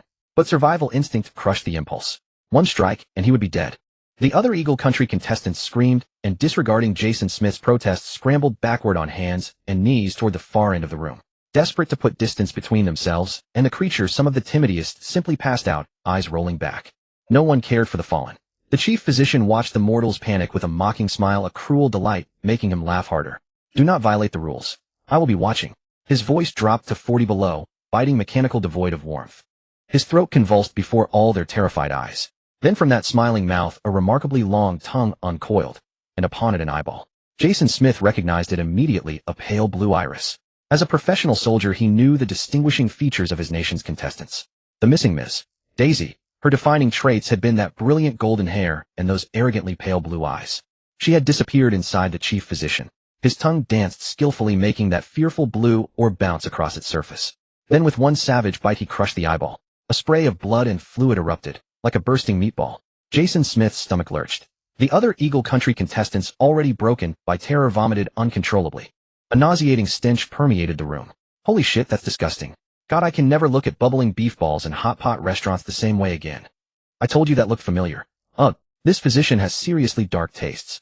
Dragon Country viewers watching the stream couldn't stop their own commentary. After crushing and swallowing the eye fragments, the physician's neck emitted a series of cracking pops as it rotated back to its normal position. Leaving the remaining Eagle Country contestants paralyzed with fear and despair, the chief physician departed, the door closing behind him as he vanished into the thick fog. The door that had been held open swung shut with an unnatural finality. Jason Smith, who had maintained eye contact with the creature the entire time, collapsed against the wall. As the one who faced the physician directly, his terror was unmatched. The proximity to death was suffocating. The room was barely 10 degrees, yet Jason Smith's shirt sleeves rolled up, drenched in cold sweat. Only the blood splatter at the doorway, from where the physician had destroyed Daisy's eye, proved this wasn't some collective nightmare. Never act recklessly in this place, Jason Smith thought, gazing at the blanket where Daisy had lain. The vicious entities of this haunted psychiatric hospital proved no different from those of the haunted hotel, both treating human life with utter contempt. Daisy's confrontation with the chief physician over Shen Lin's housing dispute had drawn the creature's attention. Shen Lin. The knowledge that his nation's first casualty fell because of this Dragon Country girl made Jason Smith's fists clench until his knuckles cracked. Eagle Country viewers watching the livestream felt their hopes shatter. Even the most gullible among them understood Daisy had been killed by the chief physician. She may not have even remained whole. And as a woman whose identity encompassed every controversial cause, transgender rights, veganism, environmentalism, feminism, Daisy commanded an enormous fan base. Across the entire Eagle Country, her following spanned every demographic. This spectacle ignited fury among her supporters, and they directed that wrath squarely at Shen Lin. Damn it. If it weren't for the problem that the little girl from Long Country lives better than our elites in Ingjiang Country, Miss Daisy would not have died. Yes, that little girl from Long Country is the culprit. I suggest that the government of Ingjiang Country immediately hold the government of Long Country accountable. Yes, if we don't speak up now, when the butcher's knife falls on our necks, who will speak for us? Let that bitch pay with her life. Countless online trolls from Ingjiang Country began spouting nonsense in the live-streaming barrage. Naturally, netizens from Long Country were not to be outdone, and another war of words ensued. At that moment, over the skies of Ingjiang Country, across the ocean, a vast expanse of pitch-black clouds rapidly gathered above many of Ingjiang Country's cities. Meanwhile, in the Hay Palace of Ingjiang Country, the leader of Ingjiang Country was sitting in his office enjoying a meal at the dining table. Suddenly, the secretary rushed in hastily. The leisurely leader of Ingjiang Country was startled. He put down his knife and fork in displeasure. What is it? How many times have I told you all? Don't be hasty, don't be impatient. What kind of behavior is this? The leader of Ingjiang Country put on an air of authority, lecturing his anxious secretary. Leader, there's an urgent matter. The secretary couldn't help but directly interrupt the leader's continuing lecture and said anxiously, go ahead, what is it? The leader of Ingjiang Country was already displeased at having his meal interrupted, and now he was even more annoyed that the secretary had cut him off. These are the heavy rain warnings just sent from various cities. Our experts claim this rainstorm may be unprecedented since the founding of the nation. The secretary hurriedly handed a thick stack of reports to the leader of Ingjiang Country. These experts just love to make a fuss over nothing. The leader of Ingjiang Country looked at the pile of reports, his head aching, and couldn't help but complain.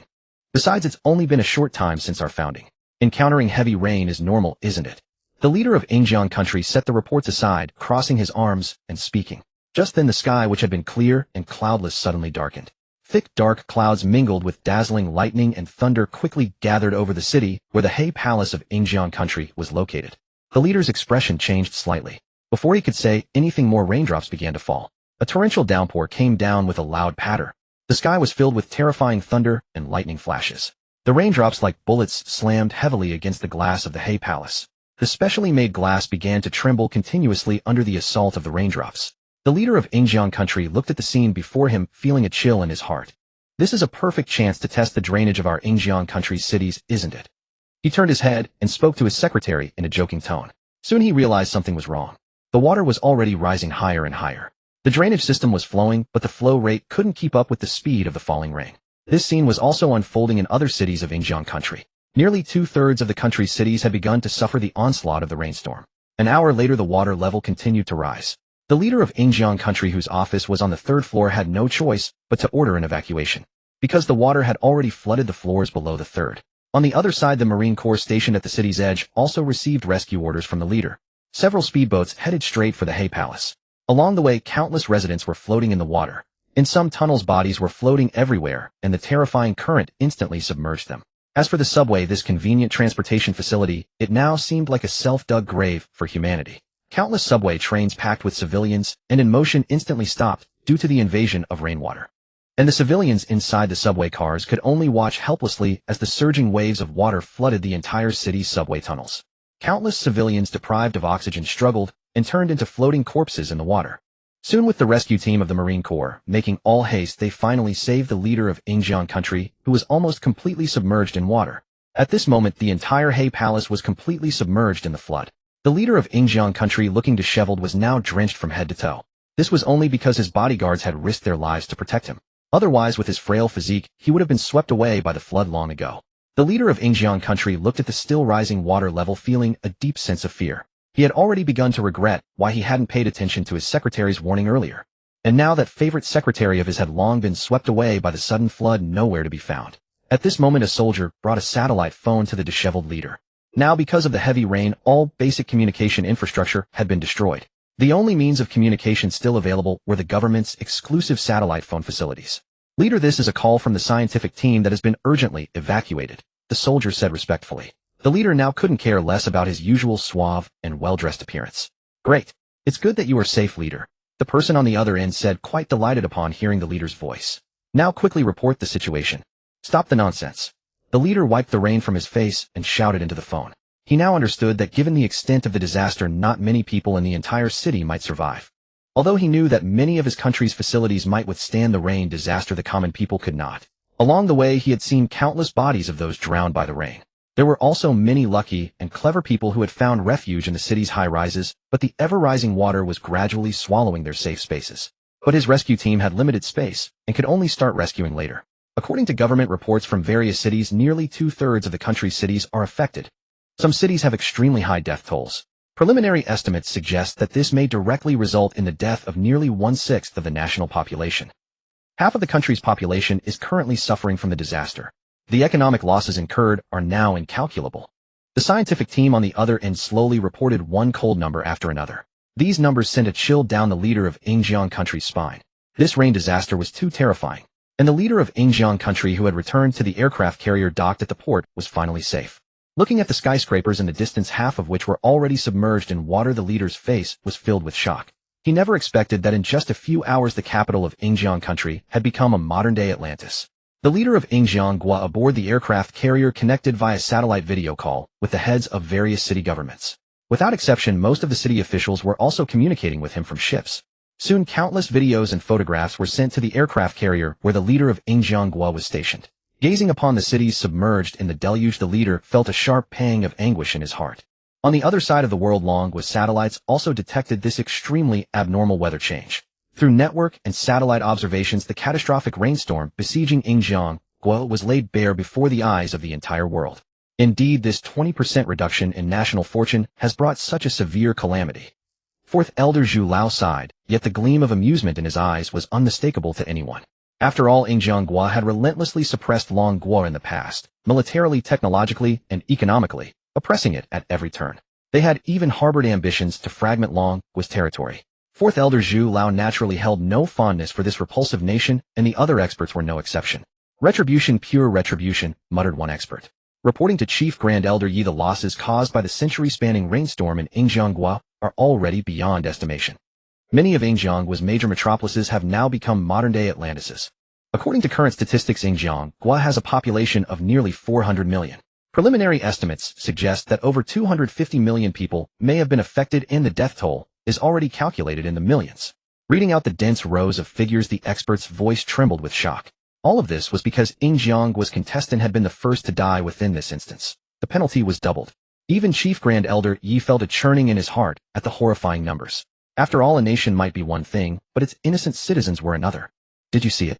Yingjiang is suffering a century flood. Yes, a classmate of mine studying there has already lost contact. I saw the videos. It's terrifying. They say many cities have turned into aquarium exhibits. Netizens of Longguo frantically discussed the disaster in Yingjiang through the livestream barrage. Strangely, no Yingjiang netizens jumped out to counterattack as they were too preoccupied with their own plight. Those Yingjiang netizens who had not yet been affected were also deeply concerned about their homeland, leaving them no time for heated arguments with Longguo's netizens. Meanwhile, the leader of Yinghuagua stared at the stack of reports, his mind churning with ulterior calculations. After all, no one wanted to be another's lapdog willingly. Especially a nation like Yinghuagua, which was inherently ungrateful, was now harboring different thoughts. Moreover, in the previous instance, Yinghuagua had participated alongside Yingjiang and gained absolutely nothing. Though outwardly silent, the leader of Yinghuagua had long harbored deep resentment. Yash, Subarashii. This is indeed retribution. The leader of Inghuagua could not help but burst into arrogant laughter in his office. After all, with Ingjiang severely crippled by the rainstorm, and likely unable to attend to its own affairs, it would naturally loosen its grip on Inghuagua. Perhaps this was the moment to break free from Ingjiang's control once and for all. How could the ambitious leader of Inghuagua not be elated? While the outside world witnessed Ingjiang's century flood, time within the livestream continued to flow. The next morning, a harsh electronic bell rang in the dormitory shared by the contestants of Ingjiangua and Longguo. The Longguo contestants rubbed their eyes and woke up full of energy. Zhao Zhangguo also woke up, but immediately realized he had fallen asleep during his watch, a dangerous lapse for his teammates. Zhao Zhangguo reproached himself. However, seeing that the door he had specifically reinforced was unchanged and his teammates were unharmed, he breathed a sigh of relief. The other team members had enjoyed a sound sleep. Meanwhile, the Ingjiangua team had not slept at all. After the night's incident, how could they dare to sleep? They had simply stared at each other, forcing themselves to stay awake through the remaining half of the night. Everyone looked utterly exhausted with dark circles under their eyes.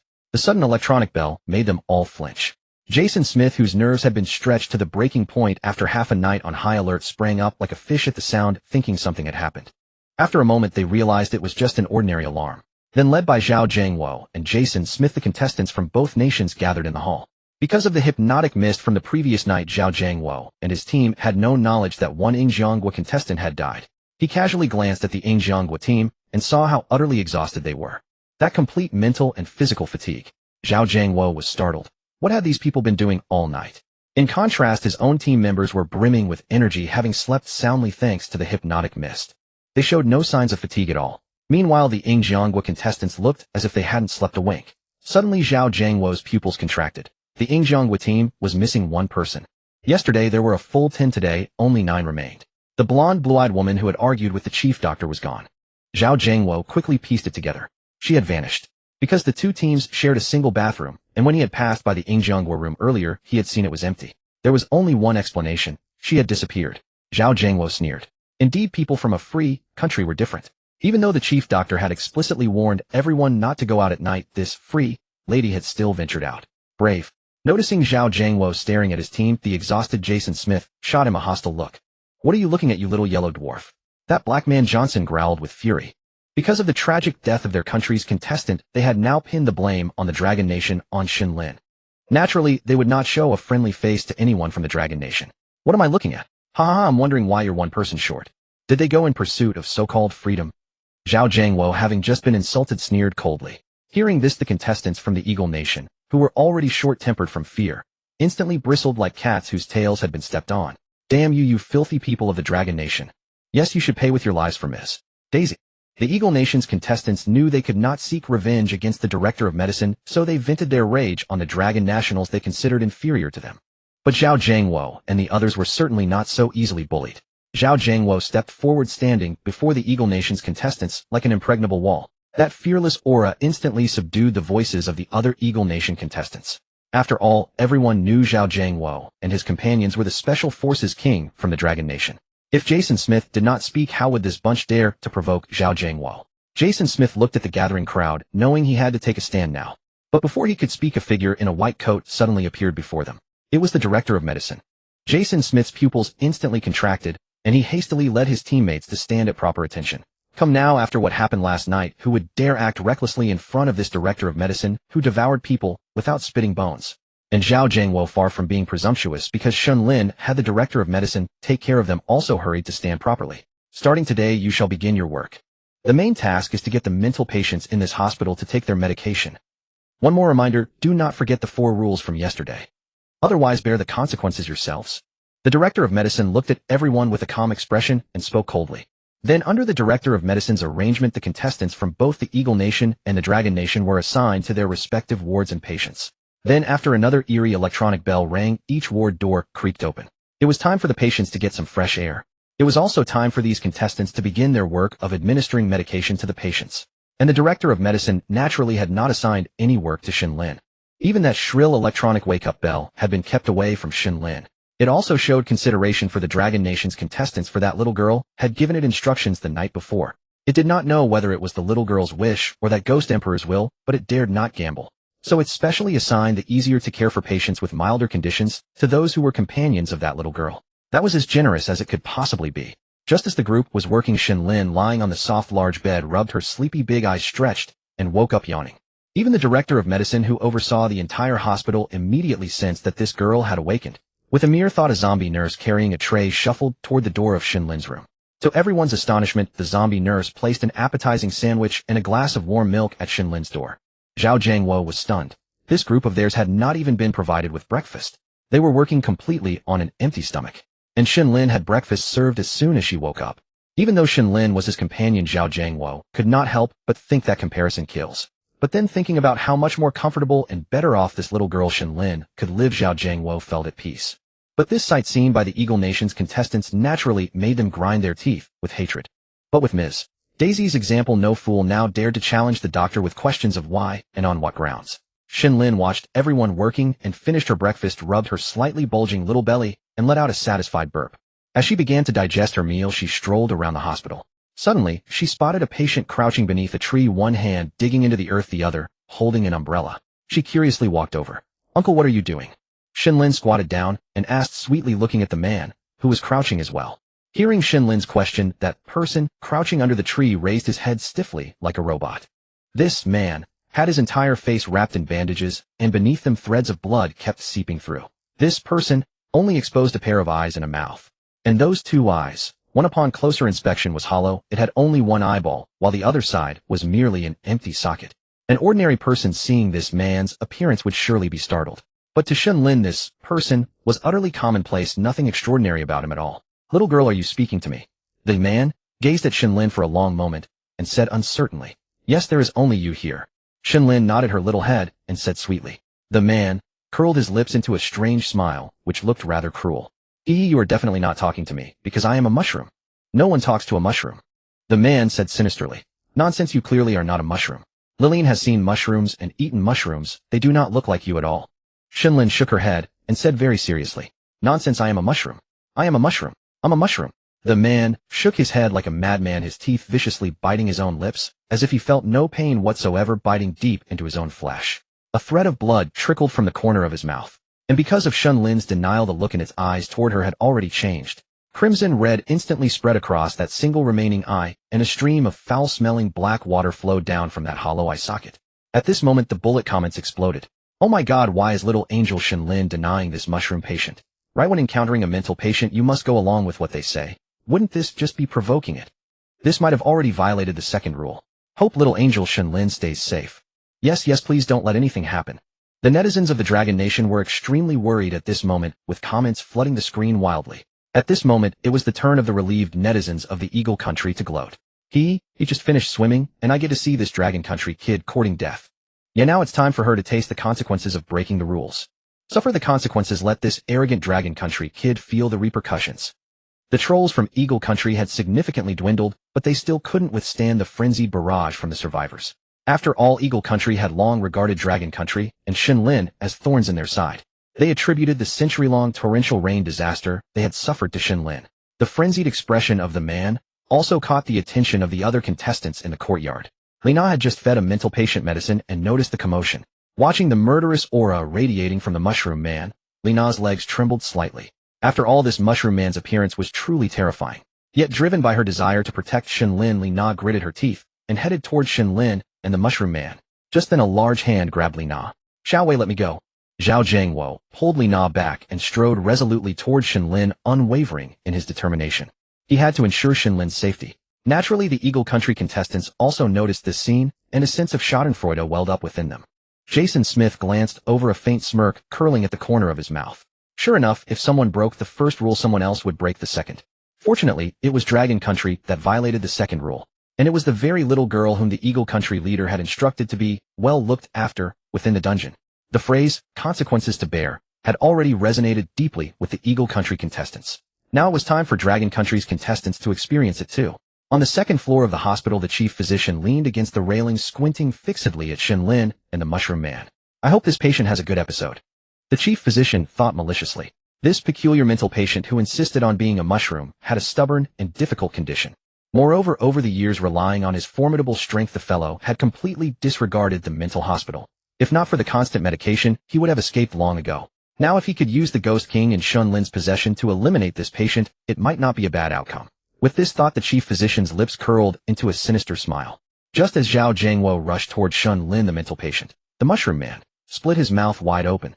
That horrifying mouth stretched all the way to his ears. It was clear he intended to bite off Shen Lin's head in one go to vent the hatred in his heart. He wanted this arrogant mortal girl to know the consequences of provoking him. But at that moment, a surge of energy erupted from Shen Lin. This terrifying aura instantly froze the mushroom man, his gaping mouth agape in place. The chief physician on the second floor immediately changed expression. His estimation had been correct. This girl indeed had a ghost king as her bodyguard. In an instant, the frozen mental patient, the mushroom man, was dumbfounded. Wasn't this little girl a mere mortal? How could she suddenly exude such a terrifying presence? Lowly ghost creature, what do you intend to do to my master? Xiao Daoduan's dignified and cold voice emanated from the Shiba Inu plushie. The mental patient, the mushroom man, turned to look at the Shiba Inu plushie. Originally, that plushie had not emitted a single trace of aura. Moreover, he had clearly noticed that the plushie's eyes had been tightly shut just moments ago. Now they had eerily opened. Its black pupils stared directly at him. At this moment, the mushroom man felt as if 5 enormous guillotines were suspended over his limbs and neck. He could distinctly sense that if he made any further move, his head and limbs would be severed. A thick aura of deathly threat instantly beaded sweat on his forehead. I'm sore. Before the mental patient, the mushroom man, could finish his apology, a strange force seized his throat, preventing him from continuing. With his throat gripped by an inexplicable power, the mushroom man had already given up struggling. Before a ghost king, any struggle was futile. The more he struggled, the more pain he would suffer. Instant death would become a luxury, leaving him in a state of neither living nor dying. No more nonsense. If my existence is exposed, it will be your death sentence. Xiao Daoduan's voice again transmitted telepathically into the mushroom man's ears. Having already abandoned hope, the ghost king's words immediately gave him a glimmer of life. He nodded frantically, not daring to open his mouth. As he nodded, the strange force gripping his throat receded instantly. Xiao Daoduan's mountain-like pressure also dissipated. The mental patient, the mushroom man, fell to his knees, clutching his neck and gasping for breath. Shen Lin stared blankly at the bizarre mushroom man, who had suddenly opened his mouth and then immediately shut it, panting. Zhao Jiangwo, who was running towards Shen Lin, and the mushroom man also froze in place. After all, this scene was far too eerie. The live chat exploded. What happened? Why didn't anything happen to Shen Lin, our little angel, even though she provoked this mental patient? You want something to happen to our Shen Lin? Looks like you're a walking 50,000 bounty. No, you misunderstood. I just meant that Shen Lin, our little angel, violated the second rule. Indeed, her words clearly offended this mental patient, pretending to be a mushroom, and even challenged him. The Dragon Country netizens were greatly puzzled, but also shocked. Why did this Dragon Country girl break the second rule, yet suffer no punishment? The Eagle Country netizens shouted discontentedly in the live chat barrage. Stupid foreigners, the chief physician already said. Consequences to bear. Obviously, our little angel Shen Lin faced no consequences. The Dragon Country netizens, now at their peak morale, would not allow the Eagle Country trolls to slander the little angel in their eyes. See, how can a mushroom breathe? You still don't believe you're not a mushroom? Shen Lin huffed, crossing her arms in displeasure. The mental patient, the mushroom man, immediately snapped to his senses. Yes, I'm really not a mushroom. You're absolutely right. Ha. The mushroom man quickly nodded and chimed in with a flattering smile. Humph, Daddy said that admitting your mistakes and correcting them is what good kids do. As punishment, you have to play with me. Shen Lin, acting like a little adult, magnanimously patted the mushroom man on the shoulder as he knelt on the ground, and said with a smile. The mushroom man instinctively flinched when Shen Lin's hand touched his shoulder.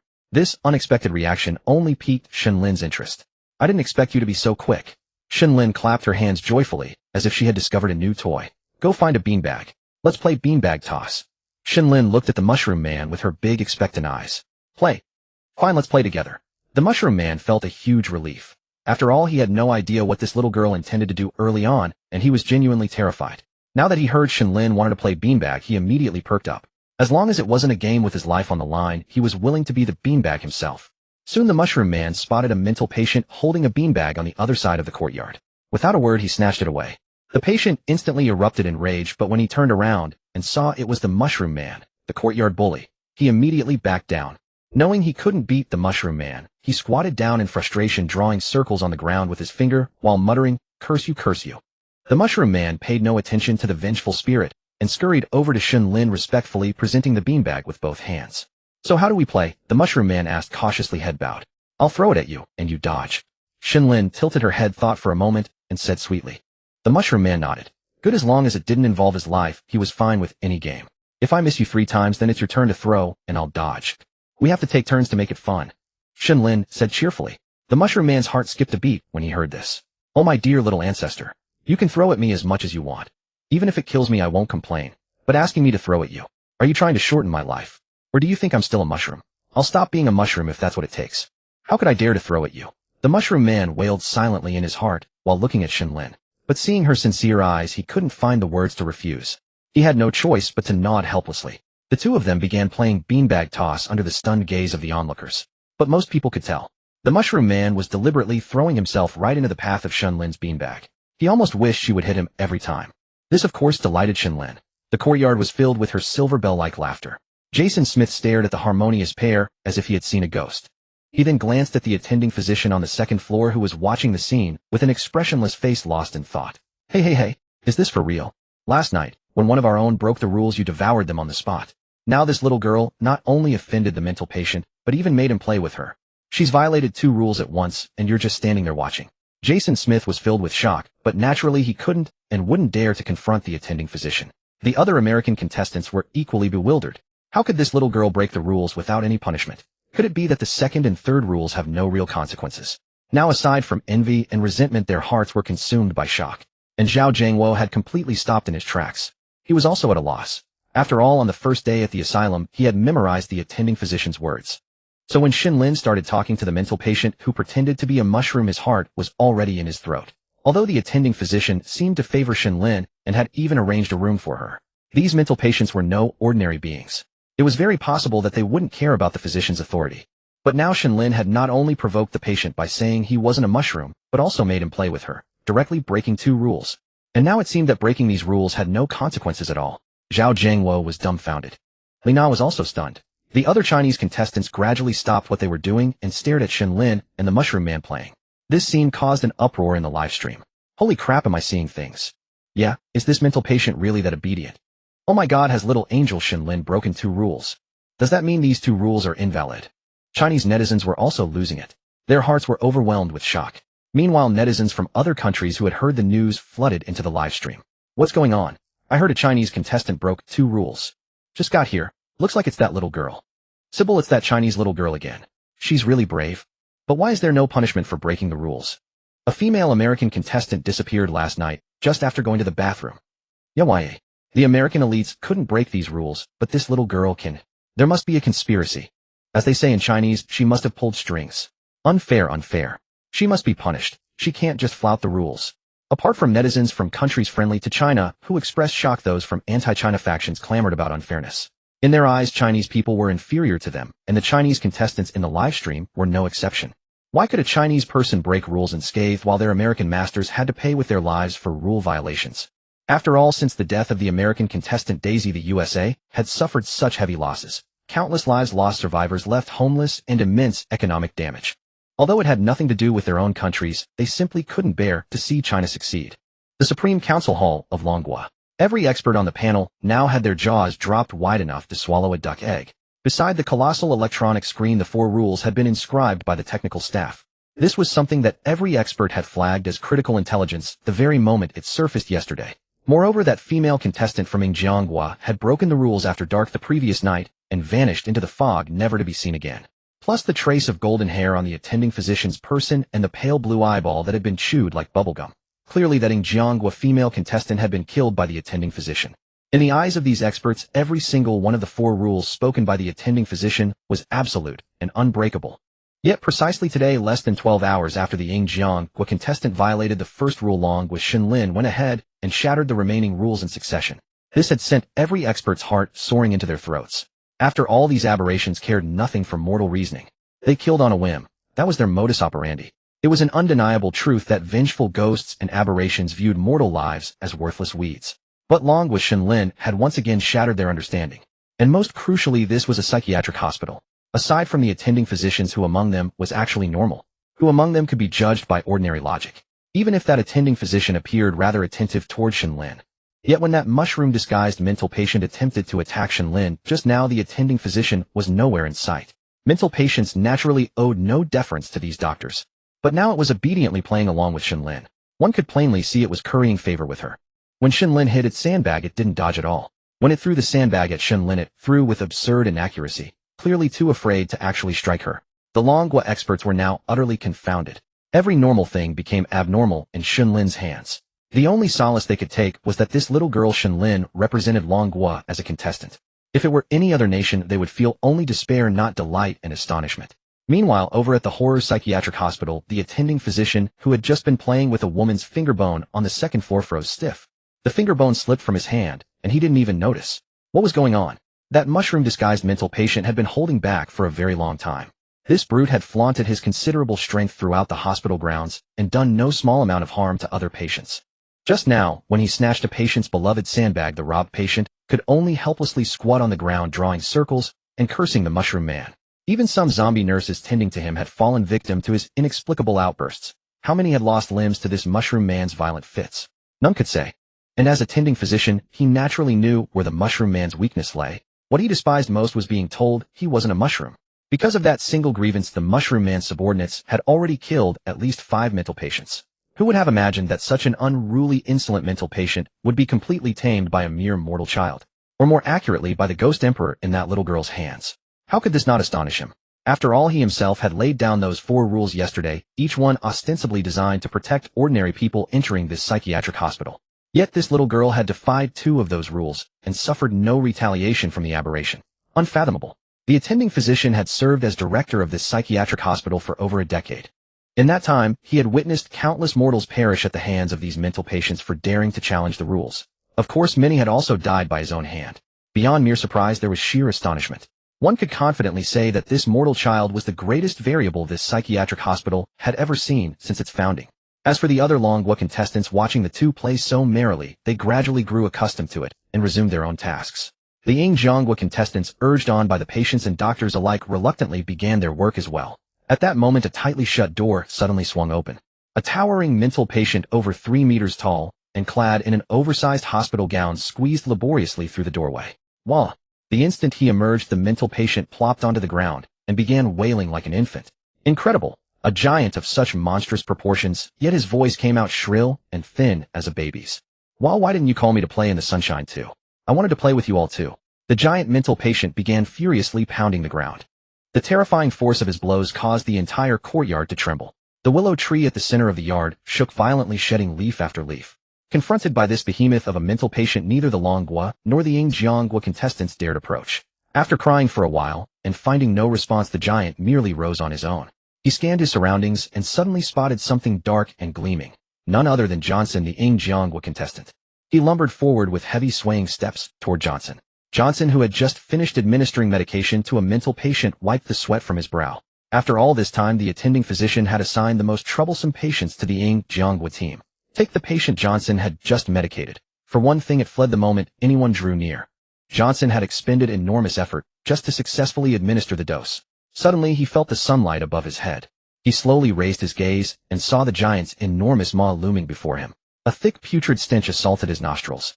True to his Marine Corps training, Johnson executed a perfect cartwheel, dodging the drool that was about to drip from the giant's mouth. "You're so tall, and so quick on your feet. I want you to play with me." The giant grinned grotesquely at the nimble Johnson, slapping his enormous palms together. "Play with me." Johnson panted, confusion in his voice. After all, up close, the giant mental patient was still profoundly intimidating. Considering that Johnson himself was already quite tall at nearly 2 meters, he still had to crane his neck to look up at the giant. Johnson cast a glance toward Shen Lin and the mushroom man still frolicking nearby. His mind was deep in thought. It appears the first rule cannot be broken, but the third rule should be breakable, shouldn't it? After all, that little girl has been playing for so long, and nothing has happened to her. Johnson, the black man, thought silently to himself. But he was not a fool. He naturally understood that Shen Lin must possess some mysterious quality, and perhaps it was precisely that uniqueness which protected the Longguo girl who dared to break the rules. "Why should I play with you?"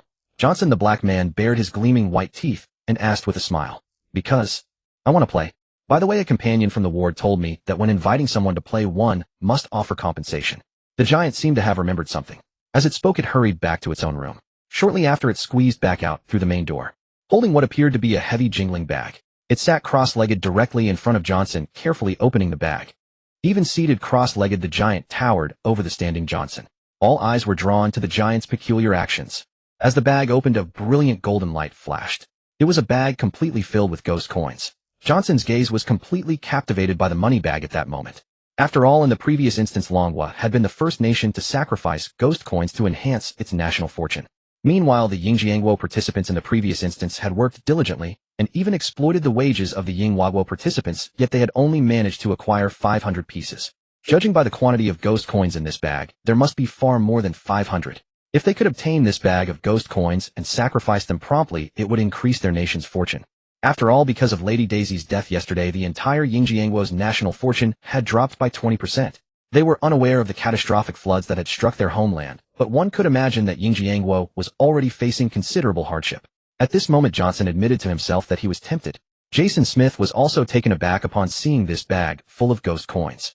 He never expected a psychiatric hospital patient to have such a substantial hoard of ghost coins. But obviously, despite his shock, Jason Smith did not place too much value on these ghost coins. After all, obtaining these ghost coins required breaking the third rule, and the other Yingjiangwo participants were no longer calm.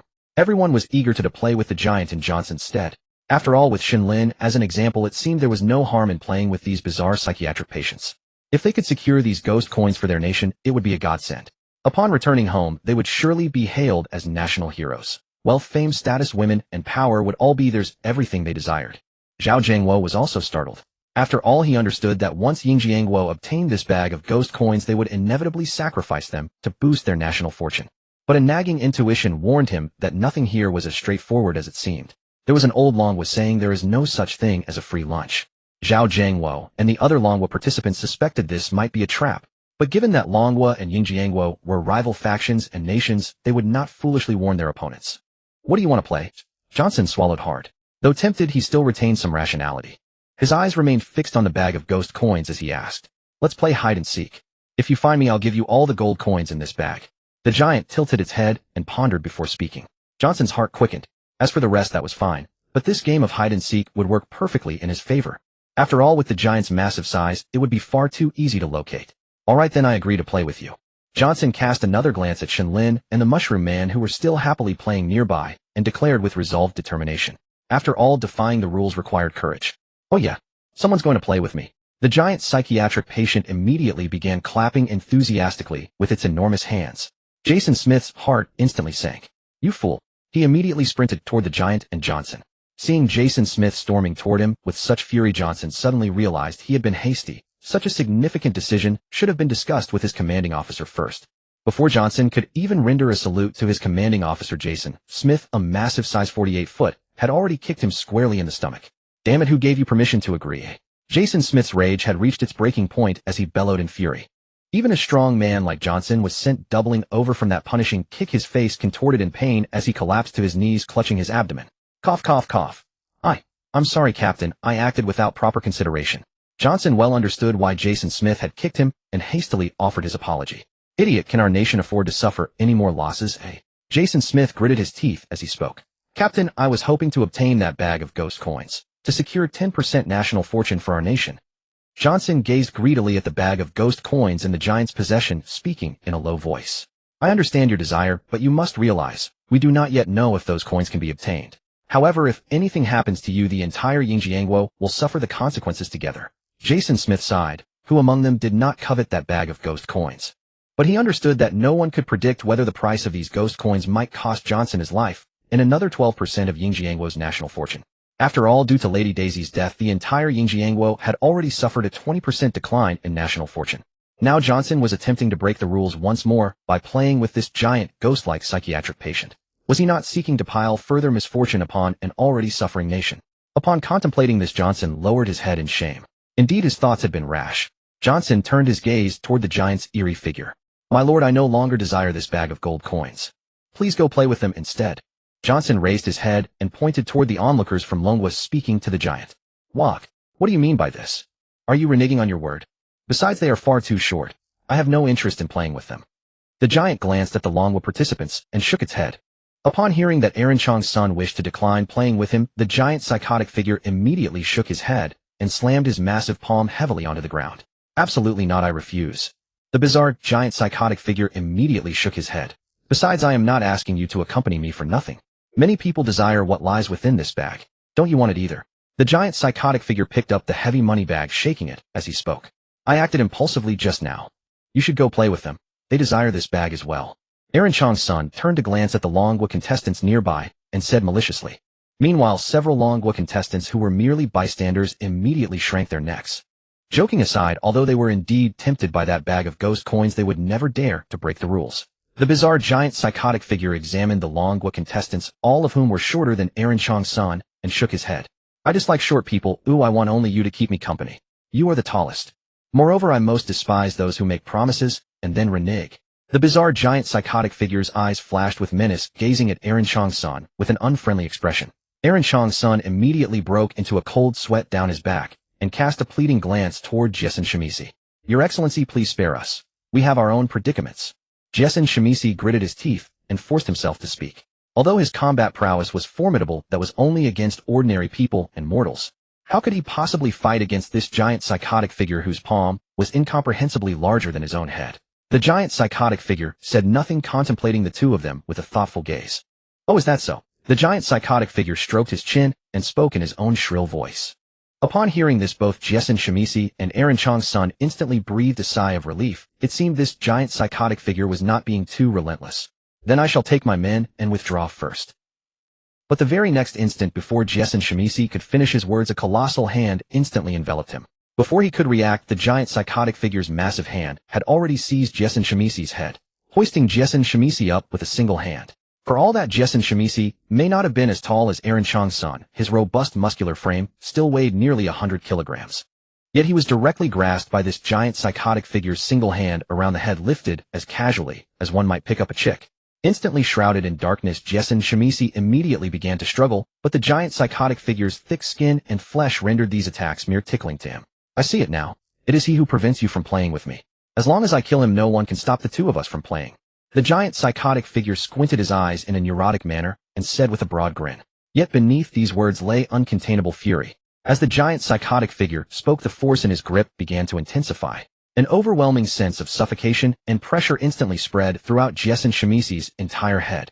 The threat of death instantly enveloped both Aaron Chong-sun and Jessen Shimizi. The other Longguo contestants were equally stricken with horror at this moment, watching in despair as Jessen Shimizi stood on the brink of death. But they were already terrified, stiff, completely frozen in place, merely staring blankly at the spectacle. Zhao Jiangwo and the other Longguo contestants also paused their work, gazing at Jessen Shimizi, who was being hoisted aloft. Zhao Jiangwo sneered, regardless of whether they could prevail or not. Even if they could, he would naturally never lift a finger to rescue a contestant from a nation that had consistently opposed Longguo. And at that moment, Aaron Chong-san's complexion had already changed. This giant psychotic figure's behavior was utterly aimed at murdering Jessen Shimizi. So close was he that he could already hear the sound of Jessen Shimizi's skull being crushed. At this very moment, Aaron Chong-san panicked. His captain had been seized by this giant psychotic figure solely due to his own momentary recklessness. He might even perish because of him. He was well aware that this footage would be witnessed by all the people of Longguo, and that he would likely become a pariah in the eyes of his own nation. And at that moment, the giant psychotic figure who had seized Jessen Shimizi by the head had already begun stuffing him toward his own maw. Jessen Shimizi felt his feet entering something damp and moist. As if having guessed at the dire reason, he immediately began to struggle with all his might. Never could he have imagined that this giant psychotic figure intended to actually swallow Jessen Shimizi whole. That's enough, put him down. I am willing to play with you, as long as you do not harm him. Witnessing this scene, Aaron Chong-san could no longer contain himself. He immediately gritted his teeth and shouted aloud. Upon hearing these words, the giant psychotic figure instantly perked up. The hand that had been exerting force gradually loosened its grip, pulling out Jessen Shimizi, whose entire lower leg had already disappeared into its mouth. Excellent. If you renege once more, you shall both die. The giant psychotic figure flung Jessen Shimizi away with the same casualness one might flick away a string of snot. And Jessen Shimizi, who had already suffered from oxygen deprivation and cranial compression, had naturally nearly lost consciousness. The Longguo contestants near the landing point instantly snapped out of their daze, shouting and scrambling to catch Jessen Shimizi as he fell. Watching Jessen Shimizi's eyelids flutter slightly as he was on the verge of waking, Aaron Chong-san also breathed a sigh of relief. Meanwhile, the giant psychotic figure beside them had already grabbed Aaron Chong-san and was joyfully bolting off to one side. Watching this scene unfold in the live broadcast, the hearts of all the netizens of Longguo had long been lodged in their throats. After all, it was abundantly clear that Jessen Shimizi had been a hair's breadth away from death just moments before. My God, that nearly gave me a heart attack. Yeah, I thought Captain Jessen Shimizi was going to die. This Chong-sun is such a menace. He nearly got our captain killed. What was he thinking, wanting to play with a psychotic figure? Doesn't he value his life at all?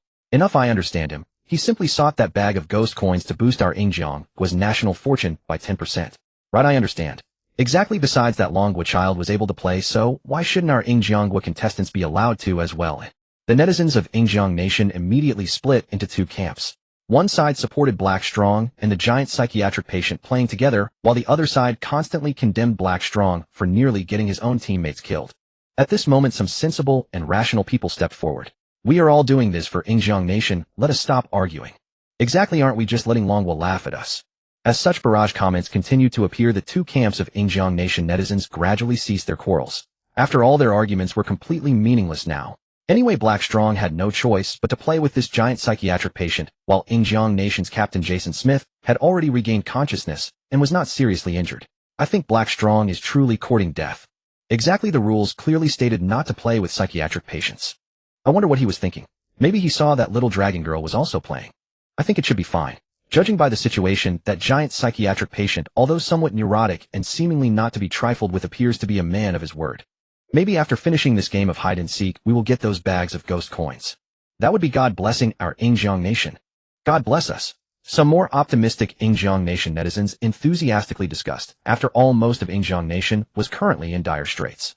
If Black Strong could truly obtain those bags of ghost coins, Yingjiang Nation would certainly recover significantly. Do not celebrate too early. Exactly, have you forgotten how your female contestant died? Right, do you think anyone can compare to our Longguo Shen Lin, the little angel? Exactly, remember to bear the consequences yourselves. The Longguo netizens said coldly. These words also won the approval of some dissenting Yingjiang Nation netizens. I have a premonition that this Strong might get into trouble. Fight, don't be such a jinx. Exactly, just watch quietly. Are you even a member of Yingjiang Nation? Why are you helping Longguo people speak? Don't let me find you, or I'll give you an American-style quick draw. Some brainless fans had already started cursing profusely. Meanwhile, within the terrifying psychiatric hospital, the director on the second floor watched Black Strong, giant psychiatric patient, a mocking smile, curling his lips. This black thing really thinks he can compare to that little girl. What is her background, and what is yours? That little girl has the Ghost Emperor's protection.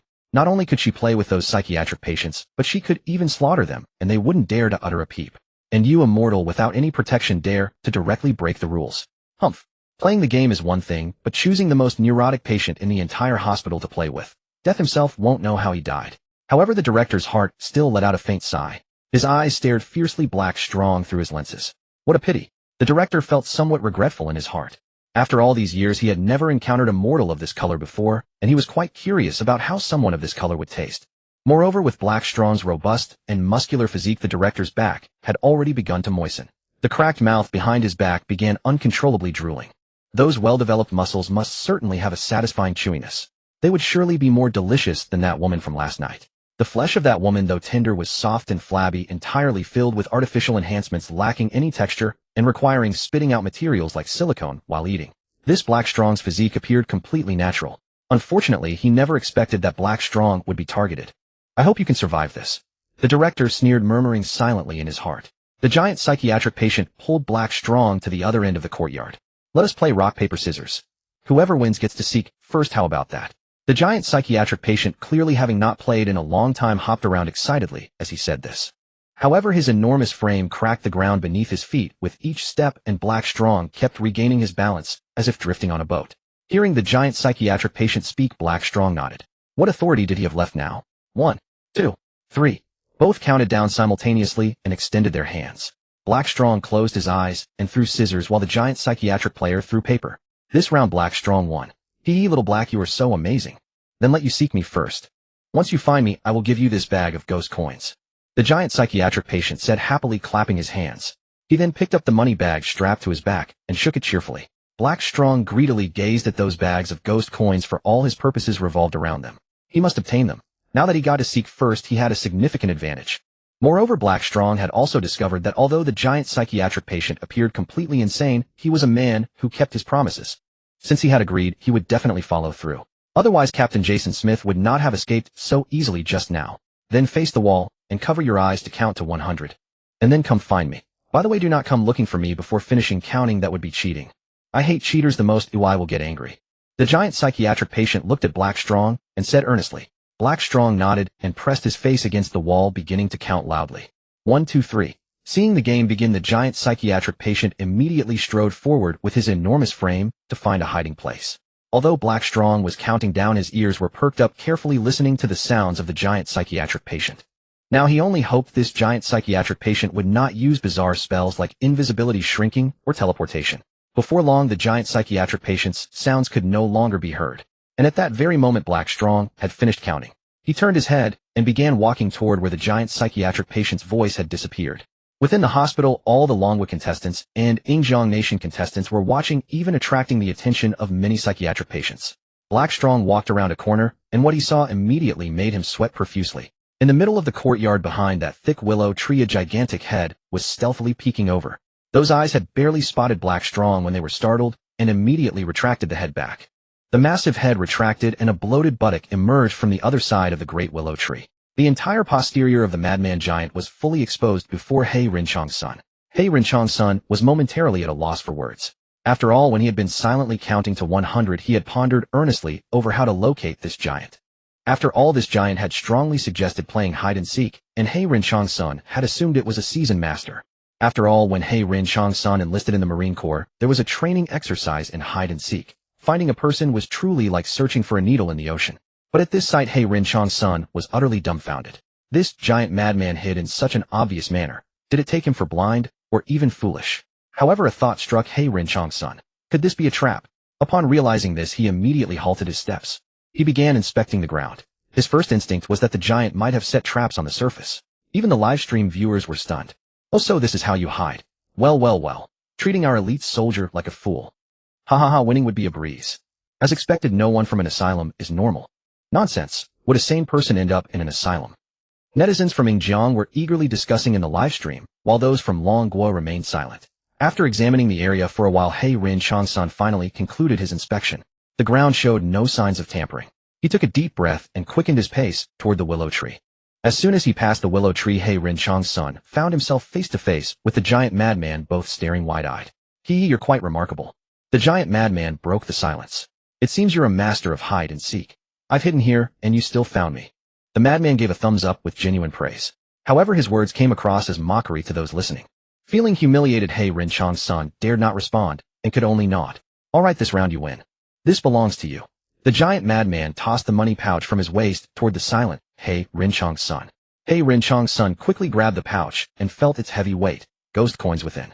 His spirits soared. He could now proudly claim he was a hero of Yingjiang. Still unable to resist, he opened the pouch. Ghost coins glowed with an eerie light filling it to the brim. He Rinchong's son's mouth curved into an uncontrollable grin. Meanwhile, Jason Smith, who had been anxiously watching, felt a wave of relief the moment He Rinchong's son accepted the pouch of ghost coins. It seemed there were truly no issues at present. Perhaps Yingjiang could genuinely recover through this method. The other Yingjiang contestants couldn't help but cheer, their hearts filled with hope for the future. Since you found me, now it's my turn to find you, the giant madman said with a cheerful expression, looking at He Rinchong's son. All he cared about now was that bag of ghost coins. He wasn't paying attention to anything else. He Rinchong's son nodded, grumbling in agreement. Then you'd better hide well. Absolutely. Make sure I don't find you. The giant madman opened his mouth wide, giving earnest instructions. But He Rinchong's son had no way of noticing those three absolutes. Yes, I'll hide properly, He Rinchong's son said without looking up. However, he failed to notice a string of foul-smelling saliva dripping from the corner of the giant madman's mouth. In the livestream, the cheers from Yingjiang completely filled the bullet screen. God bless us. Excellent. Long live God. Heaven bless our great Yingjiang. With this pouch of ghost coins, we can restore 10% of our national fortune. Looking at it, the third rule really can be broken. Exactly. This has slapped those timid cowards right in the face. Precisely, no real danger at all, yet they're afraid at every step. The netizens from Yingjiang were absolutely ecstatic by this point. They seemed to already envision the growth of Yingjiang's national power once these ghost coins were handed over. The terrifying disasters must have receded significantly by now, I suppose. Despite saying such things aloud, their hearts had been filled with worry moments ago, deeply fearing something might go wrong. But now it appeared there were absolutely no issues. You cowardly Longguo people. I wonder what rotten luck they stumbled into. Exactly, they deserve not to grow strong. The trollers from Yingjiang finally had both the time and mood to mock the Longguo netizens. However, at this moment, the Longguo netizens unanimously chose silence. They had a sense that these strange entities couldn't possibly meet such an easy end, and something else was surely waiting for them. Longguo's education taught them to bide their time and conceal their strength. What harm in letting these Yingjiang scum show off for a moment? Meanwhile, within the asylum, the giant madman had already begun leaning against the wall, counting down. He Rinchong's son took a deep breath, tucked the money pouch at his waist, and began searching keenly for a hiding place. Soon He Rinchong's son's eyes lit up. he spotted a medication cart pushed out by a zombie nurse. The space beneath the curtain was hollow, and after squeezing in he fit perfectly. Then He Rin Chang's son held his breath, carefully listening to every sound outside. 97, 98, 99, 100. I'm coming to find you now. Have you hidden well? The madman's thin voice carried over. Soon He Rin Chang's son heard the giant madman's heavy footsteps approaching. As the sounds drew nearer, his heart pounded in his throat. Though Jason Smith marveled at how He Rin Chang's son could squeeze into such a tight space, watching the giant madman head in that direction filled him with dread. Fortunately, after pacing around the medicine cart, the giant madman moved on in another direction. Hearing the footsteps fade away, He Rin Chang's son finally breathed a sigh of relief. Under everyone's tense watch, the giant madman wandered back. Its nose sniffed the air, hunting for He Rin Chang's scent like a hound. He Rin Chang's son held his breath, straining to hear. At this moment, he couldn't detect the giant madman's footsteps at all. That creeping fear of the unknown kept urging him to lift the curtain and peek outside. His heart hammered violently in his chest, and beads of sweat covered his forehead. Finally, after enduring another half-day, the black man Xiangxin could no longer hold back. It was far too quiet. Throughout the entire courtyard, apart from Shen Lin's silvery laughter, no other sounds could be heard. If he didn't lift the curtain to see what was happening outside, Xiangxin would go mad. Carefully, he lifted a corner of the curtain, peering timidly outside. What he saw was a huge eye, its white sclera streaked with thick blood vessels, staring at him from outside the curtain. The sudden sight drove Xiangxin into a frenzy of terror. Clatter and bang. Xiangxin knocked over the medicine cart and rolled out. The giant mental patient was leaning down, staring at him. I found you. The giant mental patient grinned, laughing loudly as he looked at Xiangxin. Xiangxin was still shaken, his heart pounding like a drum. How did you find me? He took a deep breath and asked cautiously. After all, he thought this hiding spot was flawless. The medicine cart was far too small. No one would imagine that someone of his robust and towering build could squeeze inside. So he was baffled, utterly confused. The giant scratched his head and pointed at the money pouch tucked behind Xiangxin. That pouch has my scent on it. You big black fool. The giant mental patient clutched his belly, laughing heartily, his gaze at Xiangxin as if regarding a simpleton. Xiangxin looked at the pouch in his hand, utterly dumbfounded. All right, you win this round. He lowered his head, preparing to reattach the pouch to his waist, muttering as he did so. Those who are caught must accept punishment. Then let's accept punishment. The giant mental patient roared with laughter. What pun? Before Xiangxin could finish turning his head, half of his body along with his head was already clamped in the giant mental patient's gaping maw. The crowd was stunned, utterly shocked. Xiangxin's legs, still exposed, began to struggle helplessly. Jason Smith, witnessing this sudden scene, changed his expression and rushed toward the giant and Xiangxin, who was still kicking frantically. The giant mental patient, biting down on Xiangxin, revealed a mocking glint in his eyes. Then his upper and lower jaws clamped down with savage force. In the next instant, blood sprayed everywhere. Two thick black legs trailing a section of intestine thudded to the ground.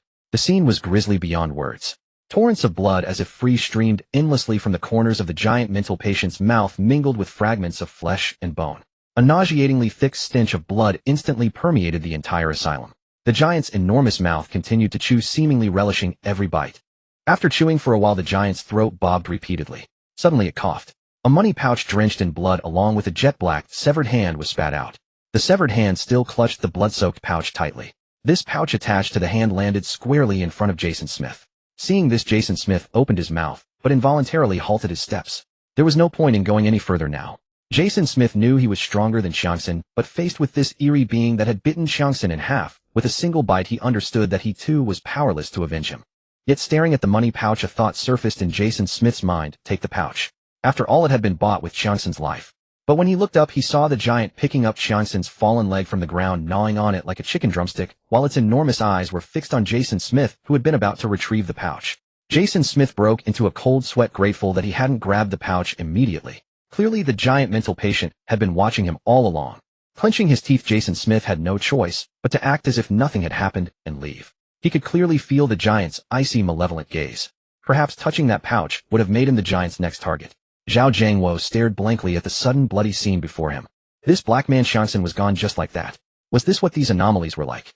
Utterly irrational slaughter. Truly mental patients.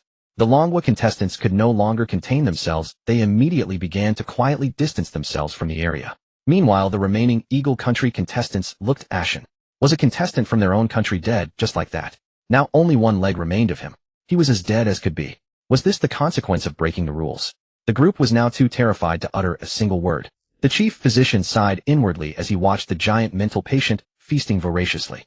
I haven't even tasted that black man myself, and now this giant mental patient gets the treat. Fool. The chief physician snorted coldly, his expression indifferent. Fools from this country. They keep provoking the rules time and again. Do they really think this institution is a joke? The chief physician flicked his sleeve and strode coldly into his office. Meanwhile, the barrage of comments exploded. Whoa, this brutal. Haven't seen such 18 scenes in a while. That blood is so red. TSK Tisk told you not to break the rules so easily, but you wouldn't listen. Exactly did you think you were on the same level as little Lin Lin?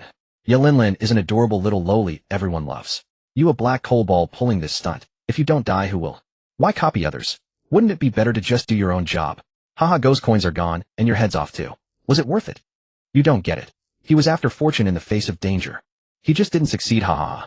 Longguo netizens erupted instantly, their words driving like steel knives straight into the fragile hearts of Eagle Country netizens. Netizens of the Eagle Nation were so enraged by the mockery from Dragon Nation's netizens that they nearly ground their teeth to dust. Yet they found themselves utterly at a loss for rebuttal. After all, their own contestant, the Black Johnson, still had one of his massive dark legs in the grasp of that giant psychotic patient. It seemed the giant psychotic patient had already eaten his fill, now not particularly hungry, and was playfully swinging Johnson's leg around like a spiked club. The Eagle Nation's netizens could no longer bear to watch the scene. It was far too brutal and bloody. My god, I just went to the bathroom, and how did our hero Johnson just vanish? Oh my god, this is too cruel. That psychotic patient has no respect for human rights. Isn't there any protector for his race? This is an insult to Johnson's entire race. Why did this suddenly happen?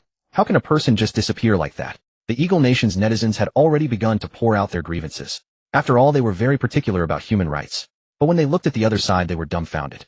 Shen Lin and the others were at the other end of the yard, and didn't particularly notice the commotion of the giant psychotic patient devouring the Black Johnson. It was now Shen Lin's turn to throw the sandbag at the Mushroom Man. Holding the small knife shield in one arm, she picked up the sandbag with her little hand. Shen Lin let out a soft shout, mustering all her strength, and hurled the sandbag toward the Mushroom Man standing not far away. The sandbag left her hand and drifted slowly in his direction. But Shen Lin had focused on strength and neglected accuracy. The sandbag was visibly veering off course from the Mushroom Man, whose pupils contracted. He immediately lunged toward the sandbag. Under the astonished gazes of the others, the sandbag struck the Mushroom Man. The Mushroom Man rolled over, landing somewhat clumsily on the ground. Yay, I hit him again. Shen Lin, seeing the sandbag hit the Mushroom Man, leaped up and cheered joyfully. Her face, already as beautiful as an angel's, became even more radiant with laughter. The Mushroom Man stood up, dusted off his clothes, and forced a flattering smile. Little princess, you're amazing. The Mushroom Man clapped his hands, flattering her happily. He also cast a wary glance at the Shiba Inu plushie in Shen Lin's hand, knowing it was a ghost emperor. Now he was nothing but a threefold companion, playing, smiling, and entertaining. To think that he, the former tyrant of the terrifying mental hospital, had fallen so low. But there was no help for it. Who told him to provoke this little ancestor? Though Shen Lin hadn't noticed the giant psychotic patient devouring the Black Johnson, the perceptive Mushroom Man had. From his position, he could see out of the corner of his eye that the giant was still feasting heartily. Just looking at Lin Lin's little angel smile heals me instantly. Yes, so adorable. Truly like an angel descended from heaven, so beautiful. Indeed, it has to be a Loli. Right. Lolas are supreme.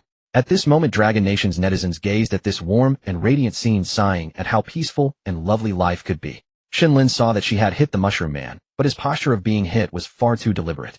You can't do that. If you hit, you hit. Don't let me win. Victory like that isn't fun. Shen Lin patted the Mushroom Man's shoulder and lectured him with righteous seriousness. The Mushroom Man immediately nodded like a bobbing garlic. I just wanted to stretch my limbs a bit, and then I accidentally bumped into the sandbag. The Mushroom Man scratched his head, grinning awkwardly as he made his excuse. All right then. Now it's your turn to throw at me. Shen Lin gave the Mushroom Man a look, handed the sandbag to him, and skipped toward the center of the yard. The Mushroom Man was on the verge of tears. Gazing at the giant psychotic patient, the Mushroom Man sighed. Damn it, why did this little girl have to pick him? Of all people, why him? And she even brought a ghost emperor as a bodyguard.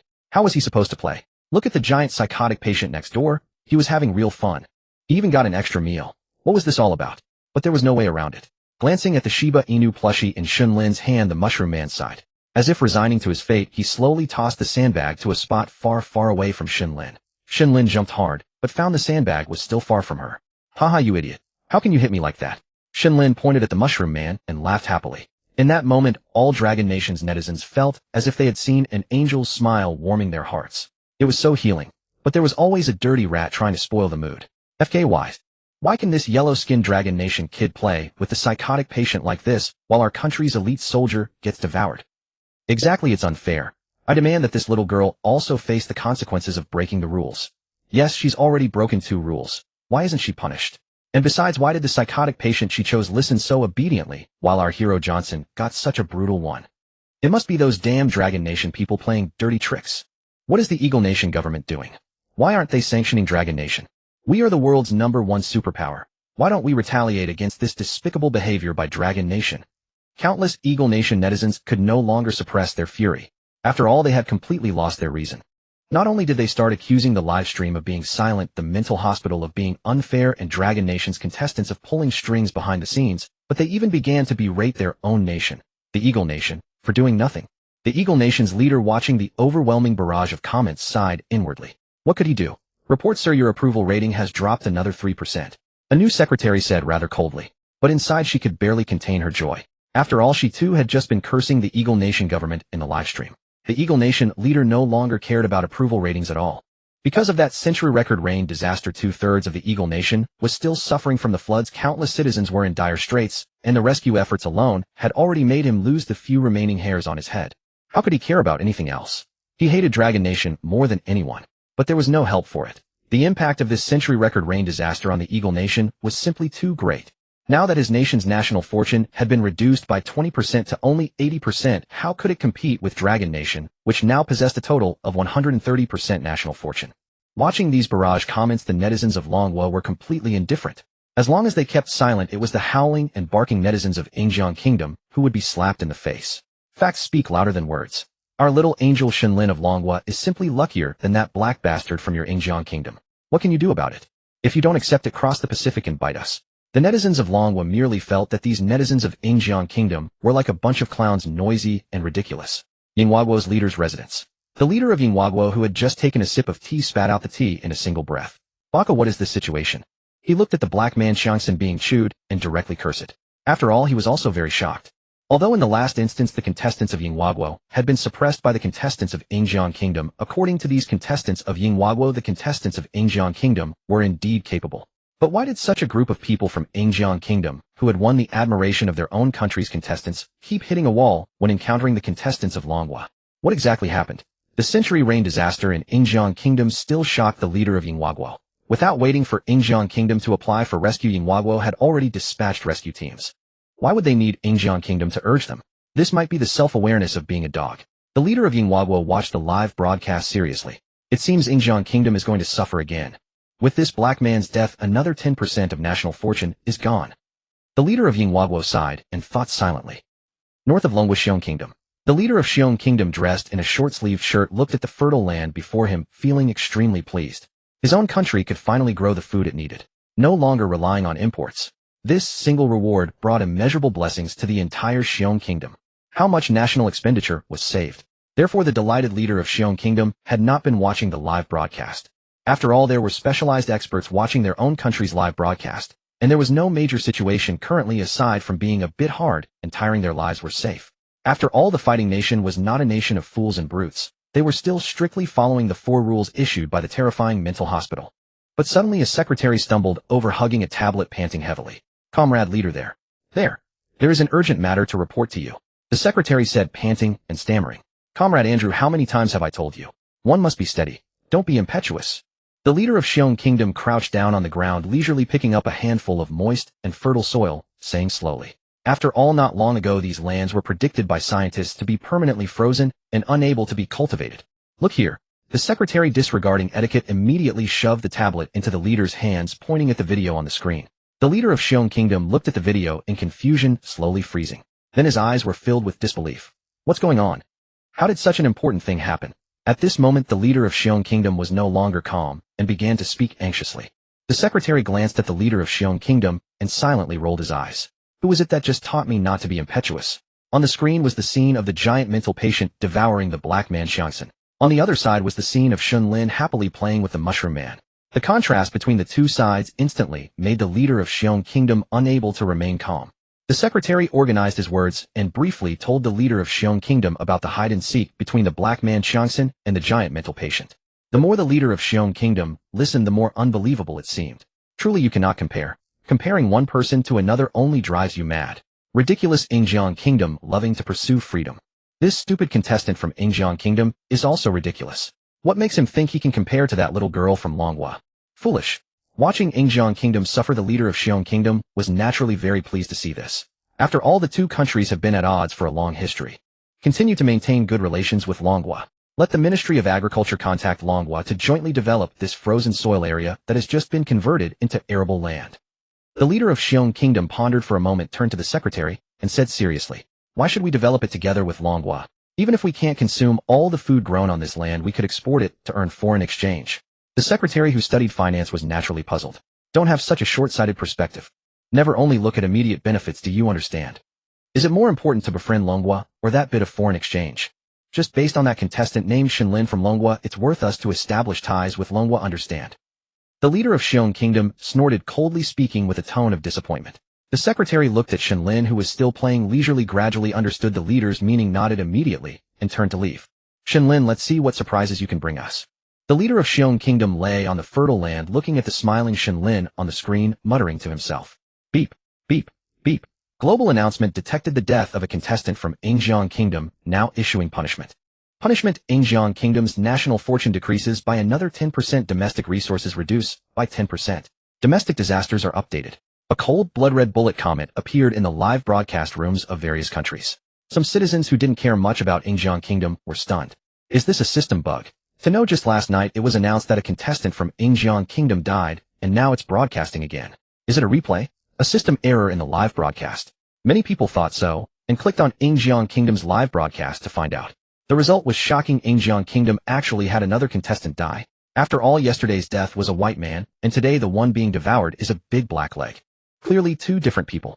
Countless people were shocked. What's going on? Are the contestants of Yingjiang Kingdom sick and seeking death on their own? How could two contestants die in just 2 days, less than 12 hours? Is their national fortune too abundant? Far across the Pacific, the leader of Eagle Nation gazed at the stark, crimson notification. Unable to hold back any longer, he spat a mouthful of blood. Eagle Nation's 200-plus-year legacy had instantly diminished by 30%. He was now an outright traitor to his country. The leader of Eagle Nation looked at the contingent of Eagle Nation contestants with growing frustration. Damn you all, why did you have to challenge the rules? The leader of Eagle Nation snatched the ashtray before him and hurled it viciously at the electronic screen.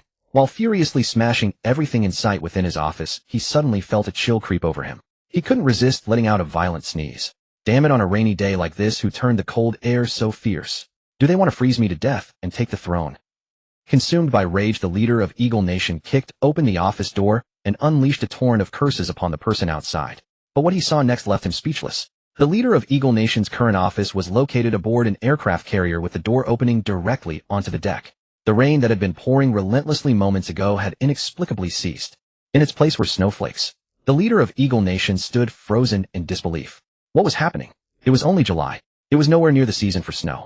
Yet within just a few minutes, dense snowflakes began swirling through the sky. At first, the snowflakes were no larger than a fingernail, but within less than 2 minutes, they transformed into a devastating blizzard. The wind outside the ship began to howl mercilessly, and the snow beyond the windows turned terrifying in an instant. A sudden sky-filling blizzard erupted over the entire city. Within barely 10 minutes, half a meter of snow had already accumulated on the deck of the aircraft carrier at sea. For safety, the officers on the carrier organized soldiers in winter cold weather gear to begin clearing the snow from the ship. Meanwhile, with his secretary's assistance, the leader of Eagle Nation donned a thick down jacket. This down jacket incorporated Eagle Nation's latest cold weather technology, yet even so the leader could not stop feeling an uncontrollable chill seeping into his clothes. The current temperature had already dropped to negative 20 degrees. In less than half an hour, it had plummeted from positive 20 degrees to negative 20 degrees. A full 40-degree temperature drop. The ice age of Eagle Nation had arrived. Even though the carrier's admiral ordered every capable person on board to clear the snow, it still could not keep pace with the relentless accumulation. The temperature continued to plummet. An hour later, the leader of Eagle Nation glanced at the thermometer before him. Negative 40 degrees. The heavy snow outside showed no signs of stopping. No one remained to clear the snow anymore. The terrifying cold of negative 40 degrees meant no one dared to stay outside. The admiral was no longer worried about the carrier being crushed by the snow, because the entire surface had frozen solid. The massive aircraft carrier was now locked firmly in place within the ice. Yet even wrapped in cold weather gear, swaddled in a blanket, clutching a cup of hot coffee, and huddled near a heating vent, the leader of Eagle Nation could still not stop trembling from the cold. After all, the entire carrier was constructed of steel, offering little resistance to such extreme cold, and combined with the outdoor temperature having dropped to a horrifying negative 40 degrees. No ordinary person could endure that. Just then a knocking sound came from the iron door. The leader of Eagle Nation remained seated, too cold to move for any motion invited a fresh wave of freezing wind. After a long while the knocking persisted. Reluctantly, the leader of Eagle Nation rose and opened the ice-cold iron door. As the door swung open, a blast of biting wind swept in, carrying a wall of snowflakes. Idiot! The leader of Eagle Nation cursed and hauled the nearly frozen secretary inside. The secretary's face was already encrusted with frost, with two icicle-like strands of mucus hanging from his nose. Leader sir, there's an emergency report. The secretary was seldom this dedicated. The leader of Eagle Nation muttered a curse under his breath, then took the tablet from the secretary's hand. With just one glance, the leader of Eagle Nation felt blood rising in his throat again. It was reports from various cities. 2/3 of the nation's territory had been struck by this devastating cold snap. The extreme cold had swept across completely. Some cities still had floodwaters from the previous century-scale rain disaster that hadn't receded. And now they faced this terrifying temperature plunge. The standing water froze solid into ice. It was worth noting that many Eagle Nation refugees had been wading through those waters to evacuate. Within less than an hour, the temperature had plummeted and countless people were instantly encased in ice. Meanwhile, residents of those perpetually warm cities fared even worse. Those cities enjoyed pleasant weather year-round, with their lowest temperatures rarely dropping below 10 degrees Celsius above zero. Now they encountered this catastrophic cold wave. Over 90% of each city's population perished directly from the cold. They had absolutely no means or clothing to seek warmth, compounded by the fact that power and utilities from the century-scale rain disaster had not yet been restored. They couldn't even turn on air conditioning for brief moments of heat. Within less than an hour, an entire city had effectively become a ghost town. This was not an isolated case. The leader of Eagle Nation no longer cared about staying warm. He immediately initiated a video conference summoning Eagle Nation's top officials from across the regions for an emergency meeting. Moments later, only a dozen or so connections came through. On the video calls, every single one of them was wrapped in thick down jackets, clutching coffee that would freeze if not sipped, constantly shivering as they appeared on screen. Where is everyone else? The leader of Eagle Nation asked, puzzled, looking at the dozen or so screens that remained dark and busy. The secretary hurriedly attempted to contact these officials. After a brief moment, he shook his head, pale-faced, looking utterly devastated. The leader of Eagle Nation immediately understood what it meant. Those senior officials had either perished in the century-scale rain disaster or been claimed by this sudden and terrifying cold snap. Upon learning this news, the remaining surviving Eagle Nation officials all turned pale. The fate that had befallen those deceased officials would likely be theirs next. The leader of Eagle Nation let out a heavy sigh. Even these well-protected Eagle Nation high-ranking officials could not withstand such a horrific natural disaster. What chance did ordinary citizens possibly stand? Moreover, with the entire nation under disaster, there was neither the time nor the capacity to organize any rescue forces. Oh my God! Has God truly ceased to bless our great Eagle Nation? A high-ranking official screamed toward the heavens, his voice a mournful wail. A tear traced down his cheek, and in the next instant it froze solid on his face. My lord leader, which direction should our Eagle Nation now turn? A senior official gazed at the ashen-faced Eagle Nation leader and spoke heavily. Indeed, my lord leader. If things continue like this, the only fate awaiting our Eagle Nation is annihilation. Another official roared in agitation, but all he received was silence. For even the Eagle Nation's leader had no idea what to do. The only sound left was the soft rustle of snowflakes landing outdoors. At the Sakura Nation leader's headquarters, an urgent dispatch was placed on the desk of the Sakura Nation leader. Bastard! What is going on? Why did our rescue team sent to the Eagle Nation just recently lose all contact for no reason? The Sakura Nation leader slammed his fist on the report document, issuing a furious reprimand. The officials below, seeing their leader so enraged, dared not utter a single word. Suddenly, a scientist pushed open the door. The Sakura Nation leader was startled and immediately grabbed the teapot from his desk and hurled it at the rushing scientist. You fool! How dare you enter without knocking? The furious Sakura Nation leader immediately barked. I'm sorry, my lord. The scientist, struck on the head by the teapot, immediately dropped to his knees and bowed deeply, ignoring the blood pouring from his wound, trembling with fear as he apologized profusely. You'd better have something urgent to say, or prepare yourself for seppuku. The Sakura Nation leader looked at the scientist coldly.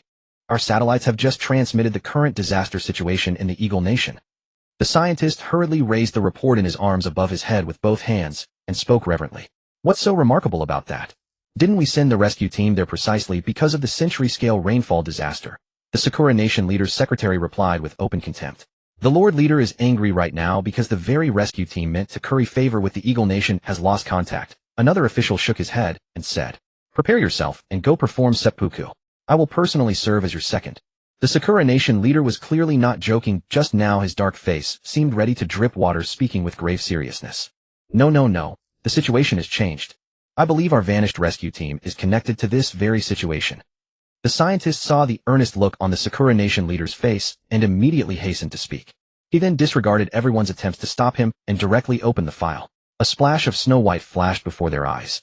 In the high-definition photograph was the Eagle Nation's capital completely covered by snow. Everyone in the room froze the moment they saw this photograph. Wasn't it a century-scale rainfall disaster? How could there be snow accumulation? Wasn't it only July recently? The climate in the Eagle Nation's capital should have been perfectly normal. What's happening? The Sakura Nation leader took a deep breath and asked sternly. Our climate and weather satellites detected an extreme sudden change in the Eagle Nation's climate. Over 2/3 of their territory experienced a temperature plunge of more than 60 degrees within just over an hour. The current overall average temperature in the Eagle Nation is minus 40 degrees. The scientist continued speaking without stopping. Upon hearing this, the Sakura Nation leader immediately slumped back into his chair. He suddenly understood why the rescue team his country had sent to aid the Eagle Nation had lost contact. The terrifying sudden cooling had affected them as well. That rescue team might now have become a series of snow sculptures scattered across the Eagle Nation's territory. Immediately contact the Eagle Nation's leader for me. The Sakura Nation leader, who had slumped for a moment, suddenly sprang to his feet and roared as if reminded of something. A secretary hurriedly placed an international video call. Beep. Only a series of busy tones came from the other end and no one answered. Watching the secretary hang up, the Sakura Nation leader's face had turned completely ashen. What had happened to the Eagle Nation? Normally, even if the Eagle Nation's leader didn't pick up, a secretary or another high-ranking official would answer. Today, absolutely no one took the call. My Lord Leader, the projected casualty report from our scientific team on the Eagle Nation has been completed. Another scientist entered carrying a report. Before the secretary could step forward to take the report, the Sakura Nation leader had already darted over in one swift motion. Others watched in astonishment. It was hard to imagine the short, stocky, rotund Sakura Nation leader achieving such rapid movement. The Sakura Nation leader hurriedly opened the report, and the more he read, the paler his face grew. According to the Sakura Nation scientific team's prediction, this massive snowfall could directly cause over 80% of the Eagle Nation's population to suffer disaster. The death toll could exceed 50%. That meant half the Eagle Nation would be wiped out. The Sakura Nation relied heavily on this pillar of strength. If it were halved while their neighboring rival, the Dragon Nation, continued to grow stronger, their hearts naturally filled with dread.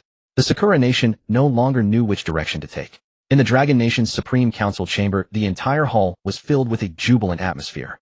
Even the broadcasts were continuously playing festive music like Good Days and Good Luck is Coming, tunes only heard in shopping malls during the Spring Festival.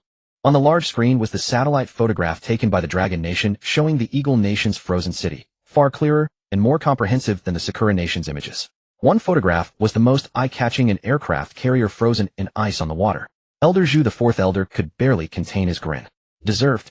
Deserved. Deserved. They've finally met their day, the second elder said with joy. Even Master Yi, the chief elder, who was always solemn and dignified, could not suppress the excitement and delight in his eyes as he looked upon the tragic scene of the Eagle Nation. The entire expert panel needed no words. For the Eagle Nation, which had always suppressed the Dragon Nation in scientific matters, the panel had long harbored deep resentment. Now there was nothing but joy. Learn to respect our Dragon Nation's rules. Do they really think they have a little angel like Shen Lin? The third elder smiled broadly, watching Shen Lin still playing a beanbag throwing game with the Mushroom Man, and spoke with delight. The schadenfreude in his tone was unmistakable. Within the terrifying psychiatric hospital, a zombie nurse whose entire body was wrapped in bandages, her face frozen and rigid, was mopping the floor where the giant psychopath had just devoured the Black Man Johnson. Meanwhile, the giant psychopath had already swallowed Black Man Johnson whole. He stood leisurely picking his teeth, one hand clutching a money bag stained with Johnson's blood, the other holding Johnson's leg bones still dangling with bits of flesh and blood. The giant psychopath ate with boundless satisfaction. Its enormous bloodshot eyes kept darting around, fixating on the Dragon Country and Eagle Nation contestants. It made the contestants tremble with fear, terrified that this cannibalistic psychopath might suddenly decide to devour them next. Fortunately, since the giant had already eaten its fill, its appetite had waned considerably. Abandoning the search for another victim over at the other side, one group had already completed their morning tasks. At the sound of a bell, all the patients rose like clockwork automatons and shambled back slowly toward their respective wards. The giant psychopath was no exception, but it kicked the money bag slick with Johnson's blood aside and shuffled back to its room, dragging its two leg bones still straggling with scraps of meat and blood. Beside him, the Mushroom Man, who had been keeping Shen Lin company, froze in place. Obviously, the bell's chime carried a hypnotic effect on them, but due to the Mushroom Man's relatively sturdy resistance, the influence was not overwhelming. Yet even he found himself immobilized, desperately struggling against the hypnotic resonance resonating within his mind. Soon across the entire courtyard, apart from the Dragon Country and Eagle Nation contestants, only the Mushroom Man remained standing in place. The chief physician emerged from his office and regarded the mushroom man coldly. Then with a mere thought he activated the bell once more. Once, twice, thrice. Soon with each successive ring of the bell the mushroom man's eyes grew increasingly clouded until they finally went completely vacant and lifeless. A zombie nurse promptly stepped forward supporting the mushroom man back to his own ward. The chief physician nodded with satisfaction. The very next moment, he vanished directly, appearing in the center of the courtyard amid the stunned gasps of everyone present. Your performance today was adequate. Except for that foolish fool who dares to challenge the rules. The chief physician scanned the crowd, and his gaze ultimately settled on Jason Smith, whose expression was grim. Jason Smith's mood was already at rock bottom. Because his own team members had fallen one after another in barely a single day, one of them was a formidable fighter among the Eagle Nation's contestants. As for the female contestant Daisy, her death was irrelevant. She was a born troublemaker who foolishly tried reasoning with supernatural entities, bringing the conventions of the mundane world into play. If she weren't going to die, who would? But Black Man Johnson's death dealt an enormous blow to Jason Smith. After all, he had served alongside Johnson for many years. Their bond as comrades in arms ran deep. Furthermore, among the Dragon Country contestants was Zhao Jiangwo, the Special Forces King. Originally by the Eagle Nation's plan, once they had thoroughly mapped out this terrifying psychiatric hospital, they would begin executing their suppression campaign against Dragon Country. And according to the intelligence provided by the Eagle Nation, only Zhao Jiangwo posed an obstacle to this plan. As a Special Forces King, Zhao Jiangwo's strength was naturally not to be underestimated. According to the Eagle Nation, scientists estimates 3 people were needed merely to hold off Zhao Jiangwo, whose physical abilities had already been enhanced by 20%. As for the rest, Jason Smith was meant to be the blade that slaughtered the Dragon Country contestants. But now the plan had been stillborn. Setting aside the mysterious disappearance and death of the female contestant on the first day, Johnson's death alone rendered the plan unviable. The remaining 2 could hardly stand against Zhao Jiangwo, fierce as a tiger descending the mountain. And if he himself joined the contingent opposing Zhao Jiangwo, what did they expect the remaining ordinary people to do? Kill the other Dragon Country contestants? They were already at a numerical disadvantage. As Jason Smith agonized over how to fulfill the task assigned by the Eagle Nation, he felt a chilling gaze upon him. It was the chief physician of the terrifying psychiatric hospital staring at him with open hostility. I was speaking to you. Did you hear me? Seeing Jason Smith silence, the chief physician said coldly. Jason Smith, who had weathered countless battles on the battlefield, immediately sensed an overwhelming intent to kill. Yes, I heard you, esteemed chief physician.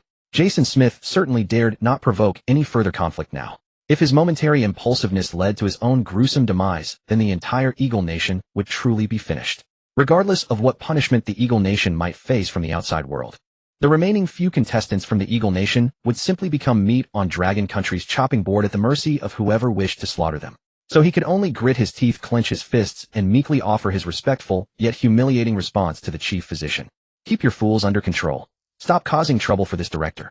The chief physician snorted coldly. Observing Jason Smith's compliant attitude, he chose not to press the matter further.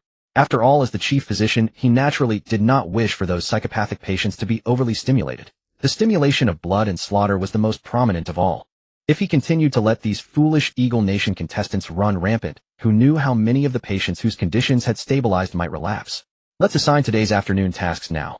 Wait until you've eaten at the cafeteria, and then you may take a short break. In the afternoon, the 2 teams will swap their assigned patients to care for. The chief physician looked at everyone, and after a moment's contemplation spoke. Zhao Jiangwo shrugged. He believed that as long as the 4 major rules of the hospital were followed, the Dragon Country contestants would remain safe. Jason Smith also breathed a sigh of relief because the psychiatric patients they had been caring for that morning had been utterly insufferable. None of them had stable conditions. Unlike the patients under Dragon Country's care, those whose conditions had stabilized were exceptionally obedient and cooperative. And Shen Lin, having played all morning, was now feeling the rumble of her empty stomach. Chief, my tummy is hungry. Shen Lin approached the chief physician, who was still speaking, carrying her ghost emperor doll shaped like a little knife shield Shiba Inu, and tugged at his white coat sleeve with a bright smile. The chief physician glanced at the ghost emperor doll, resembling a pestilent deity, clutched in Shen Lin's arms, and hastily nodded. All right, go to your room and rest for a while. You must be tired after playing all morning. I'll have someone bring your meal to your room in a moment. The head doctor quickly said with a flattering smile. I don't want to eat alone in my room. I want to eat with Uncle Zhao and Sister Li.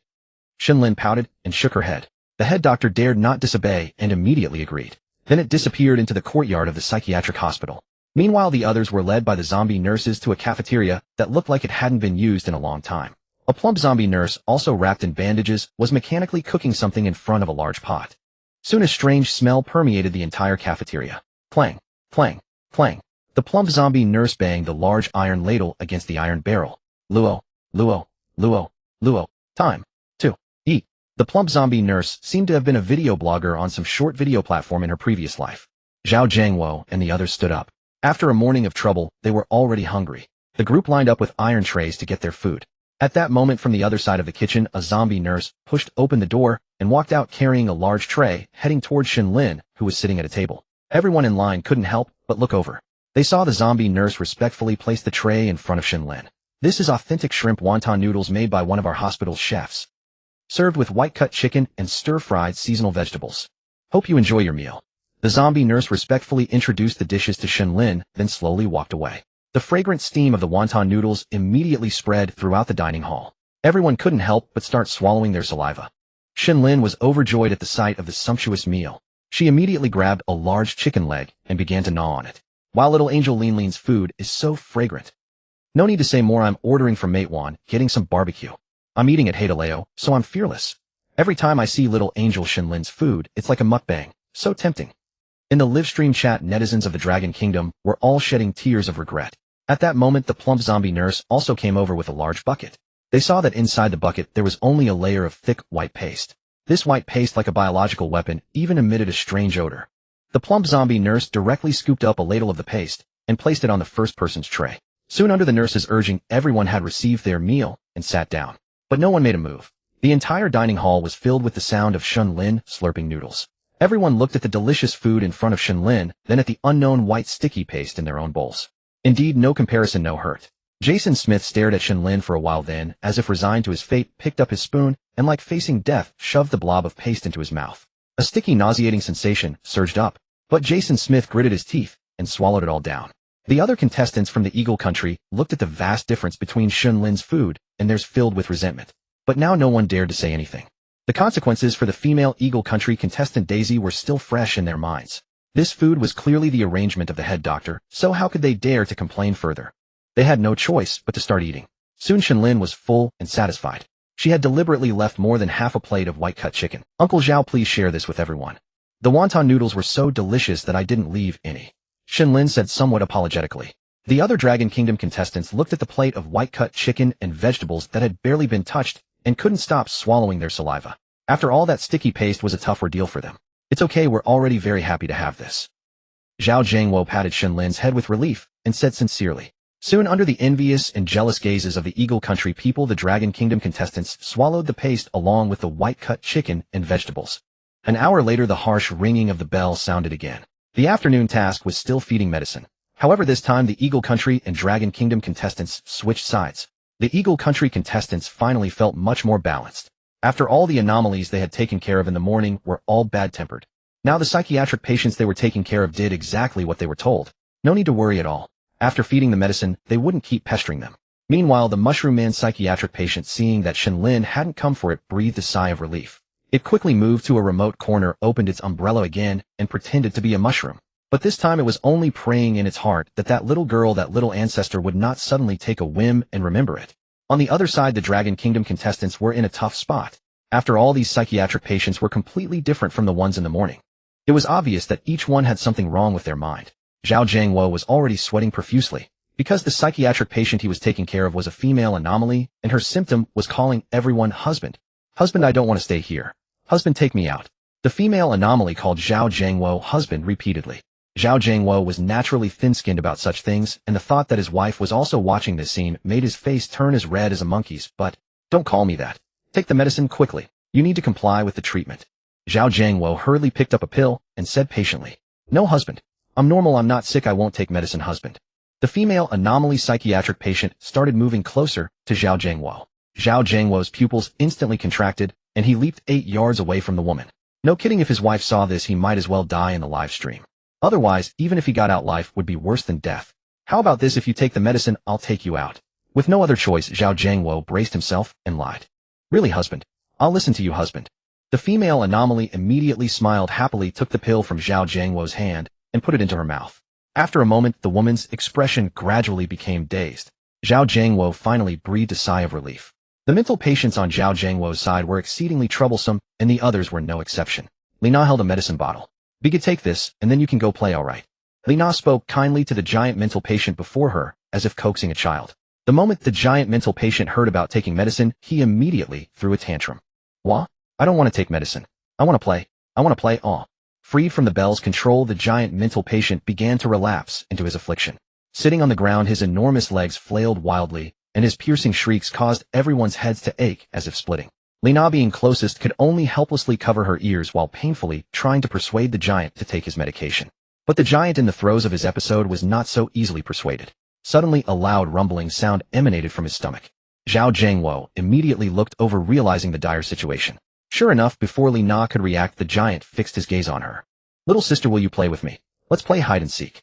If you find me, I'll listen to you and take my medicine obediently. In his hunger, the giant mental patient suddenly spoke with startling clarity. This was a stark contrast to his earlier infantile tantrums. Hearing this, Lina's face turned ashen, and without a second thought, she quickly shook her head. I don't know how to play hide and seek. Lina laughed, nervously backing away cautiously as she spoke. It was a joke. She would never play with this killer. Just that morning he had swallowed the black man Johnson. The scene was still vivid in her mind.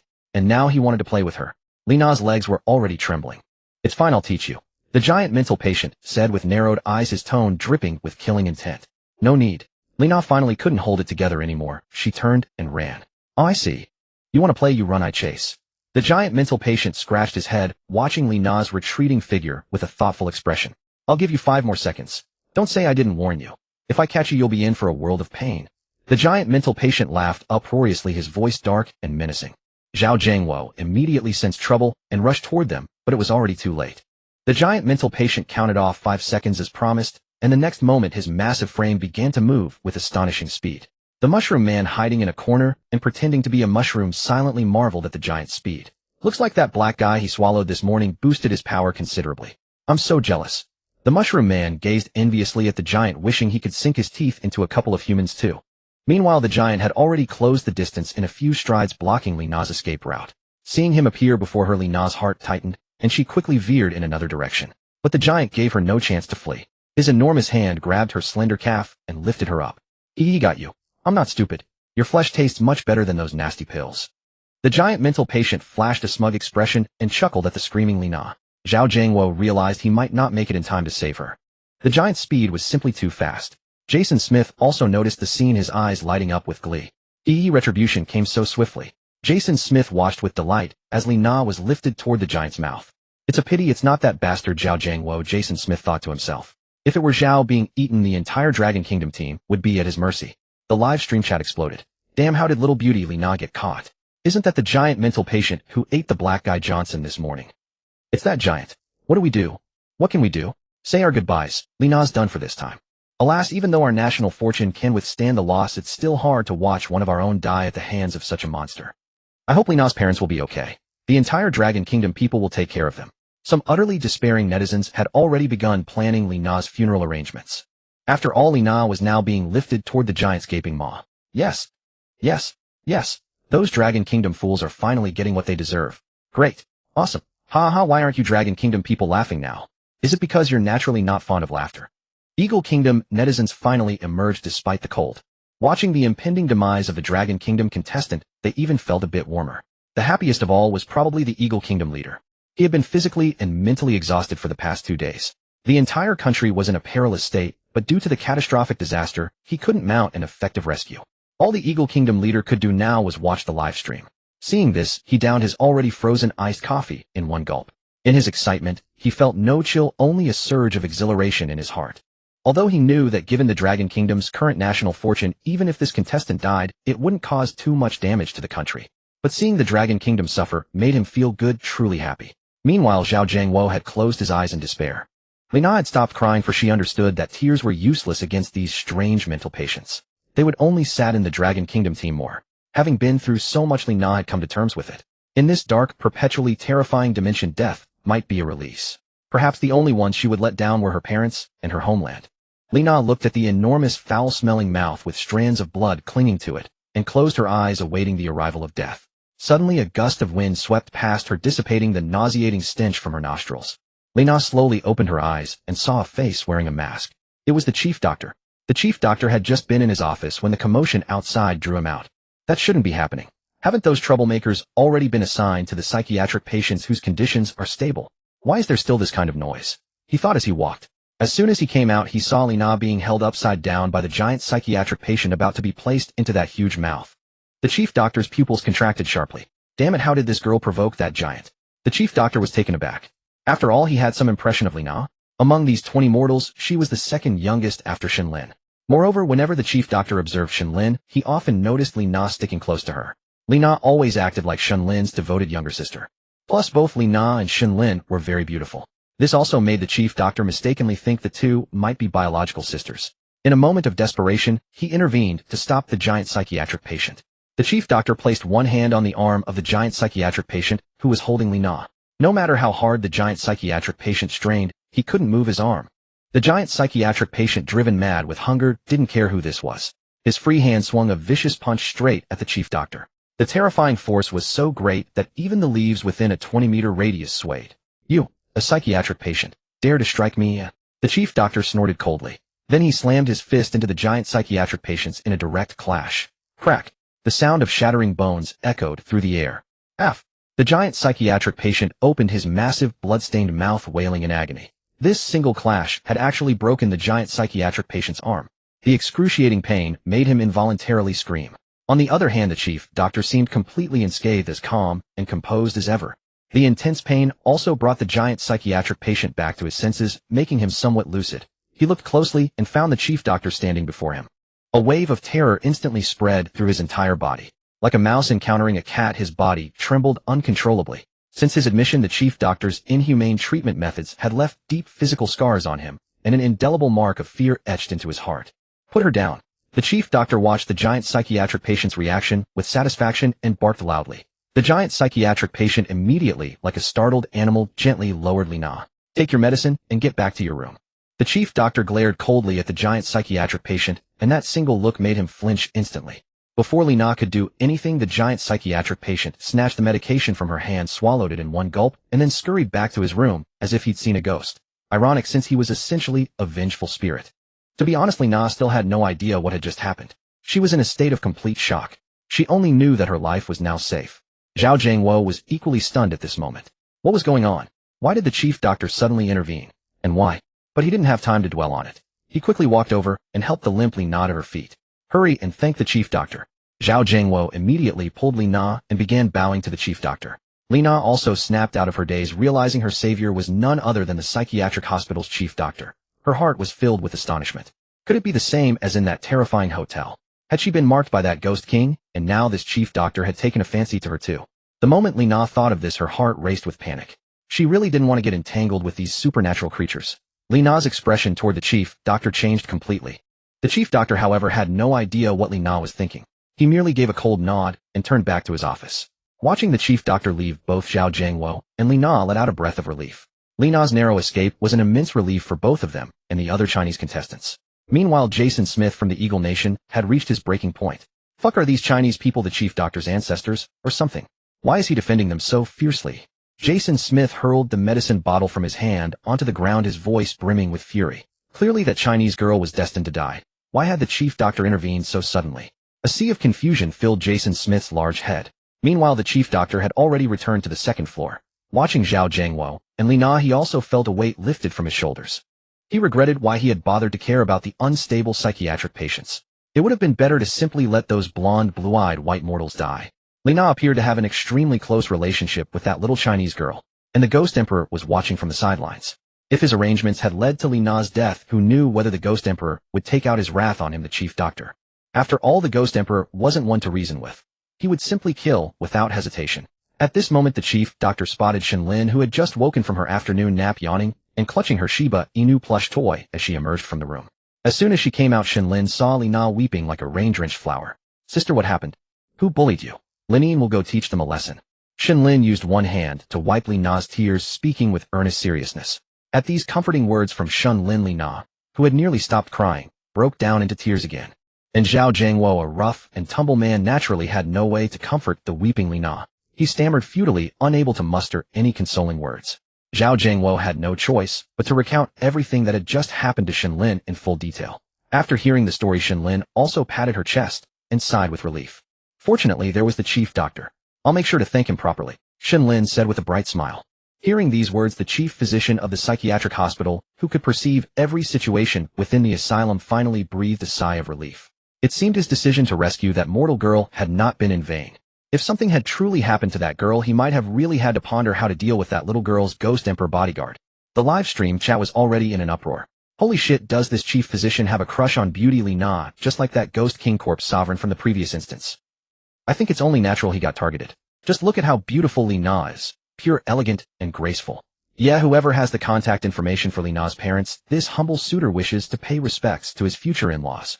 Fuck off, I could hear your scheming all the way in Bear Country. Some Dragon Country netizens who had just entered the live stream, seeing only the scene where the chief physician rescued Li Na, couldn't help but jest. As for those Dragon Country netizens who had been following this entire time, they naturally had their own perspective. I think they're mistaken. Exactly, that chief physician clearly didn't rescue her out of such base desires. Then why? One netizen asked in confusion. Have you forgotten our Dragon Country angel? Another said with a meaningful tone. Dragon Country netizens immediately snapped back to reality. They had been far too simplistic in their judgment of the chief physician. This chief physician was absolutely not saving Li Na because of her beauty.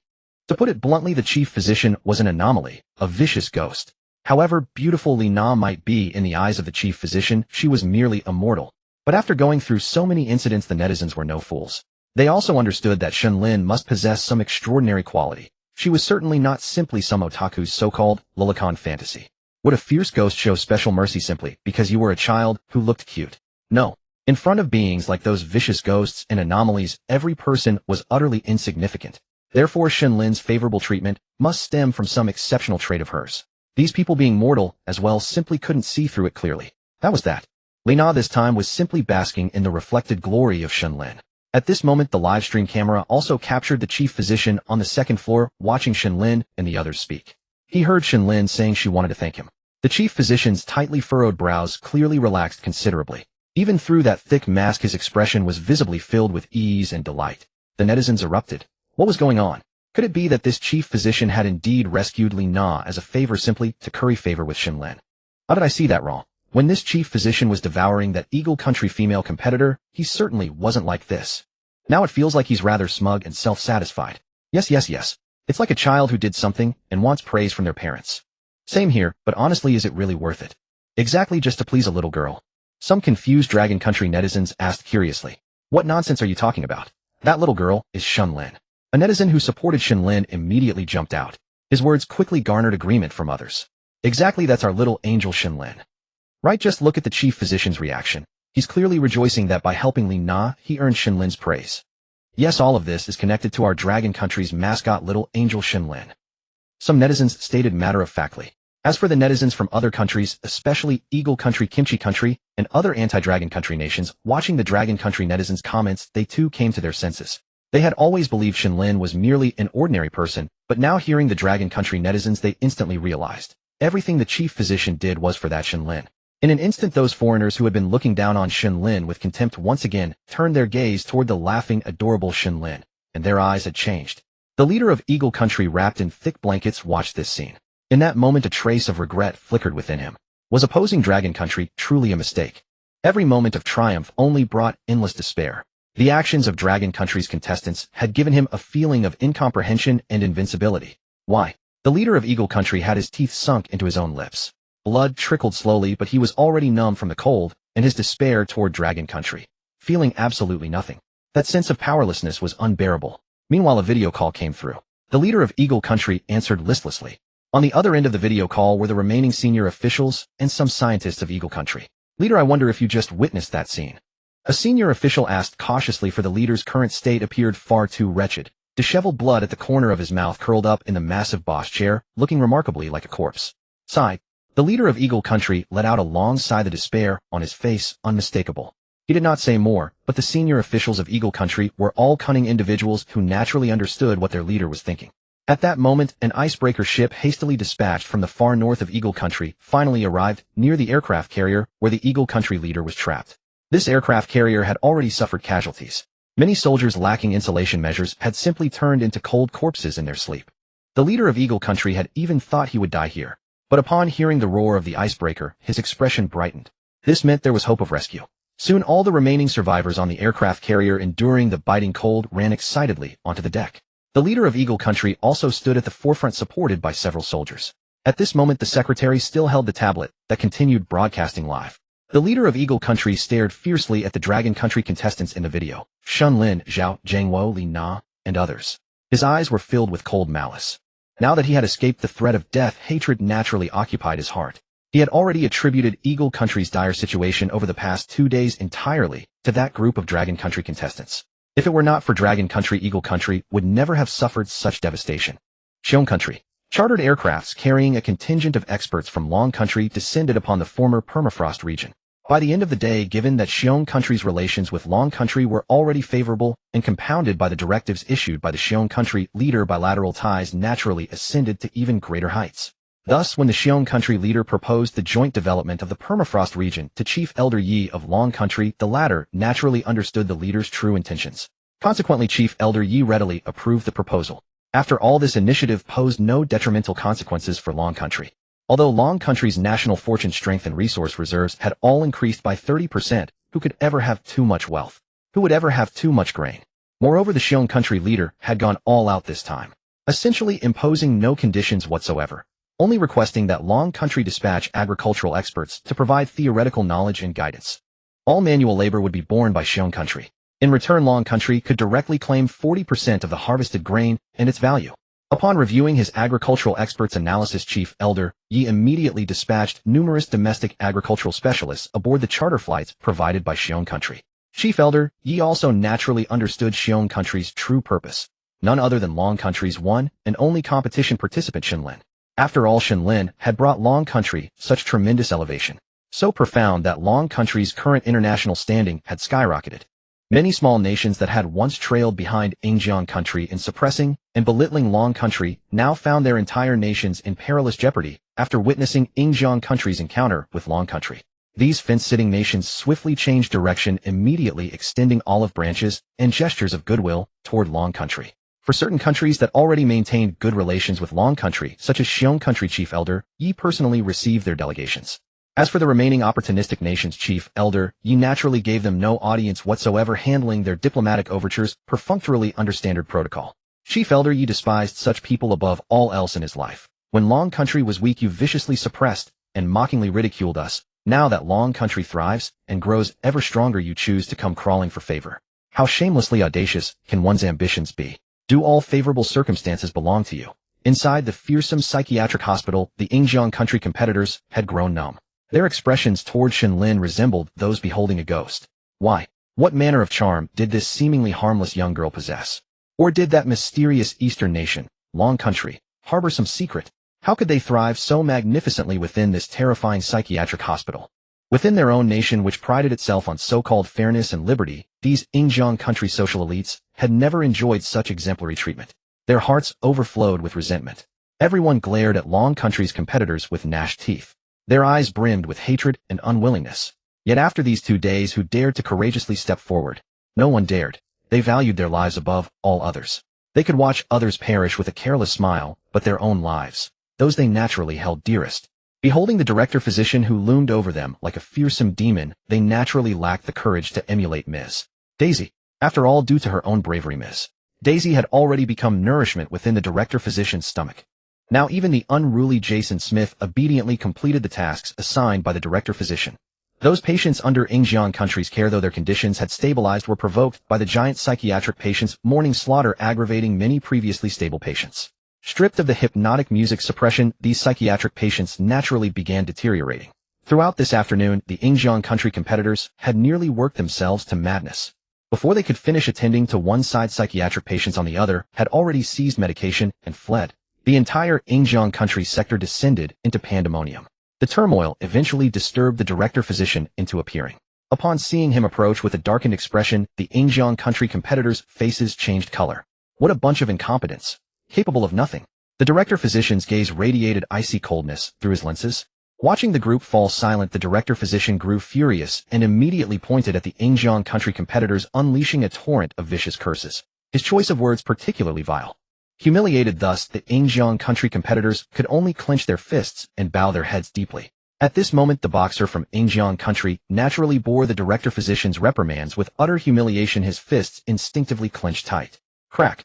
But at the precise moment he gripped his fist, the director physician's berating ceased. That sound of knuckles cracking was far too conspicuous. His so-called teammates even turned around in unison to look. The boxer immediately broke into a cold sweat, cautiously raising his head.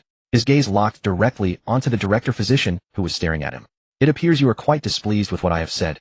The director physician spoke calmly, slowly advancing toward him. The other Ingjiang country competitors who had previously shielded him naturally parted as the director physician approached, clearing a path between him and the boxer. The director physician stood before the boxer. I wouldn't dare.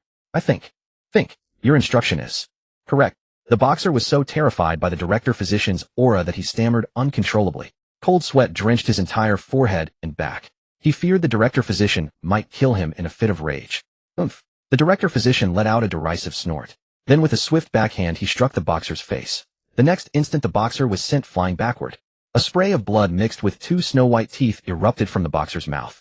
The cheek struck by the director physician swelled at a speed visible to the naked eye, bloating until it resembled a swollen pig's head.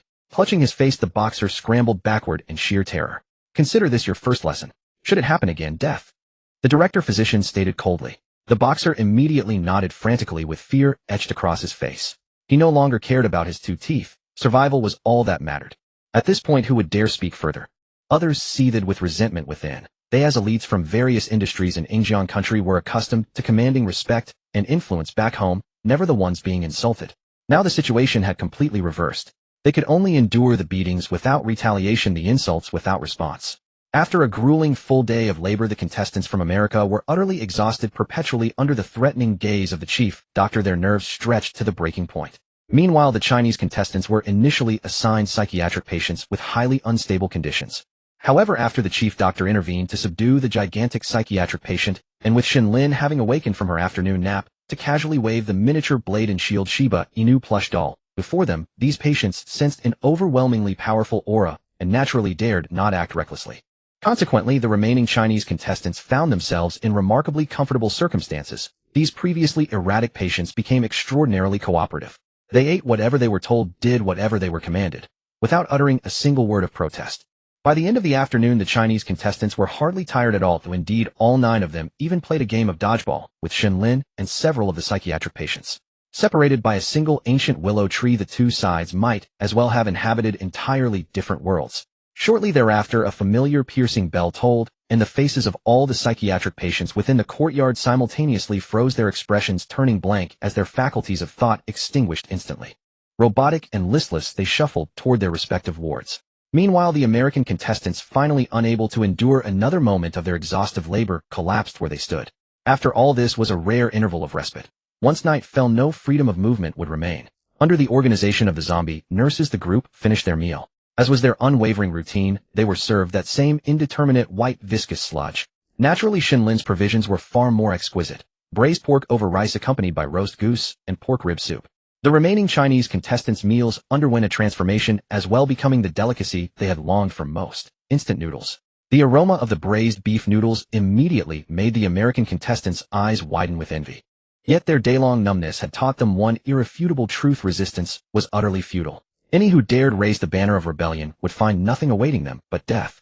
The Chinese contestants could only rejoice, and naturally this was all thanks to Shen Lin's benevolence. Though these were merely the most ordinary instant noodles, they were nevertheless far preferable to that unidentified slop.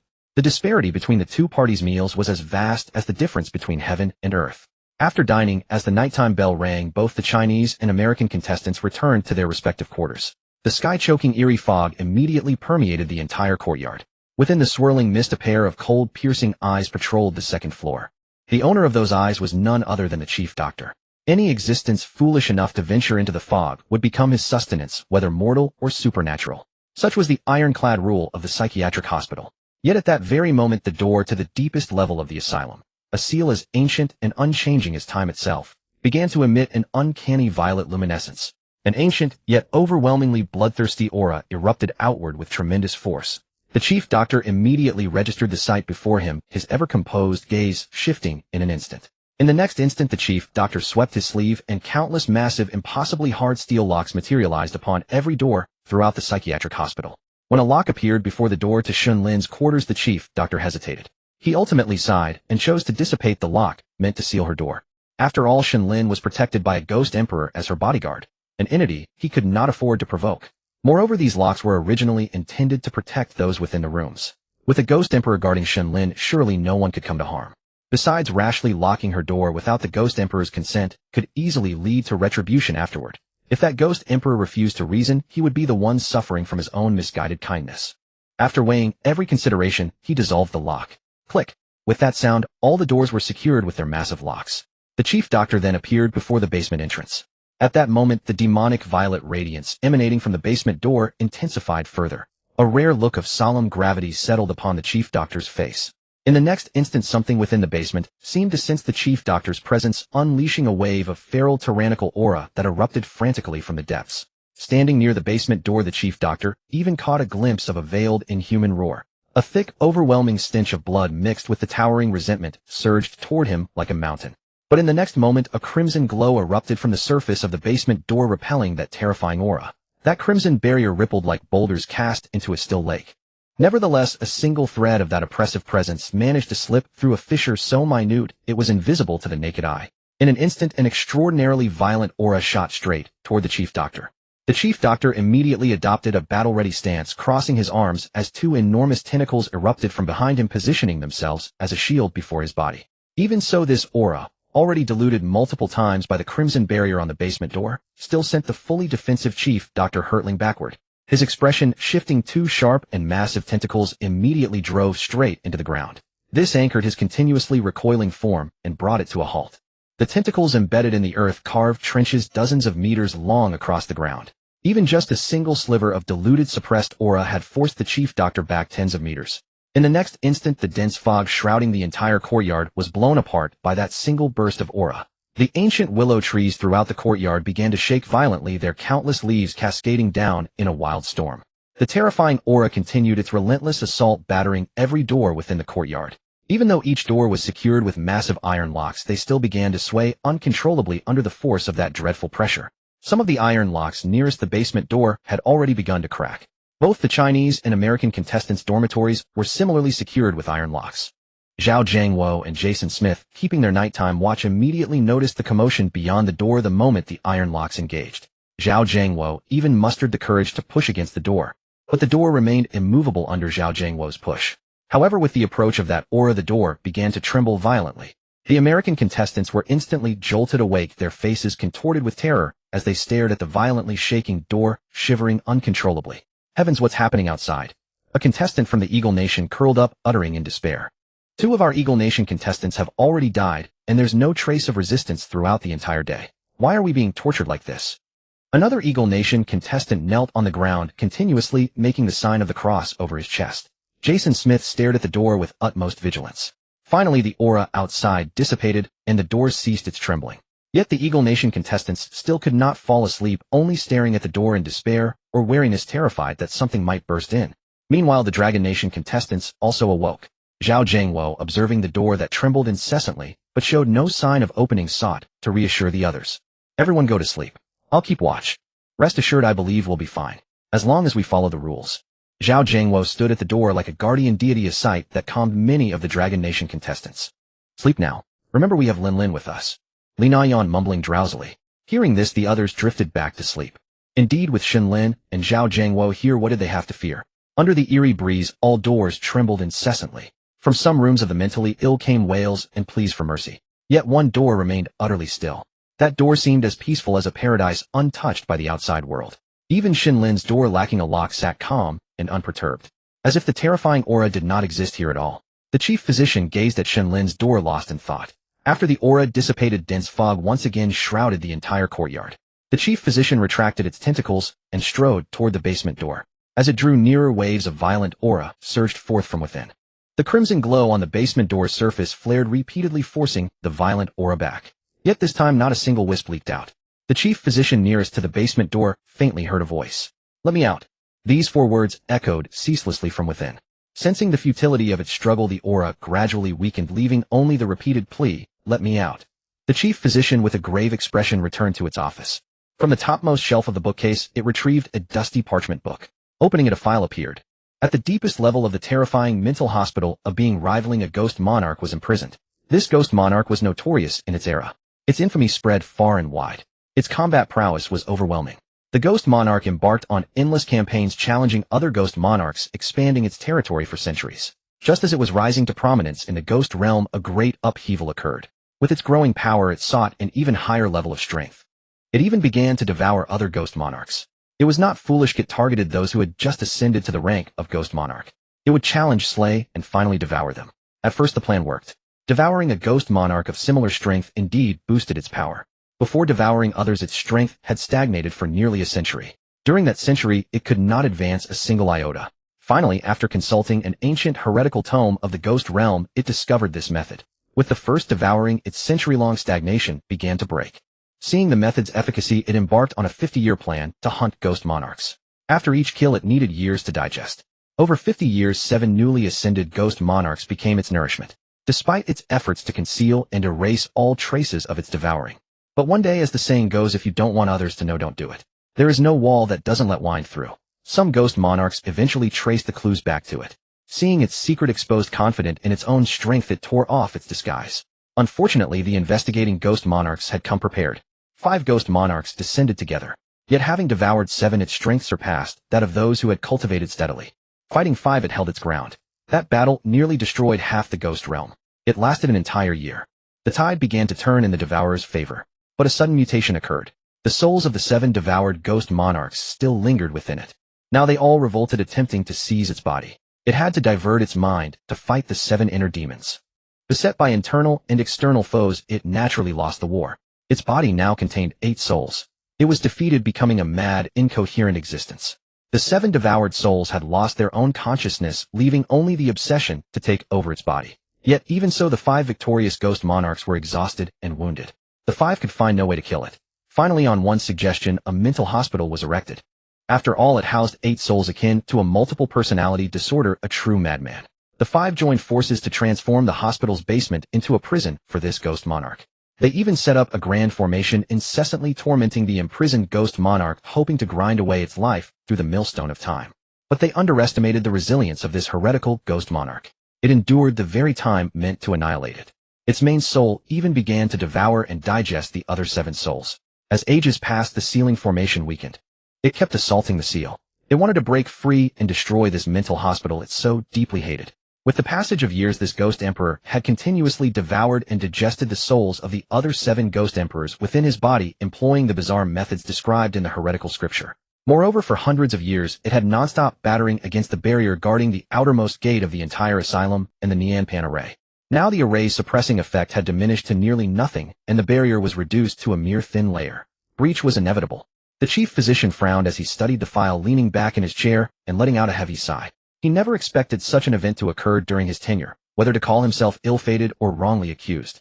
Given the intensity of such torment upon his release, this Ghost Emperor would undoubtedly possess unfathomable power, potentially surpassing even his former strength. For this asylum that had suppressed and tormented him for centuries, he would certainly exact his vengeance. His heart must yearn to devour every soul within these walls. During his decades of service, he had relied heavily on the Nianpan array to torment this Ghost Emperor. After all, before he rose to prominence, a close friend of his had just ascended to become a Ghost Emperor. Indeed, that was the very first Ghost Emperor devoured by this entity. The chief physician naturally harbored boundless hatred toward this soul-devouring Ghost Emperor. Through the Nianpan array, he had ruthlessly tormented this Ghost Emperor for decades. This was precisely why the sealed Ghost Emperor below reacted with such frenzy and volatility upon sensing the chief's aura. The imprisoned Ghost Emperor knew perfectly well who was behind all this torment. There was nothing he could do, for the chief physician's strength paled in comparison to that of his newly ascended Ghost Emperor friend. Without a moment's hesitation, the chief physician immediately retrieved an old-fashioned landline telephone from the bottom safe of his desk. Unlike ordinary telephones in the mortal realm, this device featured only a single button, a crimson-red button dominating the entire vintage faceplate. Emblazoned upon it was the character Yuan, meaning Dean. The chief physician drew a deep breath and slowly pressed the crimson button. Then nervously he lifted the receiver to his ear. As the button was pressed, a series of busy tones began echoing from the other end. A thin sheen of sweat appeared on the chief physician's forehead. He could not help but shift the receiver between his hands, which were already drenched in perspiration. After a moment, a voice came through from the other end. "Hello," a deep voice answered. "Dean, sir." Hearing the Dean's voice, the chief physician finally exhaled in relief and spoke with a somewhat lighter tone, for he had not seen the Dean in over 5 or 6 years since assuming his post. Though endowed with perception over the entire hospital, he had never sensed the dean's return. At times he had even suspected that something had befallen the dean during his travels. Now hearing the dean's voice felt like grasping a lifeline. "Chief, what is it? What business brings you to disturb this old dean?" The dean's voice carried unmistakable impatience, for this emergency phone allowed only 3 uses. Once all 3 uses were exhausted, the device would be permanently destroyed. Therefore, before departing, he had specifically instructed the chief physician not to call unless absolutely necessary. But the chief physician, then still young, had already squandered 2 chances on trivial matters regarding 2 different deans. And this time was the final opportunity. Upon hearing the dean's voice, the chief physician broke into a cold sweat, naturally understanding why the dean was so displeased. As he struggled to organize his words, the dean's patience had reached its breaking point. "It seems your tenure as chief physician is also drawing to a close. Perhaps my assessment of your promising youth was misguided." The dean snorted coldly, assuming the chief had dialed the emergency line for yet another trivial matter. No, Dean sir. I truly have urgent business to report." Upon hearing these words, the chief physician immediately pleaded anxiously. "Speak plainly, get to the point. Let us see what could possibly be so urgent." The dean, angered by the chief's behavior, snapped furiously. Resentment swelled within the dean's heart. "The seal has loosened." The chief physician drew a deep breath and slowly uttered those 5 words. Upon hearing this, the other end fell instantly silent. The chief physician dared not say more, only waiting nervously and anxiously. After what seemed an eternity, the dean on the other end finally cleared his hoarse throat. "Are you certain?" The dean confirmed. "Yes, just now the barrier developed a hairline fracture.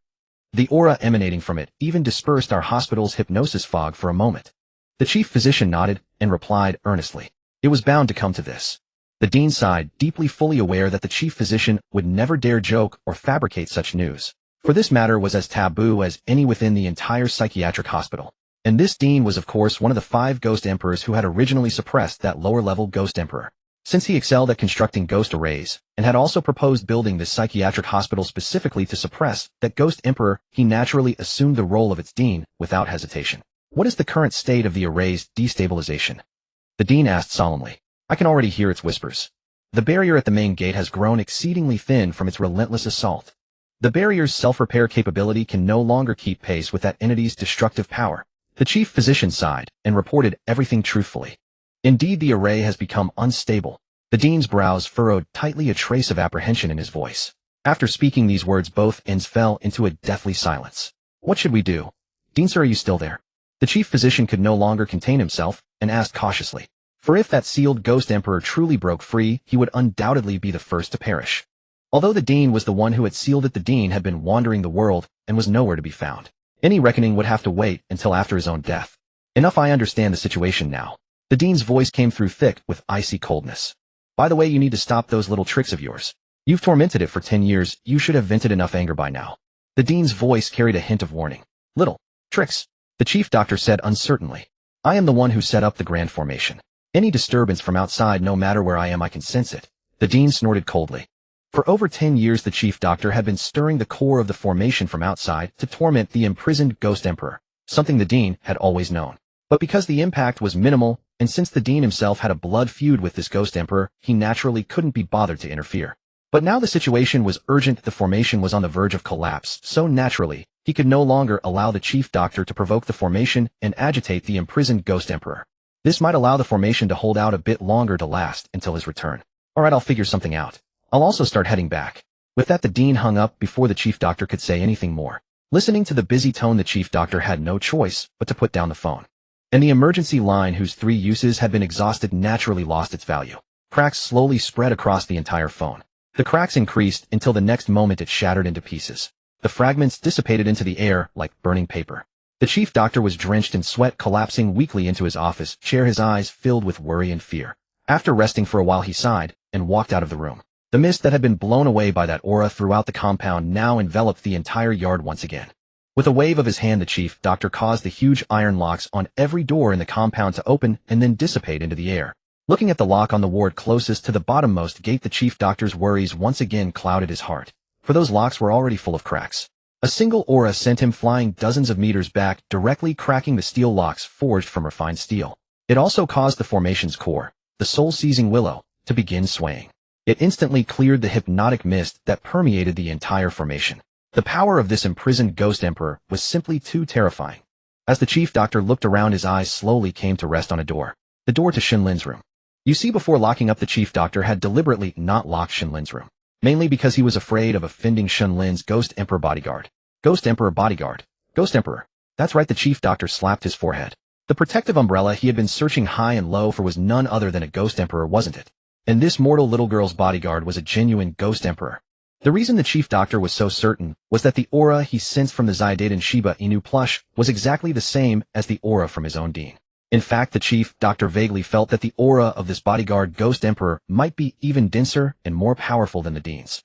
Then could he ask this Ghost Emperor to intervene, to suppress the monstrous emperor about to break free? But it was easier said than done. Not to mention whether this matter had anything to do with this Ghost Emperor bodyguard. Ghost Emperors themselves were inherently self-centered and unruly. It was normal for them to have eccentric and strange personalities. A Ghost Emperor who willingly served as a bodyguard to a mortal. The chief doctor had never seen such a thing, nor had he even heard of it, or imagined it possible. The chief doctor sighed. He would have to see how things went, and try to offer benefits to persuade this Ghost Emperor bodyguard to act. After a night of turmoil, dawn broke. The chief doctor concealed his form and vanished from the compound. The next moment a bell rang. The mist in the yard receded like a tide. Zhao Jiangwo and the other Dragon Kingdom contestants walked out of their rooms stretching. The minor incident last night did not disturb their rest too much. With Zhao Jiangwo and another male Dragon Kingdom contestant keeping watch, all 9 of them had a good rest. In stark contrast, Jason Smith and the other Eagle Kingdom contestants had bloodshot eyes and disheveled hair. When Jason Smith and his group felt that violent aura continuously battering the door, they were convinced something outside was trying to break in. How could they dare to sleep? They stared wide-eyed at the door all night long. The 8 Eagle Kingdom contestants had gone 2 days without proper rest. Now even a tough special forces soldier like Jason Smith was struggling. The moment he saw the Dragon Kingdom contestants, he suddenly relaxed. They could barely keep their eyes open. When the nurse guided them to eat, they chose not to eat, and instead immediately rested by lying on the tables. Because they knew that no matter how tired they were, today's work could not be avoided. Zhao Jiangwo and his team's breakfast today was replaced with soy milk, fried dough sticks, and pickled vegetables. Though simple, it was at least clean and hygienic. After a night's rest, the Dragon Kingdom contestants were famished and began to wolf down their food.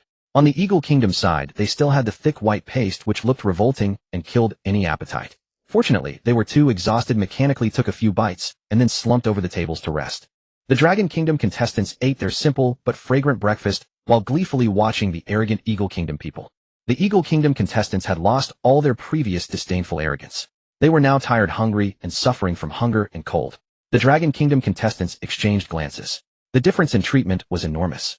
But fortunately, the Dragon Kingdom contestants weren't fools. They knew that without Shen Lin, the little angel, being so favored by the chief doctor, their own conditions would be no better than those of the Eagle Kingdom contestants. This was all thanks to the chief doctor's care for Shen Lin. They were merely benefiting from the reflected affection. Brothers, bottoms up to this bowl of soy milk. Zhao Jiangwo raised his bowl of soy milk grandly and said to the other contestants. The others also cheerfully raised their bowls. To our little angel Shen Lin. Without her, how could we have such a comfortable life? Zhao Jiangwo said happily. Then he drained his bowl in one go. To our little darling Lin Lin. The others echoed excitedly, speaking from the heart. The group, having finished dinner in a lively and cheerful atmosphere, once again received their respective tasks. The contestants of Longguo were responsible for cleaning the houses. The contestants of Angjiangua, as expected, were still responsible for administering medicine to the eerie psychiatric patients. However, the difference was that on this day they had to medicate all the psychiatric patients in the entire hospital. One could say that compared to yesterday, their workload had doubled. But the contestants of Angjiangua had already been tormented to the point where they had no courage left to resist. No matter how much resentment they harbored in their hearts, they dared not utter a word, only managing a weak nod. In contrast, the work of the Longguo contestants could be described as extremely easy. First, they no longer had to deal with the eerie psychiatric patients at all.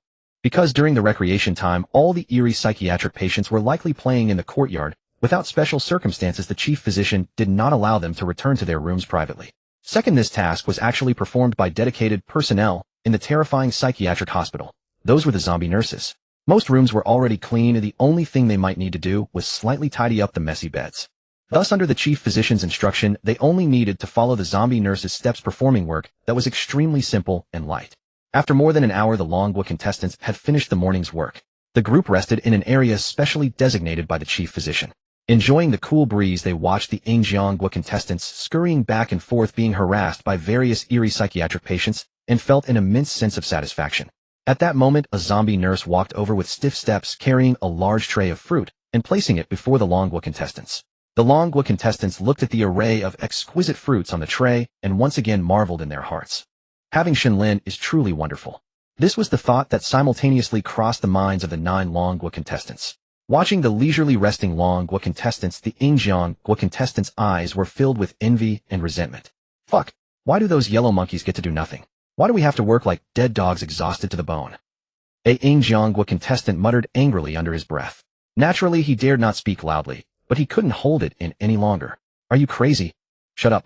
Jason Smith, who was nearby, immediately kicked the contestant down upon hearing what he said and spoke angrily. If the chief physician heard this, it would either result in a beating or, in a more serious case, direct death. Although Jason Smith's heart was filled with resentment and confusion at the completely unfair treatment, there was no choice. This was not Guo. There were no unions, no courts, no free government to uphold justice for those who considered themselves noble. This was the terrifying psychiatric hospital. In their view, the chief physician was the master of their life and death. Naturally, they dared not offend him easily. The Longguo contestants looked at this stark contrast, feeling an involuntary surge of satisfaction. Everyone understood that without Shen Lin, they would not be enjoying this leisurely life. Captain Zhao, you are from the government. What is so special about Lin Lin? Could you tell us about it? A Longguo contestant moved closer to Zhao Zhangwo, who was doing exercises, and asked cautiously. This question instantly caught the attention of the other contestants nearby, who immediately pricked up their ears to listen. Their bodies kept moving cautiously toward him. Zhao Zhangwo looked at these curious souls with amusement. Everyone, don't be like that. If you want to come, just come openly. Zhao Zhangwo said helplessly. The group, as if caught red-handed, exchanged embarrassed smiles, then sat cross-legged beside Zhao Zhangwo, ears pricked up, listening intently. They eagerly anticipated that Zhao Zhangwo, coming from the government and military, might reveal some explosive news. Zhao Zhangwo waved his hand, signaling everyone to come closer. The crowd immediately stirred, pressing tightly toward Zhao Zhangwo. At that moment, the live comments exploded. Oh my god, I'm so curious what Captain Zhao Zhangwo will say. I'm curious too, but this is a global live broadcast. Yes, the information Captain Zhao Zhangwo knows must be classified. If he says it out loud, won't those destructive elements with ill intentions hear it? Some netizens from Longguo, who were very concerned about national security, said cautiously. Hey, I understand Captain Zhao Zhangwo's thinking. Our Longguo is now extremely powerful. We are completely unafraid of those saboteurs. Some netizens confident in Longguo said seriously. The leader of Guo, who had already reached a comfort zone, immediately perked up at Zhao Zhangwo's formal demeanor. Quick, have the experts record this. This Special Forces King of Longguo might actually reveal something explosive. The leader of Guo said excitedly. With the threat of death removed, he became animated again. I heard from my friends in the government. Zhao Zhangwo said seriously and solemnly, hesitating for a moment. This little girl Shen Lin. This hesitation immediately made the listening Longguo contestants anxious. Hey, Captain Zhao. Hurry up and say it, Captain. Yes, please don't keep us in suspense.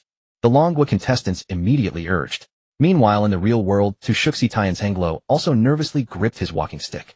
What is this Zhao Zhangwo fellow up to? Could he really be about to reveal Shen Lin's secret? The second elder was already extremely anxious and said angrily. At this moment, all the people of Guo and all the netizens of Longguo were also nervously waiting for Zhao Zhangwo to possibly reveal some explosive news. Meanwhile, Zhao Zhangwo gave a sinister smile. Shen Lin's secret is actually quite terrifying. Her identity is very special and mysterious. Zhao Zhangwo said meaningfully. We know that. Then what? What is she exactly?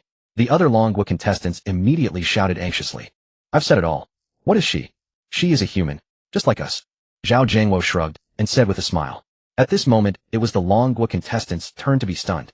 Are you finished? Is that all? Do you really need to explain Shen Lin's mysterious and extraordinary nature to everyone? Looking at the astonished expressions of the group, Zhao Zhangwo wore the most innocent look. Then he finally could not restrain himself and burst into hearty laughter. At this moment, the Dragon Country contestants finally realized that they had been toyed with by Zhao Zhangwo. So the honest and simple Captain Zhao Zhangwo had this side too. Immediately, everyone glared at Zhao Zhangwo in dissatisfaction. Oh come on, I was just seeing you all too bored. Adding a bit of fun to everyone's lives. Zhao Zhangwo laughed heartily. That Captain Zhao. We waited and anticipated for so long. So annoying, fine him by making him skip lunch. Everyone said, both exasperated and amused. Zhao Zhangwo scratched his head and gave a goofy grin. Meanwhile, people in the real world were completely dumbfounded. In the live streams of Dragon Country and Eagle Sauce Country, which had hundreds of millions of viewers, the bullet comments suddenly fell into brief silence. Everyone was shocked. Ha, who would have thought Captain Zhao Zhangwo has this side? Wife Captain Zhao is too annoying. Exactly, make him kneel on a washboard at home. No, kneel on a durian. Kneel on instant noodles, can't let any crumbs fall. Netizens exclaimed indignantly. Ha, I'm very angry too. Wait until my old Wong comes home, let me see how I'll deal with him. I must avenge all netizens. Zhao Jingwo's wife was also amused by her beloved's childish behavior and immediately replied. Chief Elder Yi also burst out laughing. This Zhao Jingwo, what a cheeky one. Second Elder breathed a sigh of relief, fearing that Captain Zhao might truly be the kind of person who couldn't keep secrets and might reveal some explosive news. See, I never worried. I know this lad well, he is simply not that kind of person. Fourth Elder Zhu stroked his beard and said with a smile. As Zhao Jingwo's former commander, Fourth Elder Zhu naturally understood Zhao Jingwo's character and teased with a grin. Then why didn't you speak up earlier, old four? You nearly gave me a heart attack. Second Elder said angrily. You, heart disease. You eat heartily and finish every dish, and you claim to have heart disease. Fourth Elder Zhu said with great mirth. This remark set off peals of laughter among all the elders. Honestly, they too had been worked up into a nervous state by Zhao Jingwo. Meanwhile, far across the ocean, the leader of Eagle Sauce Country was utterly stupefied. Damn it. Bastard. Shit. How can Dragon Country soldiers be like this? So infuriating. What a dirty trick. Realizing they had been played, the Eagle Sauce Country leader immediately began cursing loudly, spewing foul language and barbarous words. After all, everyone had been anticipating for so long, only to be told it was just a joke. The secretary, watching her leader in this state, originally wanting to go in and comfort him, instead stopped in his tracks. Joking aside, anyone with a brain would avoid offending the Eagle Sauce Country leader in this condition. Meanwhile, Shen Lin emerged freshly awakened from her rest, stretching lazily and full of energy. She had already had breakfast in her room. Looking around, some were sitting, some standing, and a few Dragon Country contestants had somehow produced playing cards and were already busy dealing cards in a game of landowner. Then Shen Lin pranced over, cheerfully clutching her small knife-shield Shiba Inu plush doll. Zhao Jingwo picked Shen Lin up directly, while Li Na took a slice of apple and placed it into Shen Lin's little mouth. So sweet. Sister Na, Shen Lin said excitedly. Eat more then if it tastes sweet. Li Na smiled and placed another grape into Shen Lin's little mouth. At this moment, the Dragon Country contestant, whose curiosity Zhao Jingwo had stirred, came over. Lin Lin, are the grapes delicious? This Dragon Country contestant smiled and fed a grape to Shen Lin. Very tasty. Shen Lin nodded enthusiastically. Uncle has something very curious about. This Dragon Country contestant immediately said with a broad smile. Go ahead and ask. Shen Lin tilted her head and smiled. Why do you always carry this Shiba Inu plush doll? Does it have any special significance? The Dragon Country contestant pointed to the small knife-shield Shiba Inu plush doll with closed eyes in Shen Lin's hands and asked curiously. Whether it was the first dungeon, the horror hotel, or this horror psychiatric hospital dungeon, no matter what Shen Lin discarded, she would never abandon this Shiba Inu plush doll. No matter how beautiful the clothes or how delicious the food, Shen Lin would never spare a second glance and would throw them away without hesitation. But this Shiba Inu plush doll, she would never be seen without it in her hands. They were simply inseparable. Hearing this, everyone immediately perked up their ears and looked over with curiosity. At this time, the Eagle Sauce Country contestants were still working when suddenly a bizarre psychiatric patient fleeing medication ran toward the area where Zhao Jingwo and the Dragon Country contestants could rest. And an Eagle Sauce Country contestant responsible for caring for it immediately followed after. However, due to the zones marked by the chief physician, this bizarre psychiatric patient dared not approach casually and merely stood at the edge pondering. The Eagle Sauce Country contestant was thus able to approach the bizarre psychiatric patient and began administering care and medication. He also curiously perked his ears, hoping to catch what secrets these Dragon Country people gathered together were discussing. Hearing the Dragon Country contestant's question, Shen Lin picked up the small knife-shield Shiba Inu plush doll and affectionately pressed her small face against it. His name is Zaidaiden. He is my dearest best friend. Shen Lin gazed sweetly at the Shiba Inu plush doll and said earnestly, I can see you are very close to this Zaidaiden. Zhao Jingwo looked at the innocent and carefree Shen Lin and felt a warmth in his heart, gently patting her head affectionately. Of course, since I can remember, the times I have seen father are few enough to count on one hand. So for a very long time, Zaidaiden has been the one keeping Lin Lin company. If not for Zaidaiden, Lin Lin wouldn't have known what to do in the room all alone. A trace of loneliness appeared in Shen Lin's eyes as she said softly. Seeing Shen Lin's sorrowful little expression, Zhao Jingwo and the other Dragon Country contestants felt their hearts ache. Who would have thought that the little Shen Lin, who always appeared smiling and brought sunshine and warmth to everyone, had such a lonely childhood? Tears filled Li Na's large eyes, and she involuntarily hugged Shen Lin tightly. Seeing the sorrow in Shen Lin's big eyes, the Dragon Kingdom contestant who had asked the question immediately felt a surge of guilt. Lin Lin, I'm sorry. Uncle shouldn't have asked something that would make you feel bad. The middle-aged man lowered his head in remorse, speaking from the depths of his heart. Zhao Jingwo, standing nearby, also regretted making light of Shen Lin's situation just moments ago. Lin Lin, we will protect you and stay with you from now on. Struggling to find the right words, Zhao Jingwo clenched his teeth and finally spoke with sincerity. The others gathered around, taking turns to hold the adorable Shen Lin from Li Na's arms. Whether by age they were all Shen Lin's elders, or by circumstance, without her their fate would likely mirror that of the Eagle Kingdom or Pickled Vegetable Kingdom contestants. Each day would be spent under the oppression of eerie ghosts, their lives and deaths at their mercy, enduring inhuman days and subhuman treatment.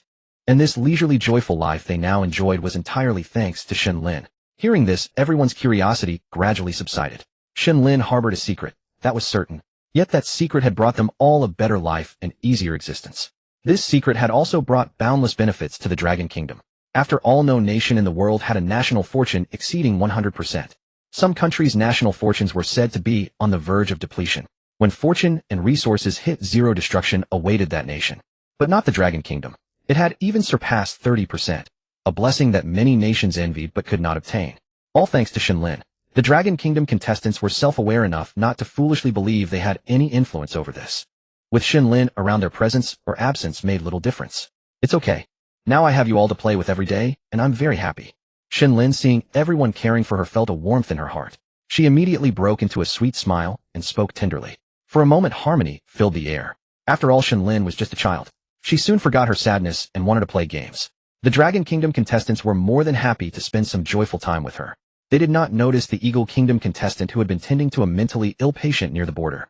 He had pricked up his ears and overheard almost everything. Watching Shen Lin's radiant smile, this Eagle Kingdom contestant seethed with hatred. Without hesitation, after finishing his care for the patient, he immediately walked toward Jason Smith, who had just rested. Captain Jason. The man approached Jason Smith respectfully. What is it? Jason Smith asked wearily without even lifting his eyelids. Jason Smith had barely rested in the past 2 days.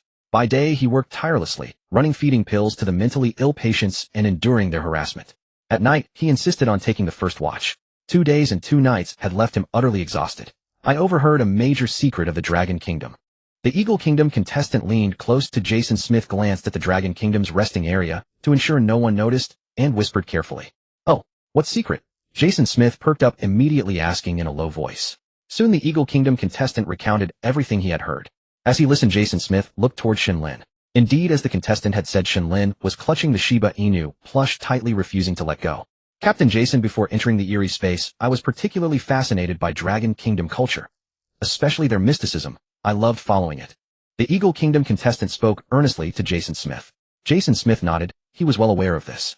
Before entering the first dungeon as the appointed captain, he had received all the Eagle Kingdom contestants' dossiers from their government. This contestant was indeed an enthusiast of Dragon Kingdom culture. Tell me in detail.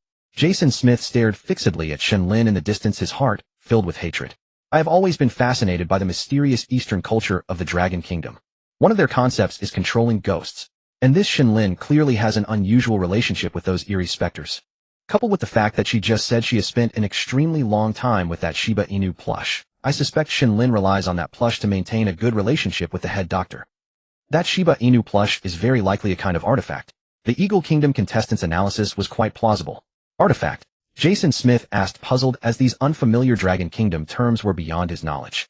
Utensils with special functions. And that Shiba Inu plush is most likely Shen Lin's tool for dealing with the eerie ghosts.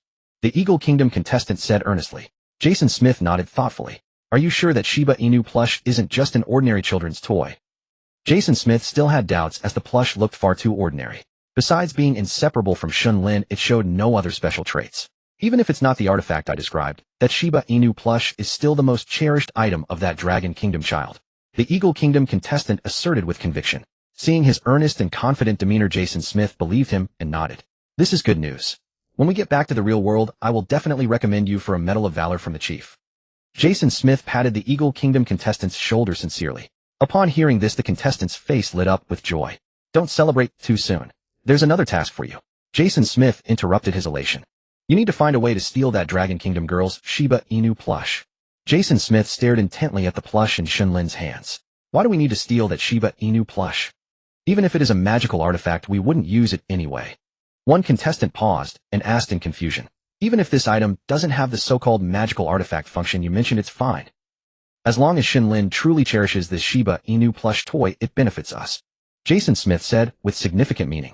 Seeing the contestant still wearing a puzzled expression, Jason Smith felt a bit exasperated. Idiot. Do you want to continue living this dark and hellish life, eating poorly, sleeping poorly, and living in constant fear? Jason Smith sharply interrupted the contestant's wandering thoughts. As long as Shen Lin cares about this Shiba Inu plush toy, we can use it to blackmail Shen Lin. We can force her to demand better living standards and lighter workloads from that damn chief doctor. Since she values this Shiba Inu plush toy so much, according to you, these requests should be a piece of cake.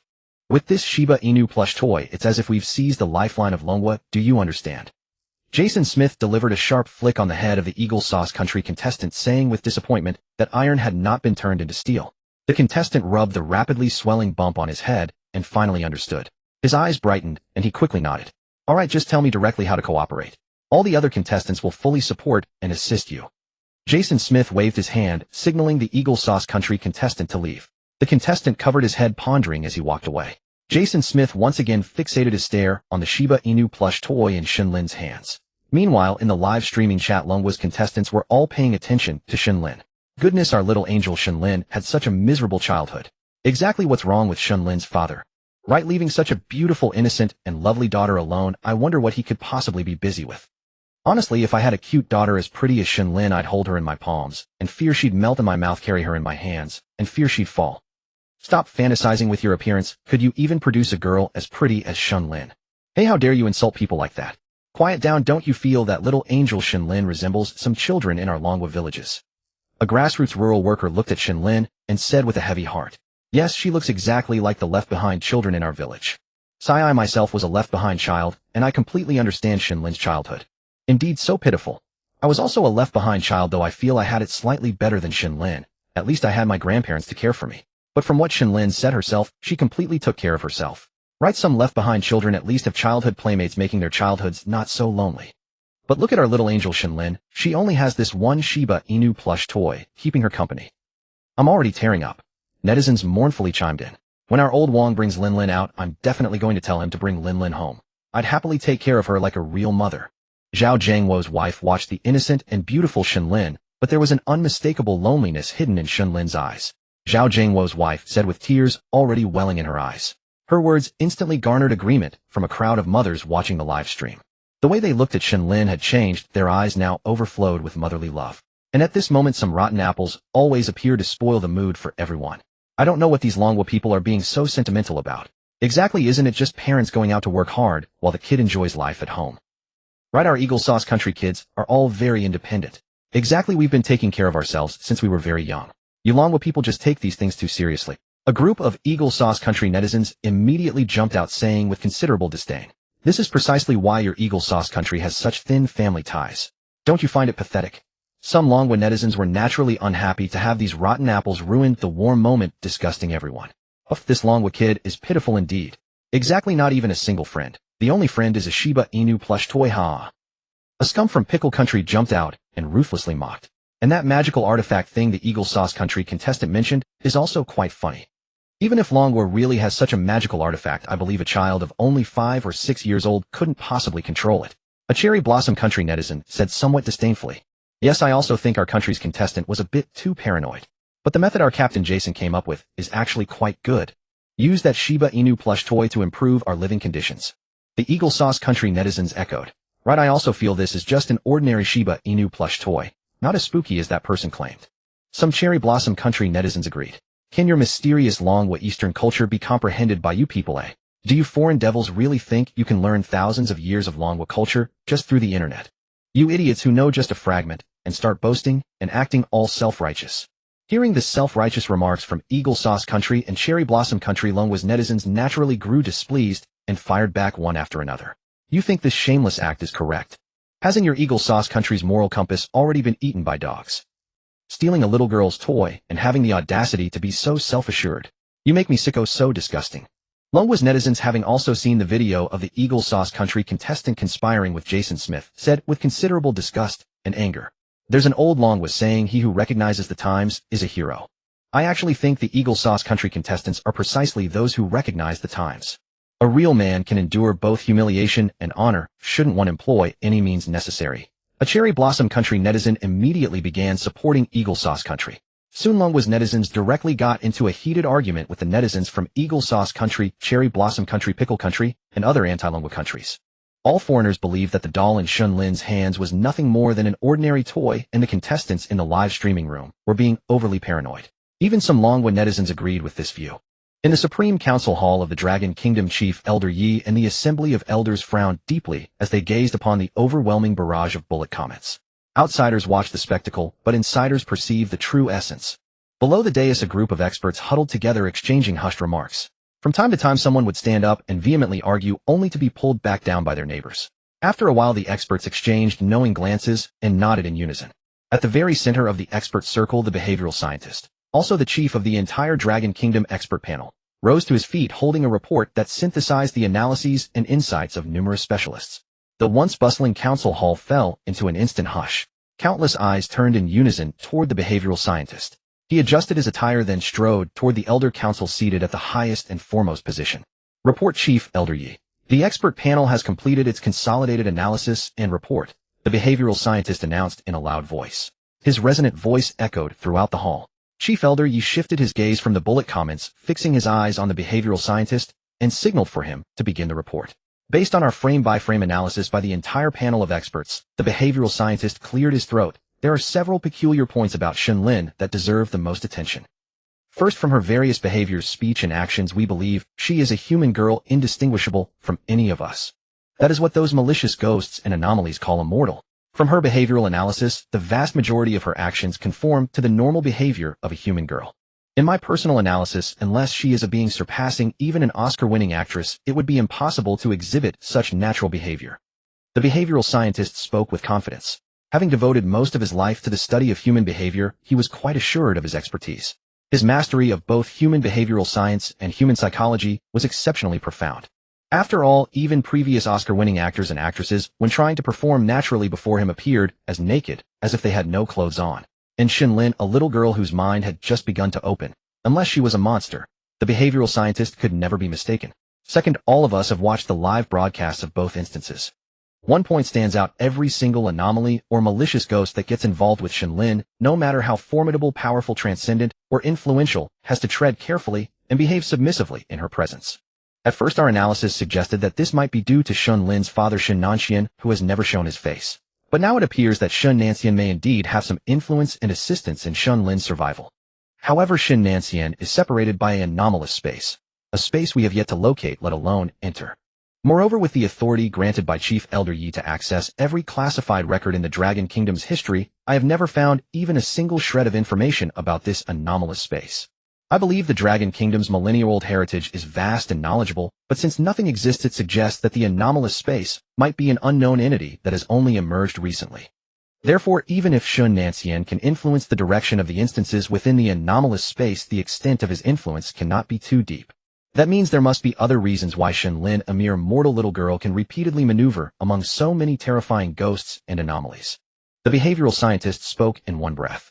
The experts nodded in agreement, and the elders also expressed their approval. After a brief pause, the behavioral scientist continued his report.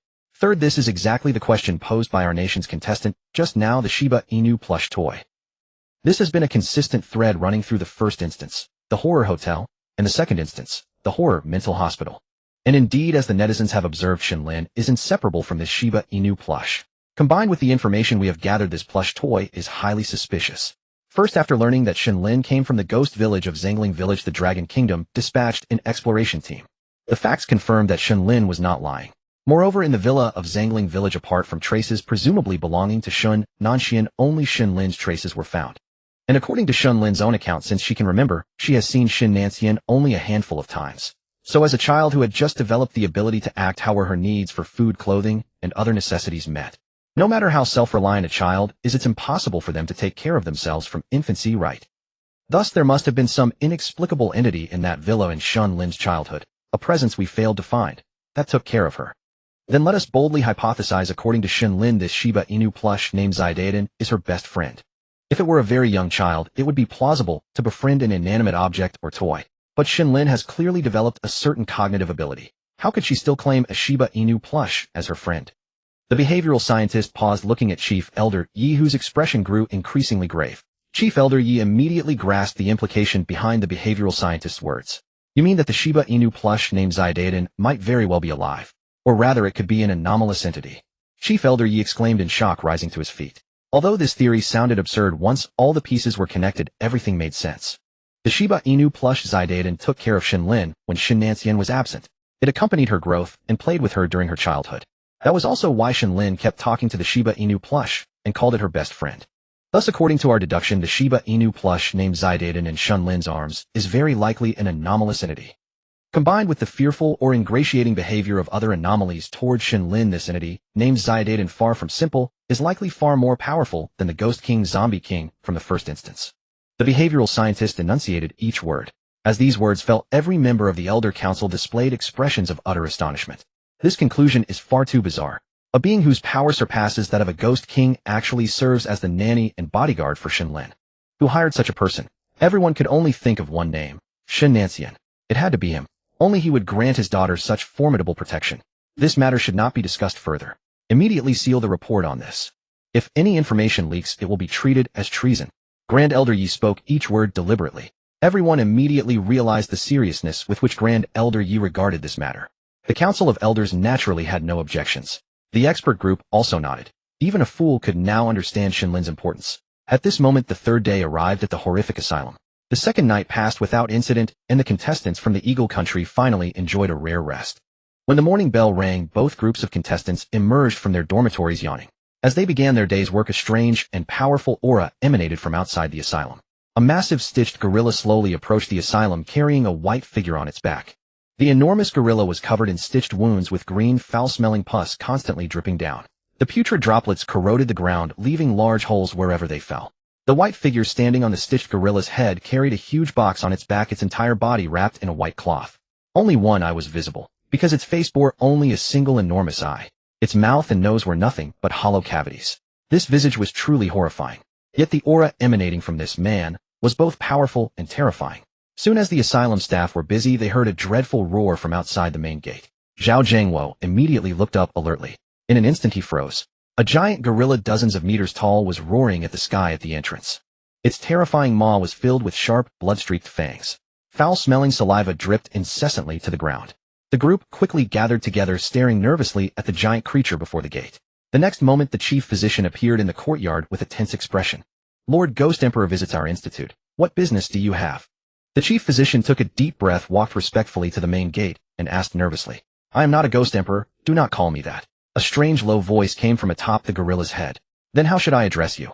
The chief physician hesitated, puzzled. "Address me not. The name they gave me, Science Monster. Call me that." A man carrying a huge box appeared in everyone's sight from atop the gorilla's head. The chief physician looked at the man and the gorilla, his pupils suddenly contracting. To think it was the infamous Science Monster of the Ghost Realm.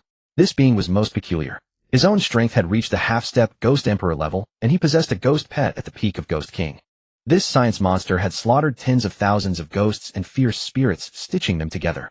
Undoubtedly this gorilla was his ghost pet. "My Lord Science Monster, what brings you to our institute? To my knowledge, we have never had any conflict with you." The chief physician looked at the terrifying visage of the Science Monster, somewhat bewildered. He knew that this asylum was jointly established by 5 Ghost Emperors, and the director was a renowned Ghost Emperor of long standing. No sane eerie ghost would wish to oppose the asylum. Yet rumors had long said that the Science Monster was eccentric and acted entirely according to his own whims. The stitched gorilla ghost pet even contained a Ghost Emperor's own ghost pet. When the Science Monster saw that Ghost Emperor's pet, he showed no regard for the Ghost Emperor, directly attacking and killing that ghost pet. This led to a pursuit by that Ghost Emperor that lasted decades. Eventually, for reasons unknown, the matter was dropped. And this battle spread the Science Monster's fearsome reputation far and wide. After all, back then he had just stepped into the half-step Ghost Emperor realm. To survive under a Ghost Emperor's relentless hunt was a testament to his formidable abilities. "Someone asked me to do this."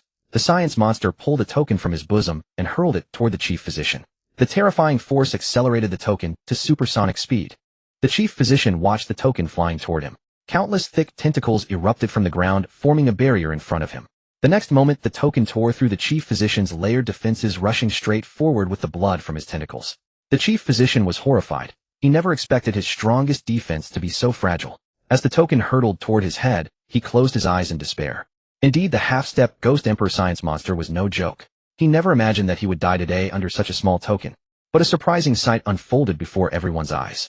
The token, stained with blood, emitted a black light the moment it touched the chief physician. The terrifying speed vanished instantly. The chief physician felt a sudden gust of wind brush past his cheeks. The token floated quietly in the air. "I asked you to help, not to attack my staff." The token emitted a voice that was very familiar to the chief physician. It was the voice of the asylum's director. How can you ask for help without opening the door? Besides a ghost of this level, killing it is no big deal. The science monster said indifferently, looking at the token. You still have that rotten temper after all these years. That same temper got you hunted for decades. The director snorted coldly. Enough nonsense, don't lecture me. Just because you saved me doesn't mean I'll respect you. I'm here to repay the favor from back then. After this we're even. The science monster shot back without deference to the director's ghost emperor status. Open the door. I brought him here to handle that matter. Treat him well. The director knew the science monster's temper and didn't want to argue further. He said to the chief physician. The chief physician, without a moment's hesitation, opened the asylum's main gate. As the heavy iron door slowly swung open under the control of the chief physician, the monster scientist slightly bent his legs and leaped directly onto the head of the enormous stitched gorilla.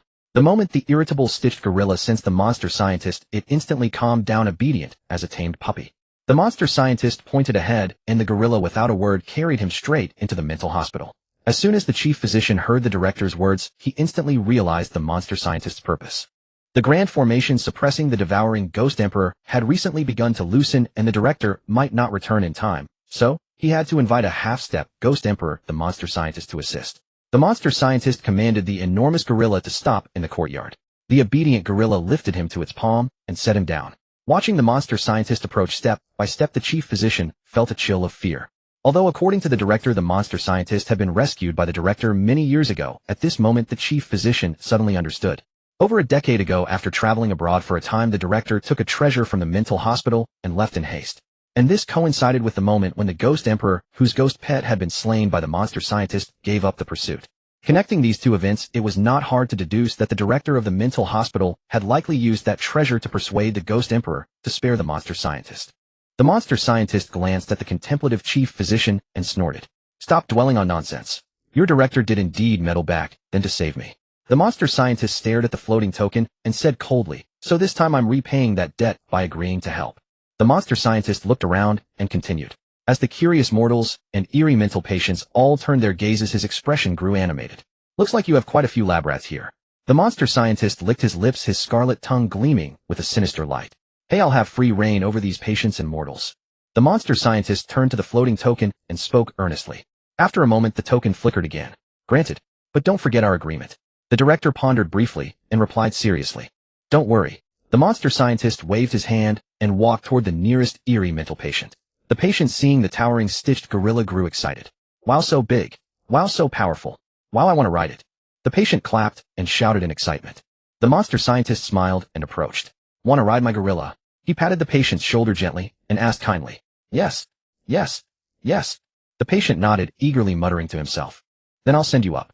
The monster scientist snapped his fingers and grabbed the patient by the collar of his hospital gown. The patient's face instantly changed color, but before he could react, he was already flying toward the stitched gorilla. The stitched gorilla, seeing the patient hurtling toward it, pounded its chest excitedly and caught the patient with its massive furry hand. In the gorilla's palm, green corrosive pus began to eat away at the patient. Feeling the pain, the patient struggled frantically. Countless sharp spikes sprouted from his body, his primary attack method.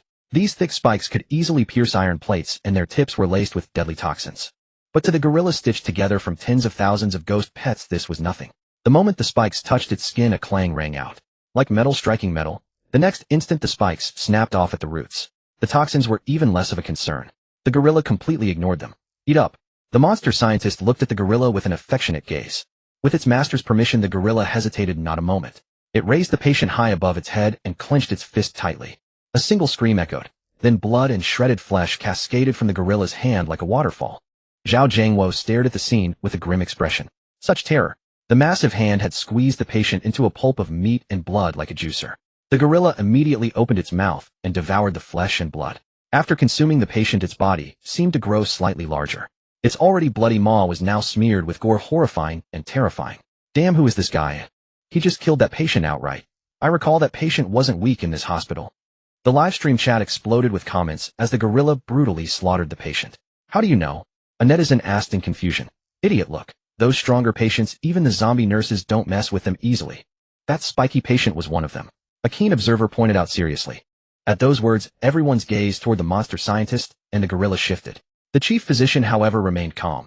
These patients were sent from the ghost realm for treatment. Killing them was no big deal. The monster scientist sneered. From now on, sacrifice 2 patients daily as food for my ghost pet. He looked at the chief physician with an unwavering tone. Your ghost pet is truly formidable. Our hospital's crisis might finally be resolved. The chief physician dared not object, nodding and flattering. Let me arrange your quarters. I'll prepare a welcome banquet. Sensing that the zombie nurses had prepared a fine room, the chief physician spoke respectfully. No rush, I'll go check that place out. The Frankenstein waved his hand, cutting off the director doctor's flattery. Staring at the colossal gorilla occupying the lower half of the courtyard, the Frankenstein clasped his hands together to form a seal. Shrink. The Frankenstein uttered a low command. In the next instant, a blinding radiance erupted from within the massive gorilla. As the other's eyes adjusted, they witnessed a shocking sight. The colossal gorilla, originally towering dozens of meters, had shrunk to less than 4 or 5 centimeters. Unlike its previous gargantuan form, this miniature toy-like gorilla had become surprisingly adorable. The tiny gorilla scampered over in 2 or 3 bounds, hopping onto the Frankenstein's shoulder and perching there. The Frankenstein with the little gorilla strode toward the basement door that exuded an eerie aura. The director doctor naturally dared not lag behind, following closely. Zhao Zhangwo watched the scene before him, a foreboding feeling stirring in his heart. What's wrong, Captain Zhao? Lina, noticing Zhao Zhangwo's furrowed brow, asked with some confusion. In her view, although the Frankenstein and the giant gorilla appeared ferocious and immensely powerful, the Frankenstein seemed to have no interest in humans.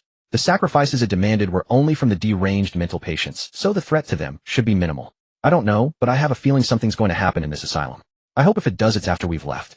Zhao Zhangwo sighed, voicing his concern in a low murmur. By then the Frankenstein had already examined the seal on the basement door with the director doctor. It seems as your director said, this seal is about to break. The Frankenstein frowned, speaking in a low voice. The director doctor, his expression grave, nodded while staring at the basement door. Before the director doctor could say more, the Frankenstein turned and headed toward the room arranged for him. Do you need me to catch a mortal to whet your appetite?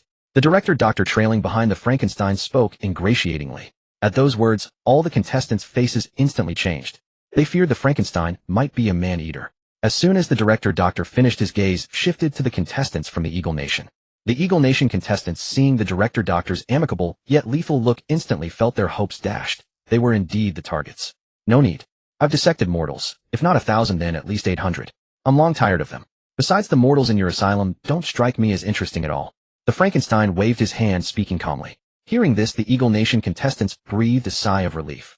Although the Dragon Nation contestants knew that with the director doctor's protection the chance of being directly chosen was slim, their hearts were still in their throats. Seeing the Frankenstein's indifferent expression, all the contestants finally relaxed.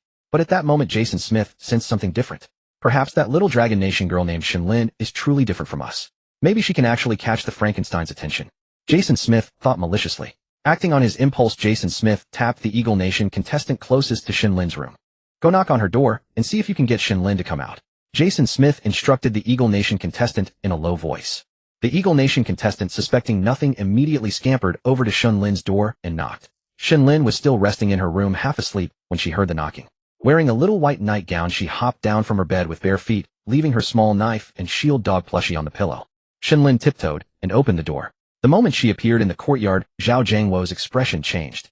He had hoped Shen Lin could avoid contact with the Frankenstein by sleeping, but someone had actually knocked on her door. The director doctor's face also froze. Didn't this mean the half-Ghost King Frankenstein would inevitably meet Shen Lin's Ghost King bodyguard? Shen Lin rubbed her big sleep-filled eyes and gazed blankly at the courtyard. The Frankenstein was also captivated by the girl, pure and clean as a white lotus. The Frankenstein stared intently at the bewildered Shen Lin.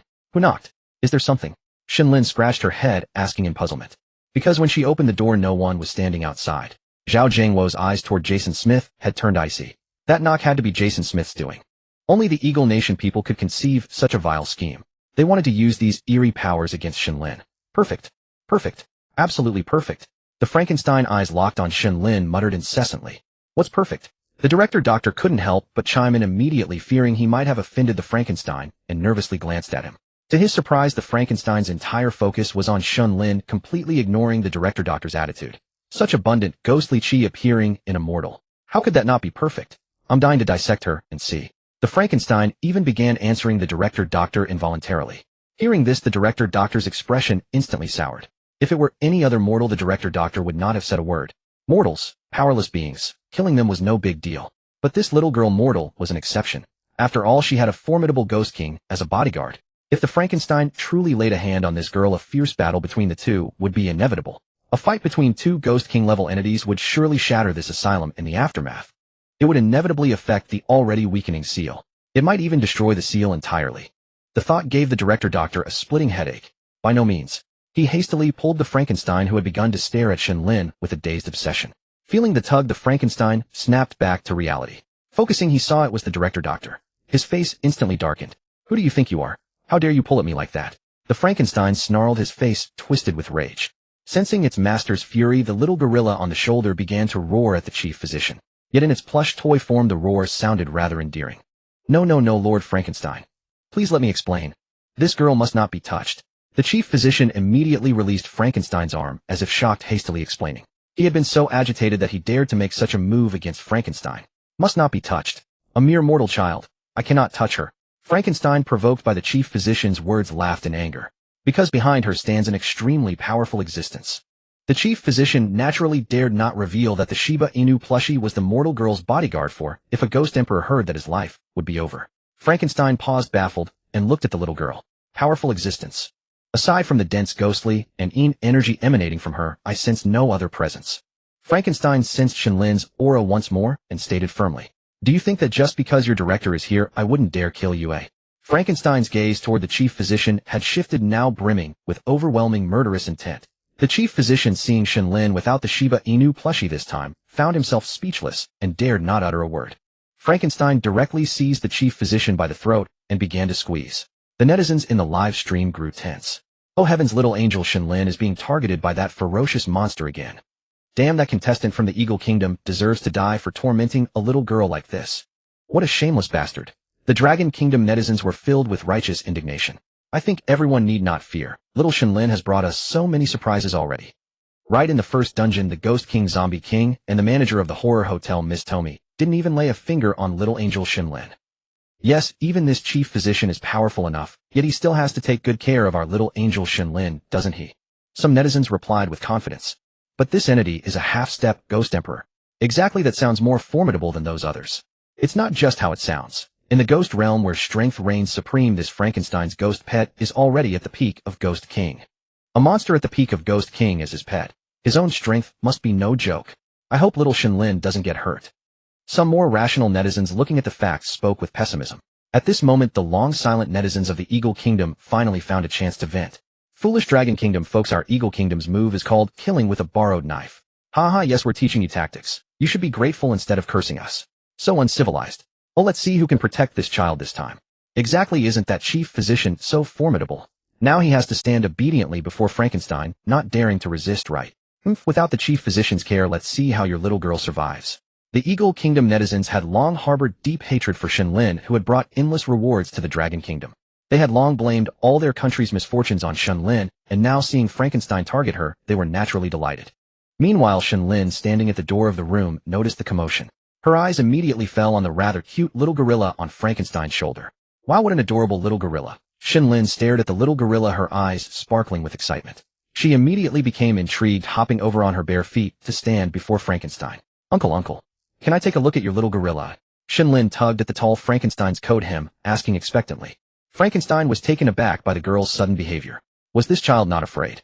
He knew that mortal children were highly sensitive and could easily sense his murderous aura and ghostly energy. No mortal child had ever been unafraid of him. Yet this little girl, as if emboldened, showed no fear at all. Could it be that, as the chief physician said, she truly had a powerful entity backing her? But why couldn't he sense any such presence? Watching the chief physician, who was struggling but unable to resist, his face turning livid from oxygen deprivation, Frankenstein began to doubt. The chief physician certainly would not dare deceive him. Even now, on the verge of death, he insisted that the little girl had a powerful backer. It seemed he could not act rashly. Although he was never one to shy away from trouble, the last time he thoughtlessly attacked a ghost emperor's pet, he was hunted for decades and ended up owing a huge debt. Frankenstein did not fear battle. He feared these entanglements. Having learned from his mistake, he did not wish to invite more trouble. He flung the chief physician aside. Gasping for fresh air, the chief physician clutched his throat and began coughing uncontrollably. Where is that existence? Frankenstein transmitted his voice to the chief physician's ear. Feeling the threat of death, the chief physician did not hesitate and immediately pointed toward Shen Lin's room. Shen Lin had left the room without holding her Shiba Inu plushie, and since the chief physician knew she had just woken up, the plushie was likely still on the bed in the room. Little girl, did you leave something in your room? Go fetch it. Frankenstein lowered his head, looking at Shen Lin, and spoke softly. Shen Lin was startled for a moment, then quickly understood. Oh, I forgot to bring little shield. Uncle, wait for me. I'll be right out. Shen Lin immediately ran back into the room on her bare feet, even closing the door behind her. Everyone watched the girl come and go in a flurry, all stunned. If you dare deceive me, the second meal he eats today will be you. Frankenstein glared at the chief physician, pointing at the little gorilla on his shoulder, his expression grim. Having recovered, the chief physician nodded frantically. I wouldn't dare deceive you even with 1,000 guts, he said respectfully. After a while, just as Frankenstein was about to lose patience, the door to Shen Lin's room opened. She was neatly dressed, as adorable as a little angel with a plushie cradled in her arms. The moment Shen Lin stepped out of the door, the little gorilla that had been quietly standing on the shoulder of Frankenstein began to grow agitated and restless. Frankenstein immediately sensed something was wrong. After all, his ghost pet, a peak ghost king, had never been afraid, even when facing the ghost emperor who had been pursuing him for decades. It was even capable of charging at that ghost emperor at his command. But now it was so agitated and restless. Through the psychic connection with his ghost pet, Frankenstein sensed the overwhelming terror in the little gorilla's heart. Frankenstein immediately saw what ordinary people could not. The Shiba Inu plush toy in Shen Lin's arms was continuously emitting a light that made his heart palpitate. Frankenstein instantly understood why his ghost pet, the little gorilla, had become so restless. It was because it had sensed an unprecedented threat and fear. Frankenstein's expression changed instantly. Indeed, the chief doctor had not lied. Frankenstein also sensed an aura from the little Shiba Inu plush toy that he had never felt before. After all, it had been hunted by a ghost emperor for decades, so it was naturally very familiar with that ghost emperor's aura. Moreover, Frankenstein had an ability that ordinary people didn't know. It was extremely sensitive to aura and danger. For decades, relying on this sensitivity, it had repeatedly escaped from that ghost emperor who was hunting it. A wise man knows when to yield. Frankenstein instantly abandoned his curiosity and desire for Shen Lin. Now he only wanted to stay far away from this mortal girl and this inexplicably powerful ghost emperor. However, Shen Lin, who was very interested in the little gorilla perched on his shoulder, would not easily let Frankenstein go. She bounced toward him. Seeing the group looking at him, Frankenstein could only steel himself and stand there. Uncle, let me see your little gorilla. Shen Lin raised the little Shiba Inu plush toy in one hand, her eyes filled with longing as she looked at the little gorilla. As if sensing its fate, the little gorilla began to struggle and incessantly step backward. Frankenstein looked at Shen Lin, who meant no harm, and understood that the little girl was merely curious about the little gorilla. So he directly commanded the little gorilla to walk toward her. On one hand, the master's command was irresistible. On the other, the little Shiba Inu plush toy, emitting a terrifying aura, filled it with fear. The little gorilla was in a difficult position. Finally, it resignedly ran to Shen Lin and was pulled into her arms. Shen Lin laughed joyfully, as if she had obtained a new toy. Little did she know Frankenstein only wanted to leave this place. Little girl, uncle has things to do and needs to go back to his room. Can you give it back to me? Frankenstein cautiously approached Shen Lin and asked in a low voice. Upon hearing that she would have to part with the newly acquainted little gorilla, Shen Lin pouted unhappily. The little gorilla was quite intelligent and understood that its master had come to pick it up and looked at its owner Frankenstein with expectation. The little gorilla in Shen Lin's arms naturally dared not struggle easily, lest it anger the Shiba Inu plush toy beside it and die without knowing how.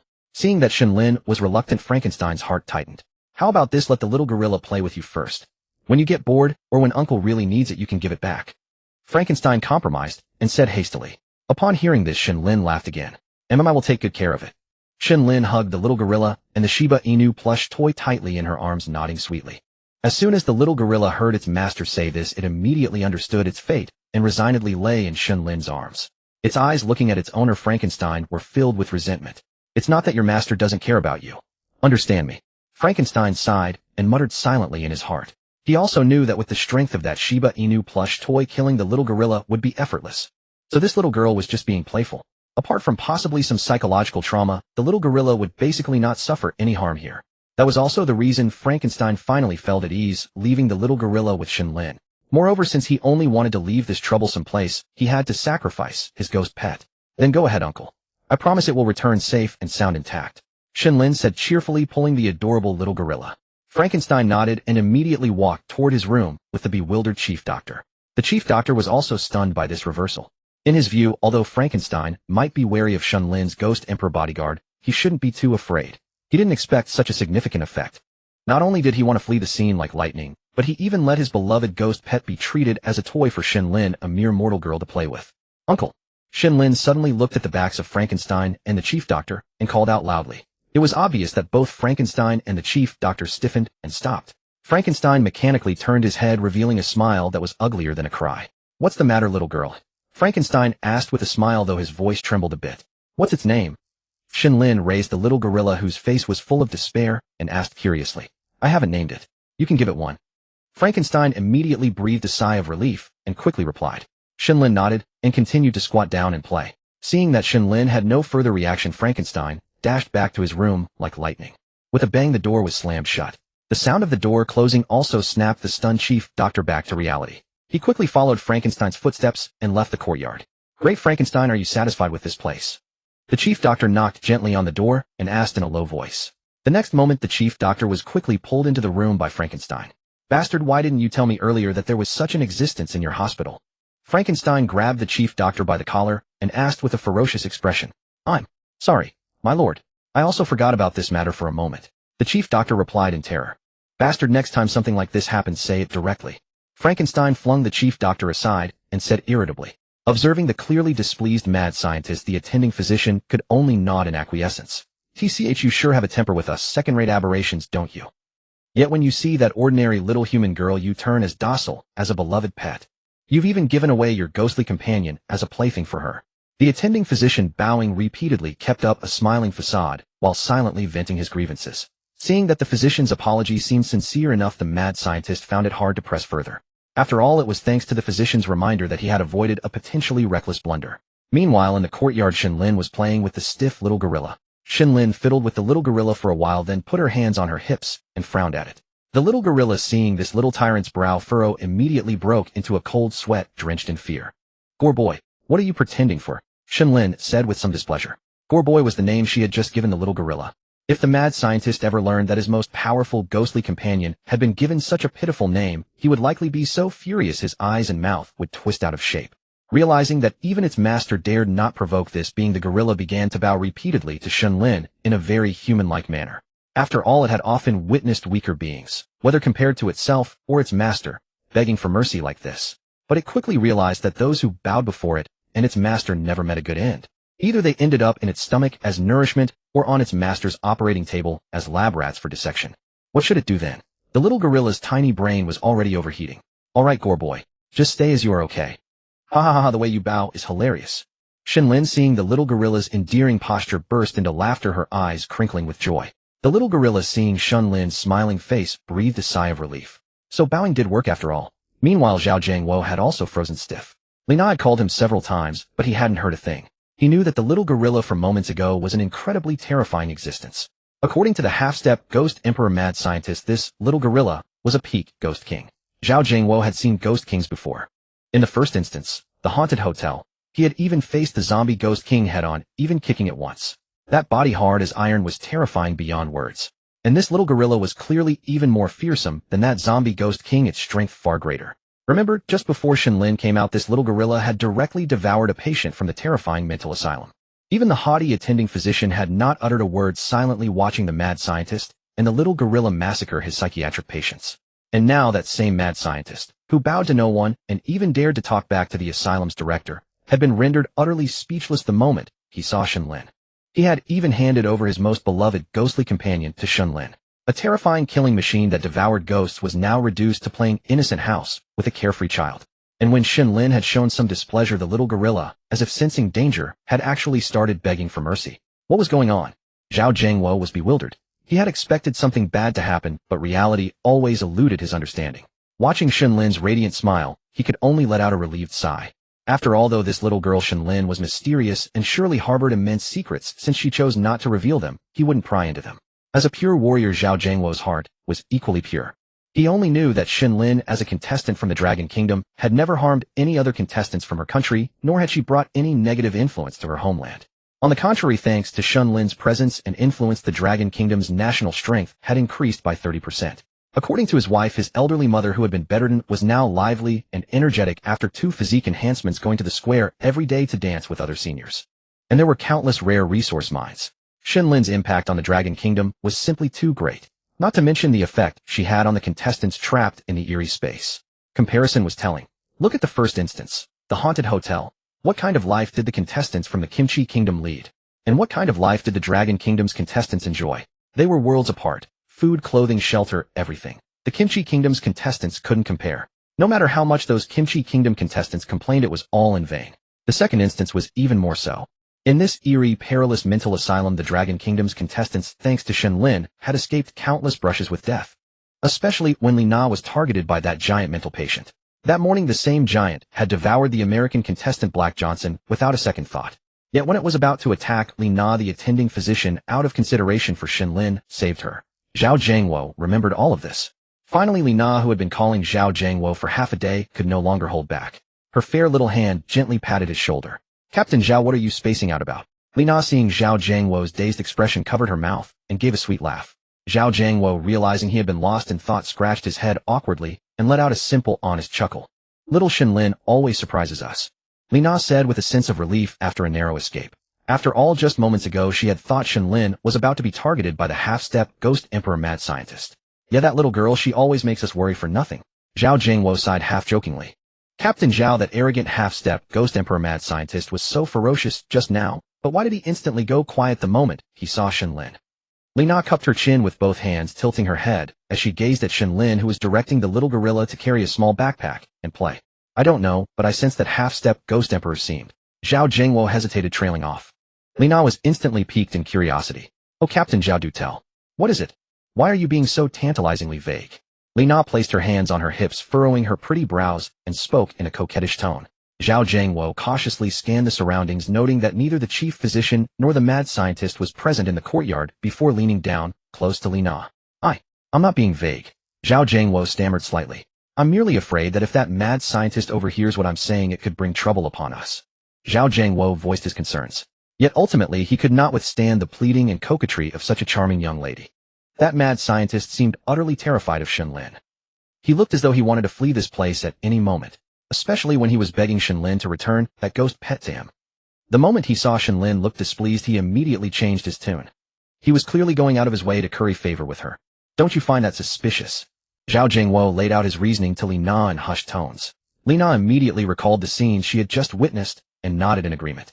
Indeed, the mad scientist's behavior was far too bizarre, yet they too could not fathom why he acted so strangely. Meanwhile, over on the other side, Jason Smith, who had believed his scheme had succeeded, could no longer contain himself. Gazing at the peaceful scene before him, he was dumbfounded. Watching the little ape being tossed high into the air and caught again by Shen Lin felt utterly surreal. "Hey, give me a punch."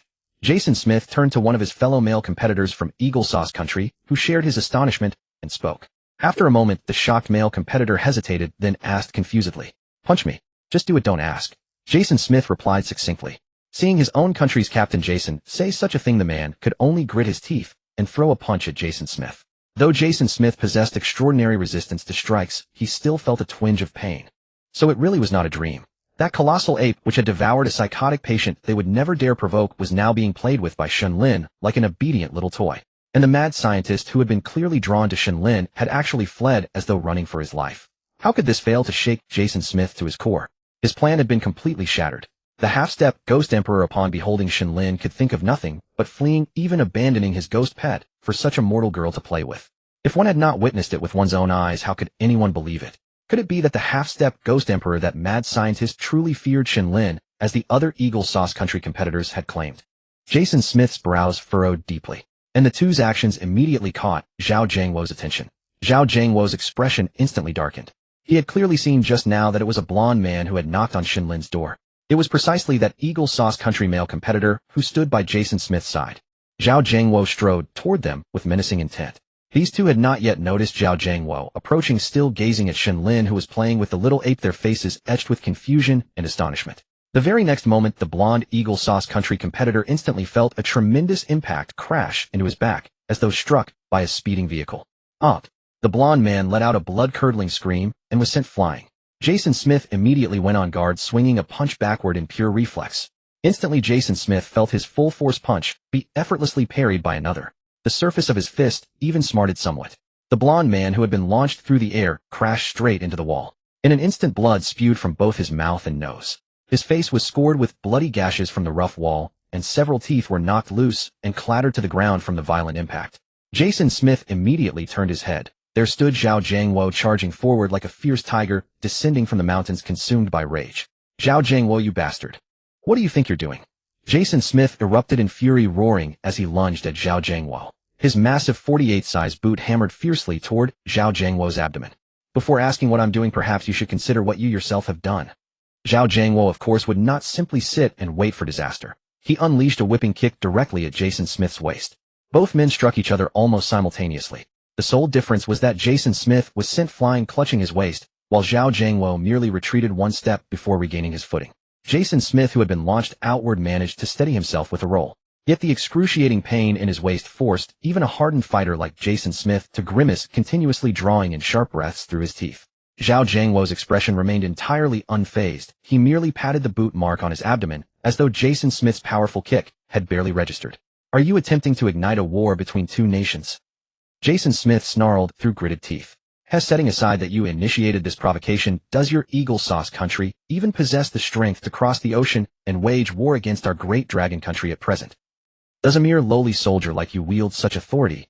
Zhao Jiangwo sneered contemptuously. Jason Smith immediately realized he stood no chance against Zhao Jiangwo, and his most capable enforcer Black Johnson had already been reduced to nourishment and excrement for that giant psychotic creature. Now there remained only a single soldier and one boxer. Yet their altercation had already drawn the attention of the other Dragon Country and Eagle Sauce Country competitors. Jason Smith understood that even with the assistance of the surviving soldier and boxer barely holding Zhao Jiangwo at bay, his remaining 5 would stand no chance against the other 8 Dragon Country competitors.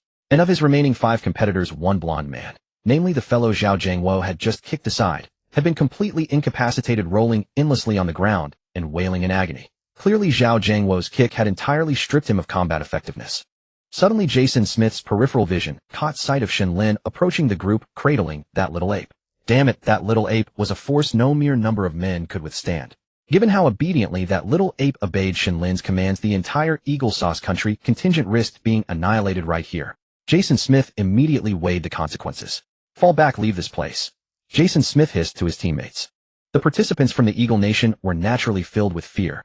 Upon hearing their captain utter these words, they immediately felt a weight lifted from their shoulders and hurriedly carried away the blonde man, who lay kicking like a dead dog after being kicked, mercilessly fleeing the scene. "Captain Zhao, shouldn't we press our advantage and finish them off?" A participant from the Dragon Nation, who had long harbored deep hatred for these treacherous and despicable Eagle Nation competitors, gritted his teeth and watched their retreating figures as he asked, "Do not pursue a desperate foe." Zhao Jiangwo shook his head. He was not afraid of these Eagle Nation participants. Here the Dragon Nation's combat strength had long since surpassed that of the Eagle Nation by far. This did not even count the exceptionally obedient little gorilla at the peak Ghost King level that Shen Lin held in her hands. Right now, relying solely on Zhao Jiangwo and the other 8 participants, if they wished, they could annihilate the entire Eagle Nation contingent right here. Moreover, this could even lead to the immediate destruction of the Eagle Nation in the real world. After all, once national fortune decreased by 100%, all that awaited the remaining people of the Eagle Nation was extinction. However, Zhao Jiangwo would never do such a thing, because he understood that given the Eagle Nation's vindictive nature, when all the participants were wiped out, they would inevitably launch a desperate scorched earth retaliation against the entire Dragon Nation. The Eagle Nation may be despicable, but their military strength was certainly worthy of recognition, not to mention their terrifying nuclear arsenal. At the very moment the Eagle Nation faced annihilation, they would undoubtedly launch a nuclear strike against the Dragon Nation. Although the Dragon Nation's national fortune had grown, there was still no effective solution to counter nuclear attacks. Currently, among all nations, the response to nuclear attacks did not involve interception considerations. There was only one option, and that was nuclear retaliation. However, trading a continuously prospering and powerful nation for one on the verge of collapse was a poor exchange. That is why Zhao Jiangwo only wanted to teach them a lesson. He wanted these Eagle Nation participants to understand: do not provoke trouble lightly. The Dragon Nation participants had not yet reached this level of strategic thinking, but they respected Captain Zhao Jiangwo's decision. They also understood that Zhao Jiangwo would consider matters beyond their contemplation, so naturally they had no objections. Meanwhile, in the live stream, the netizens of the Dragon Nation had already begun cheering. "Damn brothers, Captain Zhao is absolutely ferocious. Absolutely awesome, Captain Zhao is thrashing those Eagle Nation competitors. Scum from the Eagle Nation only know how to use underhanded tricks. They dare not confront us head on. Disgusting creatures." The Dragon Nation netizens watched Zhao Jiangwo mercilessly beating the blonde man from the Eagle Nation and immediately erupted in cheers. These words instantly darkened the faces of the formerly smug Eagle Nation netizens. You Dragon Nation people who only know how to resort to dirty tactics." Exactly what Bold claims. Our Captain Jason Smith simply does not deign to stoop to the level of uncivilized Eastern monkeys like you. Yes, our Eagle Nation truly cares for the weak.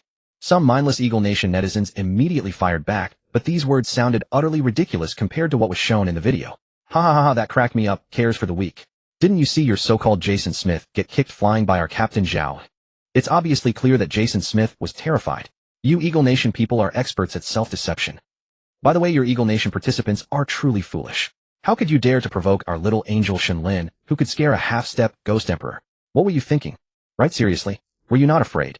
The Dragon Nation netizens immediately launched into a frenzy of mockery. After all, they had also witnessed the scene between Shen Lin and the half-step ghost emperor mad scientist, and were deeply shocked at heart. In particular, the half-step ghost emperor mad scientist had actually handed over that ghost pet directly to Shen Lin as a toy. In their eyes, if this was not showing weakness or fear, then what could it possibly be?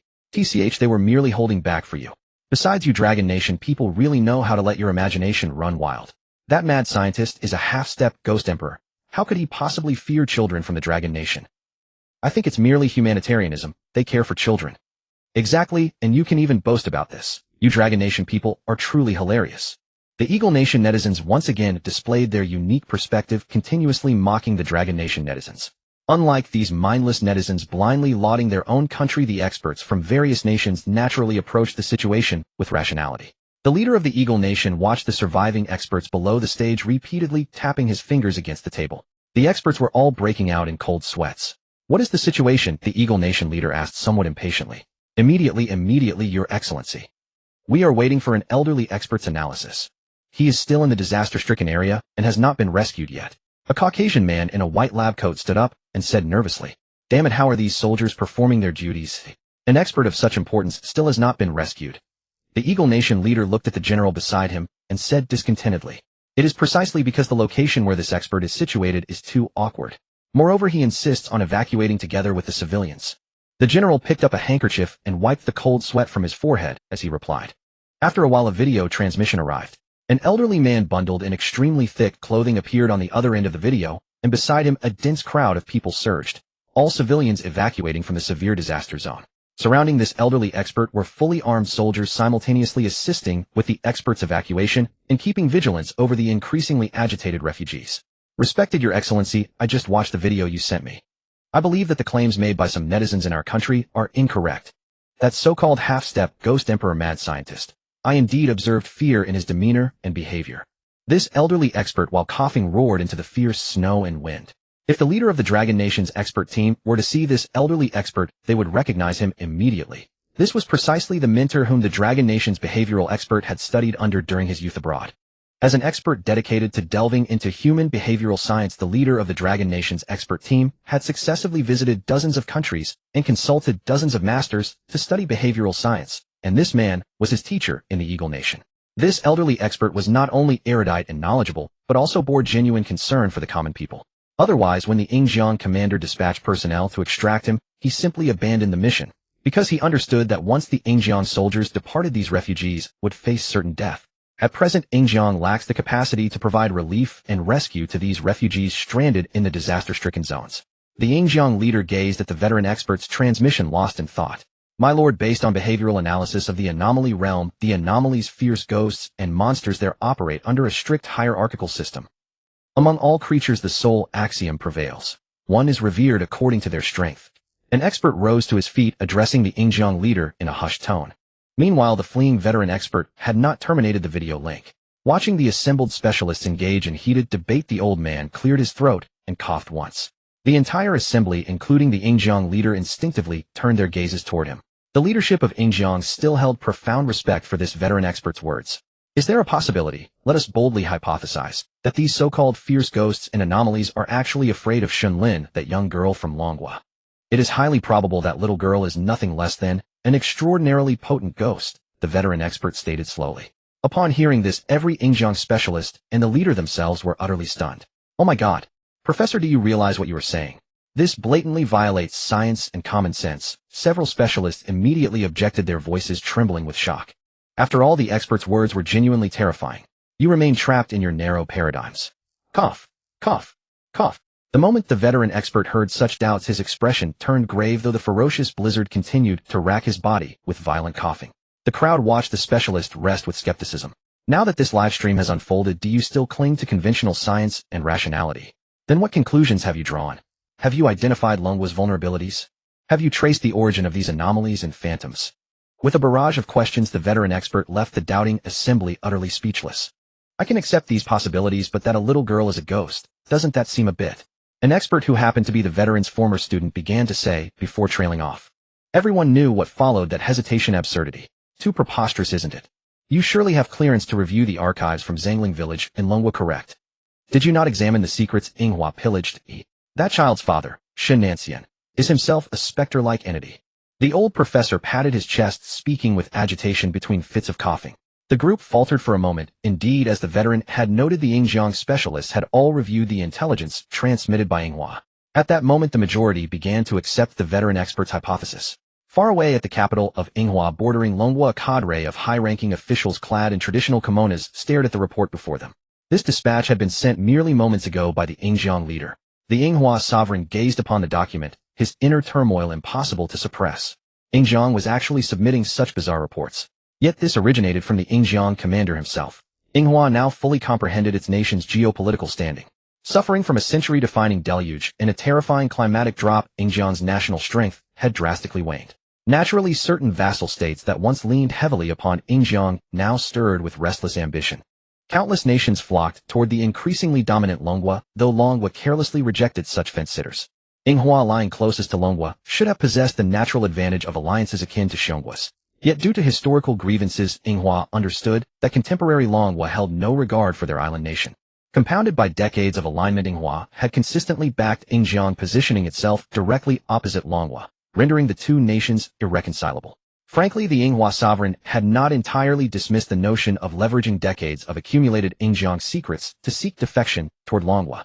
Unfortunately, Longguo's chief elder, Yi, had graciously granted them not a single fraction of that opportunity. The intelligence was accepted, yet the door remained firmly shut. The root cause boiled down to one fact: Yinghua had once dispatched covert operatives and shinobi units to investigate Longguo's Zangling village, engaging in direct combat with Longguo's forces. Yinghua found itself in a pitiable position, unable to voice its grievances. It could only fervently pray that Longguo would never expose the stolen secrets after its acquisition. Could it be that the little girl from Longguo truly was a demon, an anomaly, a phantom entity? Yet without such an explanation, one could not fathom how she repeatedly escaped the clutches of so many formidable anomalies. Even those spectral beings which robust adult men were forced to treat with utmost reverence encountered Shen Lin and cowered like rats before a cat. Witnessing Shen Lin cradle the infant-sized orangutan in one arm while feeding it from a ransacked baby bottle in the other. This absurd tableau made one nearly believe the creature was nothing more than an inoffensive toy. Little did they know it was a towering phantom possessing peak Ghost King prowess. Meanwhile, the so-called Free Yingjiang had already leaked its leadership's tightly guarded research on Shen Lin to the public domain. Soon the Yingjiang netizens absorbed their government's theories regarding Shen Lin. At this very moment, billions flooded the live streams bridging Yingjiang and Longguo. Shit, your Longguo truly has something up your sleeve. Damn it, how disgusting. You actually harbor anomalies within your ranks. No wonder our elders warned us that Longguo's people were vile. They're not even human.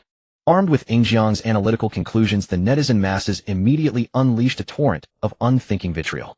The Longguo netizens initially responded with utter bewilderment, entirely clueless as to why their Yingjiang counterparts had suddenly erupted in such a frenzy. It was not until certain well-connected Longguo netizens accessed the outer web of Yingjiang and glimpsed these claims that the picture became clear.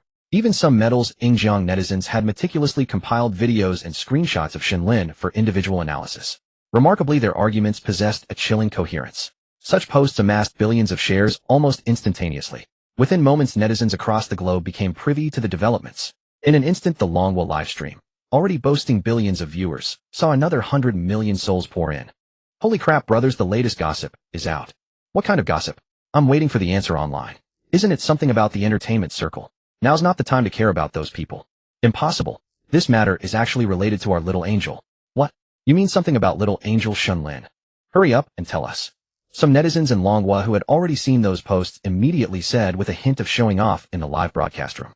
This immediately sparked the interest of those netizens who were not well informed. But before those netizens in Longguo could say anything, a large crowd of foreign viewers instantly flooded into the live broadcast room. Saka, there are actually such bizarre people in Longguo. Idiot, can that even be called a human? It's completely a monster. I know there's a legend in Longguo. That Shen Lin is definitely what they call the Tianshan child elder, right? Yes. Looks like a child, but inside is actually a wicked witch, a monster. Soon some media in Longguo immediately sent those so-called expose posts from the foreign internet back to the country. The speed of dissemination was astonishing. Soon on the internet in Longguo, every media outlet's headline was inevitably this news. How is this possible? This must be those foreign anti-Long forces deliberately smearing Longguo, right? Right, who would believe what they say? Have foreigners lost their brains entirely when speaking and acting now? Are those stupid folks from Yingxiao country's brains filled with water and then frozen into ice blocks due to the temperature drop? Some people in Longguo reading this rather sensational news naturally did not believe it. After all, it sounded far too unbelievable. Shen Lin, such a lovely little girl, is a bizarre entity. How could that be? Could it be that all the people across the nation have been mistaken? Meanwhile, some people watching those videos of Shen Lin analyzed frame by frame began to harbor doubts in their hearts. Perhaps it really could be possible. Exactly, I think these foreigners' explanations sound quite reasonable. Then tell me, why has Shen Lin repeatedly survived among these bizarre entities? According to the survival probability in bizarre spaces, someone like Shen Lin, a child with no combat ability and who doesn't know how to read the situation to protect herself, how could she possibly survive so long? These people voiced their doubts by reading the posts. Brothers and sisters, stop speculating recklessly. Indeed, our Longguo government hasn't taken a stance on this matter yet. We must trust the government's judgment in everything. Yes, we absolutely cannot let those with ulterior motives derail the narrative. That's right, little angel Shen Lin has brought so many blessings to our Longguo, we cannot doubt her. Absolutely. Isn't it true that everyone has elderly relatives at home? Haven't those elderly relatives extended their lives thanks to the rewards little angel Shen Lin has brought to Longguo? I think those who doubt might as well be walking targets worth $500,000. Some relatively rational netizens urged on the internet. Meanwhile, in Xiongwa, to the north of Longguo, looking at the thick stack of reports about Longguo Shen Lin placed before him, the leader of Xiongwa also frowned. Comrade leader, this matter is spreading extremely seriously now. It can be said to have already fermented into a settled fact. A Xiongwa secretary in military uniform said cautiously while looking at the Xiongwa leader with a deeply frowning face before him. Has our scientific team analyzed this matter? Are the things mentioned in this post true? The Xiongwa leader pondered for a moment and asked earnestly. According to the reports from our agents lurking in Yingxiao country, this speculation was proposed by a senior behavioral science expert in Yingxiao country. Oh, it's worth mentioning that this old expert is the teacher of the head of Longguo's expert group. Yes, one of his teachers. This secretary looked at the materials on the tablet and spoke quickly. That means the matter proposed by this person has quite high credibility. The Xiongwa leader was also slightly shocked and asked uncertainly. Yes, basically all the anti-Long countries have now accepted this viewpoint according to the reports from our agents. They even want to jointly draft documents with Yingxiao country to hold Longguo accountable for this matter. This secretary said seriously. Hearing this, the Xiongwa leader laughed out loud. Have these fools been blinded by their former status? In this era, they still think of pressuring Longguo through international public opinion. Too foolish. The Xiongwa leader said mockingly. Suddenly, the secretary frowned while looking at the tablet in front of him, then connected the Bluetooth earphone by his ear. Okay, I will convey this matter. The secretary casually replied during the phone call, and then hung up. Comrade leader, this is a transnational call from the secretary of Yingxiao country, just now. The secretary did not wait for the Xiongwa leader to ask, and immediately hastened to reply. Oh, what business does the leader of Yingxiao country have at this time? The Xiongwa leader stretched leisurely and asked.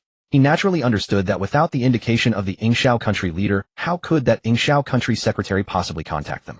It is exactly about that proposal to hold Longguo accountable. The secretary of Yingxiao country said their leader hopes we can participate in this accountability. The Xiongwa secretary said with a frown. With just a word, they want me to offend Longguo. The Xiongwa leader was also amused by the Yingxiao country leader's operation. The leader of Yingxiao country said they can share with us their country's newly developed space-based kinetic weapons and also jointly operate those overseas colonies of theirs with our country. The Xiongwa secretary looked at the benefits sent by the Yingxiao country secretary in the tablet and read slowly. Just this. Don't they take Xiongwa seriously at all? With just this little thing they want to brush me off. The Xiongwa leader laughed out loud directly. Make a video call to the leader of Yingxiao country, record the whole process. The Xiongwa leader adjusted his clothes and said with a smile. The secretary nodded and quickly placed the call. In no time the video call was connected. Oh, dress so lightly. Has the temperature drop on your side ended? The Xiongwa leader teased, looking at the Yingxiao country leader wearing a suit shirt. The Yingxiao country leader, who originally had a smiling face, immediately darkened upon hearing this from the Xiongwa leader. Wasn't this just mocking the terrible temperature drop their Yingxiao country had suffered? But once he thought he still had requests for the Xiongwa leader, he immediately forced a smile. You jest. The weather in the Eagle Nation has always been quite stable. The leader of the Eagle Nation, no less a man of talent, immediately replied with a smile. Enough, let's skip the pleasantries. I can't stand your feigned composure. Let's talk business. The leader of the Bear Nation curled his lips and said lazily. I assume you're already aware of the matter concerning that little girl from the Dragon Nation. The leader of the Eagle Nation sat up straight and spoke seriously. I'll be frank with you. Our expert's conjecture is almost certainly inevitable. This has already drawn discontent from many nations. The Eagle Nation's leader looked at the Bear Nation's leader and nodded, then immediately added. So what? Do you want to drag me into an inquiry or make me the first cannon fodder against the Dragon Nation? The Bear Nation's leader toyed with the ring on his finger and sneered, how could it be cannon fodder? Sign this pact, and we become a united front. The Eagle Nation's leader paused then, said with an awkward smile. And what are the benefits? Do you think you can just flap your lips, and I'll sign this contract? The Bear Nation's leader asked, staring at the Eagle Nation's leader on the screen. Sharing research on space-based kinetic weapons and some of the nations where our Eagle Nation's military is stationed, we can specially allocate a portion for your Bear Nation to govern. The Eagle Nation's leader said with considerable confidence. After all, space-based kinetic weapons could strike any target globally without blind spots, and those nations held substantial resources. Hey, you think an unformed weapon can tempt me? Besides, which of those nations isn't afraid of your Eagle Nation's military might? You love aggression, my Bear Nation does not. The Bear Nation's leader decided to drop the pretense and lay his cards on the table. You really won't take the toast and prefer the fine. Aren't you afraid of retaliation from my Eagle Nation? The Eagle Nation's leader, who had been holding back for so long, finally couldn't contain himself. He pointed at the Bear Nation's leader on the screen and burst into a tirade. Lost your temper already? Remember, my Bear Nation truly does not fear your Eagle Nation. Nuclear bombs or hydrogen bombs. If you dare, I have no objection to showing you the reserves of both in my Bear Nation. The Bear Nation's leader naturally did not fear the Eagle Nation leader's threat of retaliation. He said coldly, enough you stuck in the mud, folks. Go ahead and pursue this matter yourselves if you like. Clown. The Bear Nation's leader sneered and signaled his secretary to end the call. At that moment, the Bear Nation's general, who had been observing from the side, approached. Comrade leader, this means we've completely burned bridges with the Eagle Nation. The Bear Nation's general sighed, speaking with some concern. A dying camel is still bigger than a horse. Even though the Eagle Nation's homeland was now suffering from the dual natural disasters of the century, a torrential rainstorm and a terrifying cold snap, as the Eagle Nation's leader had said, their overseas forces had not been significantly affected. The Eagle Nation's military strength was still formidable. So what? My Bear Nation is not afraid of them. The Bear Nation's leader sneered. Send this video and the contract from the Eagle Nation to Chief Grand Elder Yi of the Dragon Nation. No, connect the call. I'll speak to Chief Grand Elder Yi myself. The Bear Nation's leader adjusted his collar and sat up straight. After a moment, an elderly man from the Dragon Nation with an immortal sage-like bearing appeared on the other end of the video. Chief Grand Elder Yi, it's been a while. The Bear Nation's leader immediately smiled warmly. Aha, thanks to little Shen Lin's blessings, my old bones are still quite sturdy. Chief Grand Elder Yi also replied with a smile. I won't waste time on small talk. I'm sending you a document. Please take a good look. The Bear Nation's leader said seriously. Chief Grand Elder Yi received the documents on his end. His originally kind expression gradually darkened. This Eagle Nation. Their ambitions never die. Even though they're on a different continent, they still want to meddle in others' affairs. Chief Grand Elder Yi snorted coldly. But this must be hard on you. Hasn't your Bear Nation now completely lost any room for compromise with the Eagle Nation? Chief Grand Elder Yi asked softly, looking at the video of the Eagle Nation and Bear Nation leaders. That's no matter. Chief Grand Elder Yi, were both straightforward people. Let me put it this way, compared to the Eagle Nation, I have more faith in the Dragon Nation, and I stand firmly on your side. I've staked everything on your side. The Bear Nation's leader said with utmost sincerity. I understand, but have you read the report on Shen Lin? That shouldn't be baseless. Aren't you concerned? Chief Grand Elder Yi nodded and continued. Concerned? I'll be honest with you. I don't care whether your nation's contestant Shen Lin is human or spirit. All I know is that she has brought immense blessings to your Dragon Nation, and I'm sure the rewards to come won't be small. The Bear Nation's leader said earnestly and solemnly. I understand. Then let us look forward to what surprises our Dragon Nation's contestant Shen Lin will bring next. Chief Grand Elder Yi was taken aback for a moment upon hearing the Bear Nation leader's words, then smiled. Then I look forward to our cooperation. The Bear Nation's leader nodded. The call was then disconnected. Meanwhile, on another continent, the Eagle Nation's leader, who had been mocked, humiliated, and insulted by the Bear Nation's leader, was frantically smashing things in his office. Bastard. That stupid Bear Nation brute. Refusing the toast only to drink the fine. The Eagle Nation's leader cursed angrily. His plan to win over the Bear Nation had failed. He had originally intended to use the so-called space-based kinetic weapon as a lure, promising it as a benefit to the Bear Nation leader. After all, this weapon was still in the theoretical research stage and wouldn't be invented for many years. As for the second benefit, the regions allocated to the Bear Nation would only be worthless territories from some worthless nations with not a single resource given. The Eagle Nation's leader had been trying to get something for nothing, but he had underestimated the Bear Nation leader's confidence in the Dragon Nation. This entire phone call had turned into a complete humiliation. Contact those nations that want to sign the agreement immediately. And especially those fence-sitters. Tell them that the Eagle Nation is watching their every move. If they don't want to be purged, they'd better behave. The Eagle Nation's leader said to his secretary with a sinister tone. In the Supreme Council Hall of the Dragon Kingdom, Chief Grand Elder Yi, having just hung up the phone call with the leader of the Bear Kingdom, emerged from the video conference room with a grim expression. Grand Elder, what's wrong? The second elder noticed Chief Grand Elder Yi's unease at once and hurried over to inquire. Does the Eagle Kingdom truly believe that our Dragon Kingdom is so easily bullied? Chief Grand Elder Yi handed the tablet to the second elder, his tone displeased. The other elders immediately gathered around, scrolling through the contents on the tablet. The most hot-tempered among them, the fourth elder, Zhu, could no longer contain himself. Damn it! The Eagle Kingdom never gives up their wicked schemes. The fourth elder, Zhu, actually let out a curse. This is too much. What right do they have to hold our Dragon Kingdom accountable? The second elder, also unable to restrain his anger, slammed the table and spoke furiously. What should we do now? The third elder, though equally enraged, managed to suppress his fury and asked. Knowing the Eagle Kingdom's nature, even without the Bear Kingdom's backing, they will continue this accountability regardless. The sixth elder snorted coldly. With a diplomatic background, he had dealt with nations like the Eagle Kingdom many times before and understood their tactics well. They are simply trying to pressure us using global public opinion. Then why not just refute them directly? The fourth elder, Zhu, said coldly. Fourth elder, you oversimplify things. Even if we vehemently deny it under the narrative they are spinning, everyone will believe that Shen Lin is a demon. They will only see what they are led to see. Whether we deny it or remain silent, the outcome will be the same. The sixth elder sighed, fully aware of the intentions behind these nations' actions. For now, let us set this aside. Have you all seen the post the Eagle Kingdom made about little Shen Lin? Chief Grand Elder Yi interrupted the elders' exchange, speaking seriously. Seeing that he had spoken, the elders fell silent and nodded. All right, summon our expert panel. This matter needs thorough discussion. Chief Grand Elder Yi led the way toward the conference room where the experts were assembled. As Chief Grand Elder Yi pushed open the door, the noisy and bustling conference room instantly fell silent. Hundreds of experts turned their gaze in unison. I presume you are all troubled by that post. Chief Grand Elder Yi walked to the front of the experts, cleared his throat, and began. Seeing the nods, he looked at the head of the expert panel, the behavioral scientist. Team leader, please speak first. Then I shall oblige, Grand Elder. The behavioral scientist nodded and stood up. I believe I am the most qualified to speak on this matter.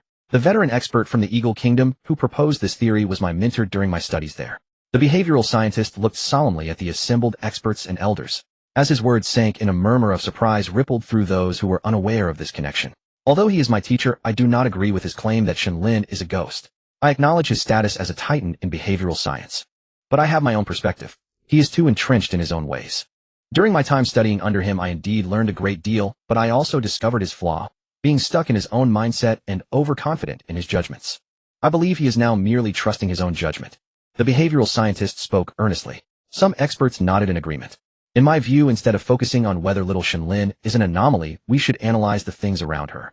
So you mean Shen Lin is not an evil spirit or a vengeful ghost, but a normal person? Chief Grand Elder Yi posed the question. This query caught the behavioral scientist off guard. One moment. I'll give you my answer immediately. He quickly picked up the tablet beside him and began reviewing the live broadcast footage of Shen Lin again. After a short while, he set the tablet down. All eyes followed him as he stood up. Yes, that Shen Lin is definitely not a ghost. I am more inclined to believe that the ghost is beside her, the behavioral scientist declared with utmost seriousness. His words stunned every expert present, and even Chief Grand Elder Yi showed a flicker of surprise. A ghost beside her. Chief Grand Elder Yi repeated softly. Yes, that Shiba Inu plush toy. The behavioral scientist immediately instructed a technician to project a video onto the large screen. It was the footage of the half-step ghost emperor, the mad scientist, encountering Shen Lin as she just emerged from her room. Everyone can see the first meeting between Shen Lin and the half-step ghost emperor mad scientist. Clearly, the half-step ghost emperor mad scientist has taken a strong interest in Shen Lin. In their world of anomalies, stirring such interest is never a good thing. However, just as the half-step ghost emperor was about to strike the newly awakened Shen Lin, the chief physician from the mental hospital intervened and stopped him. We are still uncertain why the chief physician waded into this affair, but from his expression and actions, I can sense conflict. He fears the half-step ghost emperor mad scientist, but he also fears something else, something we do not know about. And that something is likely right beside Shen Lin. Pay attention to this particular gesture. The behavioral scientist pointed to the video frame where the chief physician, flung aside by the mad scientist, was pointing towards Shen Lin's room. The behavioral scientist immediately pressed pause, freezing the frame. He then took a long pointer and walked to the front of the large screen. Ladies and gentlemen, why do you think the chief physician, when facing a death threat, pointed toward that direction? Logically, if the chief physician wanted someone to save his life, he would have sought help from an entity at least as powerful as the half-step ghost emperor mad scientist. He did not point to the token that could communicate with the hospital director, nor to the supposed ghost Shen Lin, as claimed by the old Eagle Kingdom expert. Instead, he pointed to Shen Lin's room. Combined with the fact that when Shen Lin first came out she was only wearing clothes. At that moment the half-step Ghost Emperor mad scientist regarded her as nothing more than an ordinary mortal. With the behavioral expert's pointer, everyone immediately witnessed this scene. At that time the incident occurred suddenly, and many people failed to notice the chief physician in the corner pointing at Shen Lin's room door.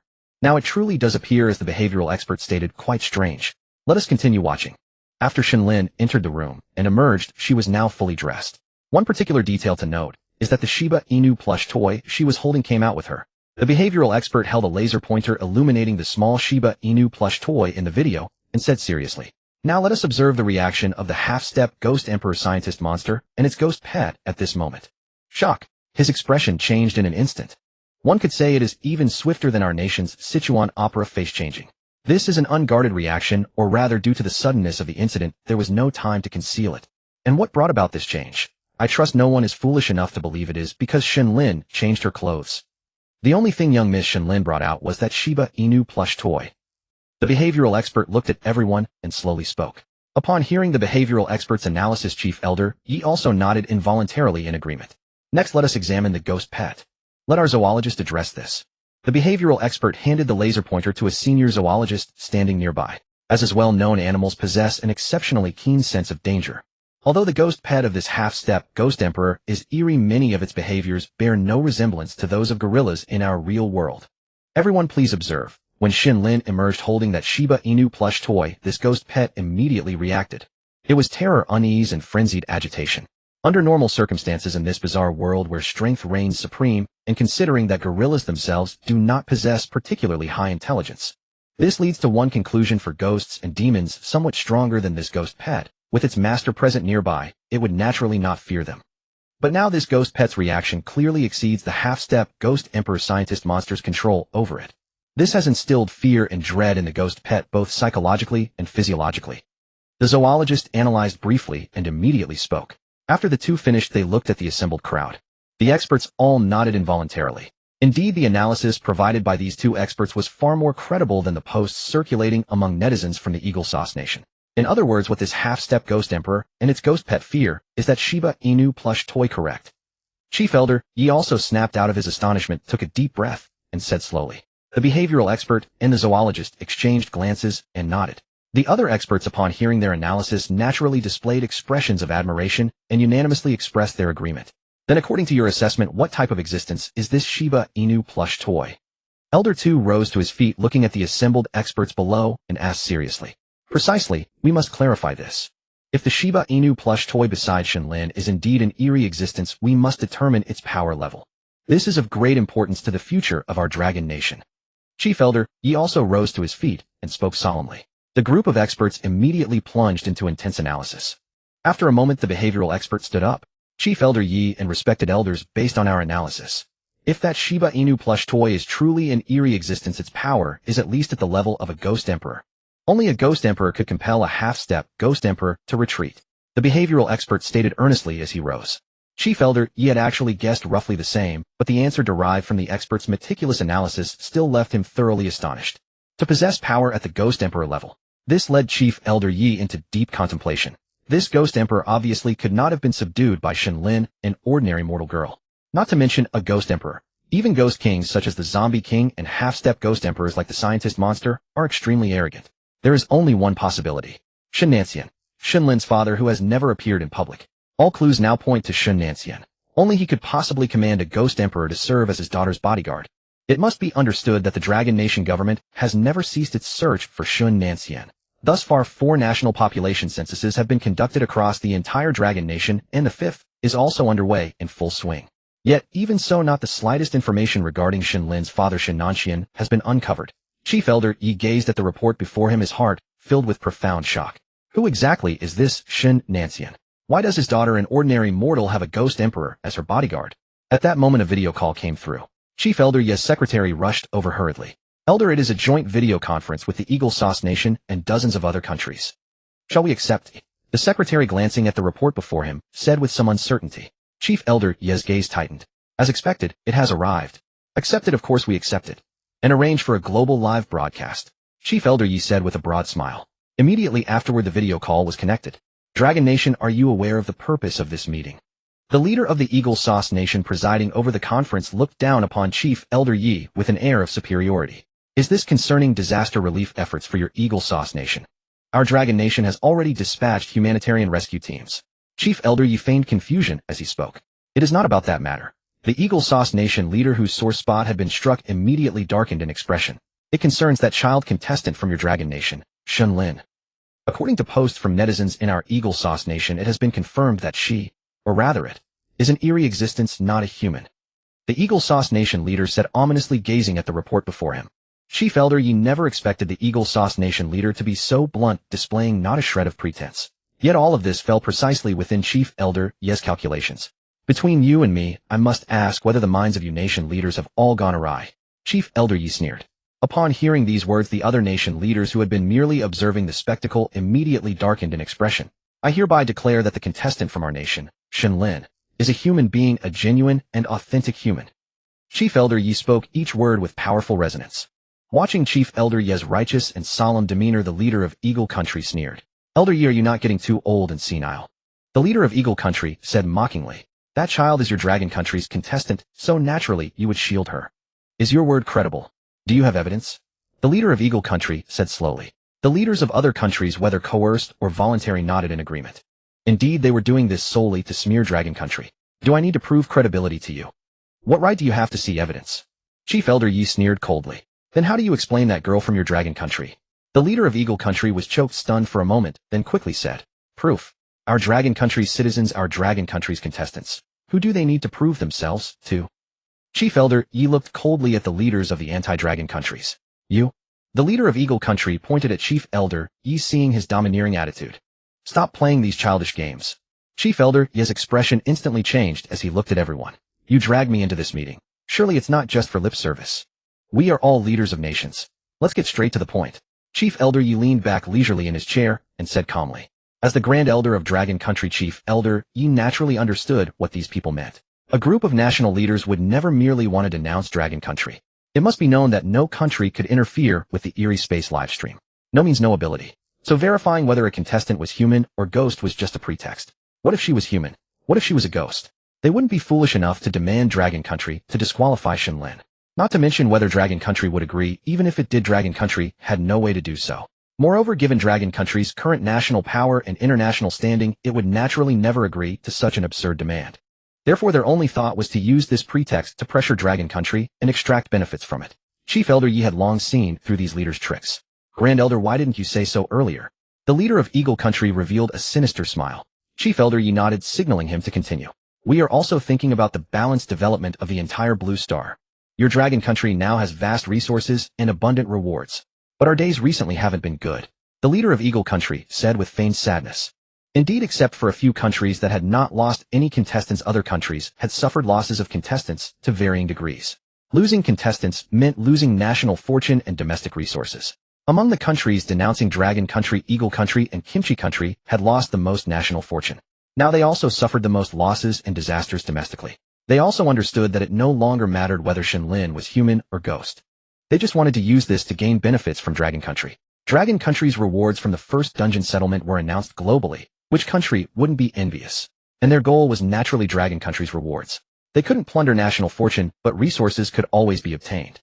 Since they couldn't stop Dragon Country's rising national fortune, they might as well take the opportunity to carve up Dragon Country's resources, thereby hindering Dragon Country's development to some extent. Let's get straight to the point. Chief Elder Yi of Dragon Country, already tired of the leader of Eagle Country's high-sounding words, said while yawning. A wise man submits to circumstances. We don't have any big demands. Your Dragon Country has gained a 30% increase in resources, right? Just donate these resources to us countries. The leader of Eagle Country laughed, squinting his eyes. The other leaders of anti-Dragon countries nodded in agreement. After all, since they had always supported Eagle Country, Dragon Country would naturally not accept their defection. Rather than humbly ingratiating themselves, it was better to follow Eagle Country and maybe get a share of the resources. 30%. Chief Elder Yi toyed with the pen in his hand, repeating calmly. Yes, it's not much since your Dragon Country now has vast resources. This little bit shouldn't be a big deal for you, right? The leader of Eagle Country nodded nonchalantly. However, Elder Yi, you can rest assured. We won't take those resources for nothing. We're borrowing them to help our countries through the crisis. When the time comes, we'll sign an agreement, and we'll definitely repay you with interest. The leader of Sakura Country also chimed in. This immediately drew agreement from other leaders who all said they would certainly repay. Yes, your dragon country can also gain support from our countries. Moreover, Eagle Country will supervise the repayment matters of all countries present. The leader of Eagle Country crossed his legs and said leisurely, Indeed, 30% is indeed not much for you. Chief Elder Yi nodded. But can the resource reserves of our dragon country be compared to those of your small countries? Chief Elder Ye's tone suddenly changed and he asked seriously. As soon as these words were spoken, all the leaders were stunned. Immediately, each of their faces turned ugly. Calm down, everyone, calm down. Chief Elder Yi said immediately before they could speak again. What I mean is sharing these resources equally would be unfair to the big countries, right?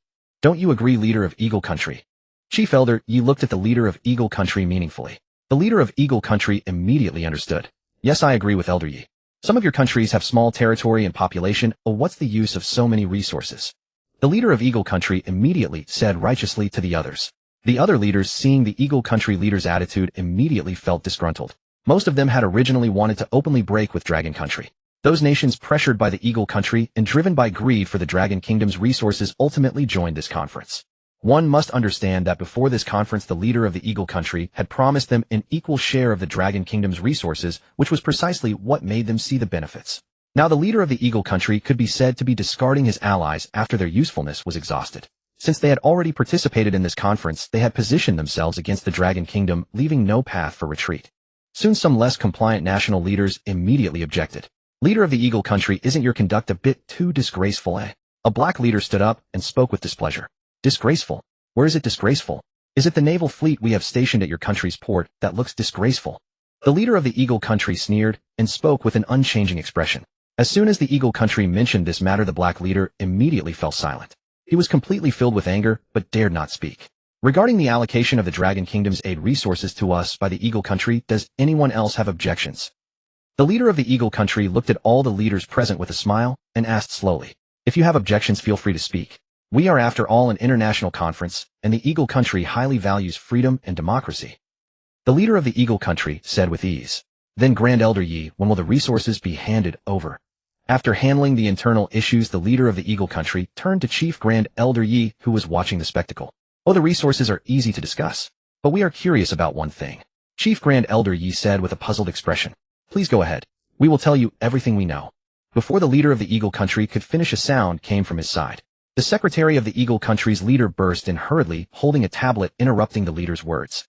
At that moment, the leader of the Eagle Country was still basking in the joy of soon obtaining the Dragon Kingdom's resources and feared someone would ruin his good fortune. Get out. Who allowed you to come in? The leader of the Eagle Country immediately frowned and cursed. But leader, there is a very serious matter I need to report. The secretary said anxiously. But before the secretary could finish, a teacup flew toward her, cutting her off. Right now, nothing is more important than my discussion with Chief Grand Elder Yi of the Dragon Kingdom. Now get out, or I will have you convicted. The leader of the Eagle Country roared like a ferocious demon. He completely disregarded the disgusted looks from the other leaders. Oh my, the leader of the Eagle Country is indeed very busy. Chief Grand Elder Yi fanned the flames from the side. Perhaps we should discuss this another day, seeing how busy you are with state affairs today. Chief Grand Elder Yi said with a smile, then prepared to leave the video conference. The leader of the Eagle Country immediately panicked upon seeing Chief Grand Elder Yi's actions. Today was a forced move relying on the fact that the Dragon Kingdom was completely unprepared.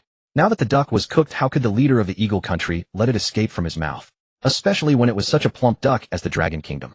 The leader of the Eagle Country actually pulled a pistol from the drawer. He expertly chambered a round and aimed it at the secretary standing by the door.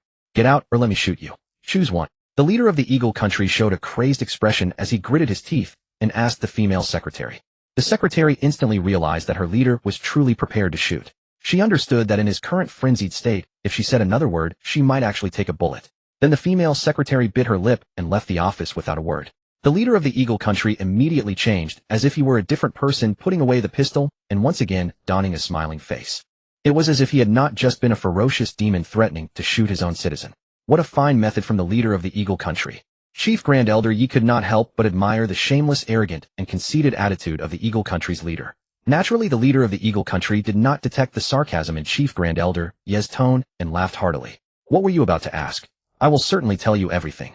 The leader of the Eagle Country immediately said with a beaming smile. Oh, there is indeed something I am unclear about. Regarding the matter of our country's contestant Shen Lin, do you have any detailed information about her? As you know, our Dragon Kingdom is governed by the Council of Elders. Although I am the Grand Elder, it is not a one-man rule. You also understand that those resources are no small amount. I need something to convince the other elders to agree to aid you, don't I? Chief Grand Elder Yi said with a deliberately troubled expression. Grand Elder Yi, why does such a thing need proof? Personally, I couldn't care less whether that little girl from your dragon kingdom is human or ghost. The leader of the Eagle Country was stunned for a moment, then spoke. Don't care? Why? Chief Grand Elder Yi was also stunned. What does it matter if she is human or ghost? Their contestants can affect our real world, but our real world cannot yet influence them. I merely hope to use this matter to further the relationship between our two countries. The leader of the Eagle Country displayed a generous demeanor and spoke leisurely. So the posts and remarks from the Eagle Country are nothing more than baseless allegations or a dirty trick intended to smear the Dragon Kingdom's reputation. Chief Grand Elder Yi's tone grew increasingly serious. Naturally, the leader of the Eagle Country said slowly, then immediately realized something was off about the words of the Dragon Kingdom's Chief Grand Elder. There must be. Yes, there is evidence. The leader of the Eagle Country quickly corrected himself, but it was too late. Chief Grand Elder Yi had cooperated with him for so long and finally extracted the words he wanted to hear. Do you see netizens around the world? Chief Grand Elder Yi said cheerfully to the camera on the other side. What are you doing? Who are you talking to? The leaders of the Eagle Country and other nations immediately panicked and asked anxiously. Who am I talking to? I am speaking to the vast public who should know the truth. I am speaking to the people of the world who deserve to understand the facts. Chief Grand Elder Yi stood up, looked at the flustered leaders, and said solemnly. The leader of the United States immediately understood what had happened. Elder Yi, you've been quite unfair. The leader of Japan looked at Chief Elder Yi and spoke in a displeased tone. Unfair? You dare to speak of fairness to me? A bunch of people who want to carve up another country's resources and meddle in its affairs. Do you even deserve to utter the word fairness? Chief Elder Yi looked at the crowd and immediately sneered with disdain. This is going too far. The leader of the United States now had bloodshot eyes, his gaze filled with uncontrollable hatred. Because he had just called back the secretary he had driven away at gunpoint. The leader of the United States stared at the trembling secretary in silence. After a brief silence, the secretary immediately revealed that China was broadcasting the meeting live worldwide. Why didn't you say so at once? The leader of the United States took a deep breath and asked through gritted teeth. I wanted to, but you threw me out. The secretary crouched down in grievance, hugging his knees and crying. The sound of crying only made the leader of the United States more irritable. He waved his hand impatiently, and a bodyguard pulled the secretary out. Only then did the leader of the United States turn his attention back to the meeting. Hearing the American leader say going too far, Chief Elder Yi of China laughed out loud. Oh, my old friends, we've been dealing with each other for years, yet you're still this shameless. Whenever something happens, you always put on the act of the victim first. Chief Elder Yi looked playfully at the furious leader of the United States. When did you start broadcasting? The leader of the United States asked reluctantly. Right from the beginning. Chief Elder Yi answered simply. The leader of the United States was stunned as if struck by a hammer. That meant all his disgraceful behavior had been exposed to the people of the world. But that wasn't what worried him most. As a politician, scandals and dark secrets were normal, but China had tricked him into revealing his words. Now no one would believe Shen Lin was a ghost. Even the citizens of his own country would no longer be swayed by propaganda. Not to mention the resources of China. In fact, he should have realized from the start that China wouldn't give up its resources so easily. It was all because of the recent turmoil in the United States that he had let his guard down. Greed had blinded him. The corresponding consequence was the condemnation he faced, as well as the perception of these anti-China countries toward the United States. Like a joke. Aren't you afraid of retaliation from the United States? The leader of the United States had already begun to act recklessly, asking maliciously. Retaliation? Your country still has military power, but do you really think China is like those countries under your control? Remember this, China will not easily bully others, but it will never be bullied. As long as we have competitors like Shen Lin, even if China fights to the last man, our national fortune will endure. With national fortune, China will not perish. If you want retaliation, go ahead and try. Chief Elder Yi looked at the leader of the United States on the screen and said each word with an unwavering tone that brooked no doubt. Before the American leader could say another harsh word, a connection request came in. Chief Elder Yi, well done. The caller was the leader of Russia, who immediately laughed heartily at Chief Elder Yi. He had naturally been watching the live broadcast of this video conference. What are you here for? Seeing the Russian leader, the American leader again asked through gritted teeth, since he had just been thoroughly humiliated by this Russian leader. I'm here to announce something. The Russian leader was not shaken by the angry words of the American leader and spoke calmly. From now on, Russia voluntarily stands with China in life and death. You want retaliation? If a single bullet from the United States lands on Chinese soil, Russia will not stand idly by. At that time, I'll show you the weapon reserves of Russia. The Russian leader's words immediately caused an uproar. The leaders of other countries could no longer hold back. China was already growing stronger day by day, and now it was joined by Russia, a country with even larger territory and a fiercer temper. Moreover, China and Russia share a land border, giving them a geographical advantage. The alliance of these two countries truly made it impossible to even think of resistance. The leader of the United States was stunned. He hadn't expected the Russian leader to pull such a move. Fighting China alone was already tough enough, and now with a daredevil fighting Russia. What could he do now? The leader of the United States' face had turned as black as it could get. Then he directly hung up the video call. Continuing the conversation would only invite more slaps to his own face. It was meaningless. The leader of the United States sat in his chair, his face ashen. Seeing that their master, the United States, had withdrawn from the meeting, the other countries did not hesitate, and also hung up one after another. After exchanging a few pleasantries with the Russian President, Chief Elder Yi also ended the call. Chief Elder Yi was not surprised by the Russian leader's declaration of solidarity. Russia had been sending such friendly signals to China for a long time. Although Chief Elder Yi also knew that without Shen Lin and China's current strength, the Russian leader would not have been so resolute. But that was the way of international relations. Having an ally was always better than having an enemy. How did the live broadcast go? Chief Elder Yi rubbed his tired temples and asked the technician in charge of the broadcast. Excellent. Elder, it exceeded all expectations. The technician answered with great excitement. This broadcast completely reversed the original public opinion. Now people have basically stopped talking about Shen Lin being a ghost. Instead, they are all condemning the disgusting actions of the United States. Even many American citizens are starting to criticize their own people.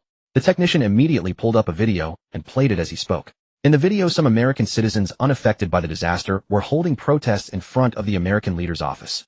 Chief Elder Yi watched the scene and nodded with satisfaction. This meant his goal had been achieved. At the terror asylum, a new day dawned. The thick fog that had shrouded the night dissipated once more. The door on the second floor was pushed open and a small gorilla stepped out, dejected and crestfallen. The half-step ghost emperor, a mad scientist, sighed as he watched the little gorilla's lonely retreat. There was no helping it. This was a special request Shen Lin had made last night. She wanted to play with him early the next morning. The little gorilla had no choice. Meanwhile, the contestants from Long Country and Yingjiang Country were gradually waking up. After having two different breakfasts, the contestants were summoned by the head doctor. Today's task is not to tend to the patients on the first floor, he said. Instead, you are to administer these sedatives to the patients on the second floor. The head doctor spoke calmly, his gaze sweeping over the group. The seal on the ground floor was about to be breached, and the patients on the second floor were ticking time bombs. So now a large dose of tranquilizer was needed to keep them stable for a few days. Second floor.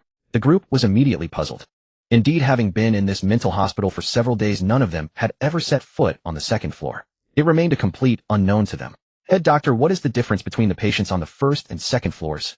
Lina raised her hand and asked cautiously. Through these 2 days of interaction, Lina had noticed that although the head doctor looked down on humans, he would generally explain matters concerning the mental hospital. The head doctor knew that if he failed to clarify things, the loss of these mortals' lives would be trivial, but if it affected the recovery of the mental patients, the consequences would be severe. The patients on the second floor are still in treatment. Most are still in the throes of their illness. Even I can only subdue them by force when they are at their worst. So when caring for the mental patients on the second floor, remember one thing: never engage them in conversation or make eye contact. Do not answer their questions either, the head doctor said succinctly. Immediately, a group of zombie nurses pushed iron medicine carts leading the contestants from Long Country and Yingjiang Country to the second floor. As soon as the contestants stepped through the iron door on the second floor, an eerie, sinister aura seeped into their bones. All of them felt a sharp pain in their heads. A maddening thought involuntarily sprouted in their minds. Seeing the change in their expressions, the head doctor frowned.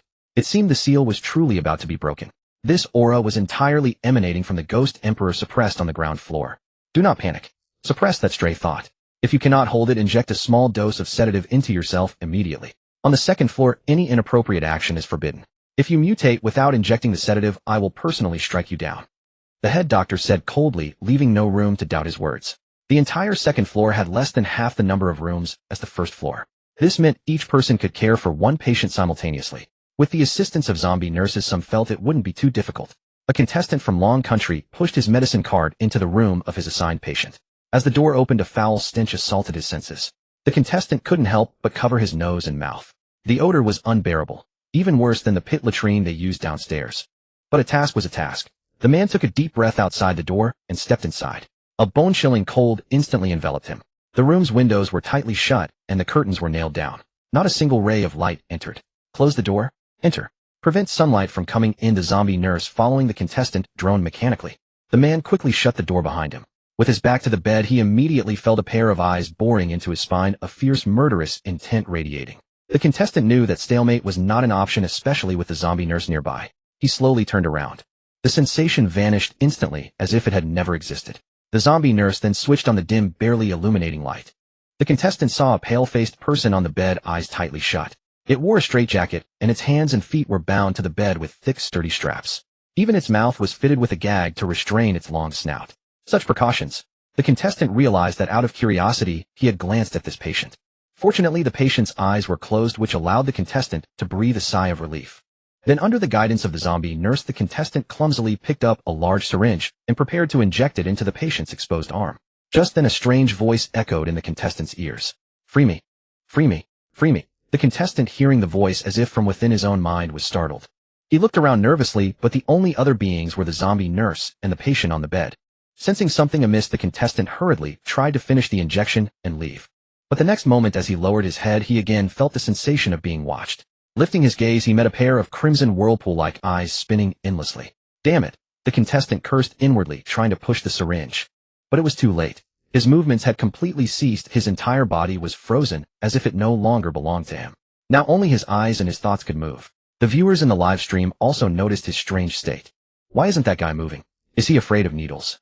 Is he having an existential crisis? Move, man. Don't get into trouble here. This place looks terrifying and dangerous. Something's wrong. He seems to be controlled. The viewers from Long Country frantically sent bullet comments, their words filled with worry. Indeed, as the netizens of Long Country had guessed, this participant from Long Country had already lost control of his body the instant he locked eyes with the eerie psychiatric patient. And the mouth of that psychiatric patient wearing a bit curved into an exceedingly bizarre smile. But this scene was not noticed by the zombie nurse. It was still waiting for this Long Country participant to hurry up and inject the sedative. At this moment, the participant from Long Country, whose body was out of control, had already despaired. As if a mere bystander, he watched his own body begin to act under the mental control of that eerie psychiatric patient. Saw this Long Country participant slowly lower the syringe in his hand. "What are you doing?" The zombie nurse also noticed this Long Country participant's actions and asked in a mechanically stiff manner. The zombie nurse gazed at the oddly behaving participant, somewhat bewildered. Meanwhile, the hand of this Long Country participant, who was being controlled by the eerie psychiatric patient, slowly reached toward the restraints on the hospital bed. One strap snapped open. The right hand of the eerie psychiatric patient, who was restrained on the hospital bed, was immediately freed. Ah, this feeling. This is awesome. Not only could this Long Country participant hear this voice, but the zombie nurse and the netizens watching in the real world also heard it. After untying the restraints on its right hand, the Long Country participant's hand continued to reach for other places. Behold, this eerie psychiatric patient extended a pale, emaciated right hand, constantly moving it. Hee-haw. When I get out, I'll make that chief physician pay. The mouth with the gag once again emitted an exceedingly eerie sound, laughing sinisterly. The zombie nurse immediately realized what was happening. Don't. Quick. Stop. The zombie nurse hastily put down the auxiliary equipment in her hand and roared at the Long Country participant, who was continuously being controlled. Then the zombie nurse prepared to pull this participant away, attempting to prevent him from continuing to free this eerie psychiatric patient. But how could the eerie psychiatric patient, who had already seen hope for freedom, allow the zombie nurse to ruin his good deed? Get lost. A roar erupted from the eerie psychiatric patient on the hospital bed. The released right hand immediately transformed into a blade, viciously slashing at the zombie nurse's waist. And the next moment, ink-green blood sprayed out. The zombie nurse was actually cut in half at the waist. Her entire body flew straight out. Gia. Yes, continue untying. Once the restraints are undone, I will make you become a part of me. To merge with me is your honor. Seeing the zombie nurse lose mobility, this psychiatric patient looked at the Long Country participant with a sinister gaze and spoke. This participant from Long Country was now drenched in cold sweat.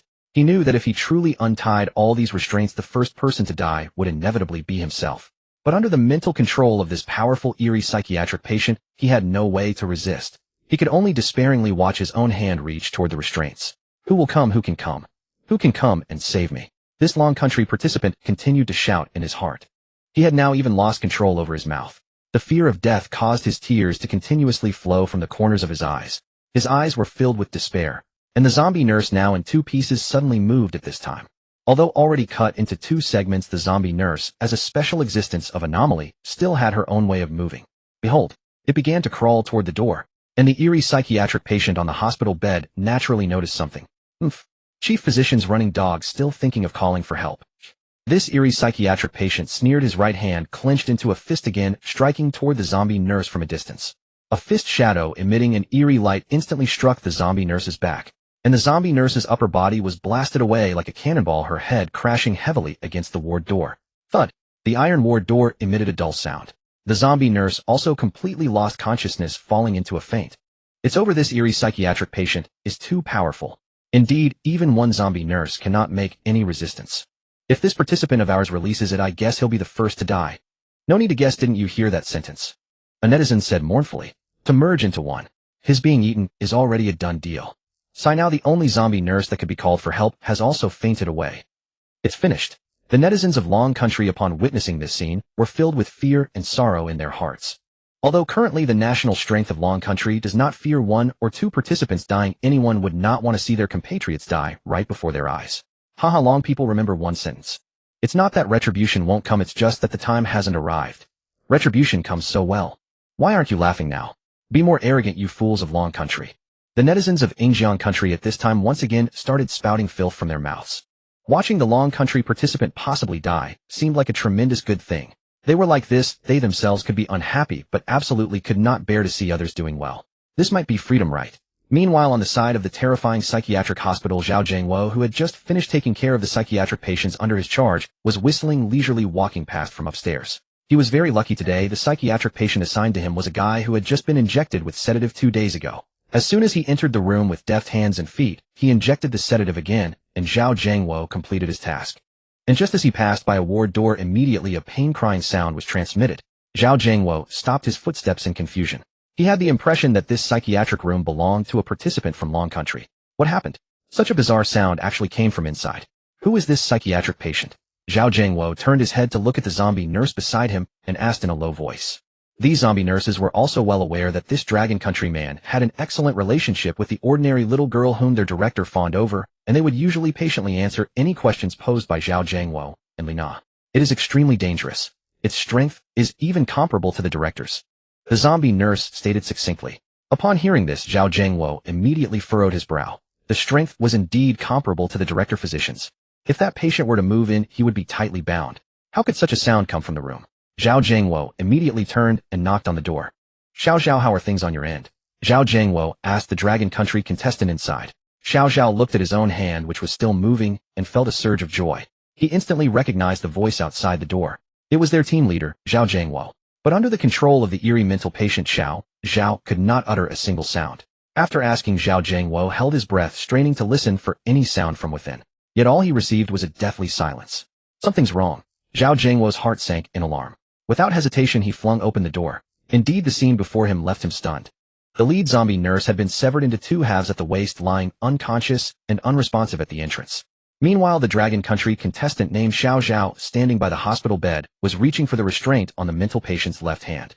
Zhao Zhangwo saw that the mental patient's right hand was now free, and his pupils contracted sharply. From the remnants in the room, he could guess who had struck. Sure enough, as he looked up, he met a pair of bloodshot cold eyes. The eerie mental patient, whose plans had been interrupted, glared malevolently at Zhao Zhangwo as he pushed through the door. Without a second thought, Zhao Zhangwo gritted his teeth and charged into the room, determined to pull Xiao Xiao out from under the patient's control. But how could the eerie mental patient on the verge of gaining freedom allow Zhao Zhangwo to succeed? He immediately clenched his right fist again and hurled it straight toward Zhao Zhangwo's approaching head. A sinister fist shadow materialized once more, hurtling toward Zhao Zhangwo's head.